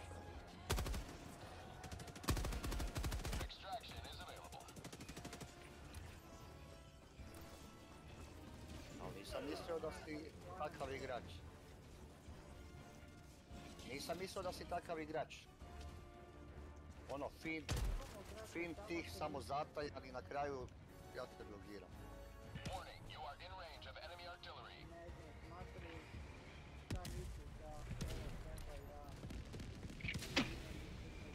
Estoy aquí de nuevo. Hello. Hola.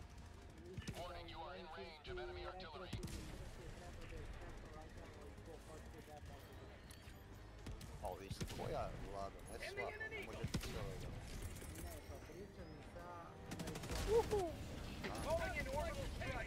Dobro, ja sam to jedan put probao, meni to ne valja i... Mene je uvijek bacila u nekakvu depru i... Nisam htjela za to.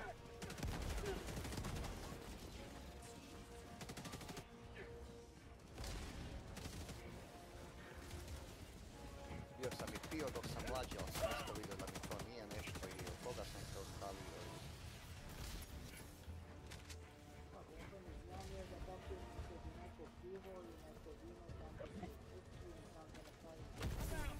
Sigue corriendo. Ja, normalno, pa sve je okej u nekakvim normalnim količinama. Mierda de arma.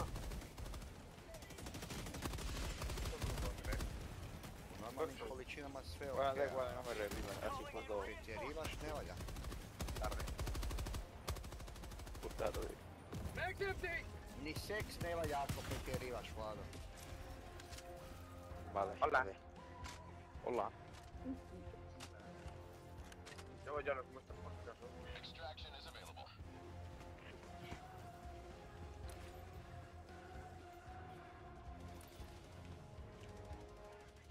Hola. Ovdje moram nekakav... Corre. Granada Silent gigante 500 kilos. Investigate, ne znam šta to moram, ali... Madre mía. Jesi to napravio, ne?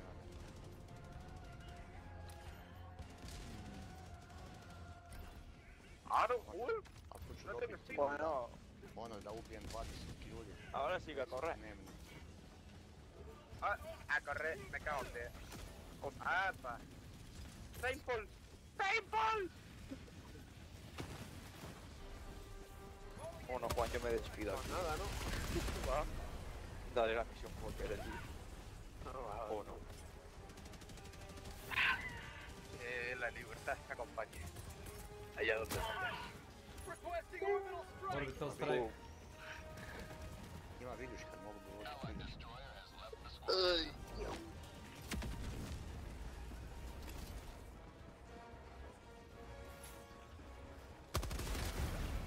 Oh my god.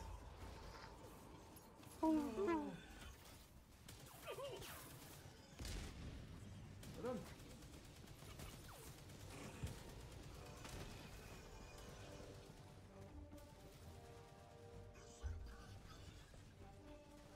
Democracy. He can do it. Yeah, he can do it. Additional reinforcement He will funding be. approved. Mine! No. Don't do that! Calling in reinforcements! Okay. Don't play with me like this, please. Ivuš na mene pucu, govno jedno. Extraction is available. Da govno jedno. Helldiver reporting to the front. Calling down a support weapon. Tagging location, southwest. Requesting advanced weaponry. Enemy patrol, southwest. Sending in an Ti eagle. vidio ti to ne radi. Lik puca na mene. Okay, ahí estira la isla. Oh my god. What was that? The shit gun! Ah, he killed himself. I hate the shit gun! I hate it so much! Moram, aha, I don't gonna liberate this planet. No democracy for this planet. I don't want this gun. No. Calling in extraction. My bad. Joder. Yeah. Extraction request confirmed. Shuttle inbound. Jackpack inbound.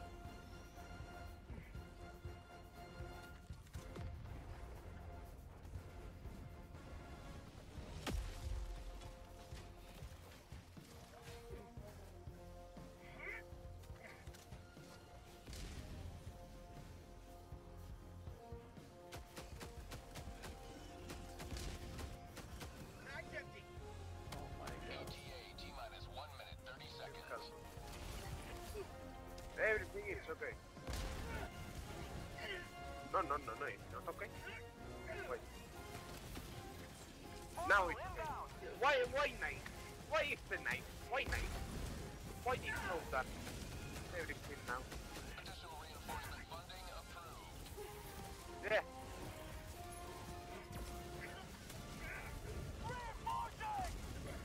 RTO minutes. 1 minute. Come in. Democracy headland. Throwing grenade. Get some. Get some. Run.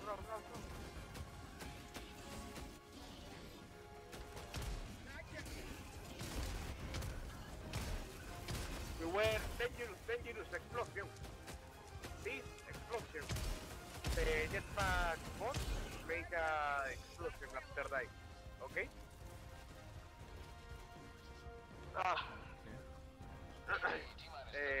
The bot, with jetpack, okay?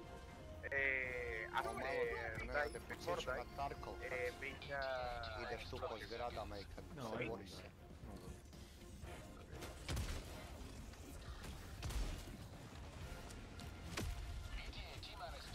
This? Yes! Al carajo.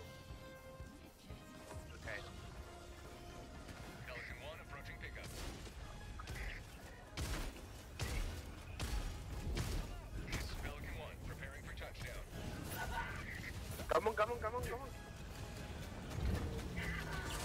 No, I died myself. The temple. Temple.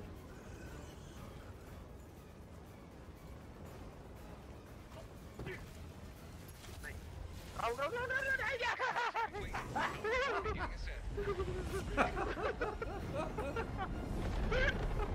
A great success.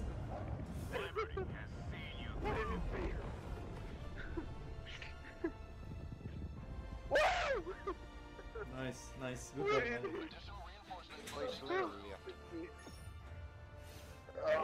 Level 5.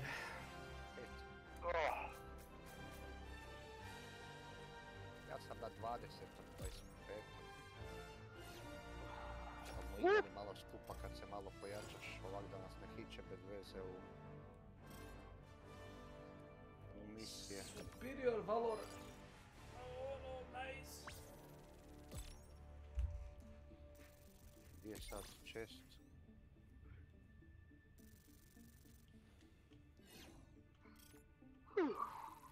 Gdje je chest? O, sad ja jebem ti mater.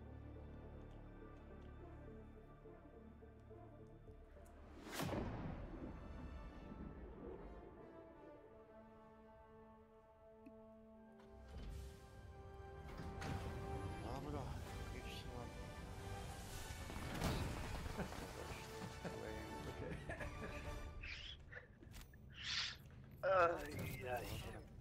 Unfortunate, but undoubtedly necessary. Oh. Yeah, so much friendly fire. Oh, that's fun. Never use the rocket launcher. I don't like the rocket.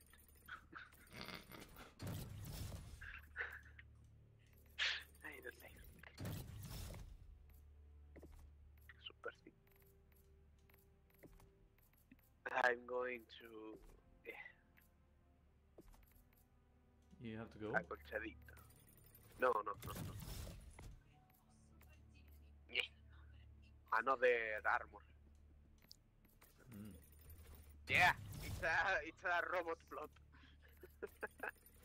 It's a robot Find spy. crates, look for mystical crate.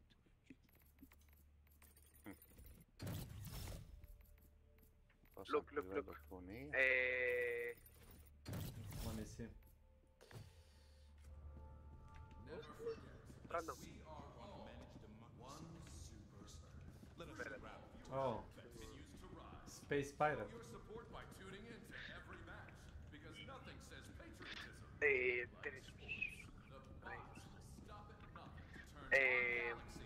Random. Come. Please. Look. Go back. Esk, please. No. There's 2 planets we need to liberate. If we make Penta, okay, this planet, we have the rocket bat gun, okay, the robot plot. That's why I don't want to make missions here. I don't want to democracy this planet. If we democracy this planet, we will get the robot plot forever. I don't like it.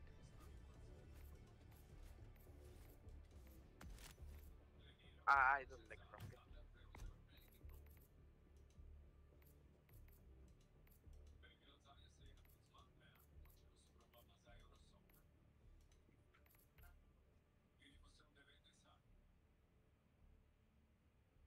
Negdje ne vidim mystical.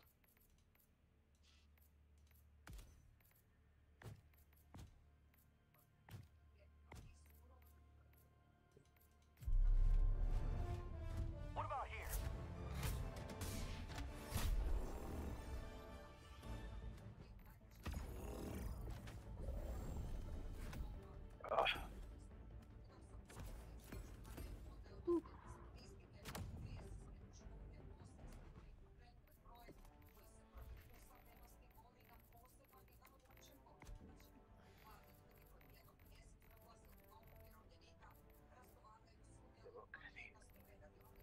PSHA.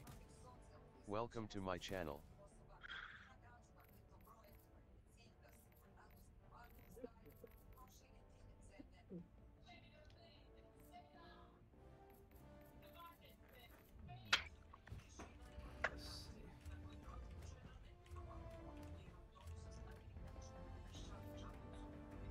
Hellpod launch initiated.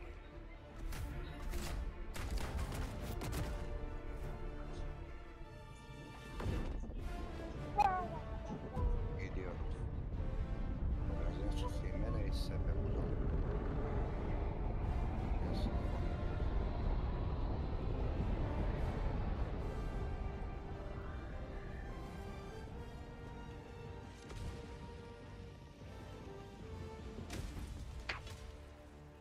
Okay, the planet is red. I don't like it. Live up to your name. Live up to Soviet Union. requesting tac pack. Gdje si konjina glupa?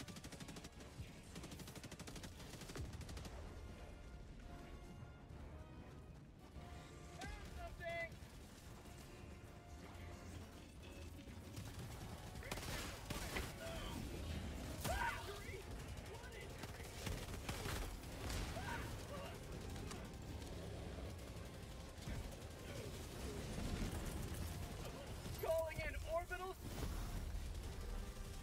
Oh my god.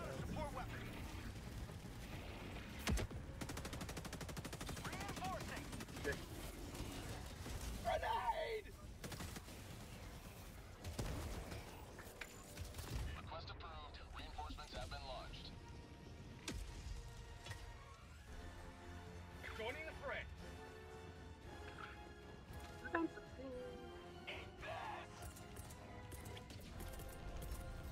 Requesting advanced weaponry. Requesting air support.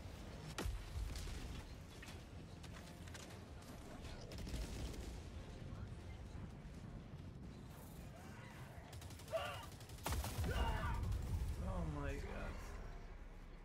Calling in reinforcements. I don't even see the robot. Request approved. Deploying reinforcements. Reporting to the front. Mission at 10 minutes remaining. Sending out an SOS. Sending in an eagle.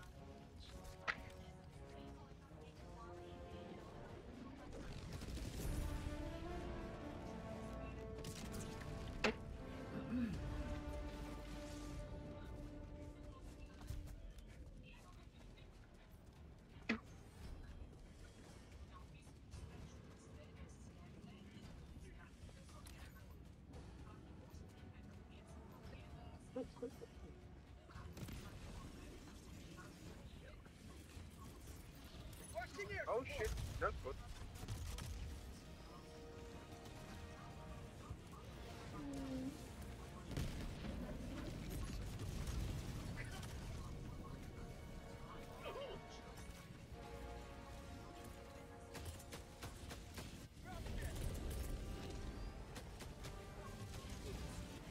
Requesting orbital strike. Firing orbital strike.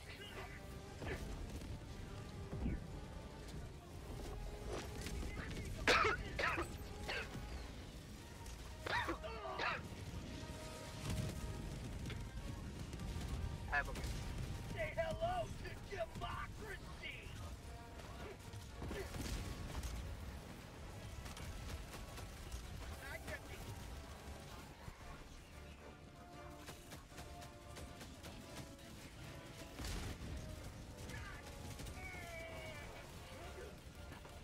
on you. He's still alive. Got a nice cup of liberty. Ow! My bad.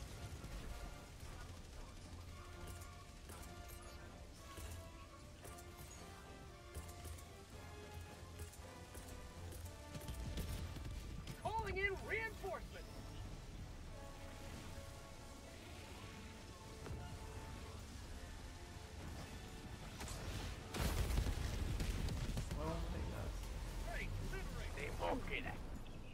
for the big robot.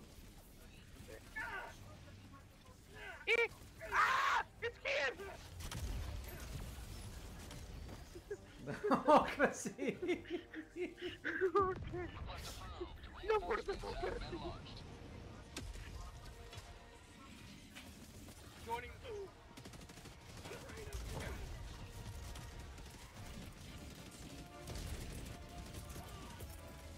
Reinforcing!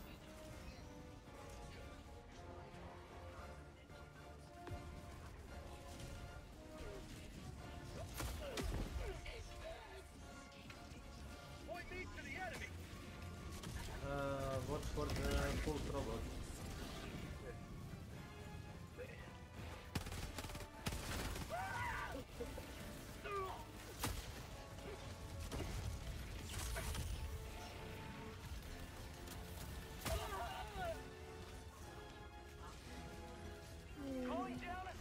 I kill one. I kill a hole!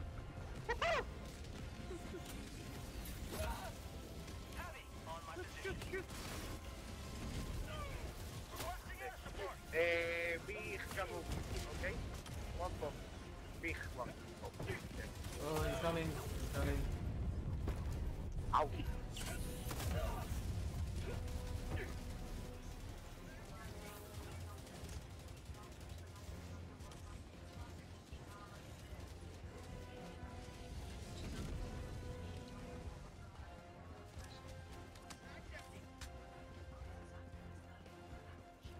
Sending in an eagle!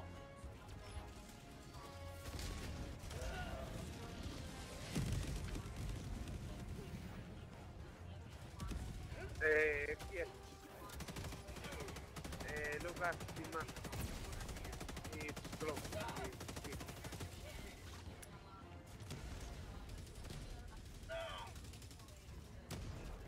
Come on.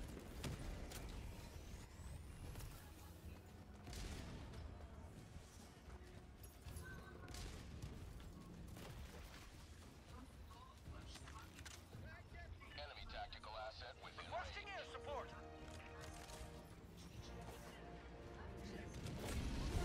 Freedom has prevailed. Now head to the extraction. The light for democracy. Nice. Democracy. 5 minutes. Where this one. Dropship. Nice. Oh, we are already done. Rato. Opa. Me dicen dónde voy. Ay, ay, ay, ay. Ay, ay, ay. Ay, mi corena de mi corazón. Ajá. Pero se ha ido la bomba gel. El sol. Así me acompaña mientras tanto mi canción.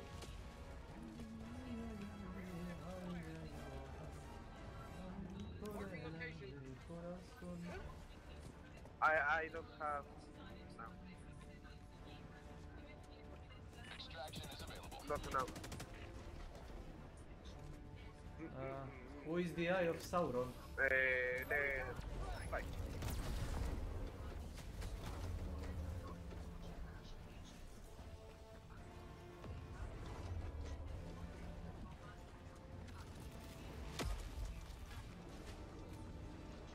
Fire in the hole.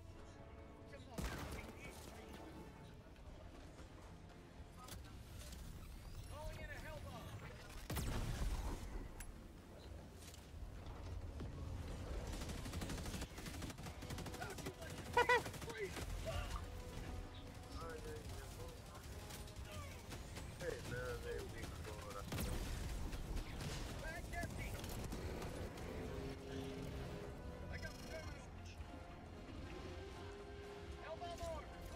Run! Meow! Ow! My bad. Injury? What Okay, injury? make me respawn in the top.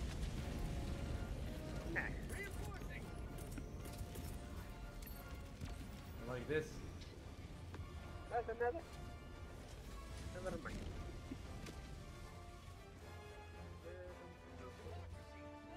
Tu je neka boss, a? Da, Nenade.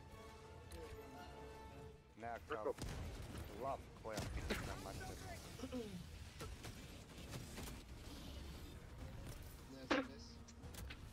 A ono nešto Stronghold, Investigate Clue. Rabisek Shadow, nekakav boss.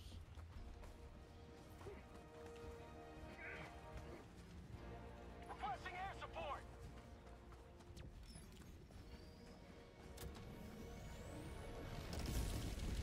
Nice! Mislim da ne bom tu dugo držao.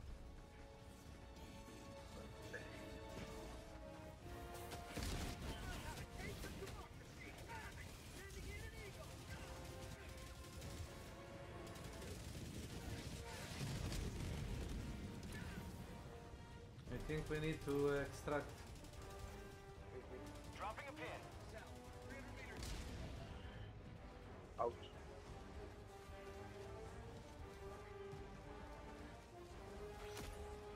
Okay, no problem. Hago la Calling in inversión. reinforcements! Samo date mi da paradu. Ovo već sam ga pola ubio, ali možda bude. Throwing grenade! Ready to lift! Oh! Okay. Lots of robots. I killed myself. Yes, a lot of them. I killed myself with one couple. Calling in reinforcements! 1 minute remains. Destroyer departure imminent.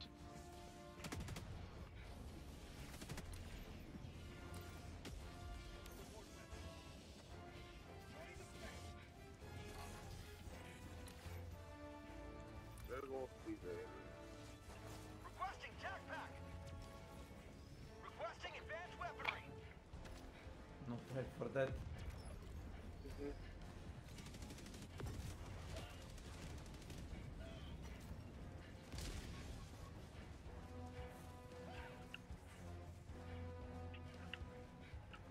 Sending in an eagle!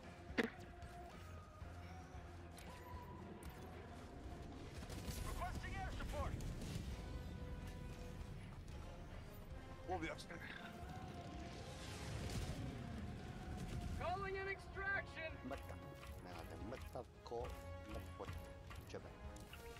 Extraction shuttle 2 minutes. Reinforcement budget Ići se depleted. No, my bad. Evo. Yeah. Thank Okay. you. Thank you, thank you. Kaj je sad sva pička?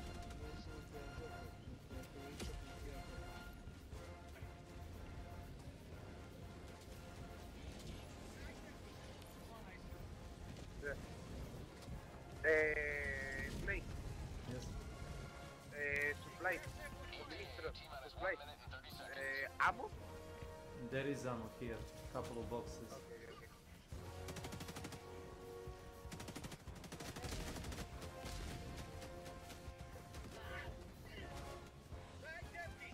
Tu pola po nekakvom jebenom mrtvom mraku, ništa ne vidim. Ajde izađem. Not today! Apsolutno ništa ne vidim. ETA T-minus 1 minute. Jebom te kurac.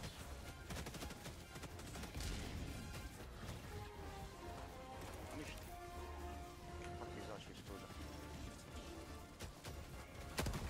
A ne.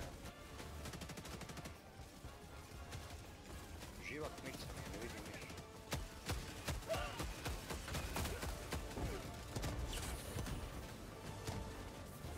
Moram samo... Oh my god. ETA T-minus 20 seconds. Mogu probat get unstuck, ne znam. Mag's empty! ETA T-minus 10 seconds. Možda sam se unstuck. Ay, soy Sve crne Yes. box, ne mogu nekakav komad Hey, gusta, George. nema Ya ništa. me está. This is Guarda, Falcon ne 1. vidim. I have visual on the extraction zone. Opet sam ne vidim. Falcon 1 landing in progress. In my body is one copy. Ko? Countdown Ne, ja initiated. idem Stand by one for still takeoff. mogu. Yeah. Go, team, go!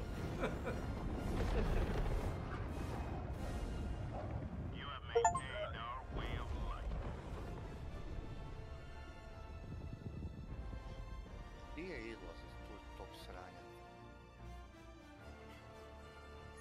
Ma ne, ušao sam u nekakvu prostoriju gdje je ključno, ne vidim niču kumate. I kaj ja sad tu mogu? Niti znam kak se van ide od kuda, niti vidim izlaz, niti se mogu jevat. A jevo...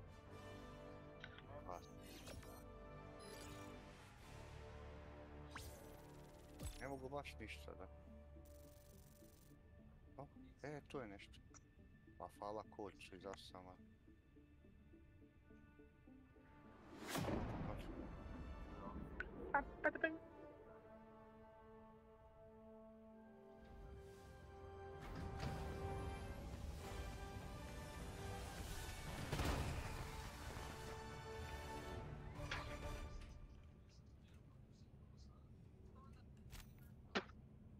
Very nice. That is what I call a profitable use of resources.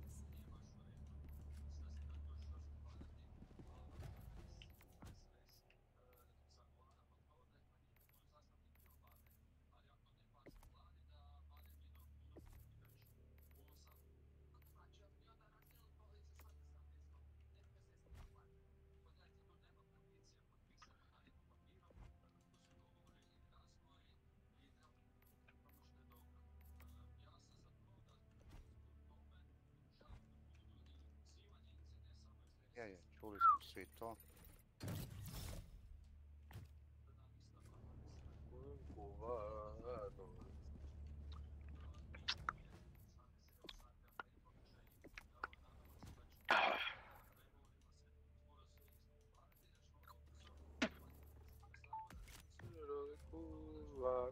Kuva.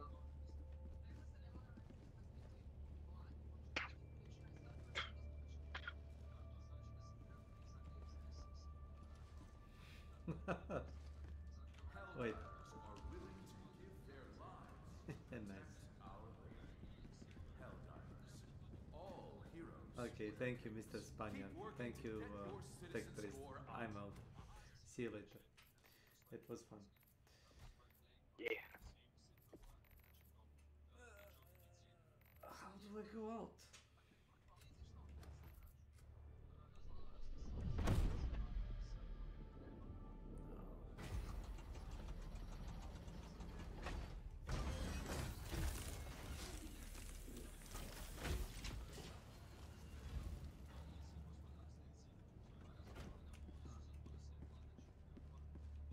You're doing democracy's work.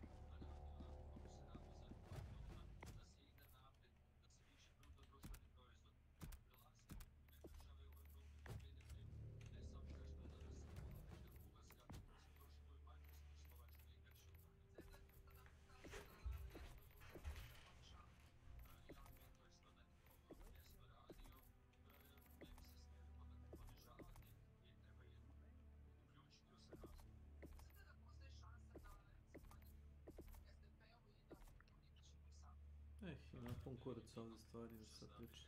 Finish 2. Nešto trebam.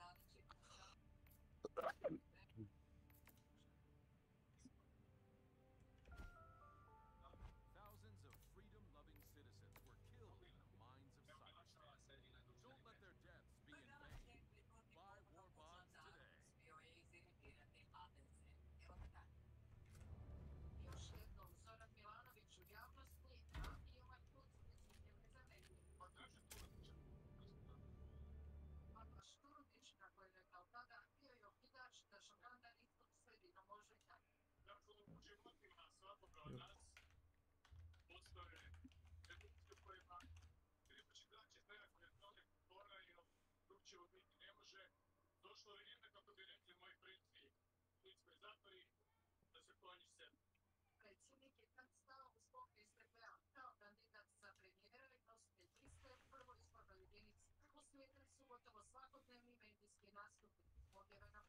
Here. Seth. Here. Seth. Seth. Seth. Here. Seth. Here. Seth. Seth. Here.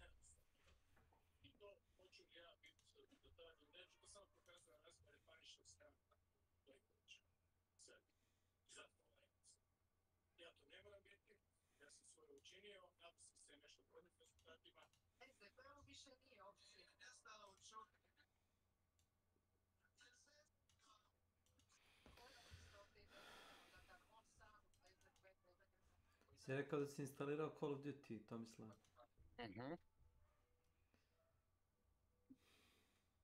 Jesam, da.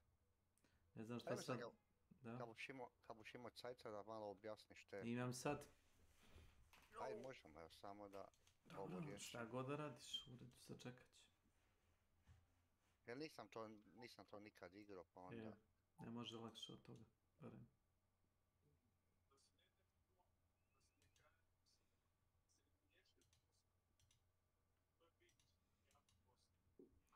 Dobro je samo što za ovaj Helldivers, samo što dosta igrača se zajebava. A da. Ovi Španci su, ubili su oni mene i ja njih. Imaš raketni neki lancer i evo te Bog, pa to pola ekrana ubije. Ubije robote i vas. A to je normalno u toj igri da jednostavno ubiješ i svoje igrače i oni tebe i, ali velim, to je neizbješno nažalost. Dobro, ali znaš šta je bilo isto?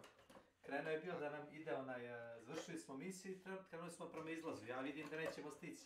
Ja pustim sve, bacim sve iz inventara što se ima teško i krenem da trčim prema izlazu. I na zadnjih 5 sekundi dođem do onoga panela i iz prve ukucam kod, iz prve, nisam pogrešio nijednu. I dođe tajmer na 0, kao znaš, da je otišao brod. I on nam pošalje kao onaj drop pod, zadnji. I nema više.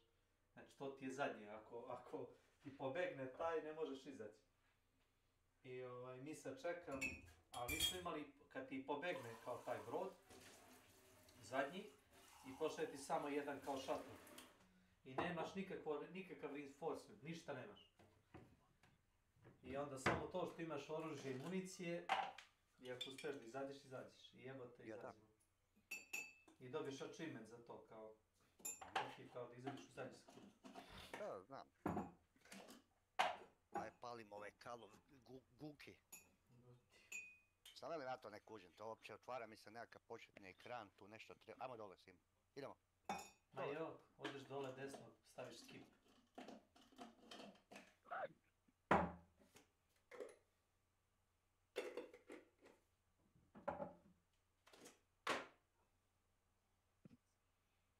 Ili mi podeli sliku na Discord, pa ću ti ja reći. Sad ću ti podijeliti. Znači jest. Seth here. Seth. Seth. Seth here. Seth. Seth. Seth. Seth here. Seth. Seth here. Seth. Seth. Seth. Jebati pas minut. To skip. Sad izabiramo šta? Ideš na... Scrolluješ dole. I ideš na zombies. Zombi. To je to. I tako. Operation Default Word. Da, samo ideš continue. Ne mogu, moram izabrati nešto, ne? Ne. A, da. I prvo dodaš me na listu prijatelja. Čekaj. Ideš skroz gore desno na onog čovječuljka, na onog čikicu. Ovo? Socijal. Da.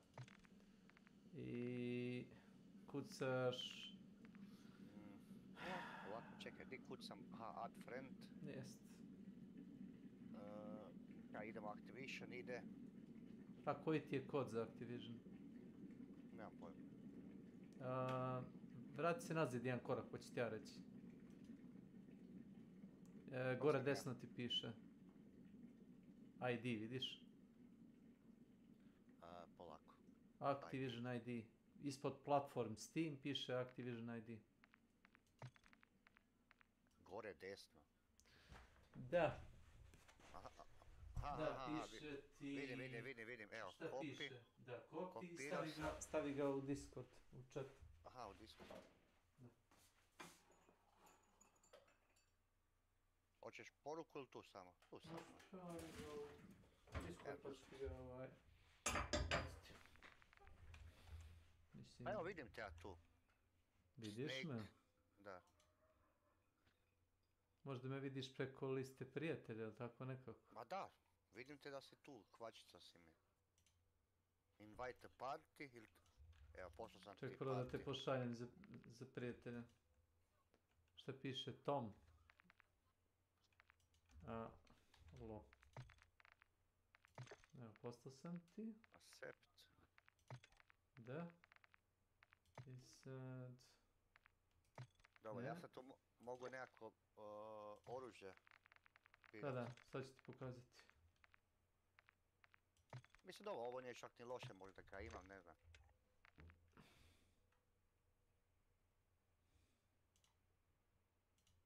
F5 moram stisnuti. Da. Continue. Šta sad? Escape. Escape? Da. Gledaj sad, prvo izaberi karaktere. Ideš na customize. Pa dobro čak. Ne, slobodno izaberi, imaš i bolje. A nije tu. Strike team. Zaboravio sam više. Ideš na prazan slot. Strike team operator 2. Tu odiš. Koji je dobar? Znaš kog ću ti preporučiti? Onoga sa maskom terorista. Ovoga? Da, zato što priča nekim srpskim, hrvatskim, nemam pojma. Čućeš kad te budu udarili. Ne, ozbiljno ti kažem, ne mogu da provalim. Može biti Bosanac, ko će ga znati. Idemo na samo equip, equip, da. Dobro. To je to. Ideš sad na gear tab, gore. Tu. Gear. Dobro, to ti sad on objašnjava jer si novi, da. To izbaci za sad, na R. Na R.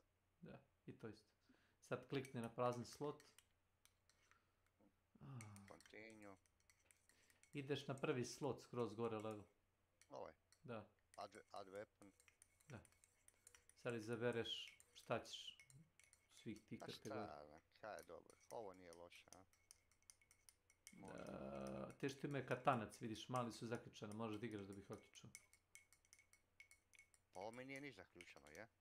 Ovaj mi je zaključan, a je, taj mi je... Da, jest, imaju katanac. Znači samo mi u biti ove otključano. Ima konkurac oružje, znaš, scrolliš na desno pa da vidiš. Samo automatski pušaka ima koliko voliš. Je, ali sve je zaključano. A moraš da igraš, da se leveluješ. Znači, okej, to. Ideš na... Klikni skroz dole levo. Equip. Ne. Vidiš da piše CVA P45. O, da. Tu ideš equip. Tako, klikneš. I idi sad modify, mada mislim da ne možeš ništa na njega da staviš. Ideš na slot, ideš skroz, vidiš da gunsmith ti piše kao oružar. Mislim da ne mogu ništa. Kad ti se otključaju dijelovi za oružje, imaš na, pojavi ti se plus ići da staviš nešto. A pošto trenutno možeš samo otići na customize, dobro, nema veze. Ma dobro, neću sad, samo jedan taj mogu. Samo equip stavi. Tu, tako. I u desni slot stavi, na primjer, ili shotgun ili pištolj, to ti je moj savjet. Možeš i SMG ako hoćeš, može i shotgun, ne vidim. Može to. Kao tactical, jel ti da promeniš tactical? Skroz dole desno. To. Skroz dole. To. Ne da ti, dobro, ništa. Moraš da igraš, u redu sve. Mislim da mogu ideš na misije, samo sad ću ti reći koje. Oja. Sad ću ti reći da se bira misije. Ovo da se ja setim. Aha, ideš na lobby. A šta je ovo event i ovo? Ništa. Battle Pass ti je Battle Pass. Event ti je kao neki mini event koji ti daje kao za XP, uzimaš skinove. To igraš, ne igraš ti? Igram pomalo. Ideš skroz dole desno, vidiš i da ti piše story mission. Da. Klikneš na to. No. Idemo Dobro, sad ajde, šta? continue. Ideš kroz levo.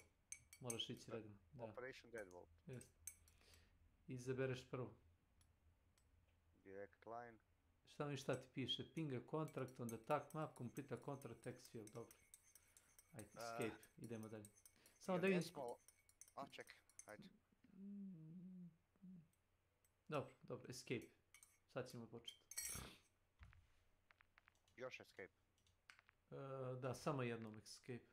Dobro, sad čekaj, sad ću ja da startam. Ajde. Da li mogu da ponesem motor? Samo da vidim. Motor? Da, imaš motor da voziš. Aha, ja ste čuo motor. Čekaj.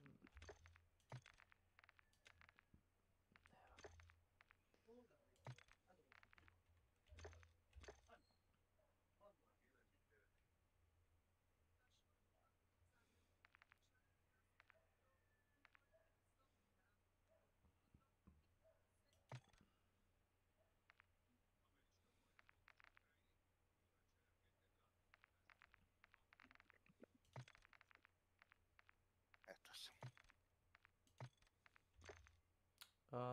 Pritisneš, klikneš na accept. Yes. Jesi? Da, pa valjda yes. Ne, nisi. Vrati nazad, nisi. Viš da nisi. Čekaj. Pa stisnuo sam accept. Nije ti kliknuo na to kako treba. To ništa, Sad whisper, accept. Da. Pa evo, ili moram baš F5. Čekaj, imam telefon. Čekaj malo.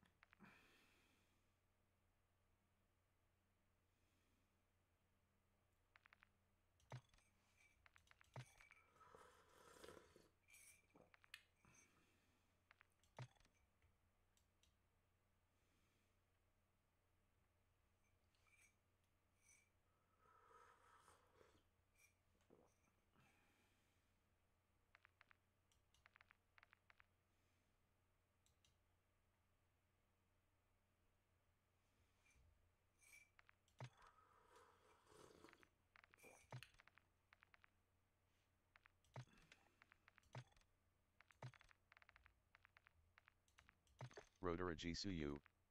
Welcome to my channel.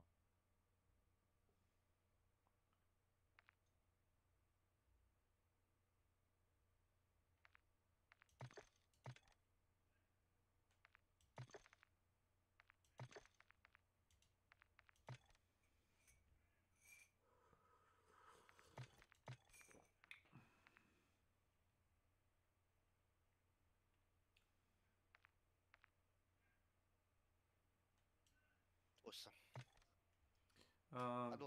Dolazi nekakav kupac mi pogleda za onog BMW-a kaj prodajem, pa onda... Mislim da ne smiješ da klikneš, nego moraš baš da tapneš F5 kad ti to radi. Onda ide ponovo pošalje. Zato što ti otvori onaj meni tamo. F5 pritisni samo. Evo, tišem F5 i sad se ništa dešava. Idi gore desno na onu ikonicu onog zvona, vidiš? Dobro. I klikneš na to. Accept invite. I sad to štrikiraš da prihvataš. I to isto. I acknowledge. I to je to. To je... Tomislav. Molim. Gdje si našao one metalne police? A ne sjećam se, jebote, kaj si lud. Ideš na zombies tamo. Kaj si lud, kaj ja znam.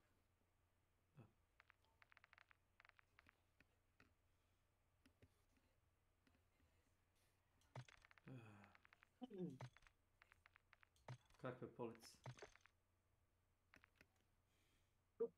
A ne da mi jeboti pa smatra više, kliknu. Ne, samo klikni opet na ikonicu onog da isto radi, accept. I to bi trebalo da je to. Zato što su stavili u gornji desni kut.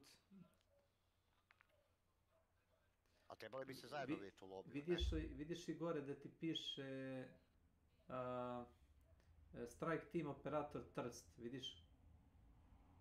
Da. Kad klikneš na to, prvo da klikneš, vidiš? To je zato što stoji jedno preko drugoga sve, znaš? Aha. Gledaj sad. Sad čekaj. Sad probaj da uloviš miš. Ne da mi. Na onu ikonicu probaj. To. Pa tu mi da, normalno. I? Kaj i? A ovako. Ajde, u redu. Ti si sad vođa, samo start. Isto mu dođe. Aha, vidim, da. Stani, pre nego što odeš to, vrati nazad jedan korak. Idi skroz dole levo, squat, fill, odštrikiraj. Tako, samo start. Zašto pričaš u igri? Zato što moraš da pritisneš F9.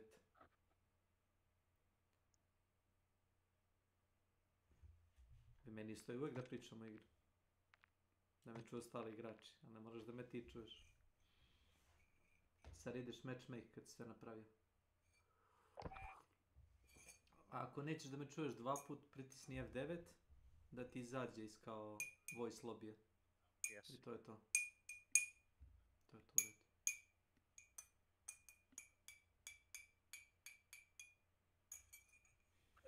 Sad će mi ko za kurac taman doći ovaj kupac za auto dok bum u igri. Pa mogu te ja pokrivat. Sad ne znam koliko ćeš dugo biti s kupcem. A moramo pokazat auto, možda mu ga i probao, znaš kako ti to ide.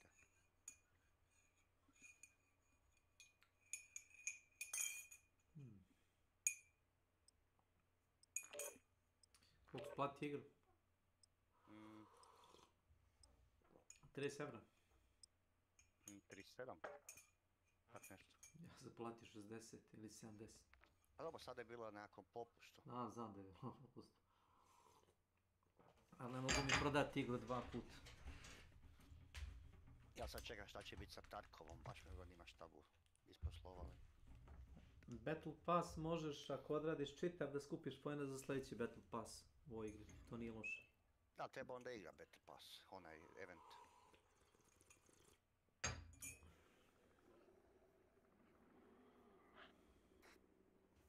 Dobro, znači ovdje samo ubijamo zombije, niš drugo. Pa imaš da radiš zadatke. Pokupiš. Pa dobro, da, ali... Pa dobro, generalna priča ti je da smakneš. Imaš i bossove, znaš. A nešto je isto ko van svima. Imaš, samo što moraš imati dobro oružje. Ja, normalno. Ti na primjer nemaš, ti imaš pancir s jednom pločom, ja imam pancir s na primjer 3 ploče.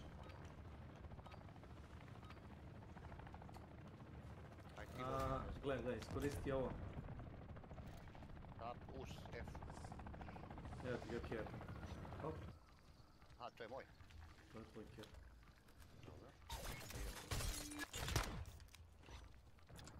Zove ga sa F. Ne, to ti samo da ga prizoveš jednom. Aha. Samo jedan može da ga ubije, ima jedan što isisava život. Treba će nam... Ček da ti dam para malo, uzmi ovo. Idemo ovamo.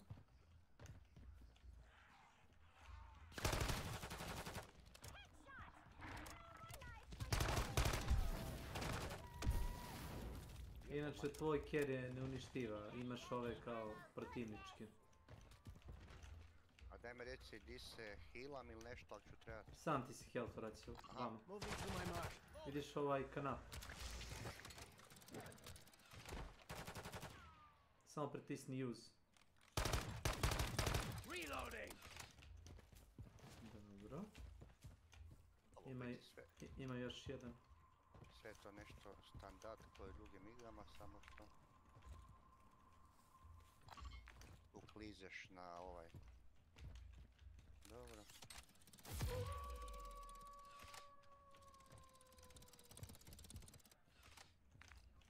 A ti jebe majku. Ma svaki put kad starta meč on, evo ti gore, vidiš i mašinu. Što? To uzme. Sam upalio? Da, to sad ti puška radi više štete. Ammo depot here. Idemo Ne mogu sad... tebe ubiti. Idemo sad vamo sev da ubijem. Ali isto jebena grafika je ovdje, dobro je napravljena. Pa šta znam, okej. Meni je već poslije 1000 sati ono, znaš. Pa da, tak mali hologram. Space.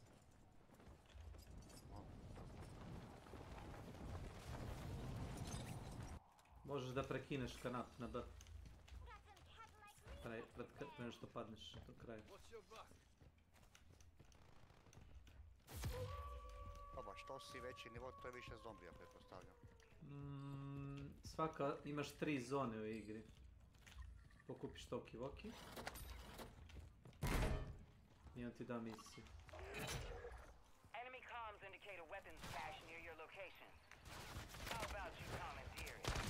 I can't keep the kill log down, then it's U gornjem levom ćosku piše ti low threat 1 Winstall, tako?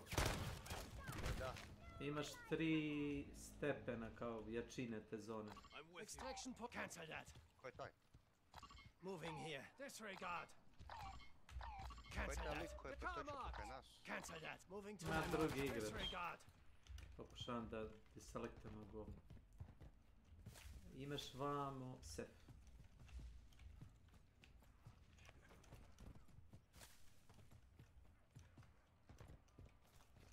Rep sa penezim. Postavi bušericu na sef. What's your rock? Ne, iza tebe, iza tebe. A, ovo? Switching mags. Sad ne moraš da budeš direktno pored sefa, možda stojiš recimo napred.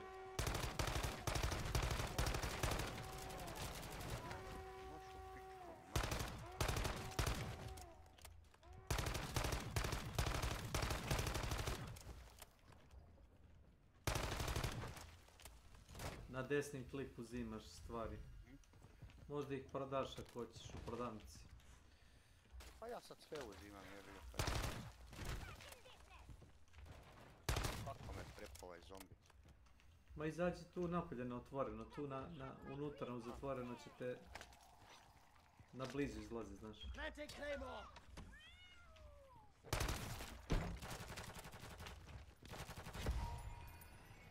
Bomba će ih ubiti sve. Na to pokušao uđi bombu. Da, jes, ubio si.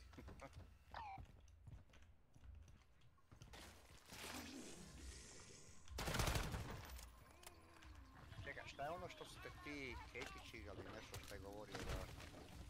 Nisu čigali to? Koje? A ne znam, nešto je govorio da bude probao nešto napravit.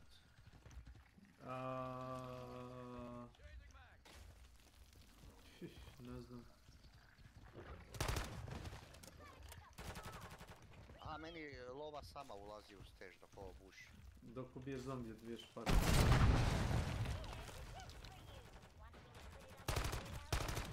Kad završiš misiju piše ti gornji levi čošak, piše raid weapon stash i puni ti ono na procenat.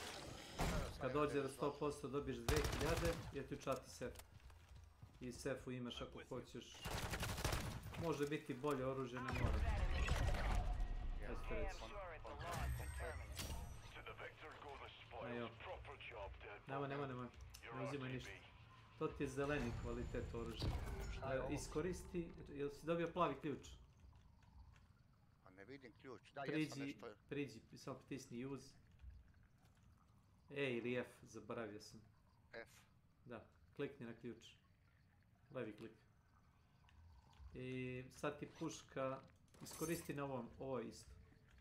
Na taj kalašnjikov. I sad ti puška plavi kvalitet. To ti je kao ljubičasti kvalitet i žuti su te najjači oružje. Tebi je oružje na plavom, to je dosta jako. Kad je bolji kvalitet, onda radi više štete. Welcome to my channel. Drži pare. Sad ću ti rati pare. Kupit ćeš pancir, košulju i backpack. Ovdje. Tu kupujem. Da. Kupiš u prvom redu two plate armor i medium backpack. Po 2000 košta. Polako. Aha, tu kupujem. Ne. Samo, brat, use. A ne, aha, ide na gear? Da. Ideš Uzimam na, si ne, two to plate two armor. plate i medium backpack. Medium pack. I uzmi karticu. Stronghold key card. Da, i idemo sad da ti ukrademo pancir. Gde? Ajmo vam. Stronghold marked. Ajmo. I sad na Q, ne na Q, G je tebi, jel tako? Da staviš ploču u pancir. Da, G. Da, imaš sad 2 ploče u panciru. To ti je kao bonus health. Tipa imaš... health je, vidiš ono belim brojima što piše 150, to ti koliko imaš health. Kad popiješ crvenu Coca-Colu dobiješ umjesto 150 dobiješ 250 healtha imaš. Ali to još nemaš. Bijelo, aha, 150 healtha imam, da. I imaš kako dve... skočim gore, jebo? Space. Pa da, već. Hoći. Changing max! Evo zeleno tamo svijetli. Mislim da je neko od njih pozvao helikopter. Imaš drugi igrača okolo nas, znači, tako da ne brini. Da, ali ne puca niko na nas i na... Ne, nema, trenutno nema PvP mod. Mada kažu da će biti PvP mapa da se igra. Čekaj, ali osim ovih, osim znači zombija, ima i story mod tu, nema? Pa, otvori mapu i izaberi onaj ugovor, vidiš plavi ugovor, na M otvoriš mapu. Zoomiraj malo mapu.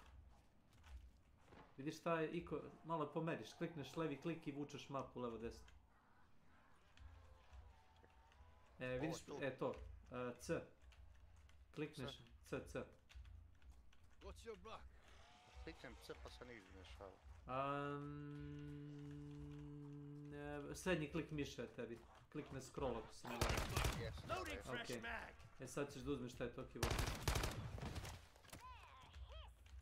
To ti piše kao misija da daš. Da. Čekaj, ovdje nemaš niš vremenskih ograničava, nema. Pa imaš još 35 minuta vremena. Posle 35 minuta vremena bi treba da kreneš. Evo ti ga ovdje ugovor.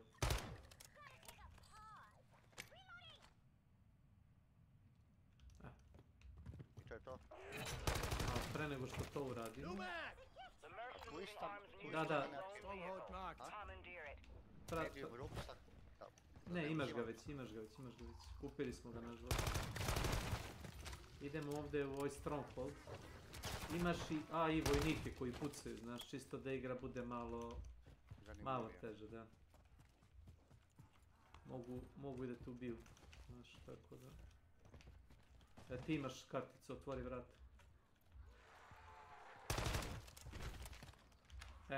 Sad će helikopter, pazi, samo uđeš i izađeš. Čekaj helikopter da dođe i pucaj njega.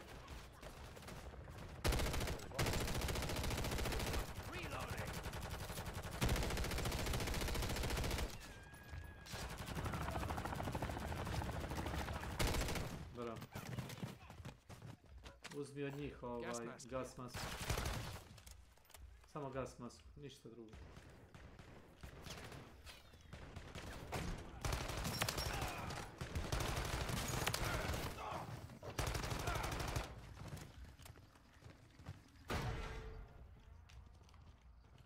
Sad, ovdje u zgradi ako si unutra. Si ušao? Imaš sef.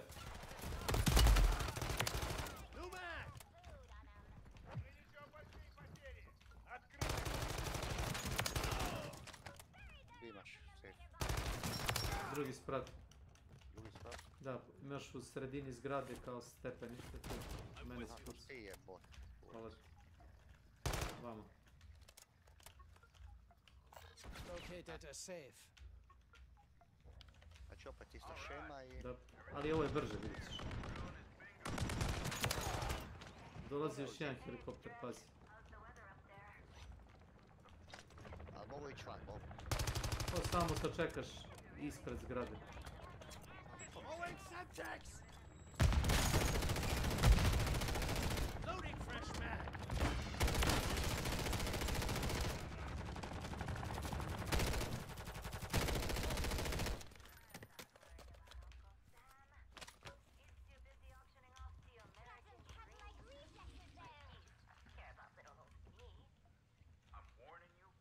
Kojeg ružnog pesa imam, majko ti bože. Pa bitno je da ujede. Imaš sad u sefu, dobit ćeš karticu i dobit ćeš pancir. Dobit ćeš level 3 pancir. Puška je to da ne uzimam ništa. Ne, ta tvoja je trenutno bolja od svega toga što imaš. E sad neku G pritisni 2 puta. Još jednom. Gledaj sad, to ti je maksimum koliko možeš imati pancira. Ajme. Skroz do igre. Pa 3 ploče pancira možeš imati, to ti je maks. Idemo... Ove sve stvari koje uzimam to mogu prodati, ali? Pa možeš, ali nešto vredi prodat, nešto ne. Vidjet ćeš sam. Uglavnom brže dobiješ pare nego što ih izlutaš. Obično stvari koje su ljubičasto označene vrede za prodati. One ti vrede od 700 do 3000 dolara, kako kad. Ja sam uspio da nađem grafičku karticu i zlatnu polugu, to vredi po 2000. Šta sad moramo, deliver, cargo? Uzemo jeep i odvezemo ga na drugu prema. Samo nemoj da uništi jeep. Okej, ćeš ja da vozim, ti pucaj. Da, ti vozi. Ti kad uđeš bacite za machine gun.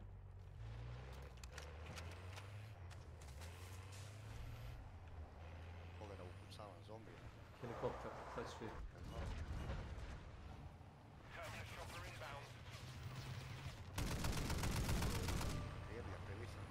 Ne, sad ću vam iznenaditi. Sad se kladi go. Pritisni X, da ti pokažem foru. Pritisni X i pritisni X opet. Sad sam u ovom. Imaš da sedneš za... Imaš da se izbaciš glavu kroz prozor, da pucaš sa strane ako hoćeš da probaš.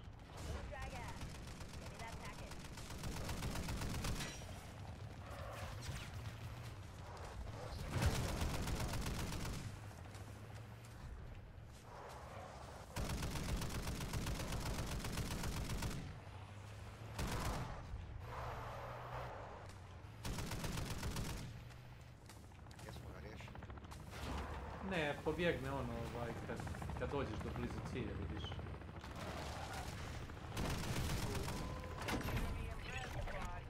To je to. Još ne završim.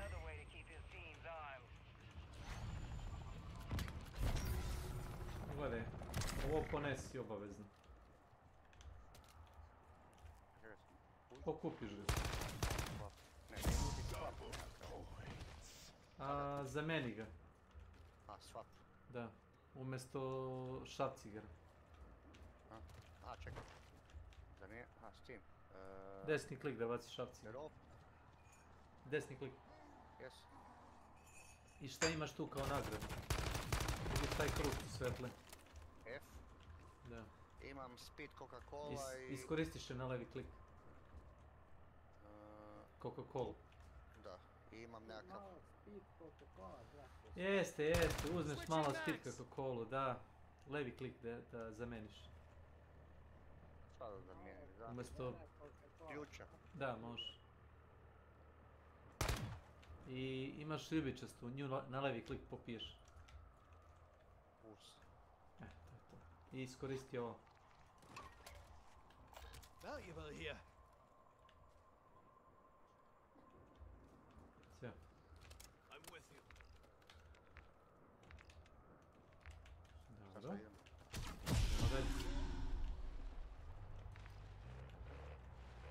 Zapravo. Vidiš ove kuće, sjećaš se gas maske koju si uzeo.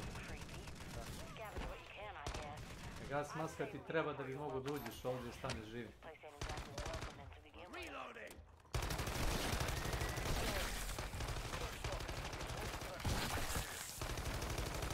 Pazi ti zombije koji se vuku po podu. Pucaš u žute ove, vidjet ćeš kao, ne znam kako ti objasnim, ciste. Po plafonu se vidi po podu. Da, kao jaje, jes, kao alienska jaja.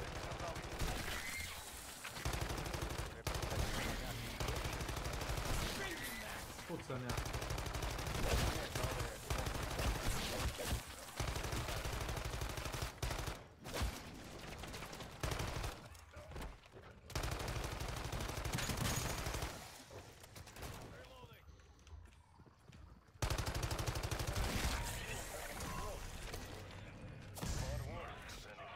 Sad možeš da otvoriš sanduk ako hoćeš.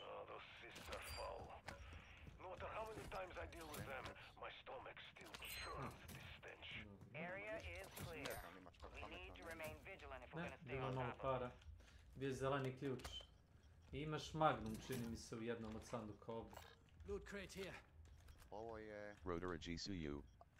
Welcome to my channel. Zeleno nešto. Da. Zameni ga umjesto one selotip trake.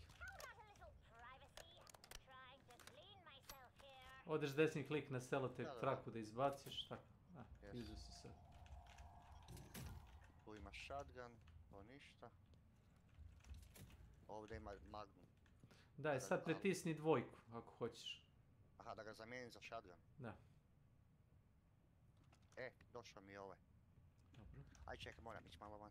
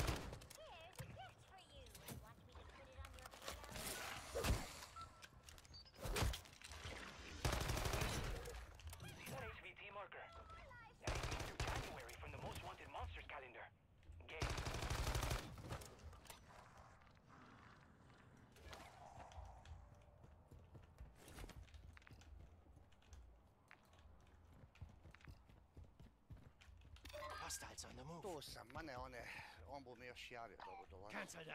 Dobro. Kam idemo? Uzmi čamac. Tu na Kada obali. uzmem? Čamac, Čamac. Da. Vidim šta ima u regalu, kaj je to? Ništa. 10 XP lutit. Kad skočiš u vodu, stan će uzeti da pliva.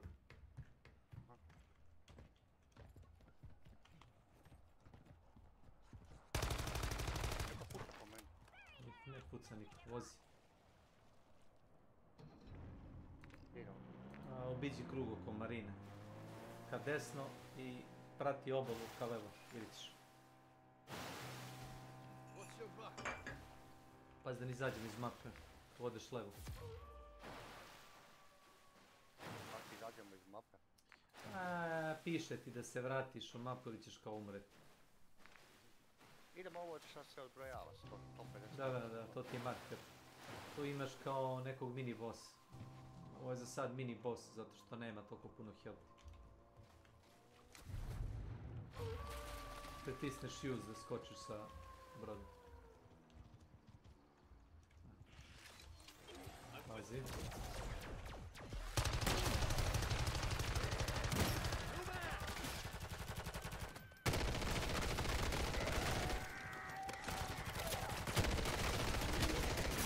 Gađaš u glavu, znaš.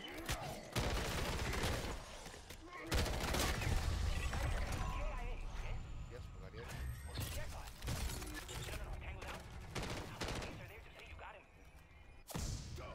Okay, see, just leave that for my sample team.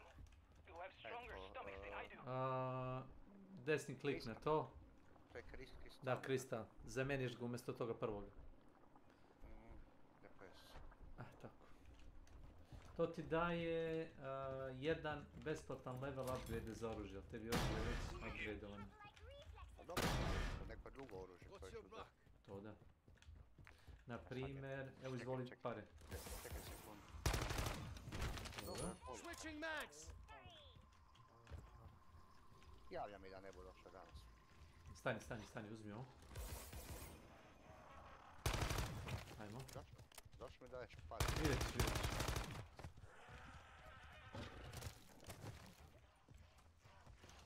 Tu imaš nekakve levele koje postavljaju. U donji desni ćošak piše ti pored ikonice oružje, rimsko 1, vidiš?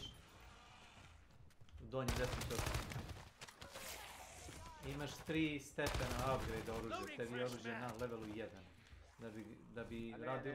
Ne, mislim pod kao ti kao igrač, ali imaš Ma imaš. Imaš neki igrački rang, to ti suštini kao neki predstav, dobiješ kao ono drugačiju ikonicu i skin za oružje, ništa posebno. Eto, tek toliko da se vidi ko igra malo više, ko igra malo manje. Sad mi je kad dobiješ zombije, dobiješ taj XP.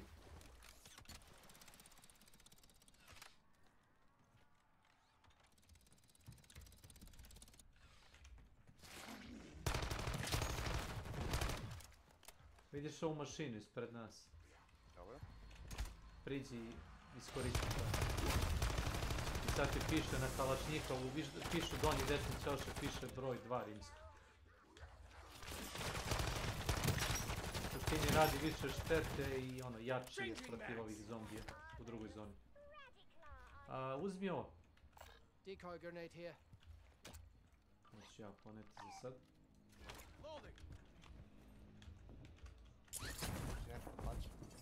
Mes, ne treba ti treba.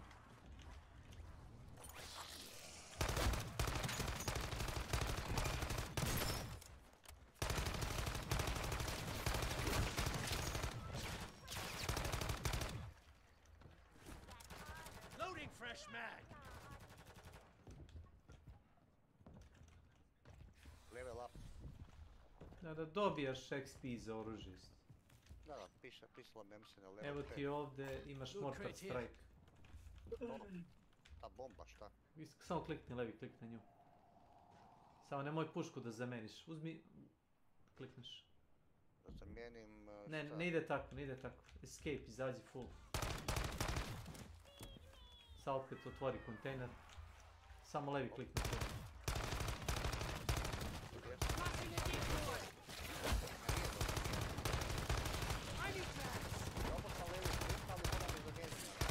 Ma ne mora da zameni.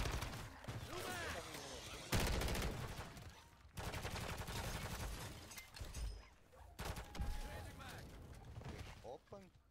Levi, samo levi.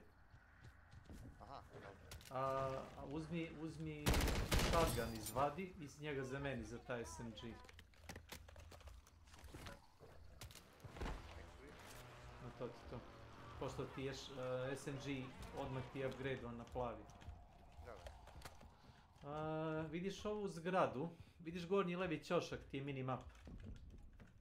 Dobro. Vidiš da nacrtana ikonica ciste, kao žuta. Vidiš i... Da, jel vidiš između nas dvojice da stoji kao zgrada? Da. Na minimapi i stoji kao neka cista. Da, bijelo je kod mene. Da, dok. I uglavnom imaš u toj zgradi infestaciju, treba da uđeš i da uništiš ove žute. Masku ili šta? Master ti se vratno raspala.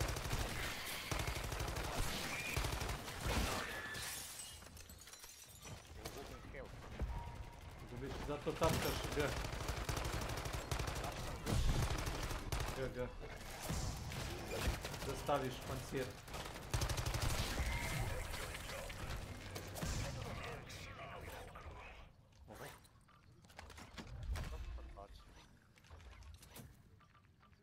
Uzmi prvu pomoć. levi klik na prvu pomoć, to. A šta je ovo tu? Samo jednom uzmi. Klikneš samo na tu pakuljicu. Da, to ti je ledena municija. Sad kad pucaš u zombi imaš šansu da ga zalediš. Ovo je snajper nekakav, to mi ne... Da, ne treba ti. Ovdje snajper, ako ne igraš da ključaš kamuflažu za oružje, ne vredi puno. Ovdje su šta? Stol, ne treba ti ništa od toga. Dobro. Idemo da vidimo da li ima ovdje ugovor da se uzme, nema. Ajmo.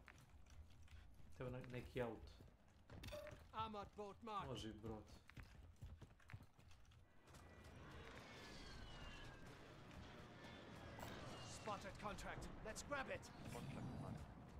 Da, izabrao sam onaj transport da vozimo ovaj... Pazi robot.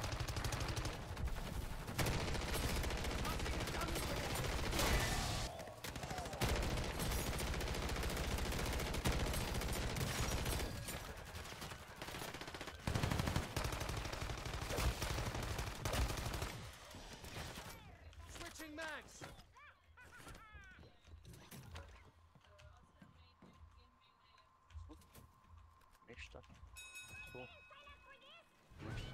Ništa.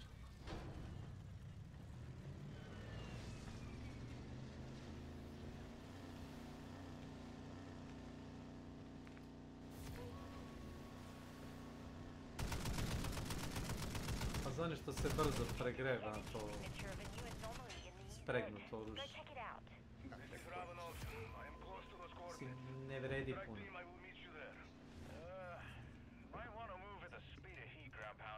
Ok, ovdje izlazimo. Pomogu.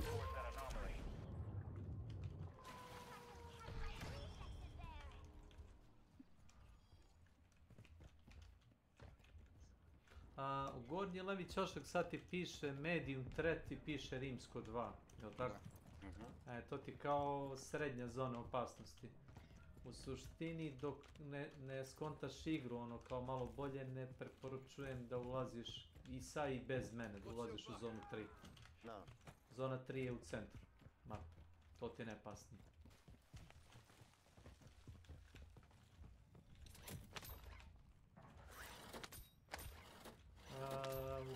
U kasama imaš nekad notes, na primjer.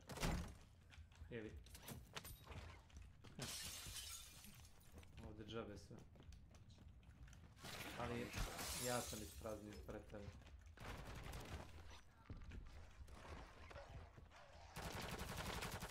Jesi joj kako si ga zaledio? Čekaj, metaka uvijek imaš po početku. A zombi pa će metaka.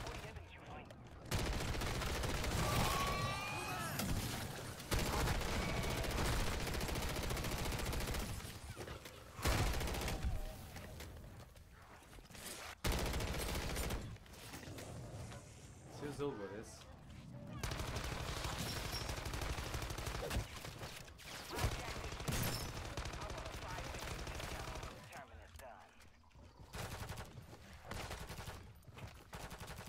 Vidiš malo ove kutice. One s municijom. To su municija. Da, to ti je municija. Sad zavisi šta nosiš, ovo što ja nosim može jako malo metaka da ponese. Taj kalašnjikov ima dosta municije.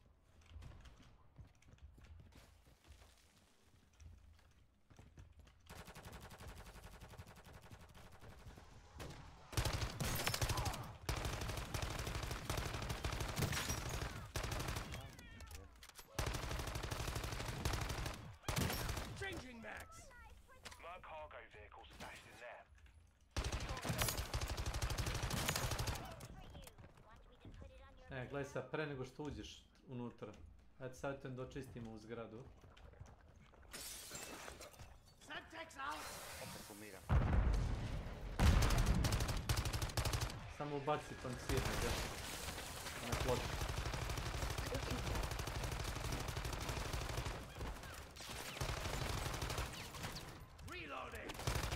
I pucaj ove žute. Lupače. Ima još jedna.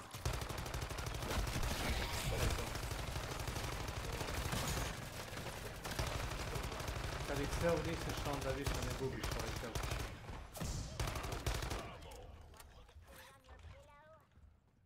I evo ti gas mask.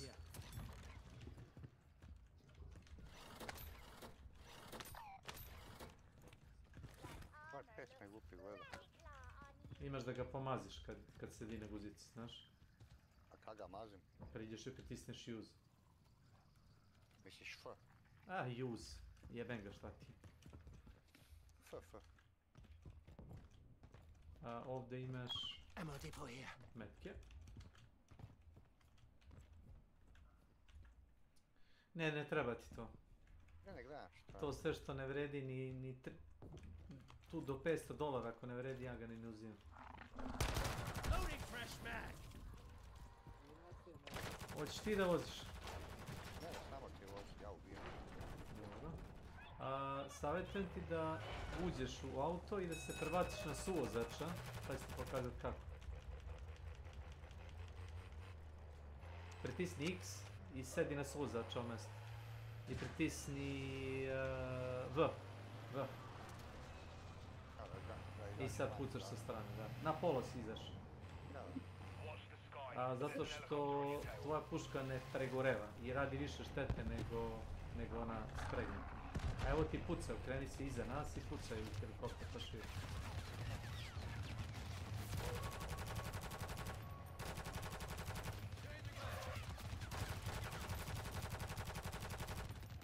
Više mu skidaš nego s onim gorom. Ne znam zašto. A tako su napravili. Ja sam igrao kad su prvi put ubacili to vozilo u igru, znaš. Mogu si da skineš sa bukvalno 2-3, ona kao bursta. Mogu si skineš čitav heli. A sad ne možeš, šanse nema. Ima tu jedna dobra fora, gledaj sad ovo. Samo izađi. Sad, i evo ga napravi. Iza nas.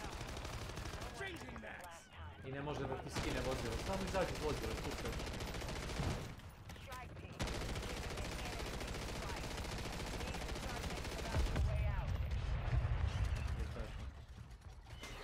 Nisi. I sad mirna vožnja da izlazi.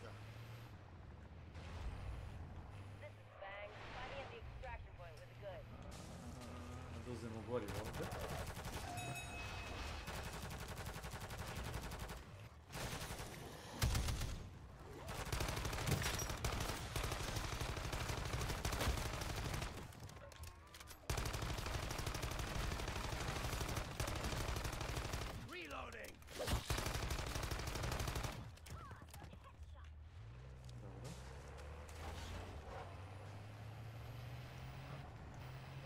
Ako se pitaš da li idemo u rikvac.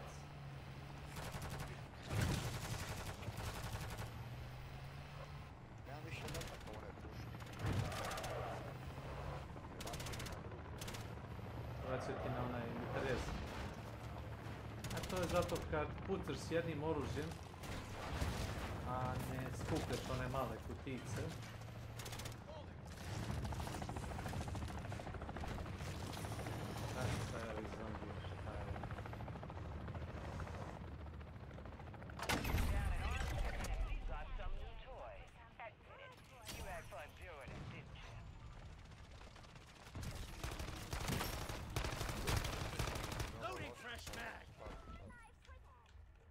Iskoristi ruksak na levi klik i bocu na levi isto. I to ti to. To ti je najveći ruksak u igri. Čekaj telefon, ja.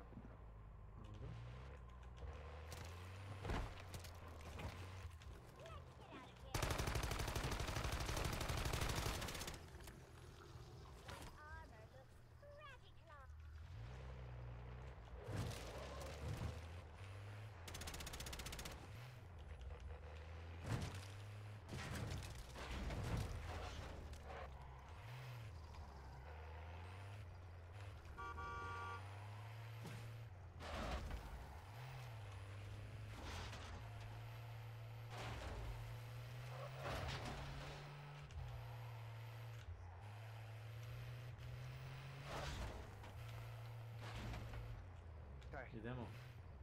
Ajde. A moram ići dao sam nekakav aparat, popravak. Mogu da izađem s mape s tobom. Da pozovem helikopter i da izađem. Ajde onda pa sutra.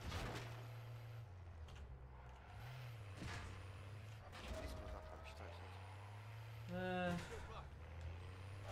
Ubio si kombija.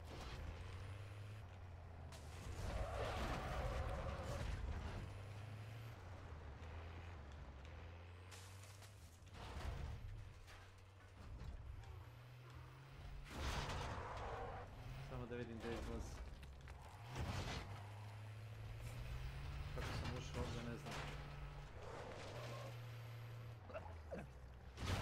Čekaj, aha, još je 7 minuta, pa još je 7 minuta sad, moram ići.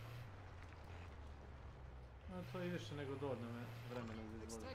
Da, znam, ali nemojmo više uzeti jednu misiju. Čekaj, ali ako prođe vrijeme, gubiš sve. Ne. Počinje da se širi krug radijacije.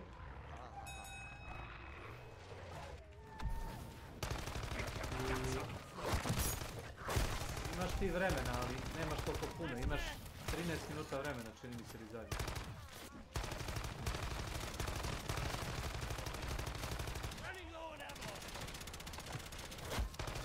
Čekam da se napuni gorivo. Darla, welcome to my channel. Nisam ja završio, ne kužim. Kaj sam disao? Kao vozač. Aha, ma neću biti vozač, ajde ti vozi. Čudno mi izgleda ono iz... Zato što ti prebaci kameru na third person kad voziš.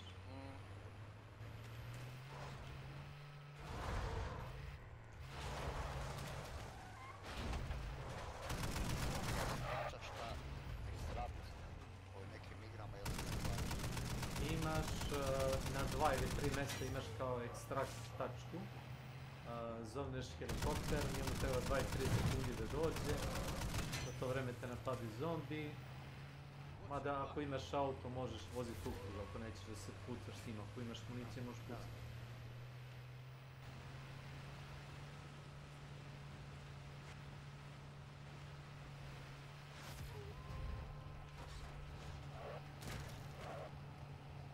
Imaš, koliko se meni čini, ljubičasti backpack i imaš pancir sa 3 ploče. To ti je otprilike najjači viget koji možeš da imaš. Čekaj. To sve u prvoj misiji. Da. Idemo van. Ne, van. Promenili smo... Aha, jebote, kure, čekaj. Promenili smo džip. Ova puška ne uzima ništa. Ovo na džip. Ma kako? Ja se obično pritisnem ono, da sedem na neko drugo sedište i iskočim bez prozor i pucam. A dobro sam tu malo municije. A pucaš sporije malo. Pa neću ni pucat dok se vozi do čemu.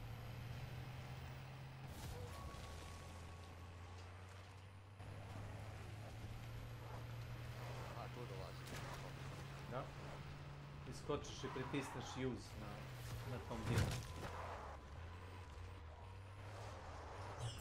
I sad uskoči nazad, helikopter. Ovo je auto. Boga mi ne mogu. Ne. Uđi, verujem.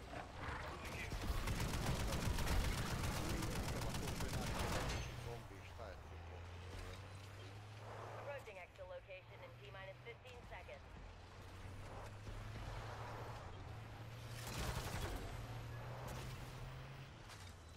Ima svega je.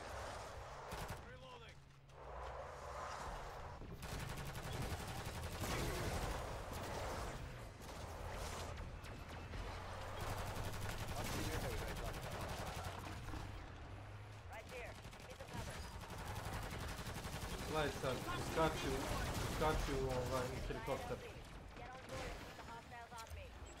Samo uskači. Space. Ne izlazi, stani mi.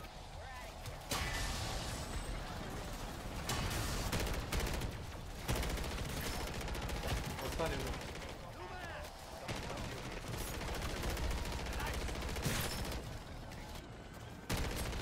To je zato. Ma meni treba XP. Kad je računac izaš.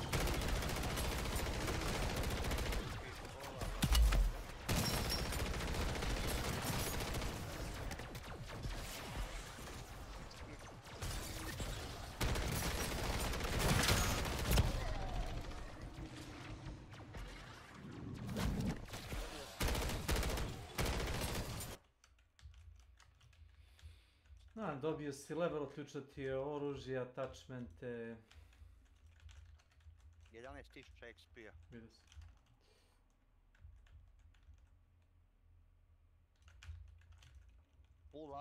Ali da te ne vučem iz igre vano, tako? Ne, nećeš, no.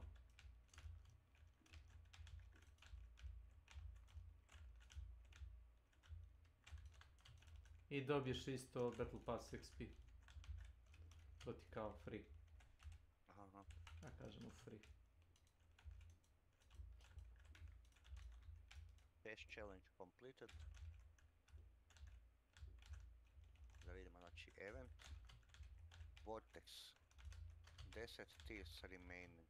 To kad dođe do A kraja... Battle Pass ti je gore, odmah pored. Event, to ti je kao mini event, dobiješ neke pojene, a Battle Pass ti je baš kao u Huntu, ono veliki. I počinješ od polja skroz u levom kutu. Od ovoga tu, ili? Ne. Skroz levo. Gdje ti je shotgun, onaj skraćeni, da. Klikneš. To moja stisnut start, ili? Klikni na njega da vidim samo. Mada tebi je stavljeno, tebi je on automatski uzeo. Tebi je stavljeno, vidiš da ti piše dole desno auto. Da. Isključiš to samo. Tako, off. I onda sam, da, i onda, da ti sam uzima Battle Pass, pojene. To ja obično ne radim. Sad će mi uzimat pojene Battle Pass, neće? Neće, dobijat ćeš pojene, moćeš sam da staviš kako hoćeš. Naprimjer, on ti sad uzeo XP, mogo si da uzmeš taj kristal i onaj kao, čemu to dođe, neka kamuflaža. Aha. Kad budemo igrali sljedeći put, dobit ćeš vjerojatno više pojena. Može, sutra bomo malo hakali. Ovako mi se čini se okej igra. Nije ništa teško, pretjerano. Mislim, mene opušti. Pa nije teško da već imaš.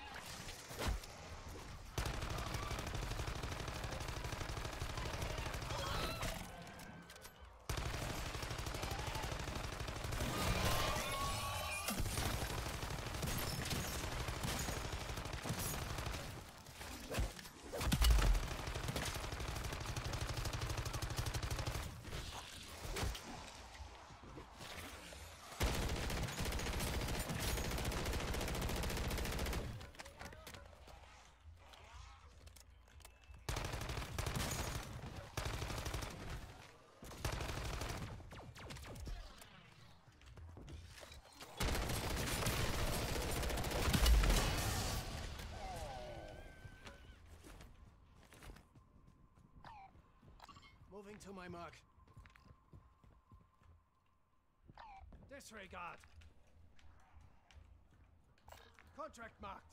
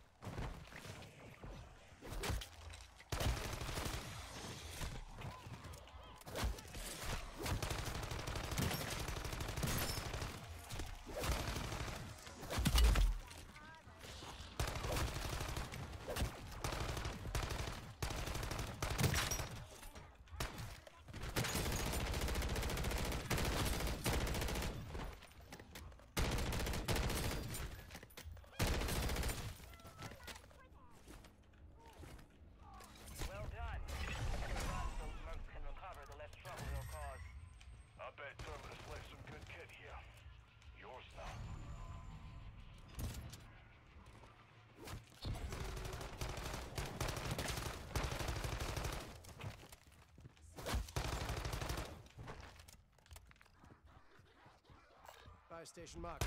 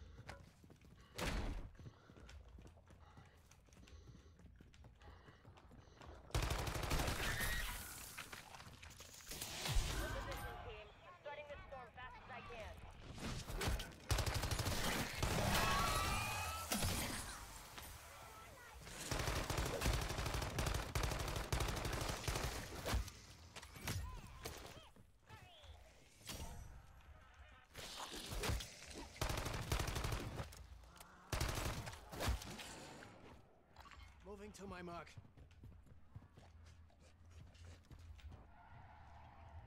Beginning final approach to exfil site.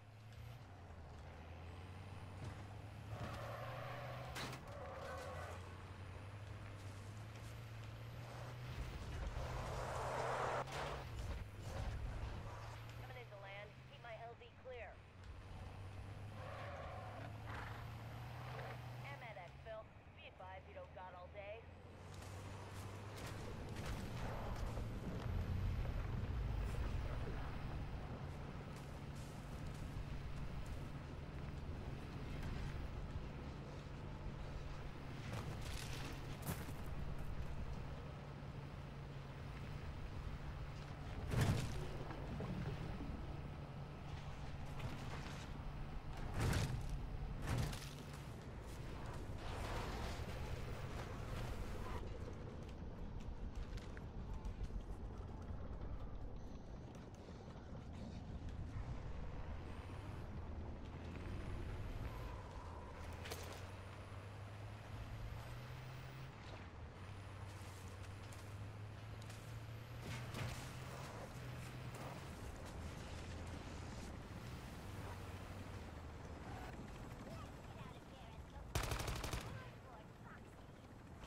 Don't like the look of that lightning.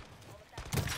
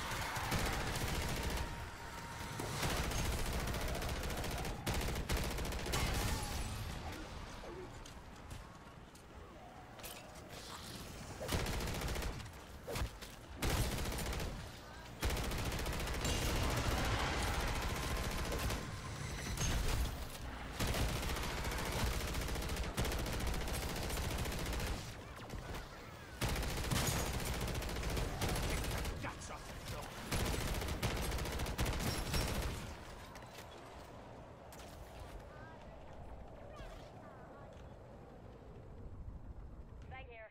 Full cabin. Exfil helo headed back to base. Cutting it real close out there, Fang. Try to show off for somebody?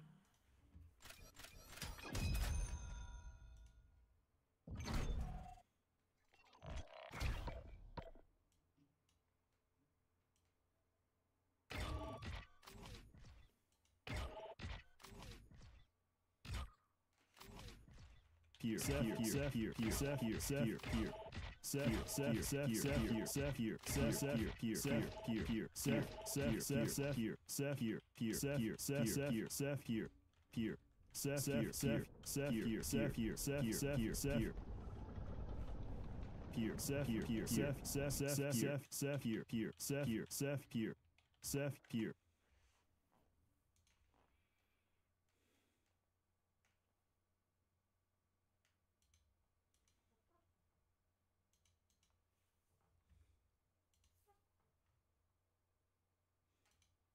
About Yuri Yudin, and well, it's not a shame he survived, so that's good. But it's a shame that he felt it kind of like haunted him for the rest of his life.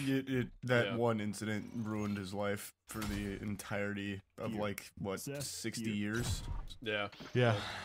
Tragic. Yeah, it's extremely sad. I'll take this next part. So this is now getting into the discovery. As days passed without any communication from the hikers, their families grew increasingly concerned. Reports of heavy snowfall in the area intensified their worries, prompting frantic calls to UPI and the local bureau of the Communist Party, urging for assistance in locating the group. On February 20th, a search operation commenced, drawing volunteers from UPI. Chad. Why would you get Super steel cool. cap teeth? What does that do? Let you chew into human flesh more easily. Because he's a vampire, yeah. It's something they used to do with people whose like teeth got broken up, or to prevent teeth getting broken up.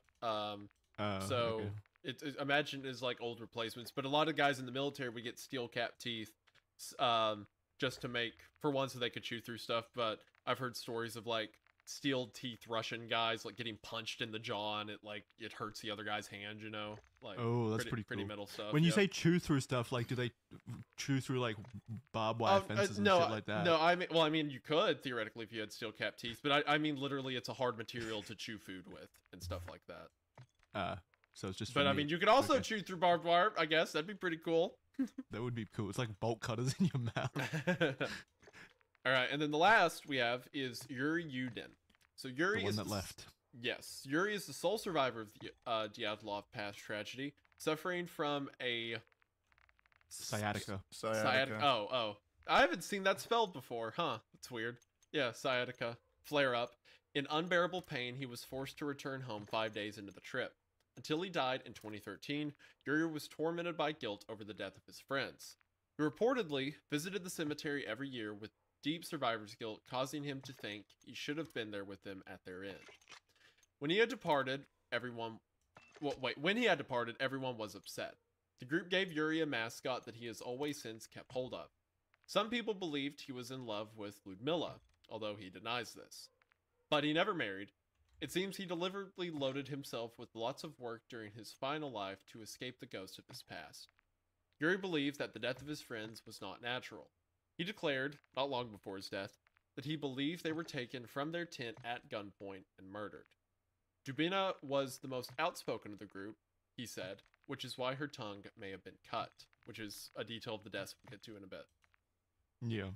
And then there's a photo, in the document as well of Lyudmila, Yuri, Nikolai, and Rustam Slobodin all hanging out together. It seems like they were very close friends and a tight-knit group. And yeah, it's a shame about Yuri Yudin, and well, it's not a shame. He survived, so that's good. But it's a shame that he felt it kind of like haunted him for the rest of his life. That one incident ruined his life for the entirety of 60 years. Yeah. Yeah. Tragic. Yeah, it's extremely sad. I'll take this next part. So this is now getting into the discovery. As days passed without any communication from the hikers, their families grew increasingly concerned. Reports of heavy snowfall in the area intensified their worries, prompting frantic calls to UPI and the local bureau of the Communist Party, urging for assistance in locating the group. On February 20th, a search operation commenced, drawing volunteers from UPI, prison guards from the nearby Lidvel camp, Mansi hunters, local police, and military personnel who deployed planes and helicopters for aerial assistance. So they really took that seriously. They got the whole kit and caboodle coming out to try and locate the hikers. Well, they would today, I would think.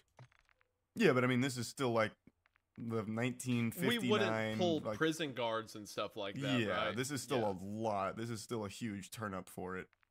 Oh yeah, definitely. The following day, ski tracks were discovered, leading to the eventual finding of the hiker's tent atop the desolate peak of Kholat Syakhl, or Dead Mountain. The tent, partially collapsed and buried under snow, lay empty. Upon digging it up, it became apparent that the tent had been deliberately slashed in several places. Despite the external damage, their interior remained remarkably orderly, with food laid out as if about to be eaten.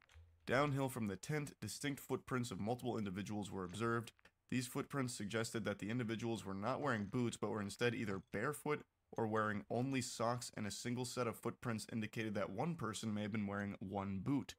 The trail of footprints went on for approximately 600 to 700 yards before abruptly halting near the edge of a tree line. So what do you guys think so far? To me, that kind of screams that they obviously left the tent on a moment's notice because they were in multiple stages of undress or dress. Like, only one boot on, they didn't have time to put the other one on, obviously, so that's what it seems like to me. I think that's the only logical explanation. I remember in, I don't remember which video, but one of the videos I watched on Dyatlov, they talk about how some people believed in, some kind of paranormal thing where they were being, hypnotized into leaving or led that way by some kind of force or some shit. But I think the only thing that really makes sense is that they were hurried out due to some kind of emergency.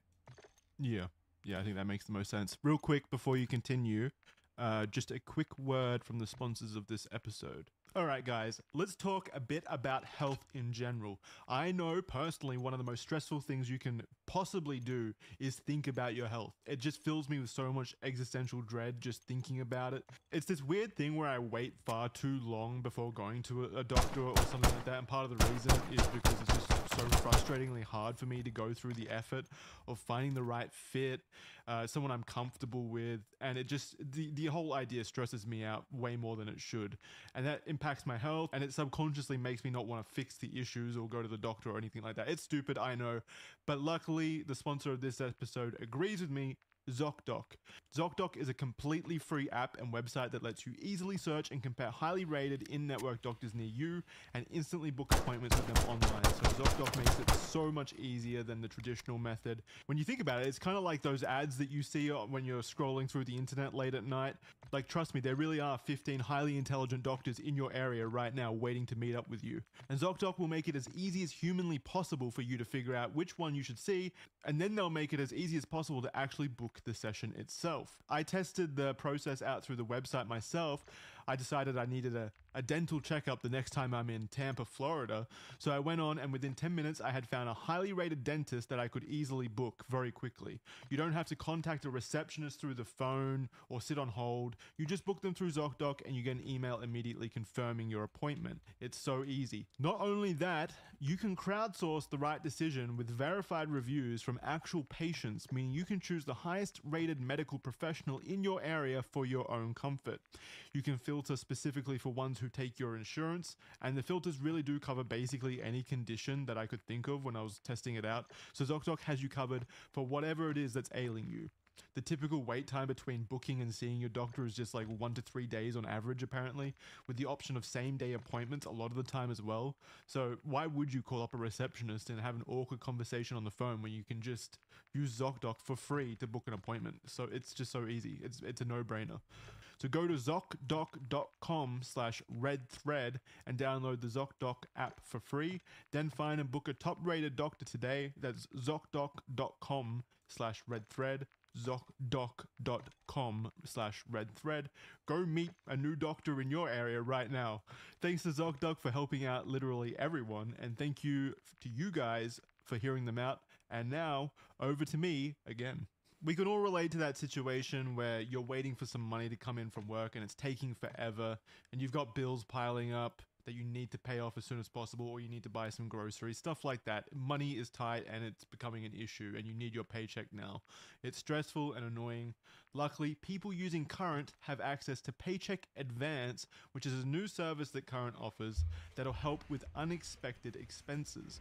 With their Paycheck Advance, people using Current can access up to $500 before payday once they qualify. No lines of credit and no credit checks. Not only that, but Current knows that fees add stress when you're already, stressed and behind, so that's a bad thing. That's why Paycheck Advance is free. You can withdraw as many times as you need without additional fees. So don't get stuck waiting for payday. Get Current and get Paycheck Advance today. Go to current.com/redthread or download the app. That's Current, CURRENT.com/redthread. Terms apply. Paycheck Advance is offered by Finco Advance LLC, a financial technology company, not a bank. Available amounts may vary and are subject to change at any time. For full terms and conditions, visit current.com or call 888-851-1172. Thanks to Current for sponsoring this episode, and thanks so much to everyone in the audience for listening to these spots and helping the show out in that way. It really does mean so much to us. Please check the sponsors out if any of them interest you. Otherwise, back to the show. Thanks. Now returning to the Dyatlov Pass incident. Charlie, did you want to continue? Yes, please. On February 27th, the first bodies discovered were those of Yuri Krivonishenko and Yuri Doroshenko, found beneath a cedar tree. It's not so fun, is it? Huh? Yeah, got you too. I could do all of them except Krivonishenko. That's the only one that I'm gonna get hung up on. It's too many letters. Get rid of them. Yeah. Found beneath a cedar tree in the forest beside an extinguished fire. Yuri was wearing an undershirt, a long-sleeve checkered well, wait, shirt. there's two Yuris. All right, God damn it, you're not going to let me get away with that. Okay. Yuri Krivonishenko was wearing an undershirt, a long-sleeve checkered shirt, swimming pants, long underpants, and a torn sock on his left foot with no shoes. He exhibited signs of frostbite, along with multiple bruises and abrasions on various parts of his body. A piece of skin from his right hand was found in his mouth, suggesting he may have attempted to awaken his frozen, unresponsive hands or suppress a cry of pain. Ooh. 3 distinct cutaneous wounds with sharp edges were evident on his left hip. Hypothermia was determined as his cause of death. Well, wait, you say oof there, Isaiah. I'm assuming you think that like maybe he bit down with a lot of force for there to be skin in his mouth. But yeah, either way, if he bit down to like he had to do something and he was biting his hand to stop from screaming, or if he was like trying to wake his hands back up, either way, that's brutal. Like, you know, biting. But I also, well, he's probably like he had frostbite, so I'm assuming that the skin he was probably trying to wake his hand up. Yeah. Yeah. Well, but the skin will also maybe would have come off easier. Yeah, he probably didn't have to bite down that hard to get this. That's what I was thinking. Yeah. Yeah, or at least he wouldn't have felt it. You know, the level of it. True. Yeah. Brutal situation. Yeah. Does frostbite get rid of like it kills the nerves, right? So you don't feel anything. Late stage, yeah. It would. I mean, I don't know if you wouldn't feel anything because you still have like deep tissue nerves in your hands and stuff. But it would be. You know, like this is dumbing it down a lot, but you know how like when your arm falls asleep, you can't feel it for a bit, or you can't feel like this top layer of your skin. It's kind of like that. Only you're a lot more cold and miserable, of course. So then, Yuri Doroshenko was wearing a sleeveless cotton undershirt, a short-sleeve checkered button-up shirt, shorts, swimming trunks, and a blue cotton underpants with a sizable tear on the front right side. He wore mismatched wool socks, with the left sock being burnt and no shoes. Liver mortis spots on the back of his neck, torso, and extremities did not correspond with his position at discovery, indicating he may have been moved after his death. His body bore numerous bruises and abrasions, with traces of moss and pine needles found in his hair. The right side of his head showed burns, while blood covered his nose, ears, nose, and lips. Swelling and dark red hemorrhaging were observed on his upper lip, and his right cheek displayed a gray foam accompanied by gray liquid emanating from his mouth, likely due to pulmonary edema. God, jeez. Edema, yeah. Yeah. Medical experts assessed these injuries as non-lethal, proposing that Yuri may have inflicted them upon himself in a state of agony, possibly striking himself with rocks and ice. Speculation arose regarding the origin of the gray liquid on his cheek, suggesting it could have resulted from external pressure on his chest cavity or a fall from a tree. Yeah, I think though, I don't know if I mentioned it in this document, but there are reports that the tree that they were sitting underneath, where their bodies were found, it was a cedar tree, and its branches were all like kind of torn and like shredded and stuff like that. It looked like someone had climbed it previously, is what the assertion is. Yeah, and so it's possible that he may have climbed to scope out the area and then fallen and damaged himself in that capacity. So I remember that would explain the blood and stuff like that too. I don't know about the burns though. The burns are interesting, and there's a theory later on that we might get into. Well, we will get into that. They were next to an extinguished fire, right? So the burns could have come from that fire. Like maybe he fell from the tree onto the fire. Yeah. Maybe. Oh yeah, possibly, yeah. But I remember in one of the videos, again, I don't remember which one. This was also where they got into like a more, I wouldn't say conspiratorial, because this whole thing is so like mysterious and the circumstances so confusing. But they were talking about how this could have been like them being tortured out here, and then like they escaped, and that's why he like bit down to stop from screaming, so they couldn't find him again, shit like that. Which is also why they had like all these abrasions that could be from them getting like cut or tortured or whatever. The issue with those kinds of theories is I don't think that there's enough evidence in the environment to kind of build up to that. Like, there's no, if there were actually like a military force out there or a group of people that were interrogating 10 hikers, I think there would have been far more evidence left behind in that, of footprints, stuff like that. Well, not necessarily. In an environment like that, I feel like that's constantly going to be changing with like, snow falling, like all that. I feel like that could easily get away. Except there were the way that most of these bodies were discovered was through footprints. That's true. The footprints from them survived. So how the fuck would the torturers erase the? Yeah. Not saying I believe in those conspiracies, just saying that they're out there. I mean, I'm not ruling anything out with this one. It's just there's not enough evidence to definitively say one way or the other. So a lot of the conspiracies like that, I think, are more than valid enough anyway to talk about. So later that day, the bodies of Igor Dyatlov and Zenaida Kolmogorova.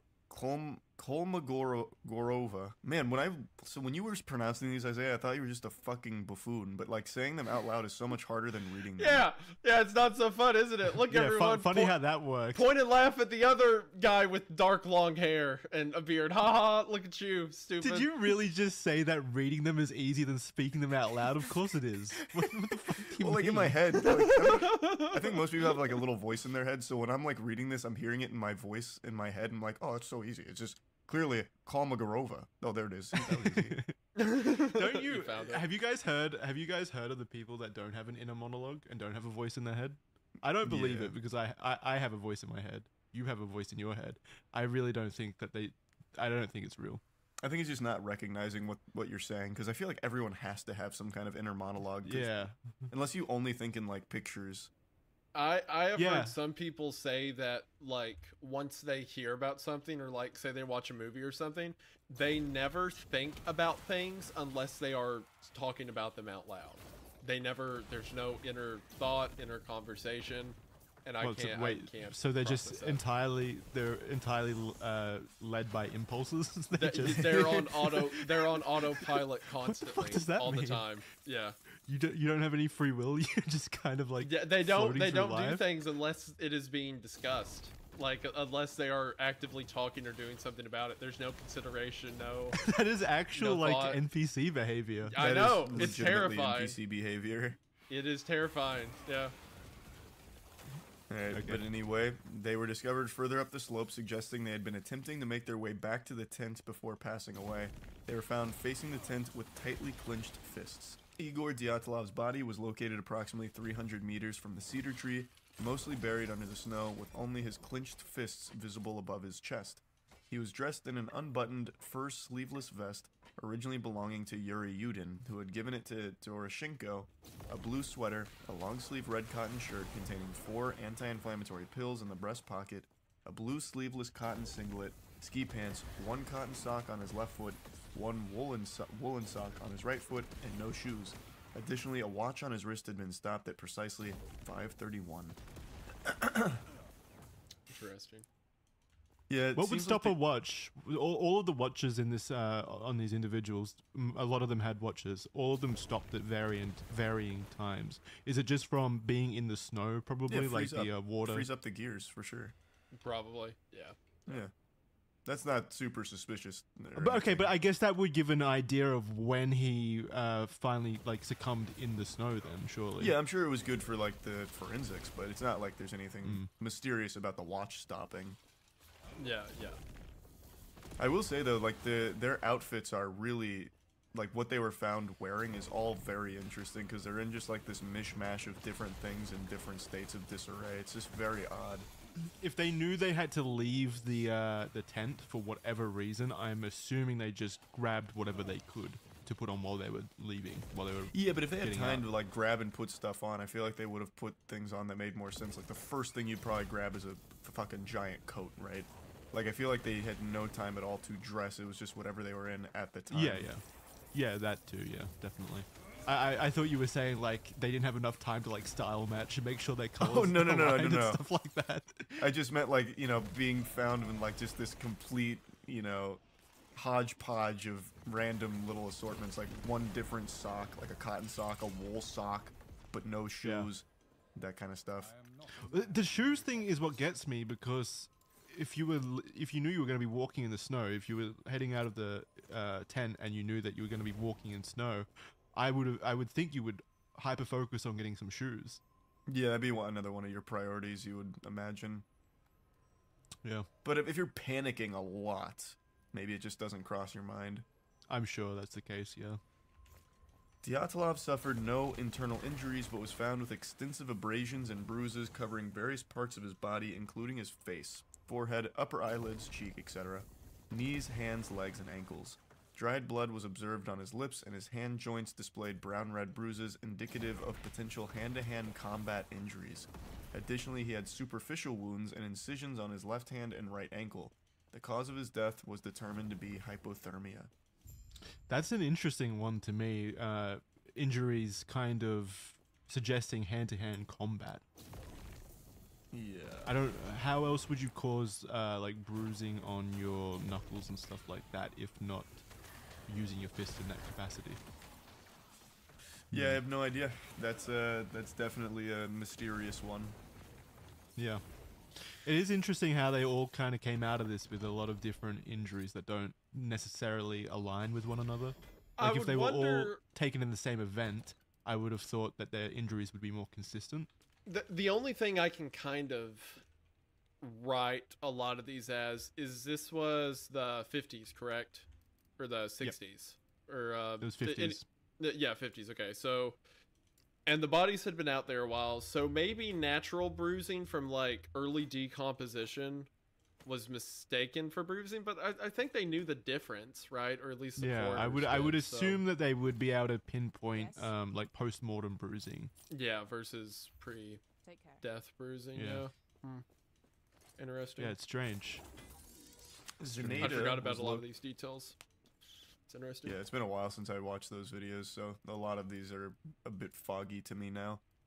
Zenaida was located approximately 630 meters from the cedar tree, lying face down. She was dressed in 2 hats, a long-sleeve undershirt, a sweater, a checkered shirt, and another sweater with a torn cuff on the right sleeve. The sweaters were worn inside out. She also wore cotton sport pants, trousers, ski pants with 3 small holes at the bottom of the right leg, 3 pairs of socks, and no shoes. Of all the discovered hikers so far, she had the most extensive clothing protection. She was also found in possession of her 5 rubles and a military-style protective mask. So she has time to put on 2 hats and a military-style protective mask, but no shoes? That's interesting. It's you so know, strange. that almost... This is 630 meters from the tree the other 2 were at, right? Yeah. Mm-hmm. And she's wearing 2 shirts, and they're inside out, so no shoes. So it sounds like all of them left wearing basic clothes, and then maybe after the 2 of them die by the tree, or they're about to die, she takes their clothes, or they give them to her, and she quickly throws them on, although the clothes are inside out, and then makes it, 630 meters away before dying. So that's kind of interesting. That is an interesting theory. Yeah, it sounds like she took the clothes off, because that would explain why she wasn't wearing any shoes, because none of them were wearing shoes, but she took what clothes she had from the 2 others. I just can't believe that like not many of them are wearing shoes. Like we should add another conspiracy into this, that there was like a shoe thief out here or something. What it likely was. Now, hold on. There were no survivors, right? Were any of them discovered with... Okay, except Yuri, yeah. Were any of them discovered with shoes? Or, it alternatively doesn't have to be anyone who was found. If there was someone else out there with them, and you were prepared to make a long hike back somewhere, you would want to take spare shoes, right? Because you can go through them pretty quick, especially if they're the wrong size. So, maybe if there was a sole survivor who walked out, he took a bunch of the shoes. But what more than likely happened is they were all rushed out of their tents, say middle of the night, in different directions, and then they had to scrounge around with what they had, what they, picked up as they were walking out, or dragged out of their tents, potentially. Yeah. Yeah. She had the protective mask. What do you think that's something that she brought with her? Yeah, I would assume that they would have taken masks on this kind of hike. Is this like a ski mask type thing? I was picturing like goggles. Yeah, like some kind of military. Okay, yeah, that's fine. That's something she'd have access to. Yeah. Yeah. And I just went through the document and had a quick glance. I think most people either had no shoes or just 1 shoe. Okay. Yeah, what that sounds like is they were forced out of their tent away from their gear and then scrounged through what they had, what they were already wearing. And for some reason couldn't go back to the tent to get anything. And couldn't go back to the tent. Yeah. I think we have to remember as well that this was likely in the middle of the night. It was probably pitch black, very dark environment, maybe even a snowstorm, I believe. So I doubt once they got split up, I don't think that they would have been able to go back to each other to like loot each other to find like collect shoes and stuff like that. I think once they got split up, I think that was probably it. That's my presumption, because it's at the middle of the night. I guess they could shout to each other and stuff like that, and maybe that's why one of the guys climbed the tree, was to see where all the other people were. I guess it's possible. If I remember correctly, isn't the leading theory that it was an avalanche that got them all out of the tent and forced them into like this like frenzy, going in all kinds of different directions? I believe that's the leading theory, yeah. Yeah, I'm pretty sure that's the one that most find to be the most credible. Zenaida also displayed numerous abrasions and bruises, particularly on her face and hands. She bore a jagged wound with missing skin on the back of her right hand, near the base of her third finger, and a long red bruise measuring 29 by 6 centimeters. It was evident on the right side of her waist, prompting speculation that it may have been caused by a baton. Her cause of death was attributed to hypothermia resulting from a violent accident. See, again, the injuries are just so inconsistent with one another. A giant, an even bruise across the hip is weird, you know? Yeah. Like, it's just all of these abrasions and bruises and all of that, like it just doesn't make sense for the situation that they found themselves in, unless they were fighting one another. Or fighting like a bear, I guess.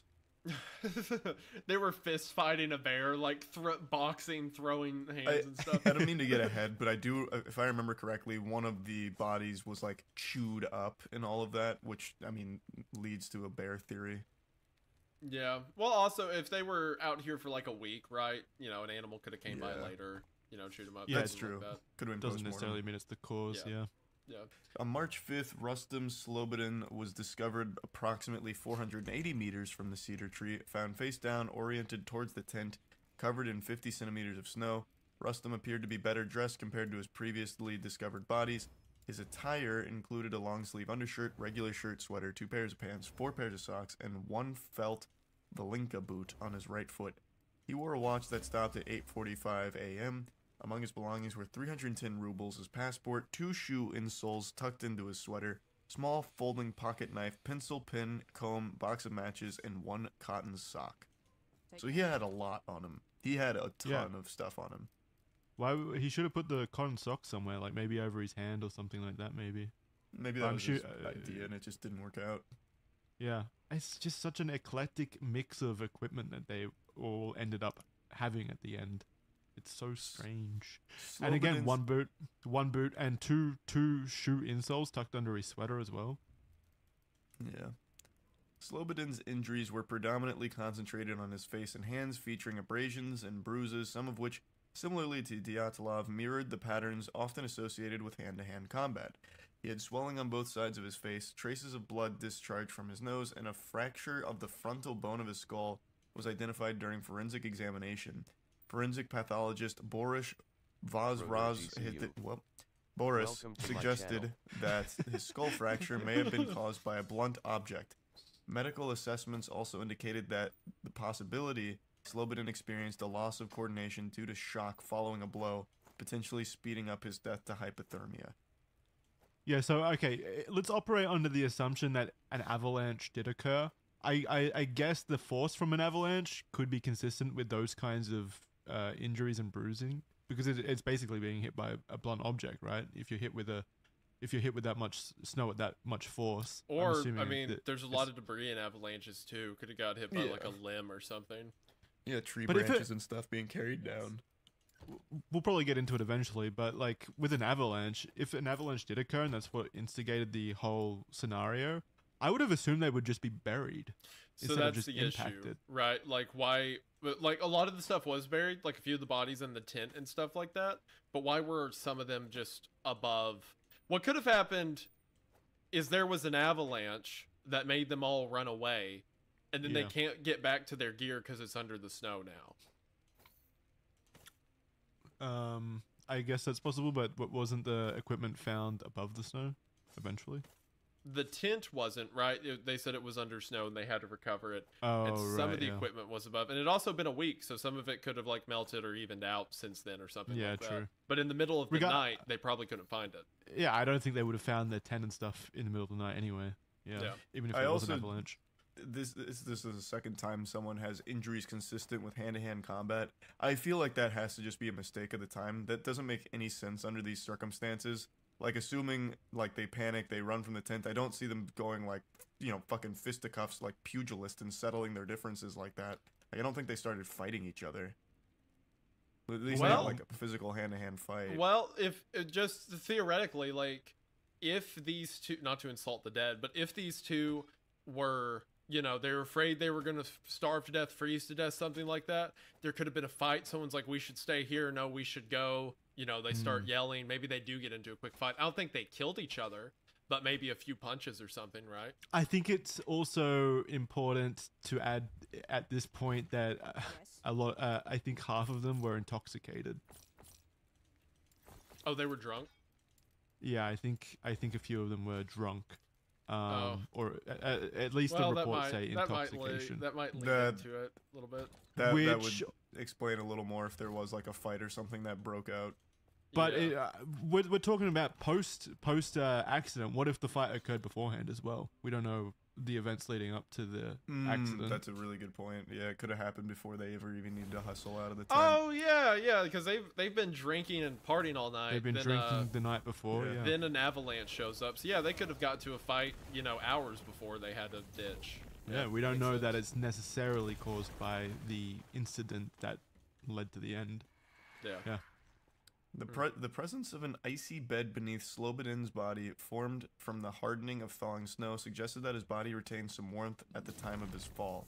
While bruises and scratches were attributed to last-minute agony, uncertainty surrounds how he sustained injuries to his exposed hands and legs. In the cases of Doroshenko, Kolmogorova, and Slobodin, livor mortis spots were detected on the upper surfaces of their bodies, leading to speculation that their bodies may have been turned over post-mortem. However, some interpretations suggest that Vazrodini may have mistaken frostbite erythema for livor mortis. Interesting. So yeah, I guess they're calling into question the coroner's report there.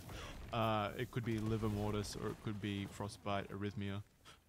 Either way, there's the question there of were these bodies, you know, turned over and looted, maybe potentially. And the two bodies by the cedar tree they also had those same you know, they were found in that same situation where the question was, were they turned over after they had died? So a lot of the bodies have that. Interesting. Okay.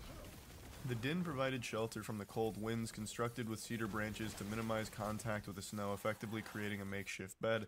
The manner in which they were found suggests a rational attempt at survival, with efforts made to preserve themselves and endure the ordeal. Yeah, can you read this one? You skipped over that one. Oh, you're right. Whoops. Yeah, I was like, oh, yeah, that makes more sense. What search din? efforts? Answer the question. Search efforts persisted for 2 months until May 5th. A Mansi native, accompanied by his dog, stumbled upon a peculiar trail marked by cut branches. Following this trail for 50 meters, they came across torn clothing. This area had been previously searched, but the heavy snowfall had obscured the evidence. Here, in a makeshift inn nestled within a ravine, the bodies of the remaining 4 hikers were discovered. So that's the den I just went ahead on. Yeah, so there were 4 survivors that actually were cognizant enough and okay enough to create a makeshift den from branches and stuff like that to try to you know, wait out the storm or whatever. Oof, man, that's terrifying. I didn't know that. I didn't know that there were 4. This shows how long it's been since I've looked at, but I'd forgotten at least that there were 4 far enough away that it looks like they had set up some kind of shelter, which certainly implies they could not get back to the tents. Yeah. Yeah, absolutely. They didn't know what direction to go in or anything like that, I'm assuming. Ludmila was discovered on her knees, her face and her chest pressed against a rock. She was wearing multiple layers of clothing, including a short sleeve shirt, long sleeve shirt, 2 sweaters, one of which belonged to Krivichenko, and later tested positive for radiation. Underwear, long socks, 2 pairs of pants, the outer layer damaged by fire and torn, a hat, and 2 pairs of warm socks. It appears that Ludmila had torn one of the sweaters and cut it into 2 pieces in an attempt to protect her feet from freezing, with one piece wrapped around her left foot while the other half was found discarded in the snow. Soft tissue was notably absent around her eyes, eyebrows, nose ridge, and left cheekbone, leaving these areas partially exposed, and her eyeballs, tongue, and upper lip skin were missing. Ludmila also sustained multiple broken ribs and exhibited hemorrhaging in the right atrium of her heart. So there's a lot of people ran wild with this one in particular with Ludmila about her tongue, because the coroner's report says the tongue was missing. People obviously took that to mean it was removed, like it was cut out. She was silenced effectively, and then they take that in a conspiratorial direction, believing that it was torn out. That's not what I understand the coroner's report to actually say. It just says it was missing, which I feel like if it was torn out, there would be some level of abrasion or something like that, some level of evidence that the coroner could point to say that it was removed. Whereas when he says missing, I assume it to mean from something like decomposition or something like that. Yeah, I think that's much more likely. Yeah. And we got to remember at this point the bodies were there for a few months, I think. Yeah, birds pluck out her eyes, something like that. Yeah. I think it's just way more likely that they just decomposed. Decomp to that degree. Yeah. We already have that soft tissue decomposition around her eyes, eyebrows, nose bridge, and left cheekbone, stuff like that. And I think in that situation, the eyeballs and the tongue would probably be some of the first to go. The heart hemorrhaging's interesting though. Like, unless I'm not aware of it. It might be, but unless that's a symptom of like late stage hypothermia, what kind of trauma would she have experienced that caused heart bleed? You know? A significant force, I would think. Yeah. And she also suffered multiple broken ribs, which indicates to me force as well. Yeah, so she was hit pretty hard by something, I would think, which could explain that. It sounds like a car crash injury. That's wild. It really does, yeah. Which, again, avalanche, maybe. Yeah, could be.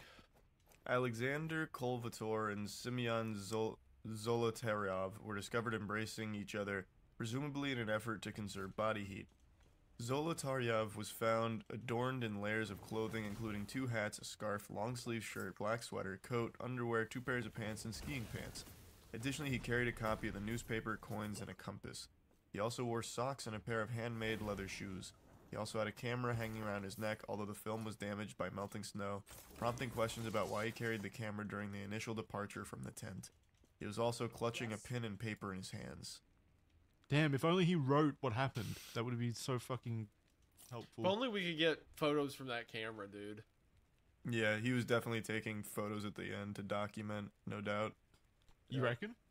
Yeah, 100%. Yeah. He has the camera around his neck. He's got a pen and paper. Yeah. There are some photos that were recovered from the film, from the camera, from Zolotaryov's camera that we'll get into eventually. But most of them were obviously degraded. I imagine the more recent photos were the ones that were degraded, and the ones that survived were the earlier ones, considering how film would be wrapped around itself. True, yeah. Zolotaryov's injuries included missing eyeballs and soft tissue around his left eyebrow. He also suffered from multiple broken ribs and an open wound on the right side of his skull, exposing bone. Ouch. This is just another brutal one. Enough force to show bone. And I assume they know the difference between, like you said, pre and post mortem. So, man, gosh, that's brutal.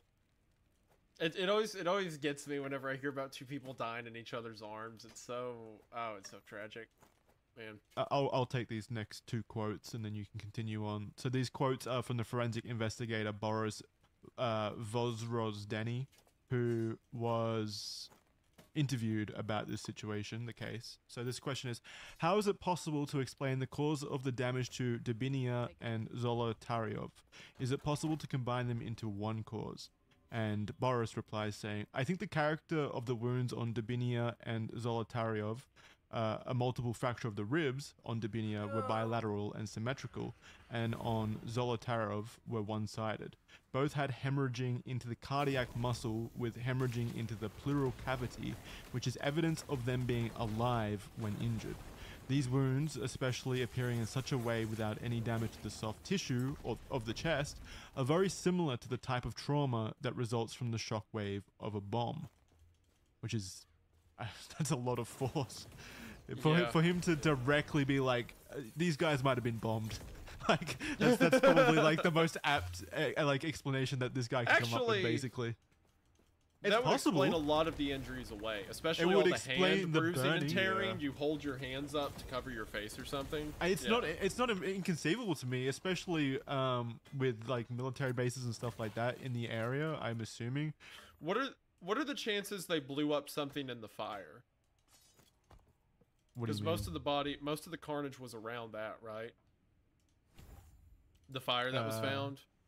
That was, was only near two the bodies. cedar tree. Yeah, that wouldn't have been it. You're right. That wasn't near the. Okay, Yeah. gotcha. Yeah, I think if it was some kind of bomb, that would have been the main impetus of the events in the first place, not something that getting happened them out of the later on tent. once they had left.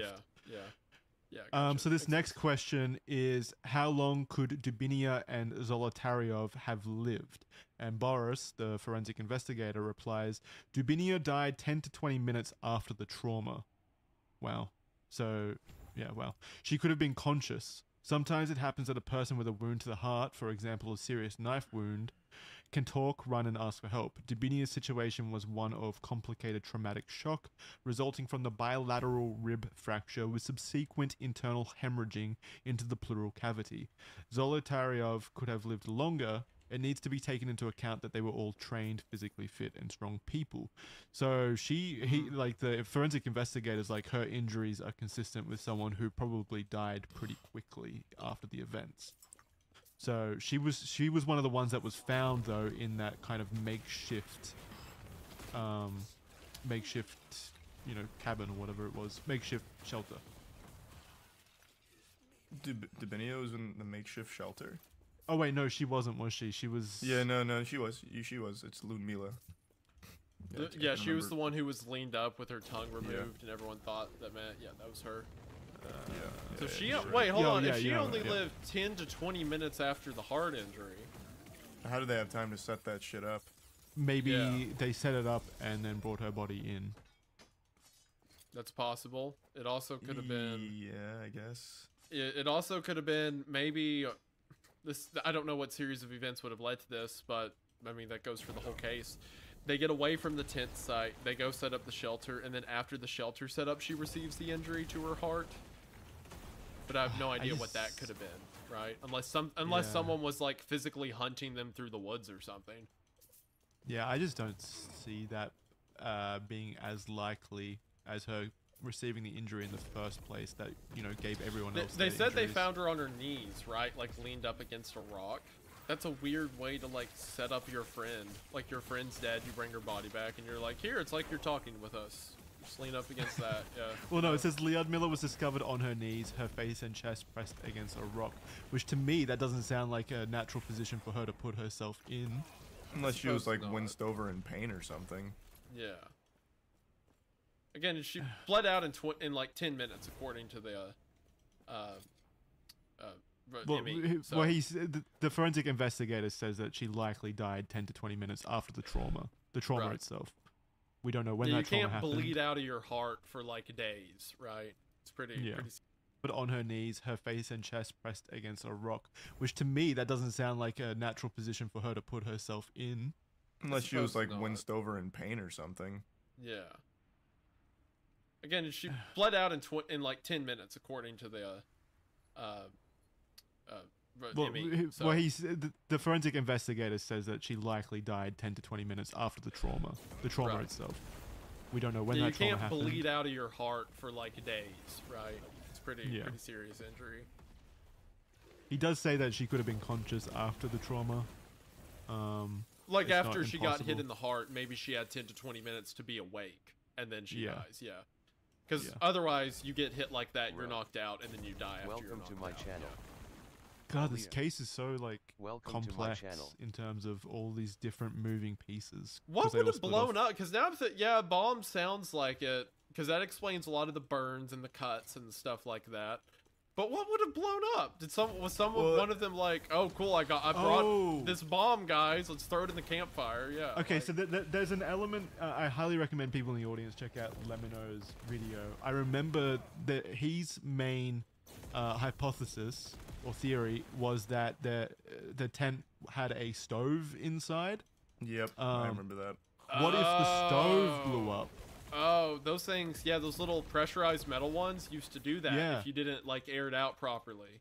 Lemino's main theory, and I'm sorry to the audience that this is just the course of a natural conversation. I would have liked to talk about the theories all up at the end once we got through the end, but it's just more engaging for us this way, I guess. Lemino's main theory is that a fire was caused in the tent from their makeshift stove thing, and then they left. But as we're discovering right now, a lot of these injuries are more consistent with what we would think would be some kind of explosion. It would depend on what kind of stove it was too, right? Yeah. What if the stove exploded though? That would kind of give the best of both sides, right? It would, but how would it be an explosion? Like, if it's a little portable stove, I don't think it'd be an explosion big enough to injure all 10 of them at once, right? Well, so I just went to his video to skim through his conclusion. Another thing is he was talking about, like, the smoke inhalation and stuff like that. Like, it's a lot more than just, like, the blast. It's just everything that came after. Right. I guess. I wonder if... I don't know. Let's keep reading. Let's see more injuries and stuff. So Alexander Kolvatov was discovered wearing a sleeveless shirt, long sleeve shirt, sweater, fleece sweater, and badly damaged ski jacket with a burnt hole on the left side. His jeans were unbuttoned, unzipped, and he wore shorts and 2 pairs of pants. He lacked shoes, but he wore knitted wool socks with an additional sock on the right foot and 3 on the left. Among his belongings were a key, safety pin, blank paper, and 2 packets of pills.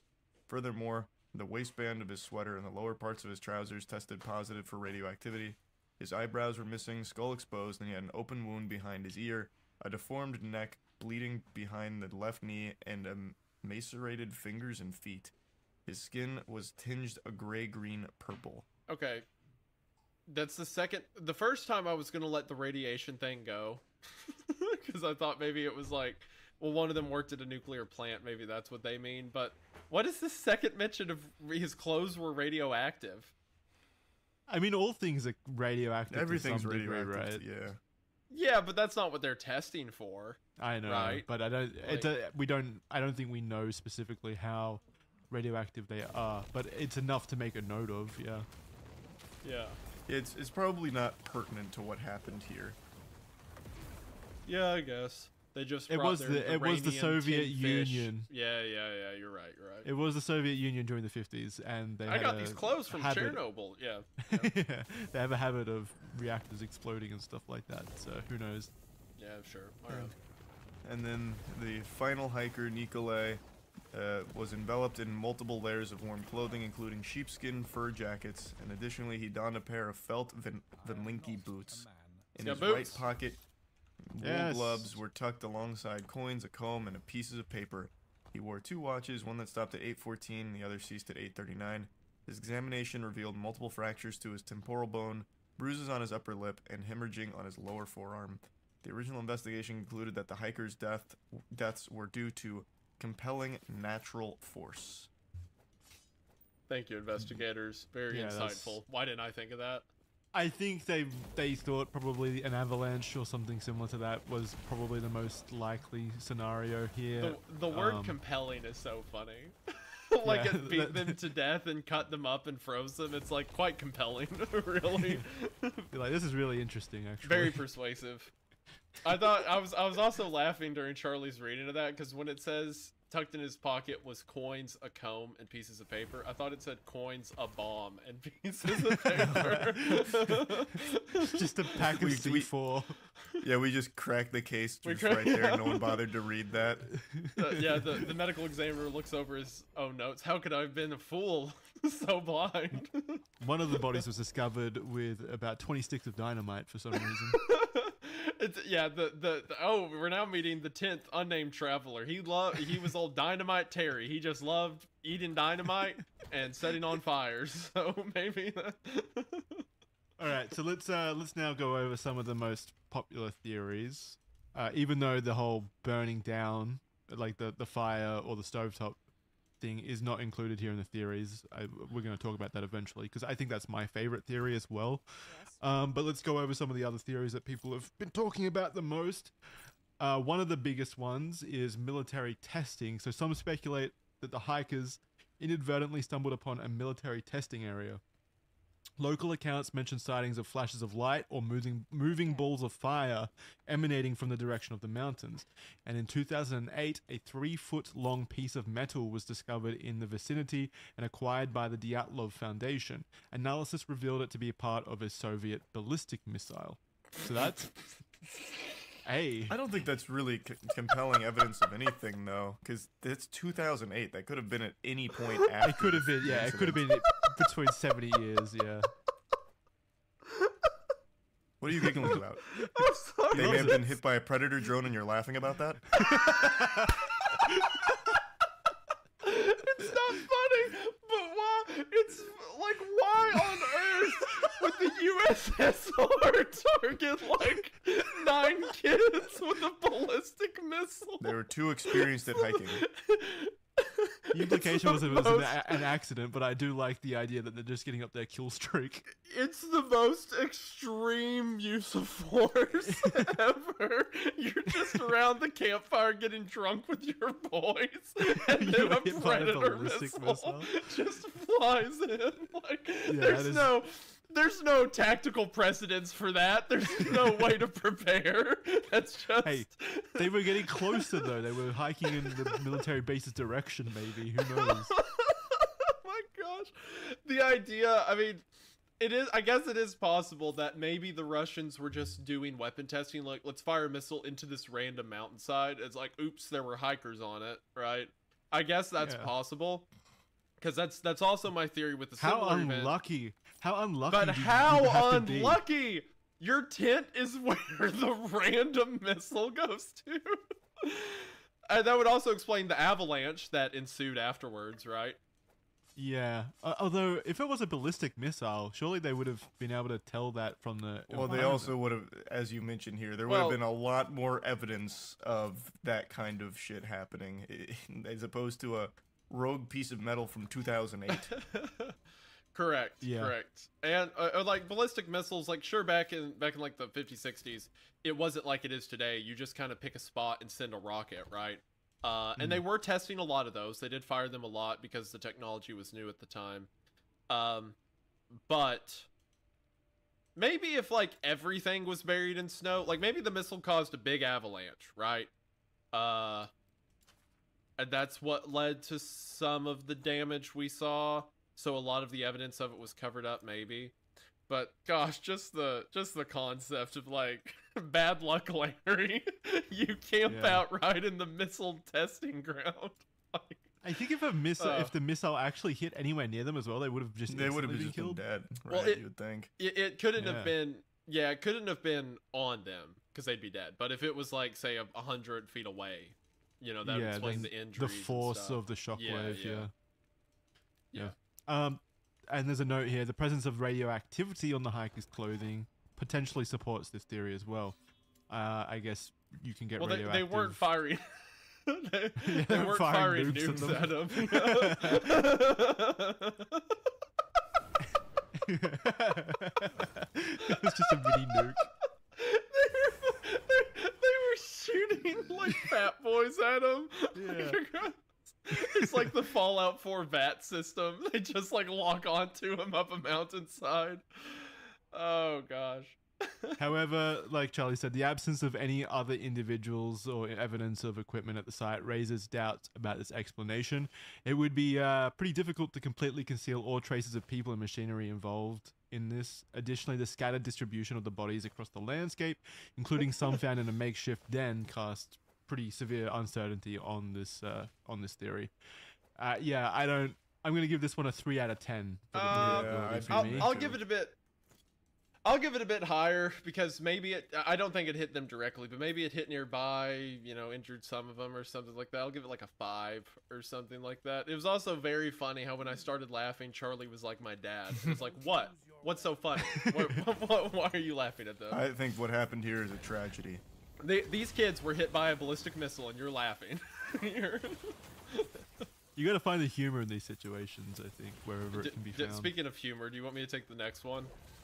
Yeah, I do. Yeah, absolutely. Cool. So, Some theories suggest that a UFO encounter instilled so much fear in the hikers that they abandoned their tent and hesitated to return.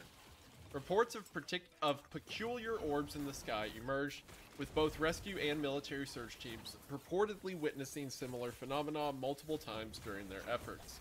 Even geologists working 70 meters from the tragedy site claim to have observed similar sights. Although these accounts were subsequently omitted from official records, they persist in reports. So this image that's here, I know that it's here because it's like a evidence, so to speak, or, you know, leaning towards the idea of a UFO. This is one of the most interesting pictures I think I've ever seen, because you have a group of people who their disappearance is such a thing of mystery, right? And then you go through the camera of one of their survivors, and one of the only surviving pieces of evidence is a blurred, broken picture of some kind of light, right? Most likely a fire. But what, like, if we had this picture in better quality, it could provide so many explanations, right? But instead, we just have to guess off of what it is. That is terrifying. It's so fascinating. Yeah, I don't think it's UFO lights. I'll tell you that much. No, of course not. Of course not. But it's interesting it's that probably it's a like, ghost. It's like we have the evidence, but someone drew over it, right? Like we're holding the map in our hand, but it's been scratched out. It's it's so the same with any other of his pictures that he probably took that night. I wish he had wrote something down at least. I wish one of them had wrote something down with all the paper and let's pens just they would carry. assume that the stove theory is the correct one, which after skimming through the Lumino video again, like it seems like that's a lot more watertight than I remembered it being, more so than like the avalanche theory. But let's assume that's real. What is he gonna write down? Like, fuck, the stove exploded. Like, what do you, like, I don't think that'd be one of the first things he'd think to state. Well, yeah, I mean, I would if I was in that situation. Really? And I was like, yeah, no, if I had a pen and a paper, I would write an intro story to my eventual Red Thread episode. I would. Oh, I see. To whom it may concern, we're sitting around a fire. We're cooking up a great steak. Bang. Pain hurts. I look at the reflection in the stovetop. I see Jeffrey Epstein.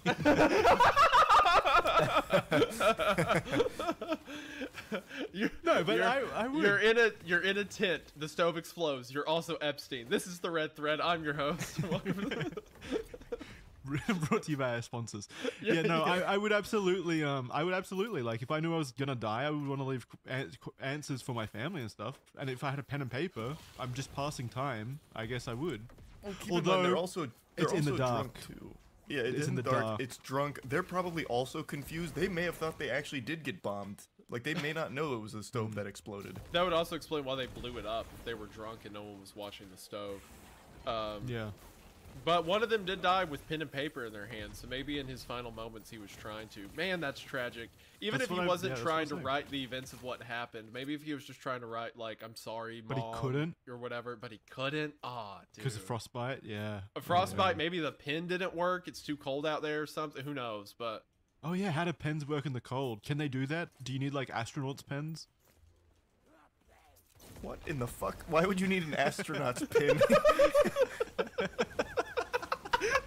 I don't know, maybe the cold's similar to space. I think he means like a sealed pin. I don't think he means literally one that was like in space. No, I meant like a pen designed for this specific situation of working in the cold. Like how astronauts have pens that are designed specifically to work in space. I just don't think you could do that with a pen, like in that kind of temperature. Like if you've got it to the point where it's like frostbite temperature, the ink will just freeze, and I doubt it'll work. You need like a pencil. Yeah. Oh yeah. Just bring a pencil. Man, imagine having the pen and paper and you can't write. Isn't that? Gosh, that's sad. Or just pull up your phone and like go into the Notes app and then write it down there. Yeah, there you are. Now we're did we recover their iPhones? Where's that forensics evidence? Check their Find My iPhone. Maybe that'll help us find them quicker. Yeah. Damn it, they were just a few decades too early. Everyone be quiet. I'm trying to listen to hear the phone vibrate. All right. So the photo itself is basically just like a black picture with a few like that's so frustrating and so cool at the same time. So much mystery to that, man. Yeah, it is. But it reminds me of, instead of UFOs, it really does remind me of those, like, you know, the ghost videos from like Ghost Adventures and stuff like that, where they capture orbs. Yeah, they capture ghost orbs on the camera, and they're like, "Oh my god, it's a ghost! It's the ghost of a 130-year-old nun or something." And they come up with some really cool stories. What it likely is that it's just dust. It's probably just dust, or just dust, a dust speck. I mean, yeah, but it could also be like the camera was out of focus and he was trying to take a picture of. What this picture probably is just them around a fire or something before, you know, anything went wrong. But man, it's so interesting. It is. All right, so the next one is hypothermia or paradoxical undressing. So paradoxical undressing is a phenomenon observed in up to half of hypothermia-related deaths, involves victims removing their coats, sweaters, and trousers before succumbing to cold temperatures. As the body cools, vasoconstriction occurs, causing blood vessels to narrow and redirect blood away from the body's periphery to maintain core temperature. This can lead to a loss of mental clarity, with the victim perceiving a false sensation of warmth on their skin and consequently feeling overheated, prompting them to disrobe. Which doesn't, this one's not really relative, really, because they were all fully clothed. Like, they had a lot of clothes on. They were trying to clothe at least, yeah. Yeah, many of the hikers were found in varying stages of undress, leading to speculation that they may have experienced paradoxical undressing. However, this raises the perplexing question of how they initially found themselves in such a vulnerable state. So I guess it's just an explanation of why they died of hypothermia. So paradoxical undressing is commonly observed with hypothermia cases, but it takes like 2 weeks. Maybe not 2 weeks. Like, it takes a few days at least. Because, like, every time that happens, it's someone who's been in the cold for, like, days on end. And they get so cold that what happens is your body gets, like, this final burst of adrenaline, like, right before death. And you, like, become this kind of, like, you know, meandering madman almost. So someone's out there for weeks trying to fight the cold, and then they rip off all their clothes and die. So that doesn't happen in, like, 20 minutes or anything. Yeah. This one... It doesn't even explain why they would get into this situation in the first place. Like, obviously they probably only got hypothermia after they left the tent in the initial stage. Doesn't explain much there. But another thing that could potentially explain why they left the tent is Arctic hysteria, also known as Piblok tok, which encompasses a wide range of behaviors including disorientation, time loss, insensitivity to cold weather, trance-like walking, aggression, and amnesia, among others. It is commonly observed in Arctic regions, particularly among Inuit women. While the exact cause remains elusive, some researchers attribute Piblok tok to the extreme cold temperatures and prolonged darkness prevalent in these Arctic areas. So kind of like a mild form of hysteria, like just generalized. Well, not mild at all. Yeah, a full case of very slight case of hysteria. Yeah, just a little bit of hysteria. Yeah, but hysteria, just a little wonky. Hysteria born from being in the Arctic region. So, the footsteps leading away from the tent were described as being calm, like just normal footsteps that led away from the tents, which I guess could be a sign of trance-like walking, maybe? Yeah, but not like... It's not like they went crazy. Also, the other issue with this, Arctic hysteria primarily seen among Inuit women. Okay, that means people who have been out in the cold for days and weeks of, like, being cold before they got to this point, right? So, you've got that versus all these people got injured in the span of like a few minutes, ran from their tent. Again, same as the paradoxical undressing. It's not like they were out there long enough to undergo that. You can maybe argue that with the people who got away and built a den, but not the people who died face down 20 feet away from the tent. What if, though, like, some form of hysteria took over in the initial circumstances, and that's what caused, like, the main explosion or the main burning down of the tent from the stove? Like, maybe someone just started, like, beating the shit out of the stove and causing it to, like, create the fire? Maybe either drunkenly or... Well, they were on a hike, so I don't think they were out long enough. Okay, so if that were the case, if they got out there and then they started getting cold for, like, you know, a day or more, and they started to lose their minds, get hysteric, I don't think they built a tent. I don't think they keep track of their watches, and they don't do everything they're supposed to, and then like mess with the stove. It sounds more like an event happens and then they die from more immediate injuries rather than slow death to the elements. Yeah. I mean, they died to the elements, but not slowly, right? Yeah, especially with the situations like where her heart was damaged so much that she died within 20 minutes. Yeah, like, so if we have an injury like that, there's no way these people died of several days of exposure. Yeah.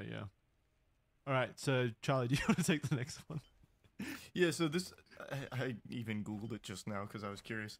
This one's the Yeti theory. So one of the final photo taken on Theobald Briganol's camera, that's Nikolai. There's a dark figure that's seen advancing through the forest, and many believe it's a Yeti. And the group had been joking about the Yeti before they died. And looking at the picture, is this actually, these are the photos? Like, these are the real photos? I think so, yeah. There's no, I don't think so.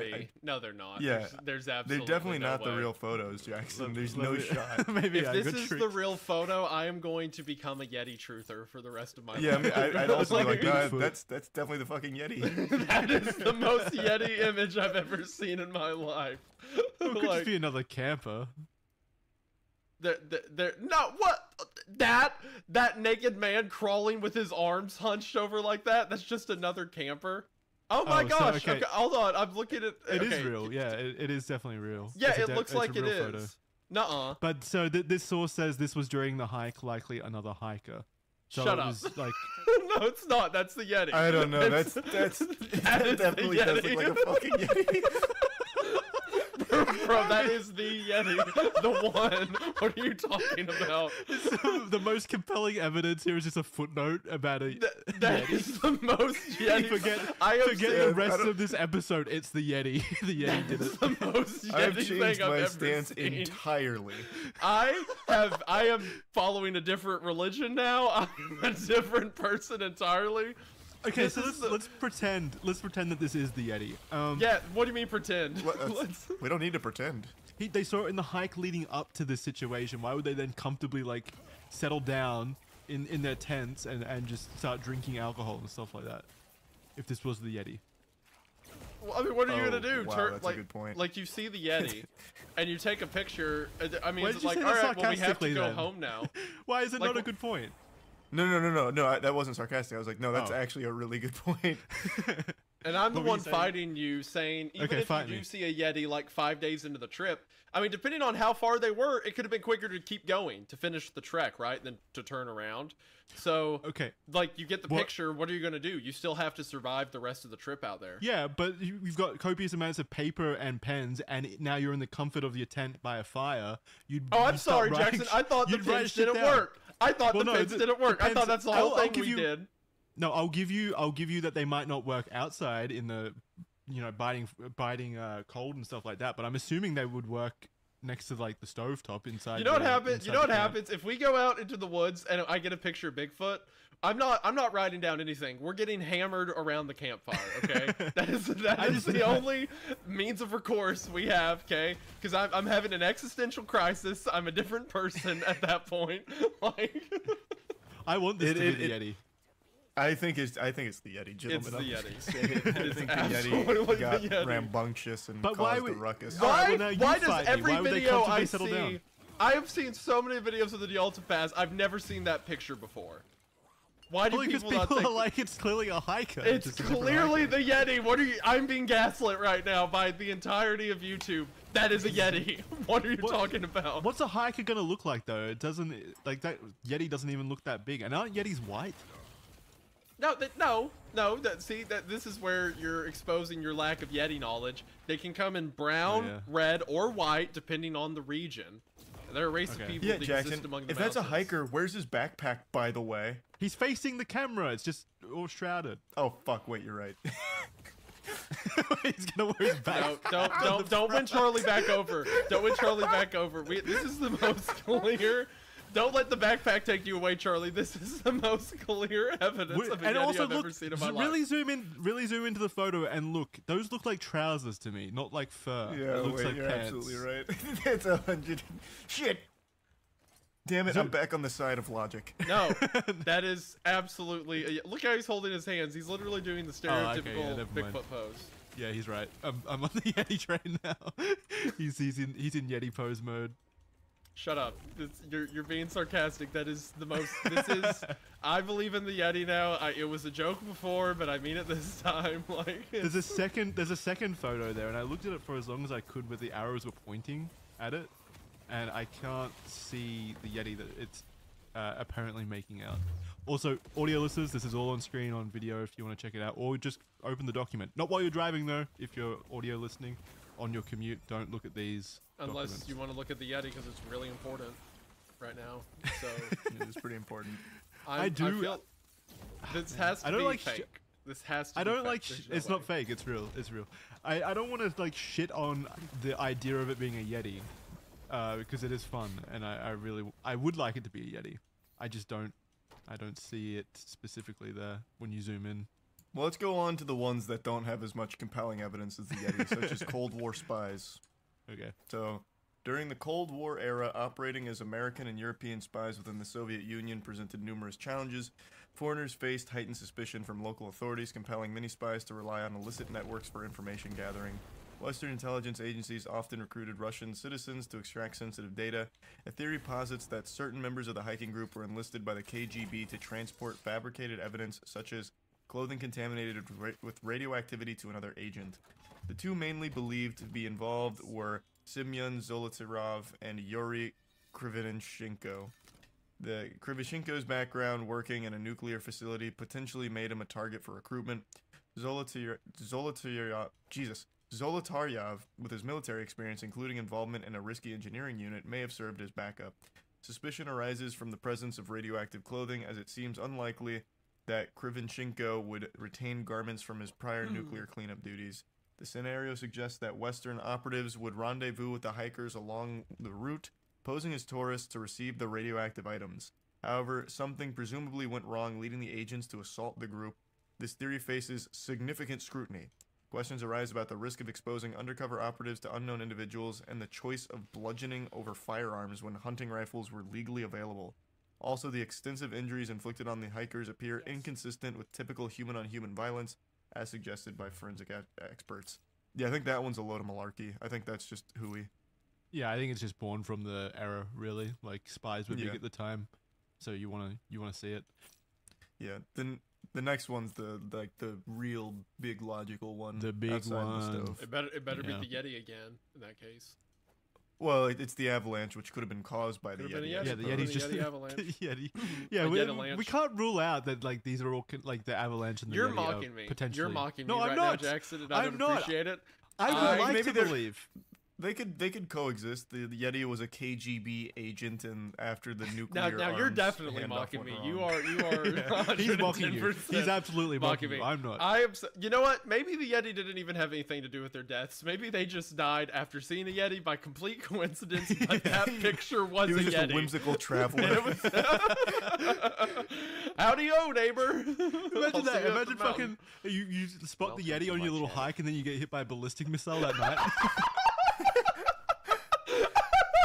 They were so excited they got this great evidence of the Yeti, irrefutable, only to get bombed. Maybe that's why they got bombed.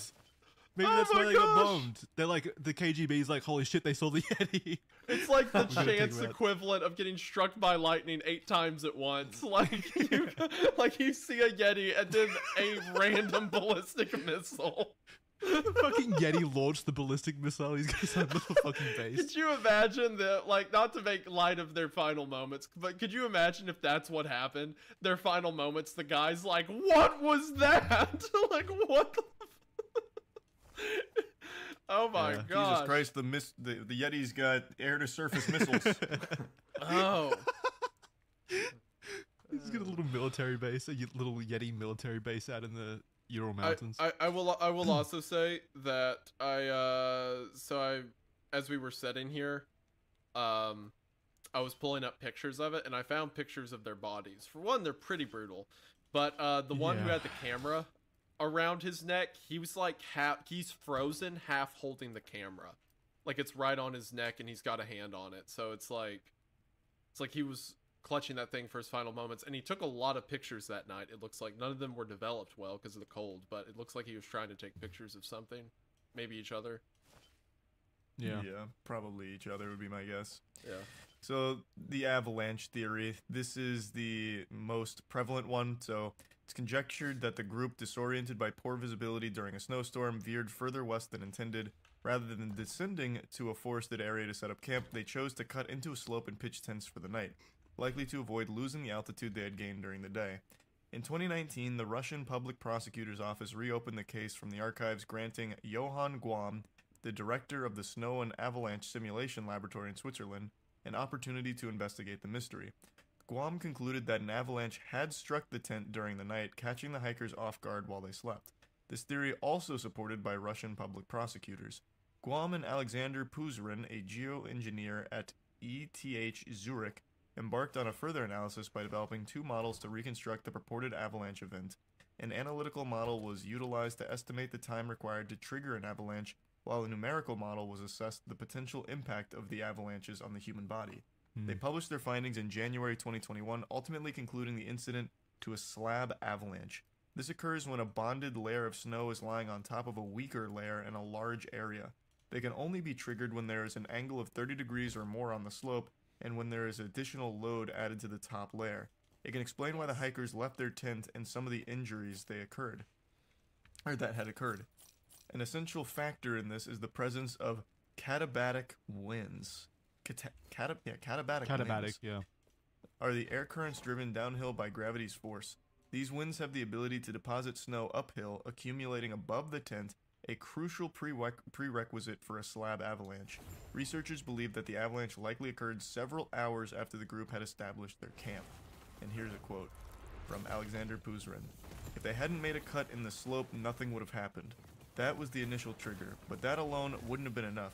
The katabatic wind probably drifted the snow and allowed an extra load to build up slowly. At a certain point, a crack could have formed and spread, causing the snow slab to release. So when people say like avalanche, obviously you have these ideas of like these enormous like mountains worth of snow like falling down, like rushing down. My understanding is it doesn't necessarily have to be that. It can just literally be an avalanche is like a bunch of snow above the tent has just fallen, like drifted down. One big drifted piece down of the it. hill. Yeah, it drifted down the hill and then landed on the tent. It doesn't have to be this giant cataclysmic event. It's because they cut into this area in the snow, and then there was like a ridge line above them of snow that has then fallen down on top of them, creating an avalanche effect. Also, looking at pictures right now of where they pinched the tent, it looks like it's a pretty steep slope. It definitely is on a slope, 100%. Yeah, it's kind of like what's it called when it's just like mud and like dirt and stuff? Land? Oh no, what's it called? Oh, mud slides? Mudslides? Yeah, something like that. Where like obviously some mud builds up at the top and then becomes unstable and then falls down through the slope down onto the flat area below, creating damage for like houses and stuff like that. Kind of like a similar effect, ostensibly. What I imagine here. You can continue. So their findings attracted significant attention and interest, yet it appeared that Russia was not as enthusiastic about this research as others. The prevailing sentiment was that mysteries like this one lose their allure when explained by boring scientific reasons. Well, then why the fuck did you go to the scientists then? Yeah, what the fuck? Soviet authorities seemed reluctant to disclose details likely to prevent the proliferation of conspiracy theories. Johann Guam, a cross-country skier himself, recognized the potential distress this theory could cause, especially to the families of the deceased, as it implies that the hikers had inadvertently brought about their own tragedy through their actions. I guess that kind of makes sense. I mean, I'm sure they would just want. I'm sure they just want answers, though. At the end of the day. I feel like answers would be the most important. It's not like he's calling them stupid. This is also in 2021. This happened 70 years ago. If they had children or like nephews or whatever, they're like 85. I think the 85-year-old can bear to hear, oh, well, actually, it was an avalanche. And like, it's okay. No. You're not saying that they like ate each other or something. Like, it's a fine there's nothing like explanation. nefarious here. Yeah. I think they're trying to hide the Yeti. They're trying to hide the Yeti. Unironically, yes. Yeah, correct. What am I saying? There are objections to this theory. Some argue that the slope would not have been steep enough to trigger an avalanche. Additionally, the conditions were not conducive to an avalanche formation as there was no snow cover on the slope and no wind that night, with no evidence of snow transferred by wind. Locals adamantly asserted that they had never observed any signs of an avalanche in the past. Guam and Puzren conducted further investigations, collaborating with Victor Popovnin, a leading snow avalanche researcher at Moscow State University. Popovnin's snow measurements in winter 2019 aligned with those used by Guam and Puzren in their tests.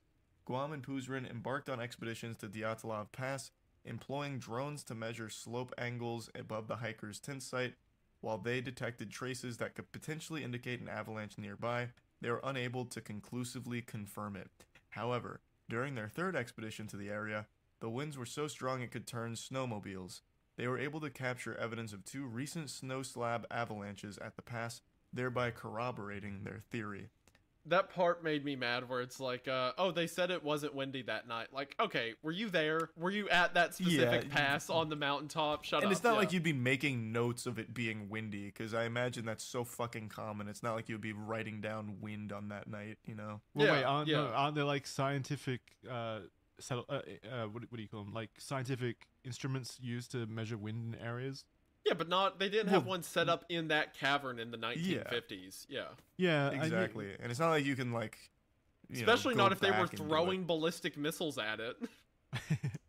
Because isn't the evidence of what that there was a piece of metal from a missile found in the region? Yeah.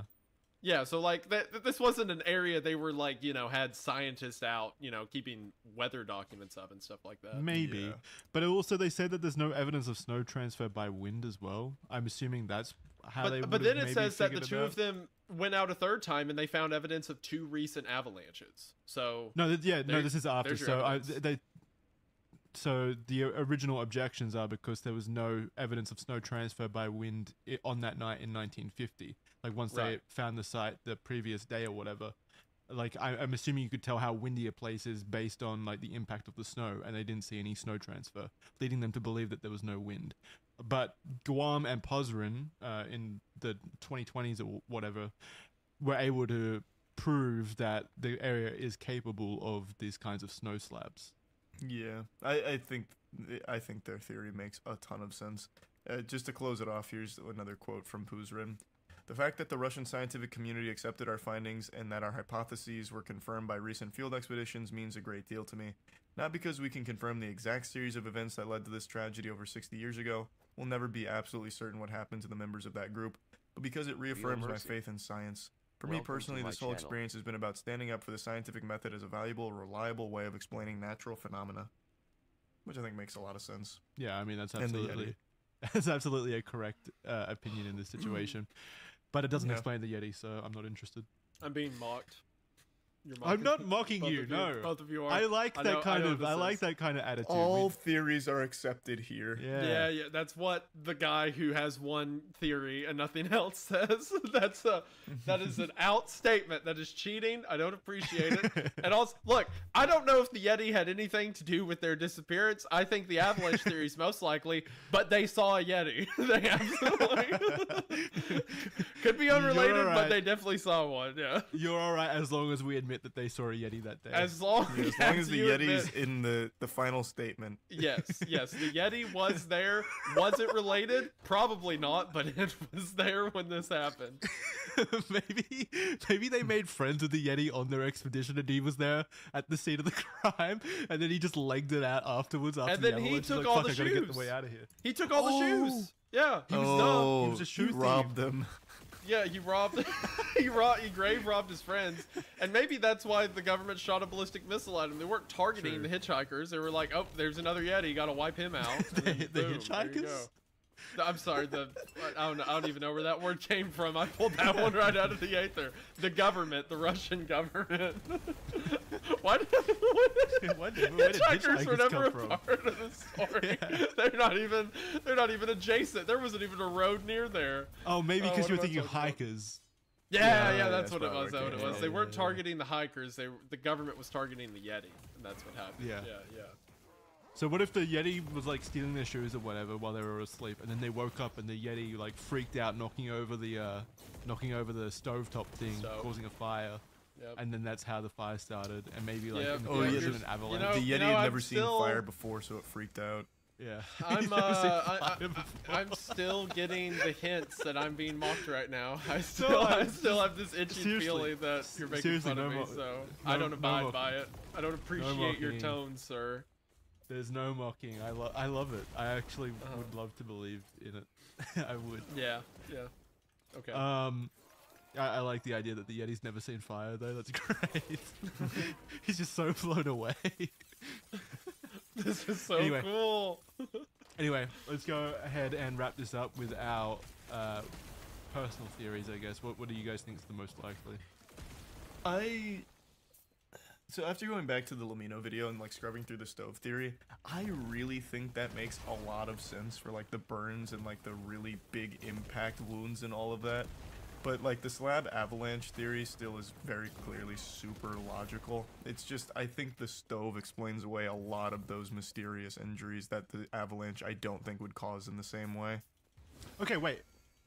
It could be both, right? The avalanche happens, causing the stove to, you know, be the cause of the fire and stuff like that still. Oh, true. I guess that could have, they could coexist. And it gives the kind of, it leads into them having the impact force injuries still.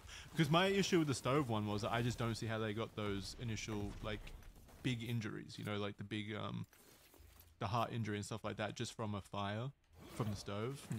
Wait, what do you mean?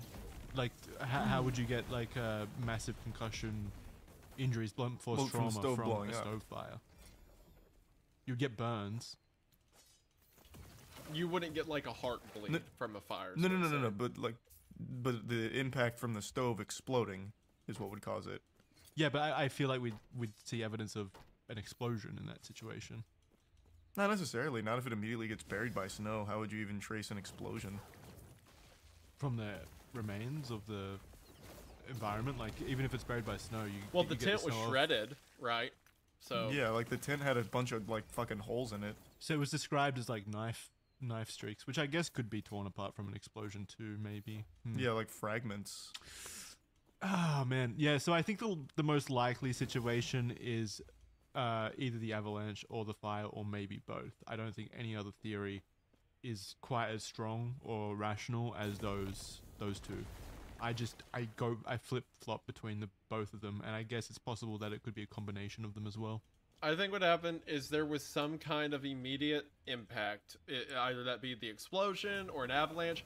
There was some event that caused a lot of serious injuries really fast, and they couldn't get back to their tent. So explosion or an avalanche or both.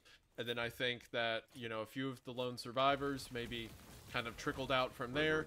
Maybe the two died by a tree, and the girl took their shirts, and then she dies to her injuries in the woods. The last four make it to a den. All of them die off one by one, and also unrelated, they saw the Yeti. So I think that's what happened. Yeah, that was a good summation of where we all stand. Yeah. As each of them are dying, like they're slowly fading out, they just see the Yeti in the distance. It's like, you know those old movies where there'd be like kind of like a narrator, storyteller figure who's like sitting next to the characters, like, and so our heroes traveled on their journey, blah, blah, blah. So it's like you have them dying in a hole, like trying to write a message to their mom, very sad, and the camera pans over and there's just a Yeti, like with his legs crossed next to a tree. And with this ends the tale of our heroes, tragically lost to the wood. He's playing a guitar. He's playing the mandolin that got stolen from that guy. I wonder if they found the mandolin. Yeah. No, the Yeti was playing it. Dog. All right. Yeah. Keep up, Jackson. What do you guys think of it? Was it more interesting than you remember? I mean, it's always been interesting, and it's still interesting, and it always will be. Yeah, it's this is actually way more interesting than I remember, because I remember looking at it, or when I was going to make a video, being like, it just kind of looks like an avalanche. I'll do Kamar Daban. That seems more nuanced. But seeing some of the, thinking about some of the injury details of, like, the fist bruising and, like, her body propped up on a rock and stuff like that, it makes me ask a lot more questions. This may be worth a second look if I want to make a video on this. Cause yeah, you should do that. This is very fast. I mean, if nothing else, we've done it here, so that's good. But This is, yeah, very interesting. Maybe there's still new ground to tread. I like this case a lot. I mean, I don't like the people died, but I like looking at it a lot. No, it's a very interesting, peculiar situation. True crime YouTuber moment. I like this a lot. I'm glad this happened because it makes me entertained. Yeah, getting into dangerous territory there. But that's going to do it for this Red Thread episode. I think we've gone over everything, and I don't think there's really much more we can add in terms of theories and stuff like that. That's going to do it for this one. Thank you very much for joining us for Red Thread. Let us know your thoughts below. I'm going to put up a poll on the audio platforms.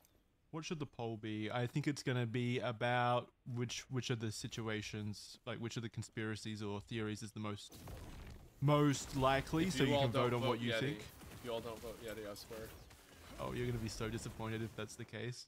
Actually, no, you don't have to, because that may not be why they disappeared. I get that, but they saw Yeah, yeah. Oh, okay, I'll put two options. I'll do Yeti deadly and then Yeti friendly. Just... Yeah, Yeti passive, Yeti, yeah. So you can vote on those over at the audio platforms. Go check them out, links below. And thank you very much for watching, and thanks to the sponsors for sponsoring this episode. Remember to share it around, share it with some friends, like-minded friends who like this kind of stuff. And feel free to rate us on the platforms. It really does help a lot. Thank you very much, and we'll see you next time. Bye. Thanks, everyone. Bye-bye. Thank you for watching. See you later.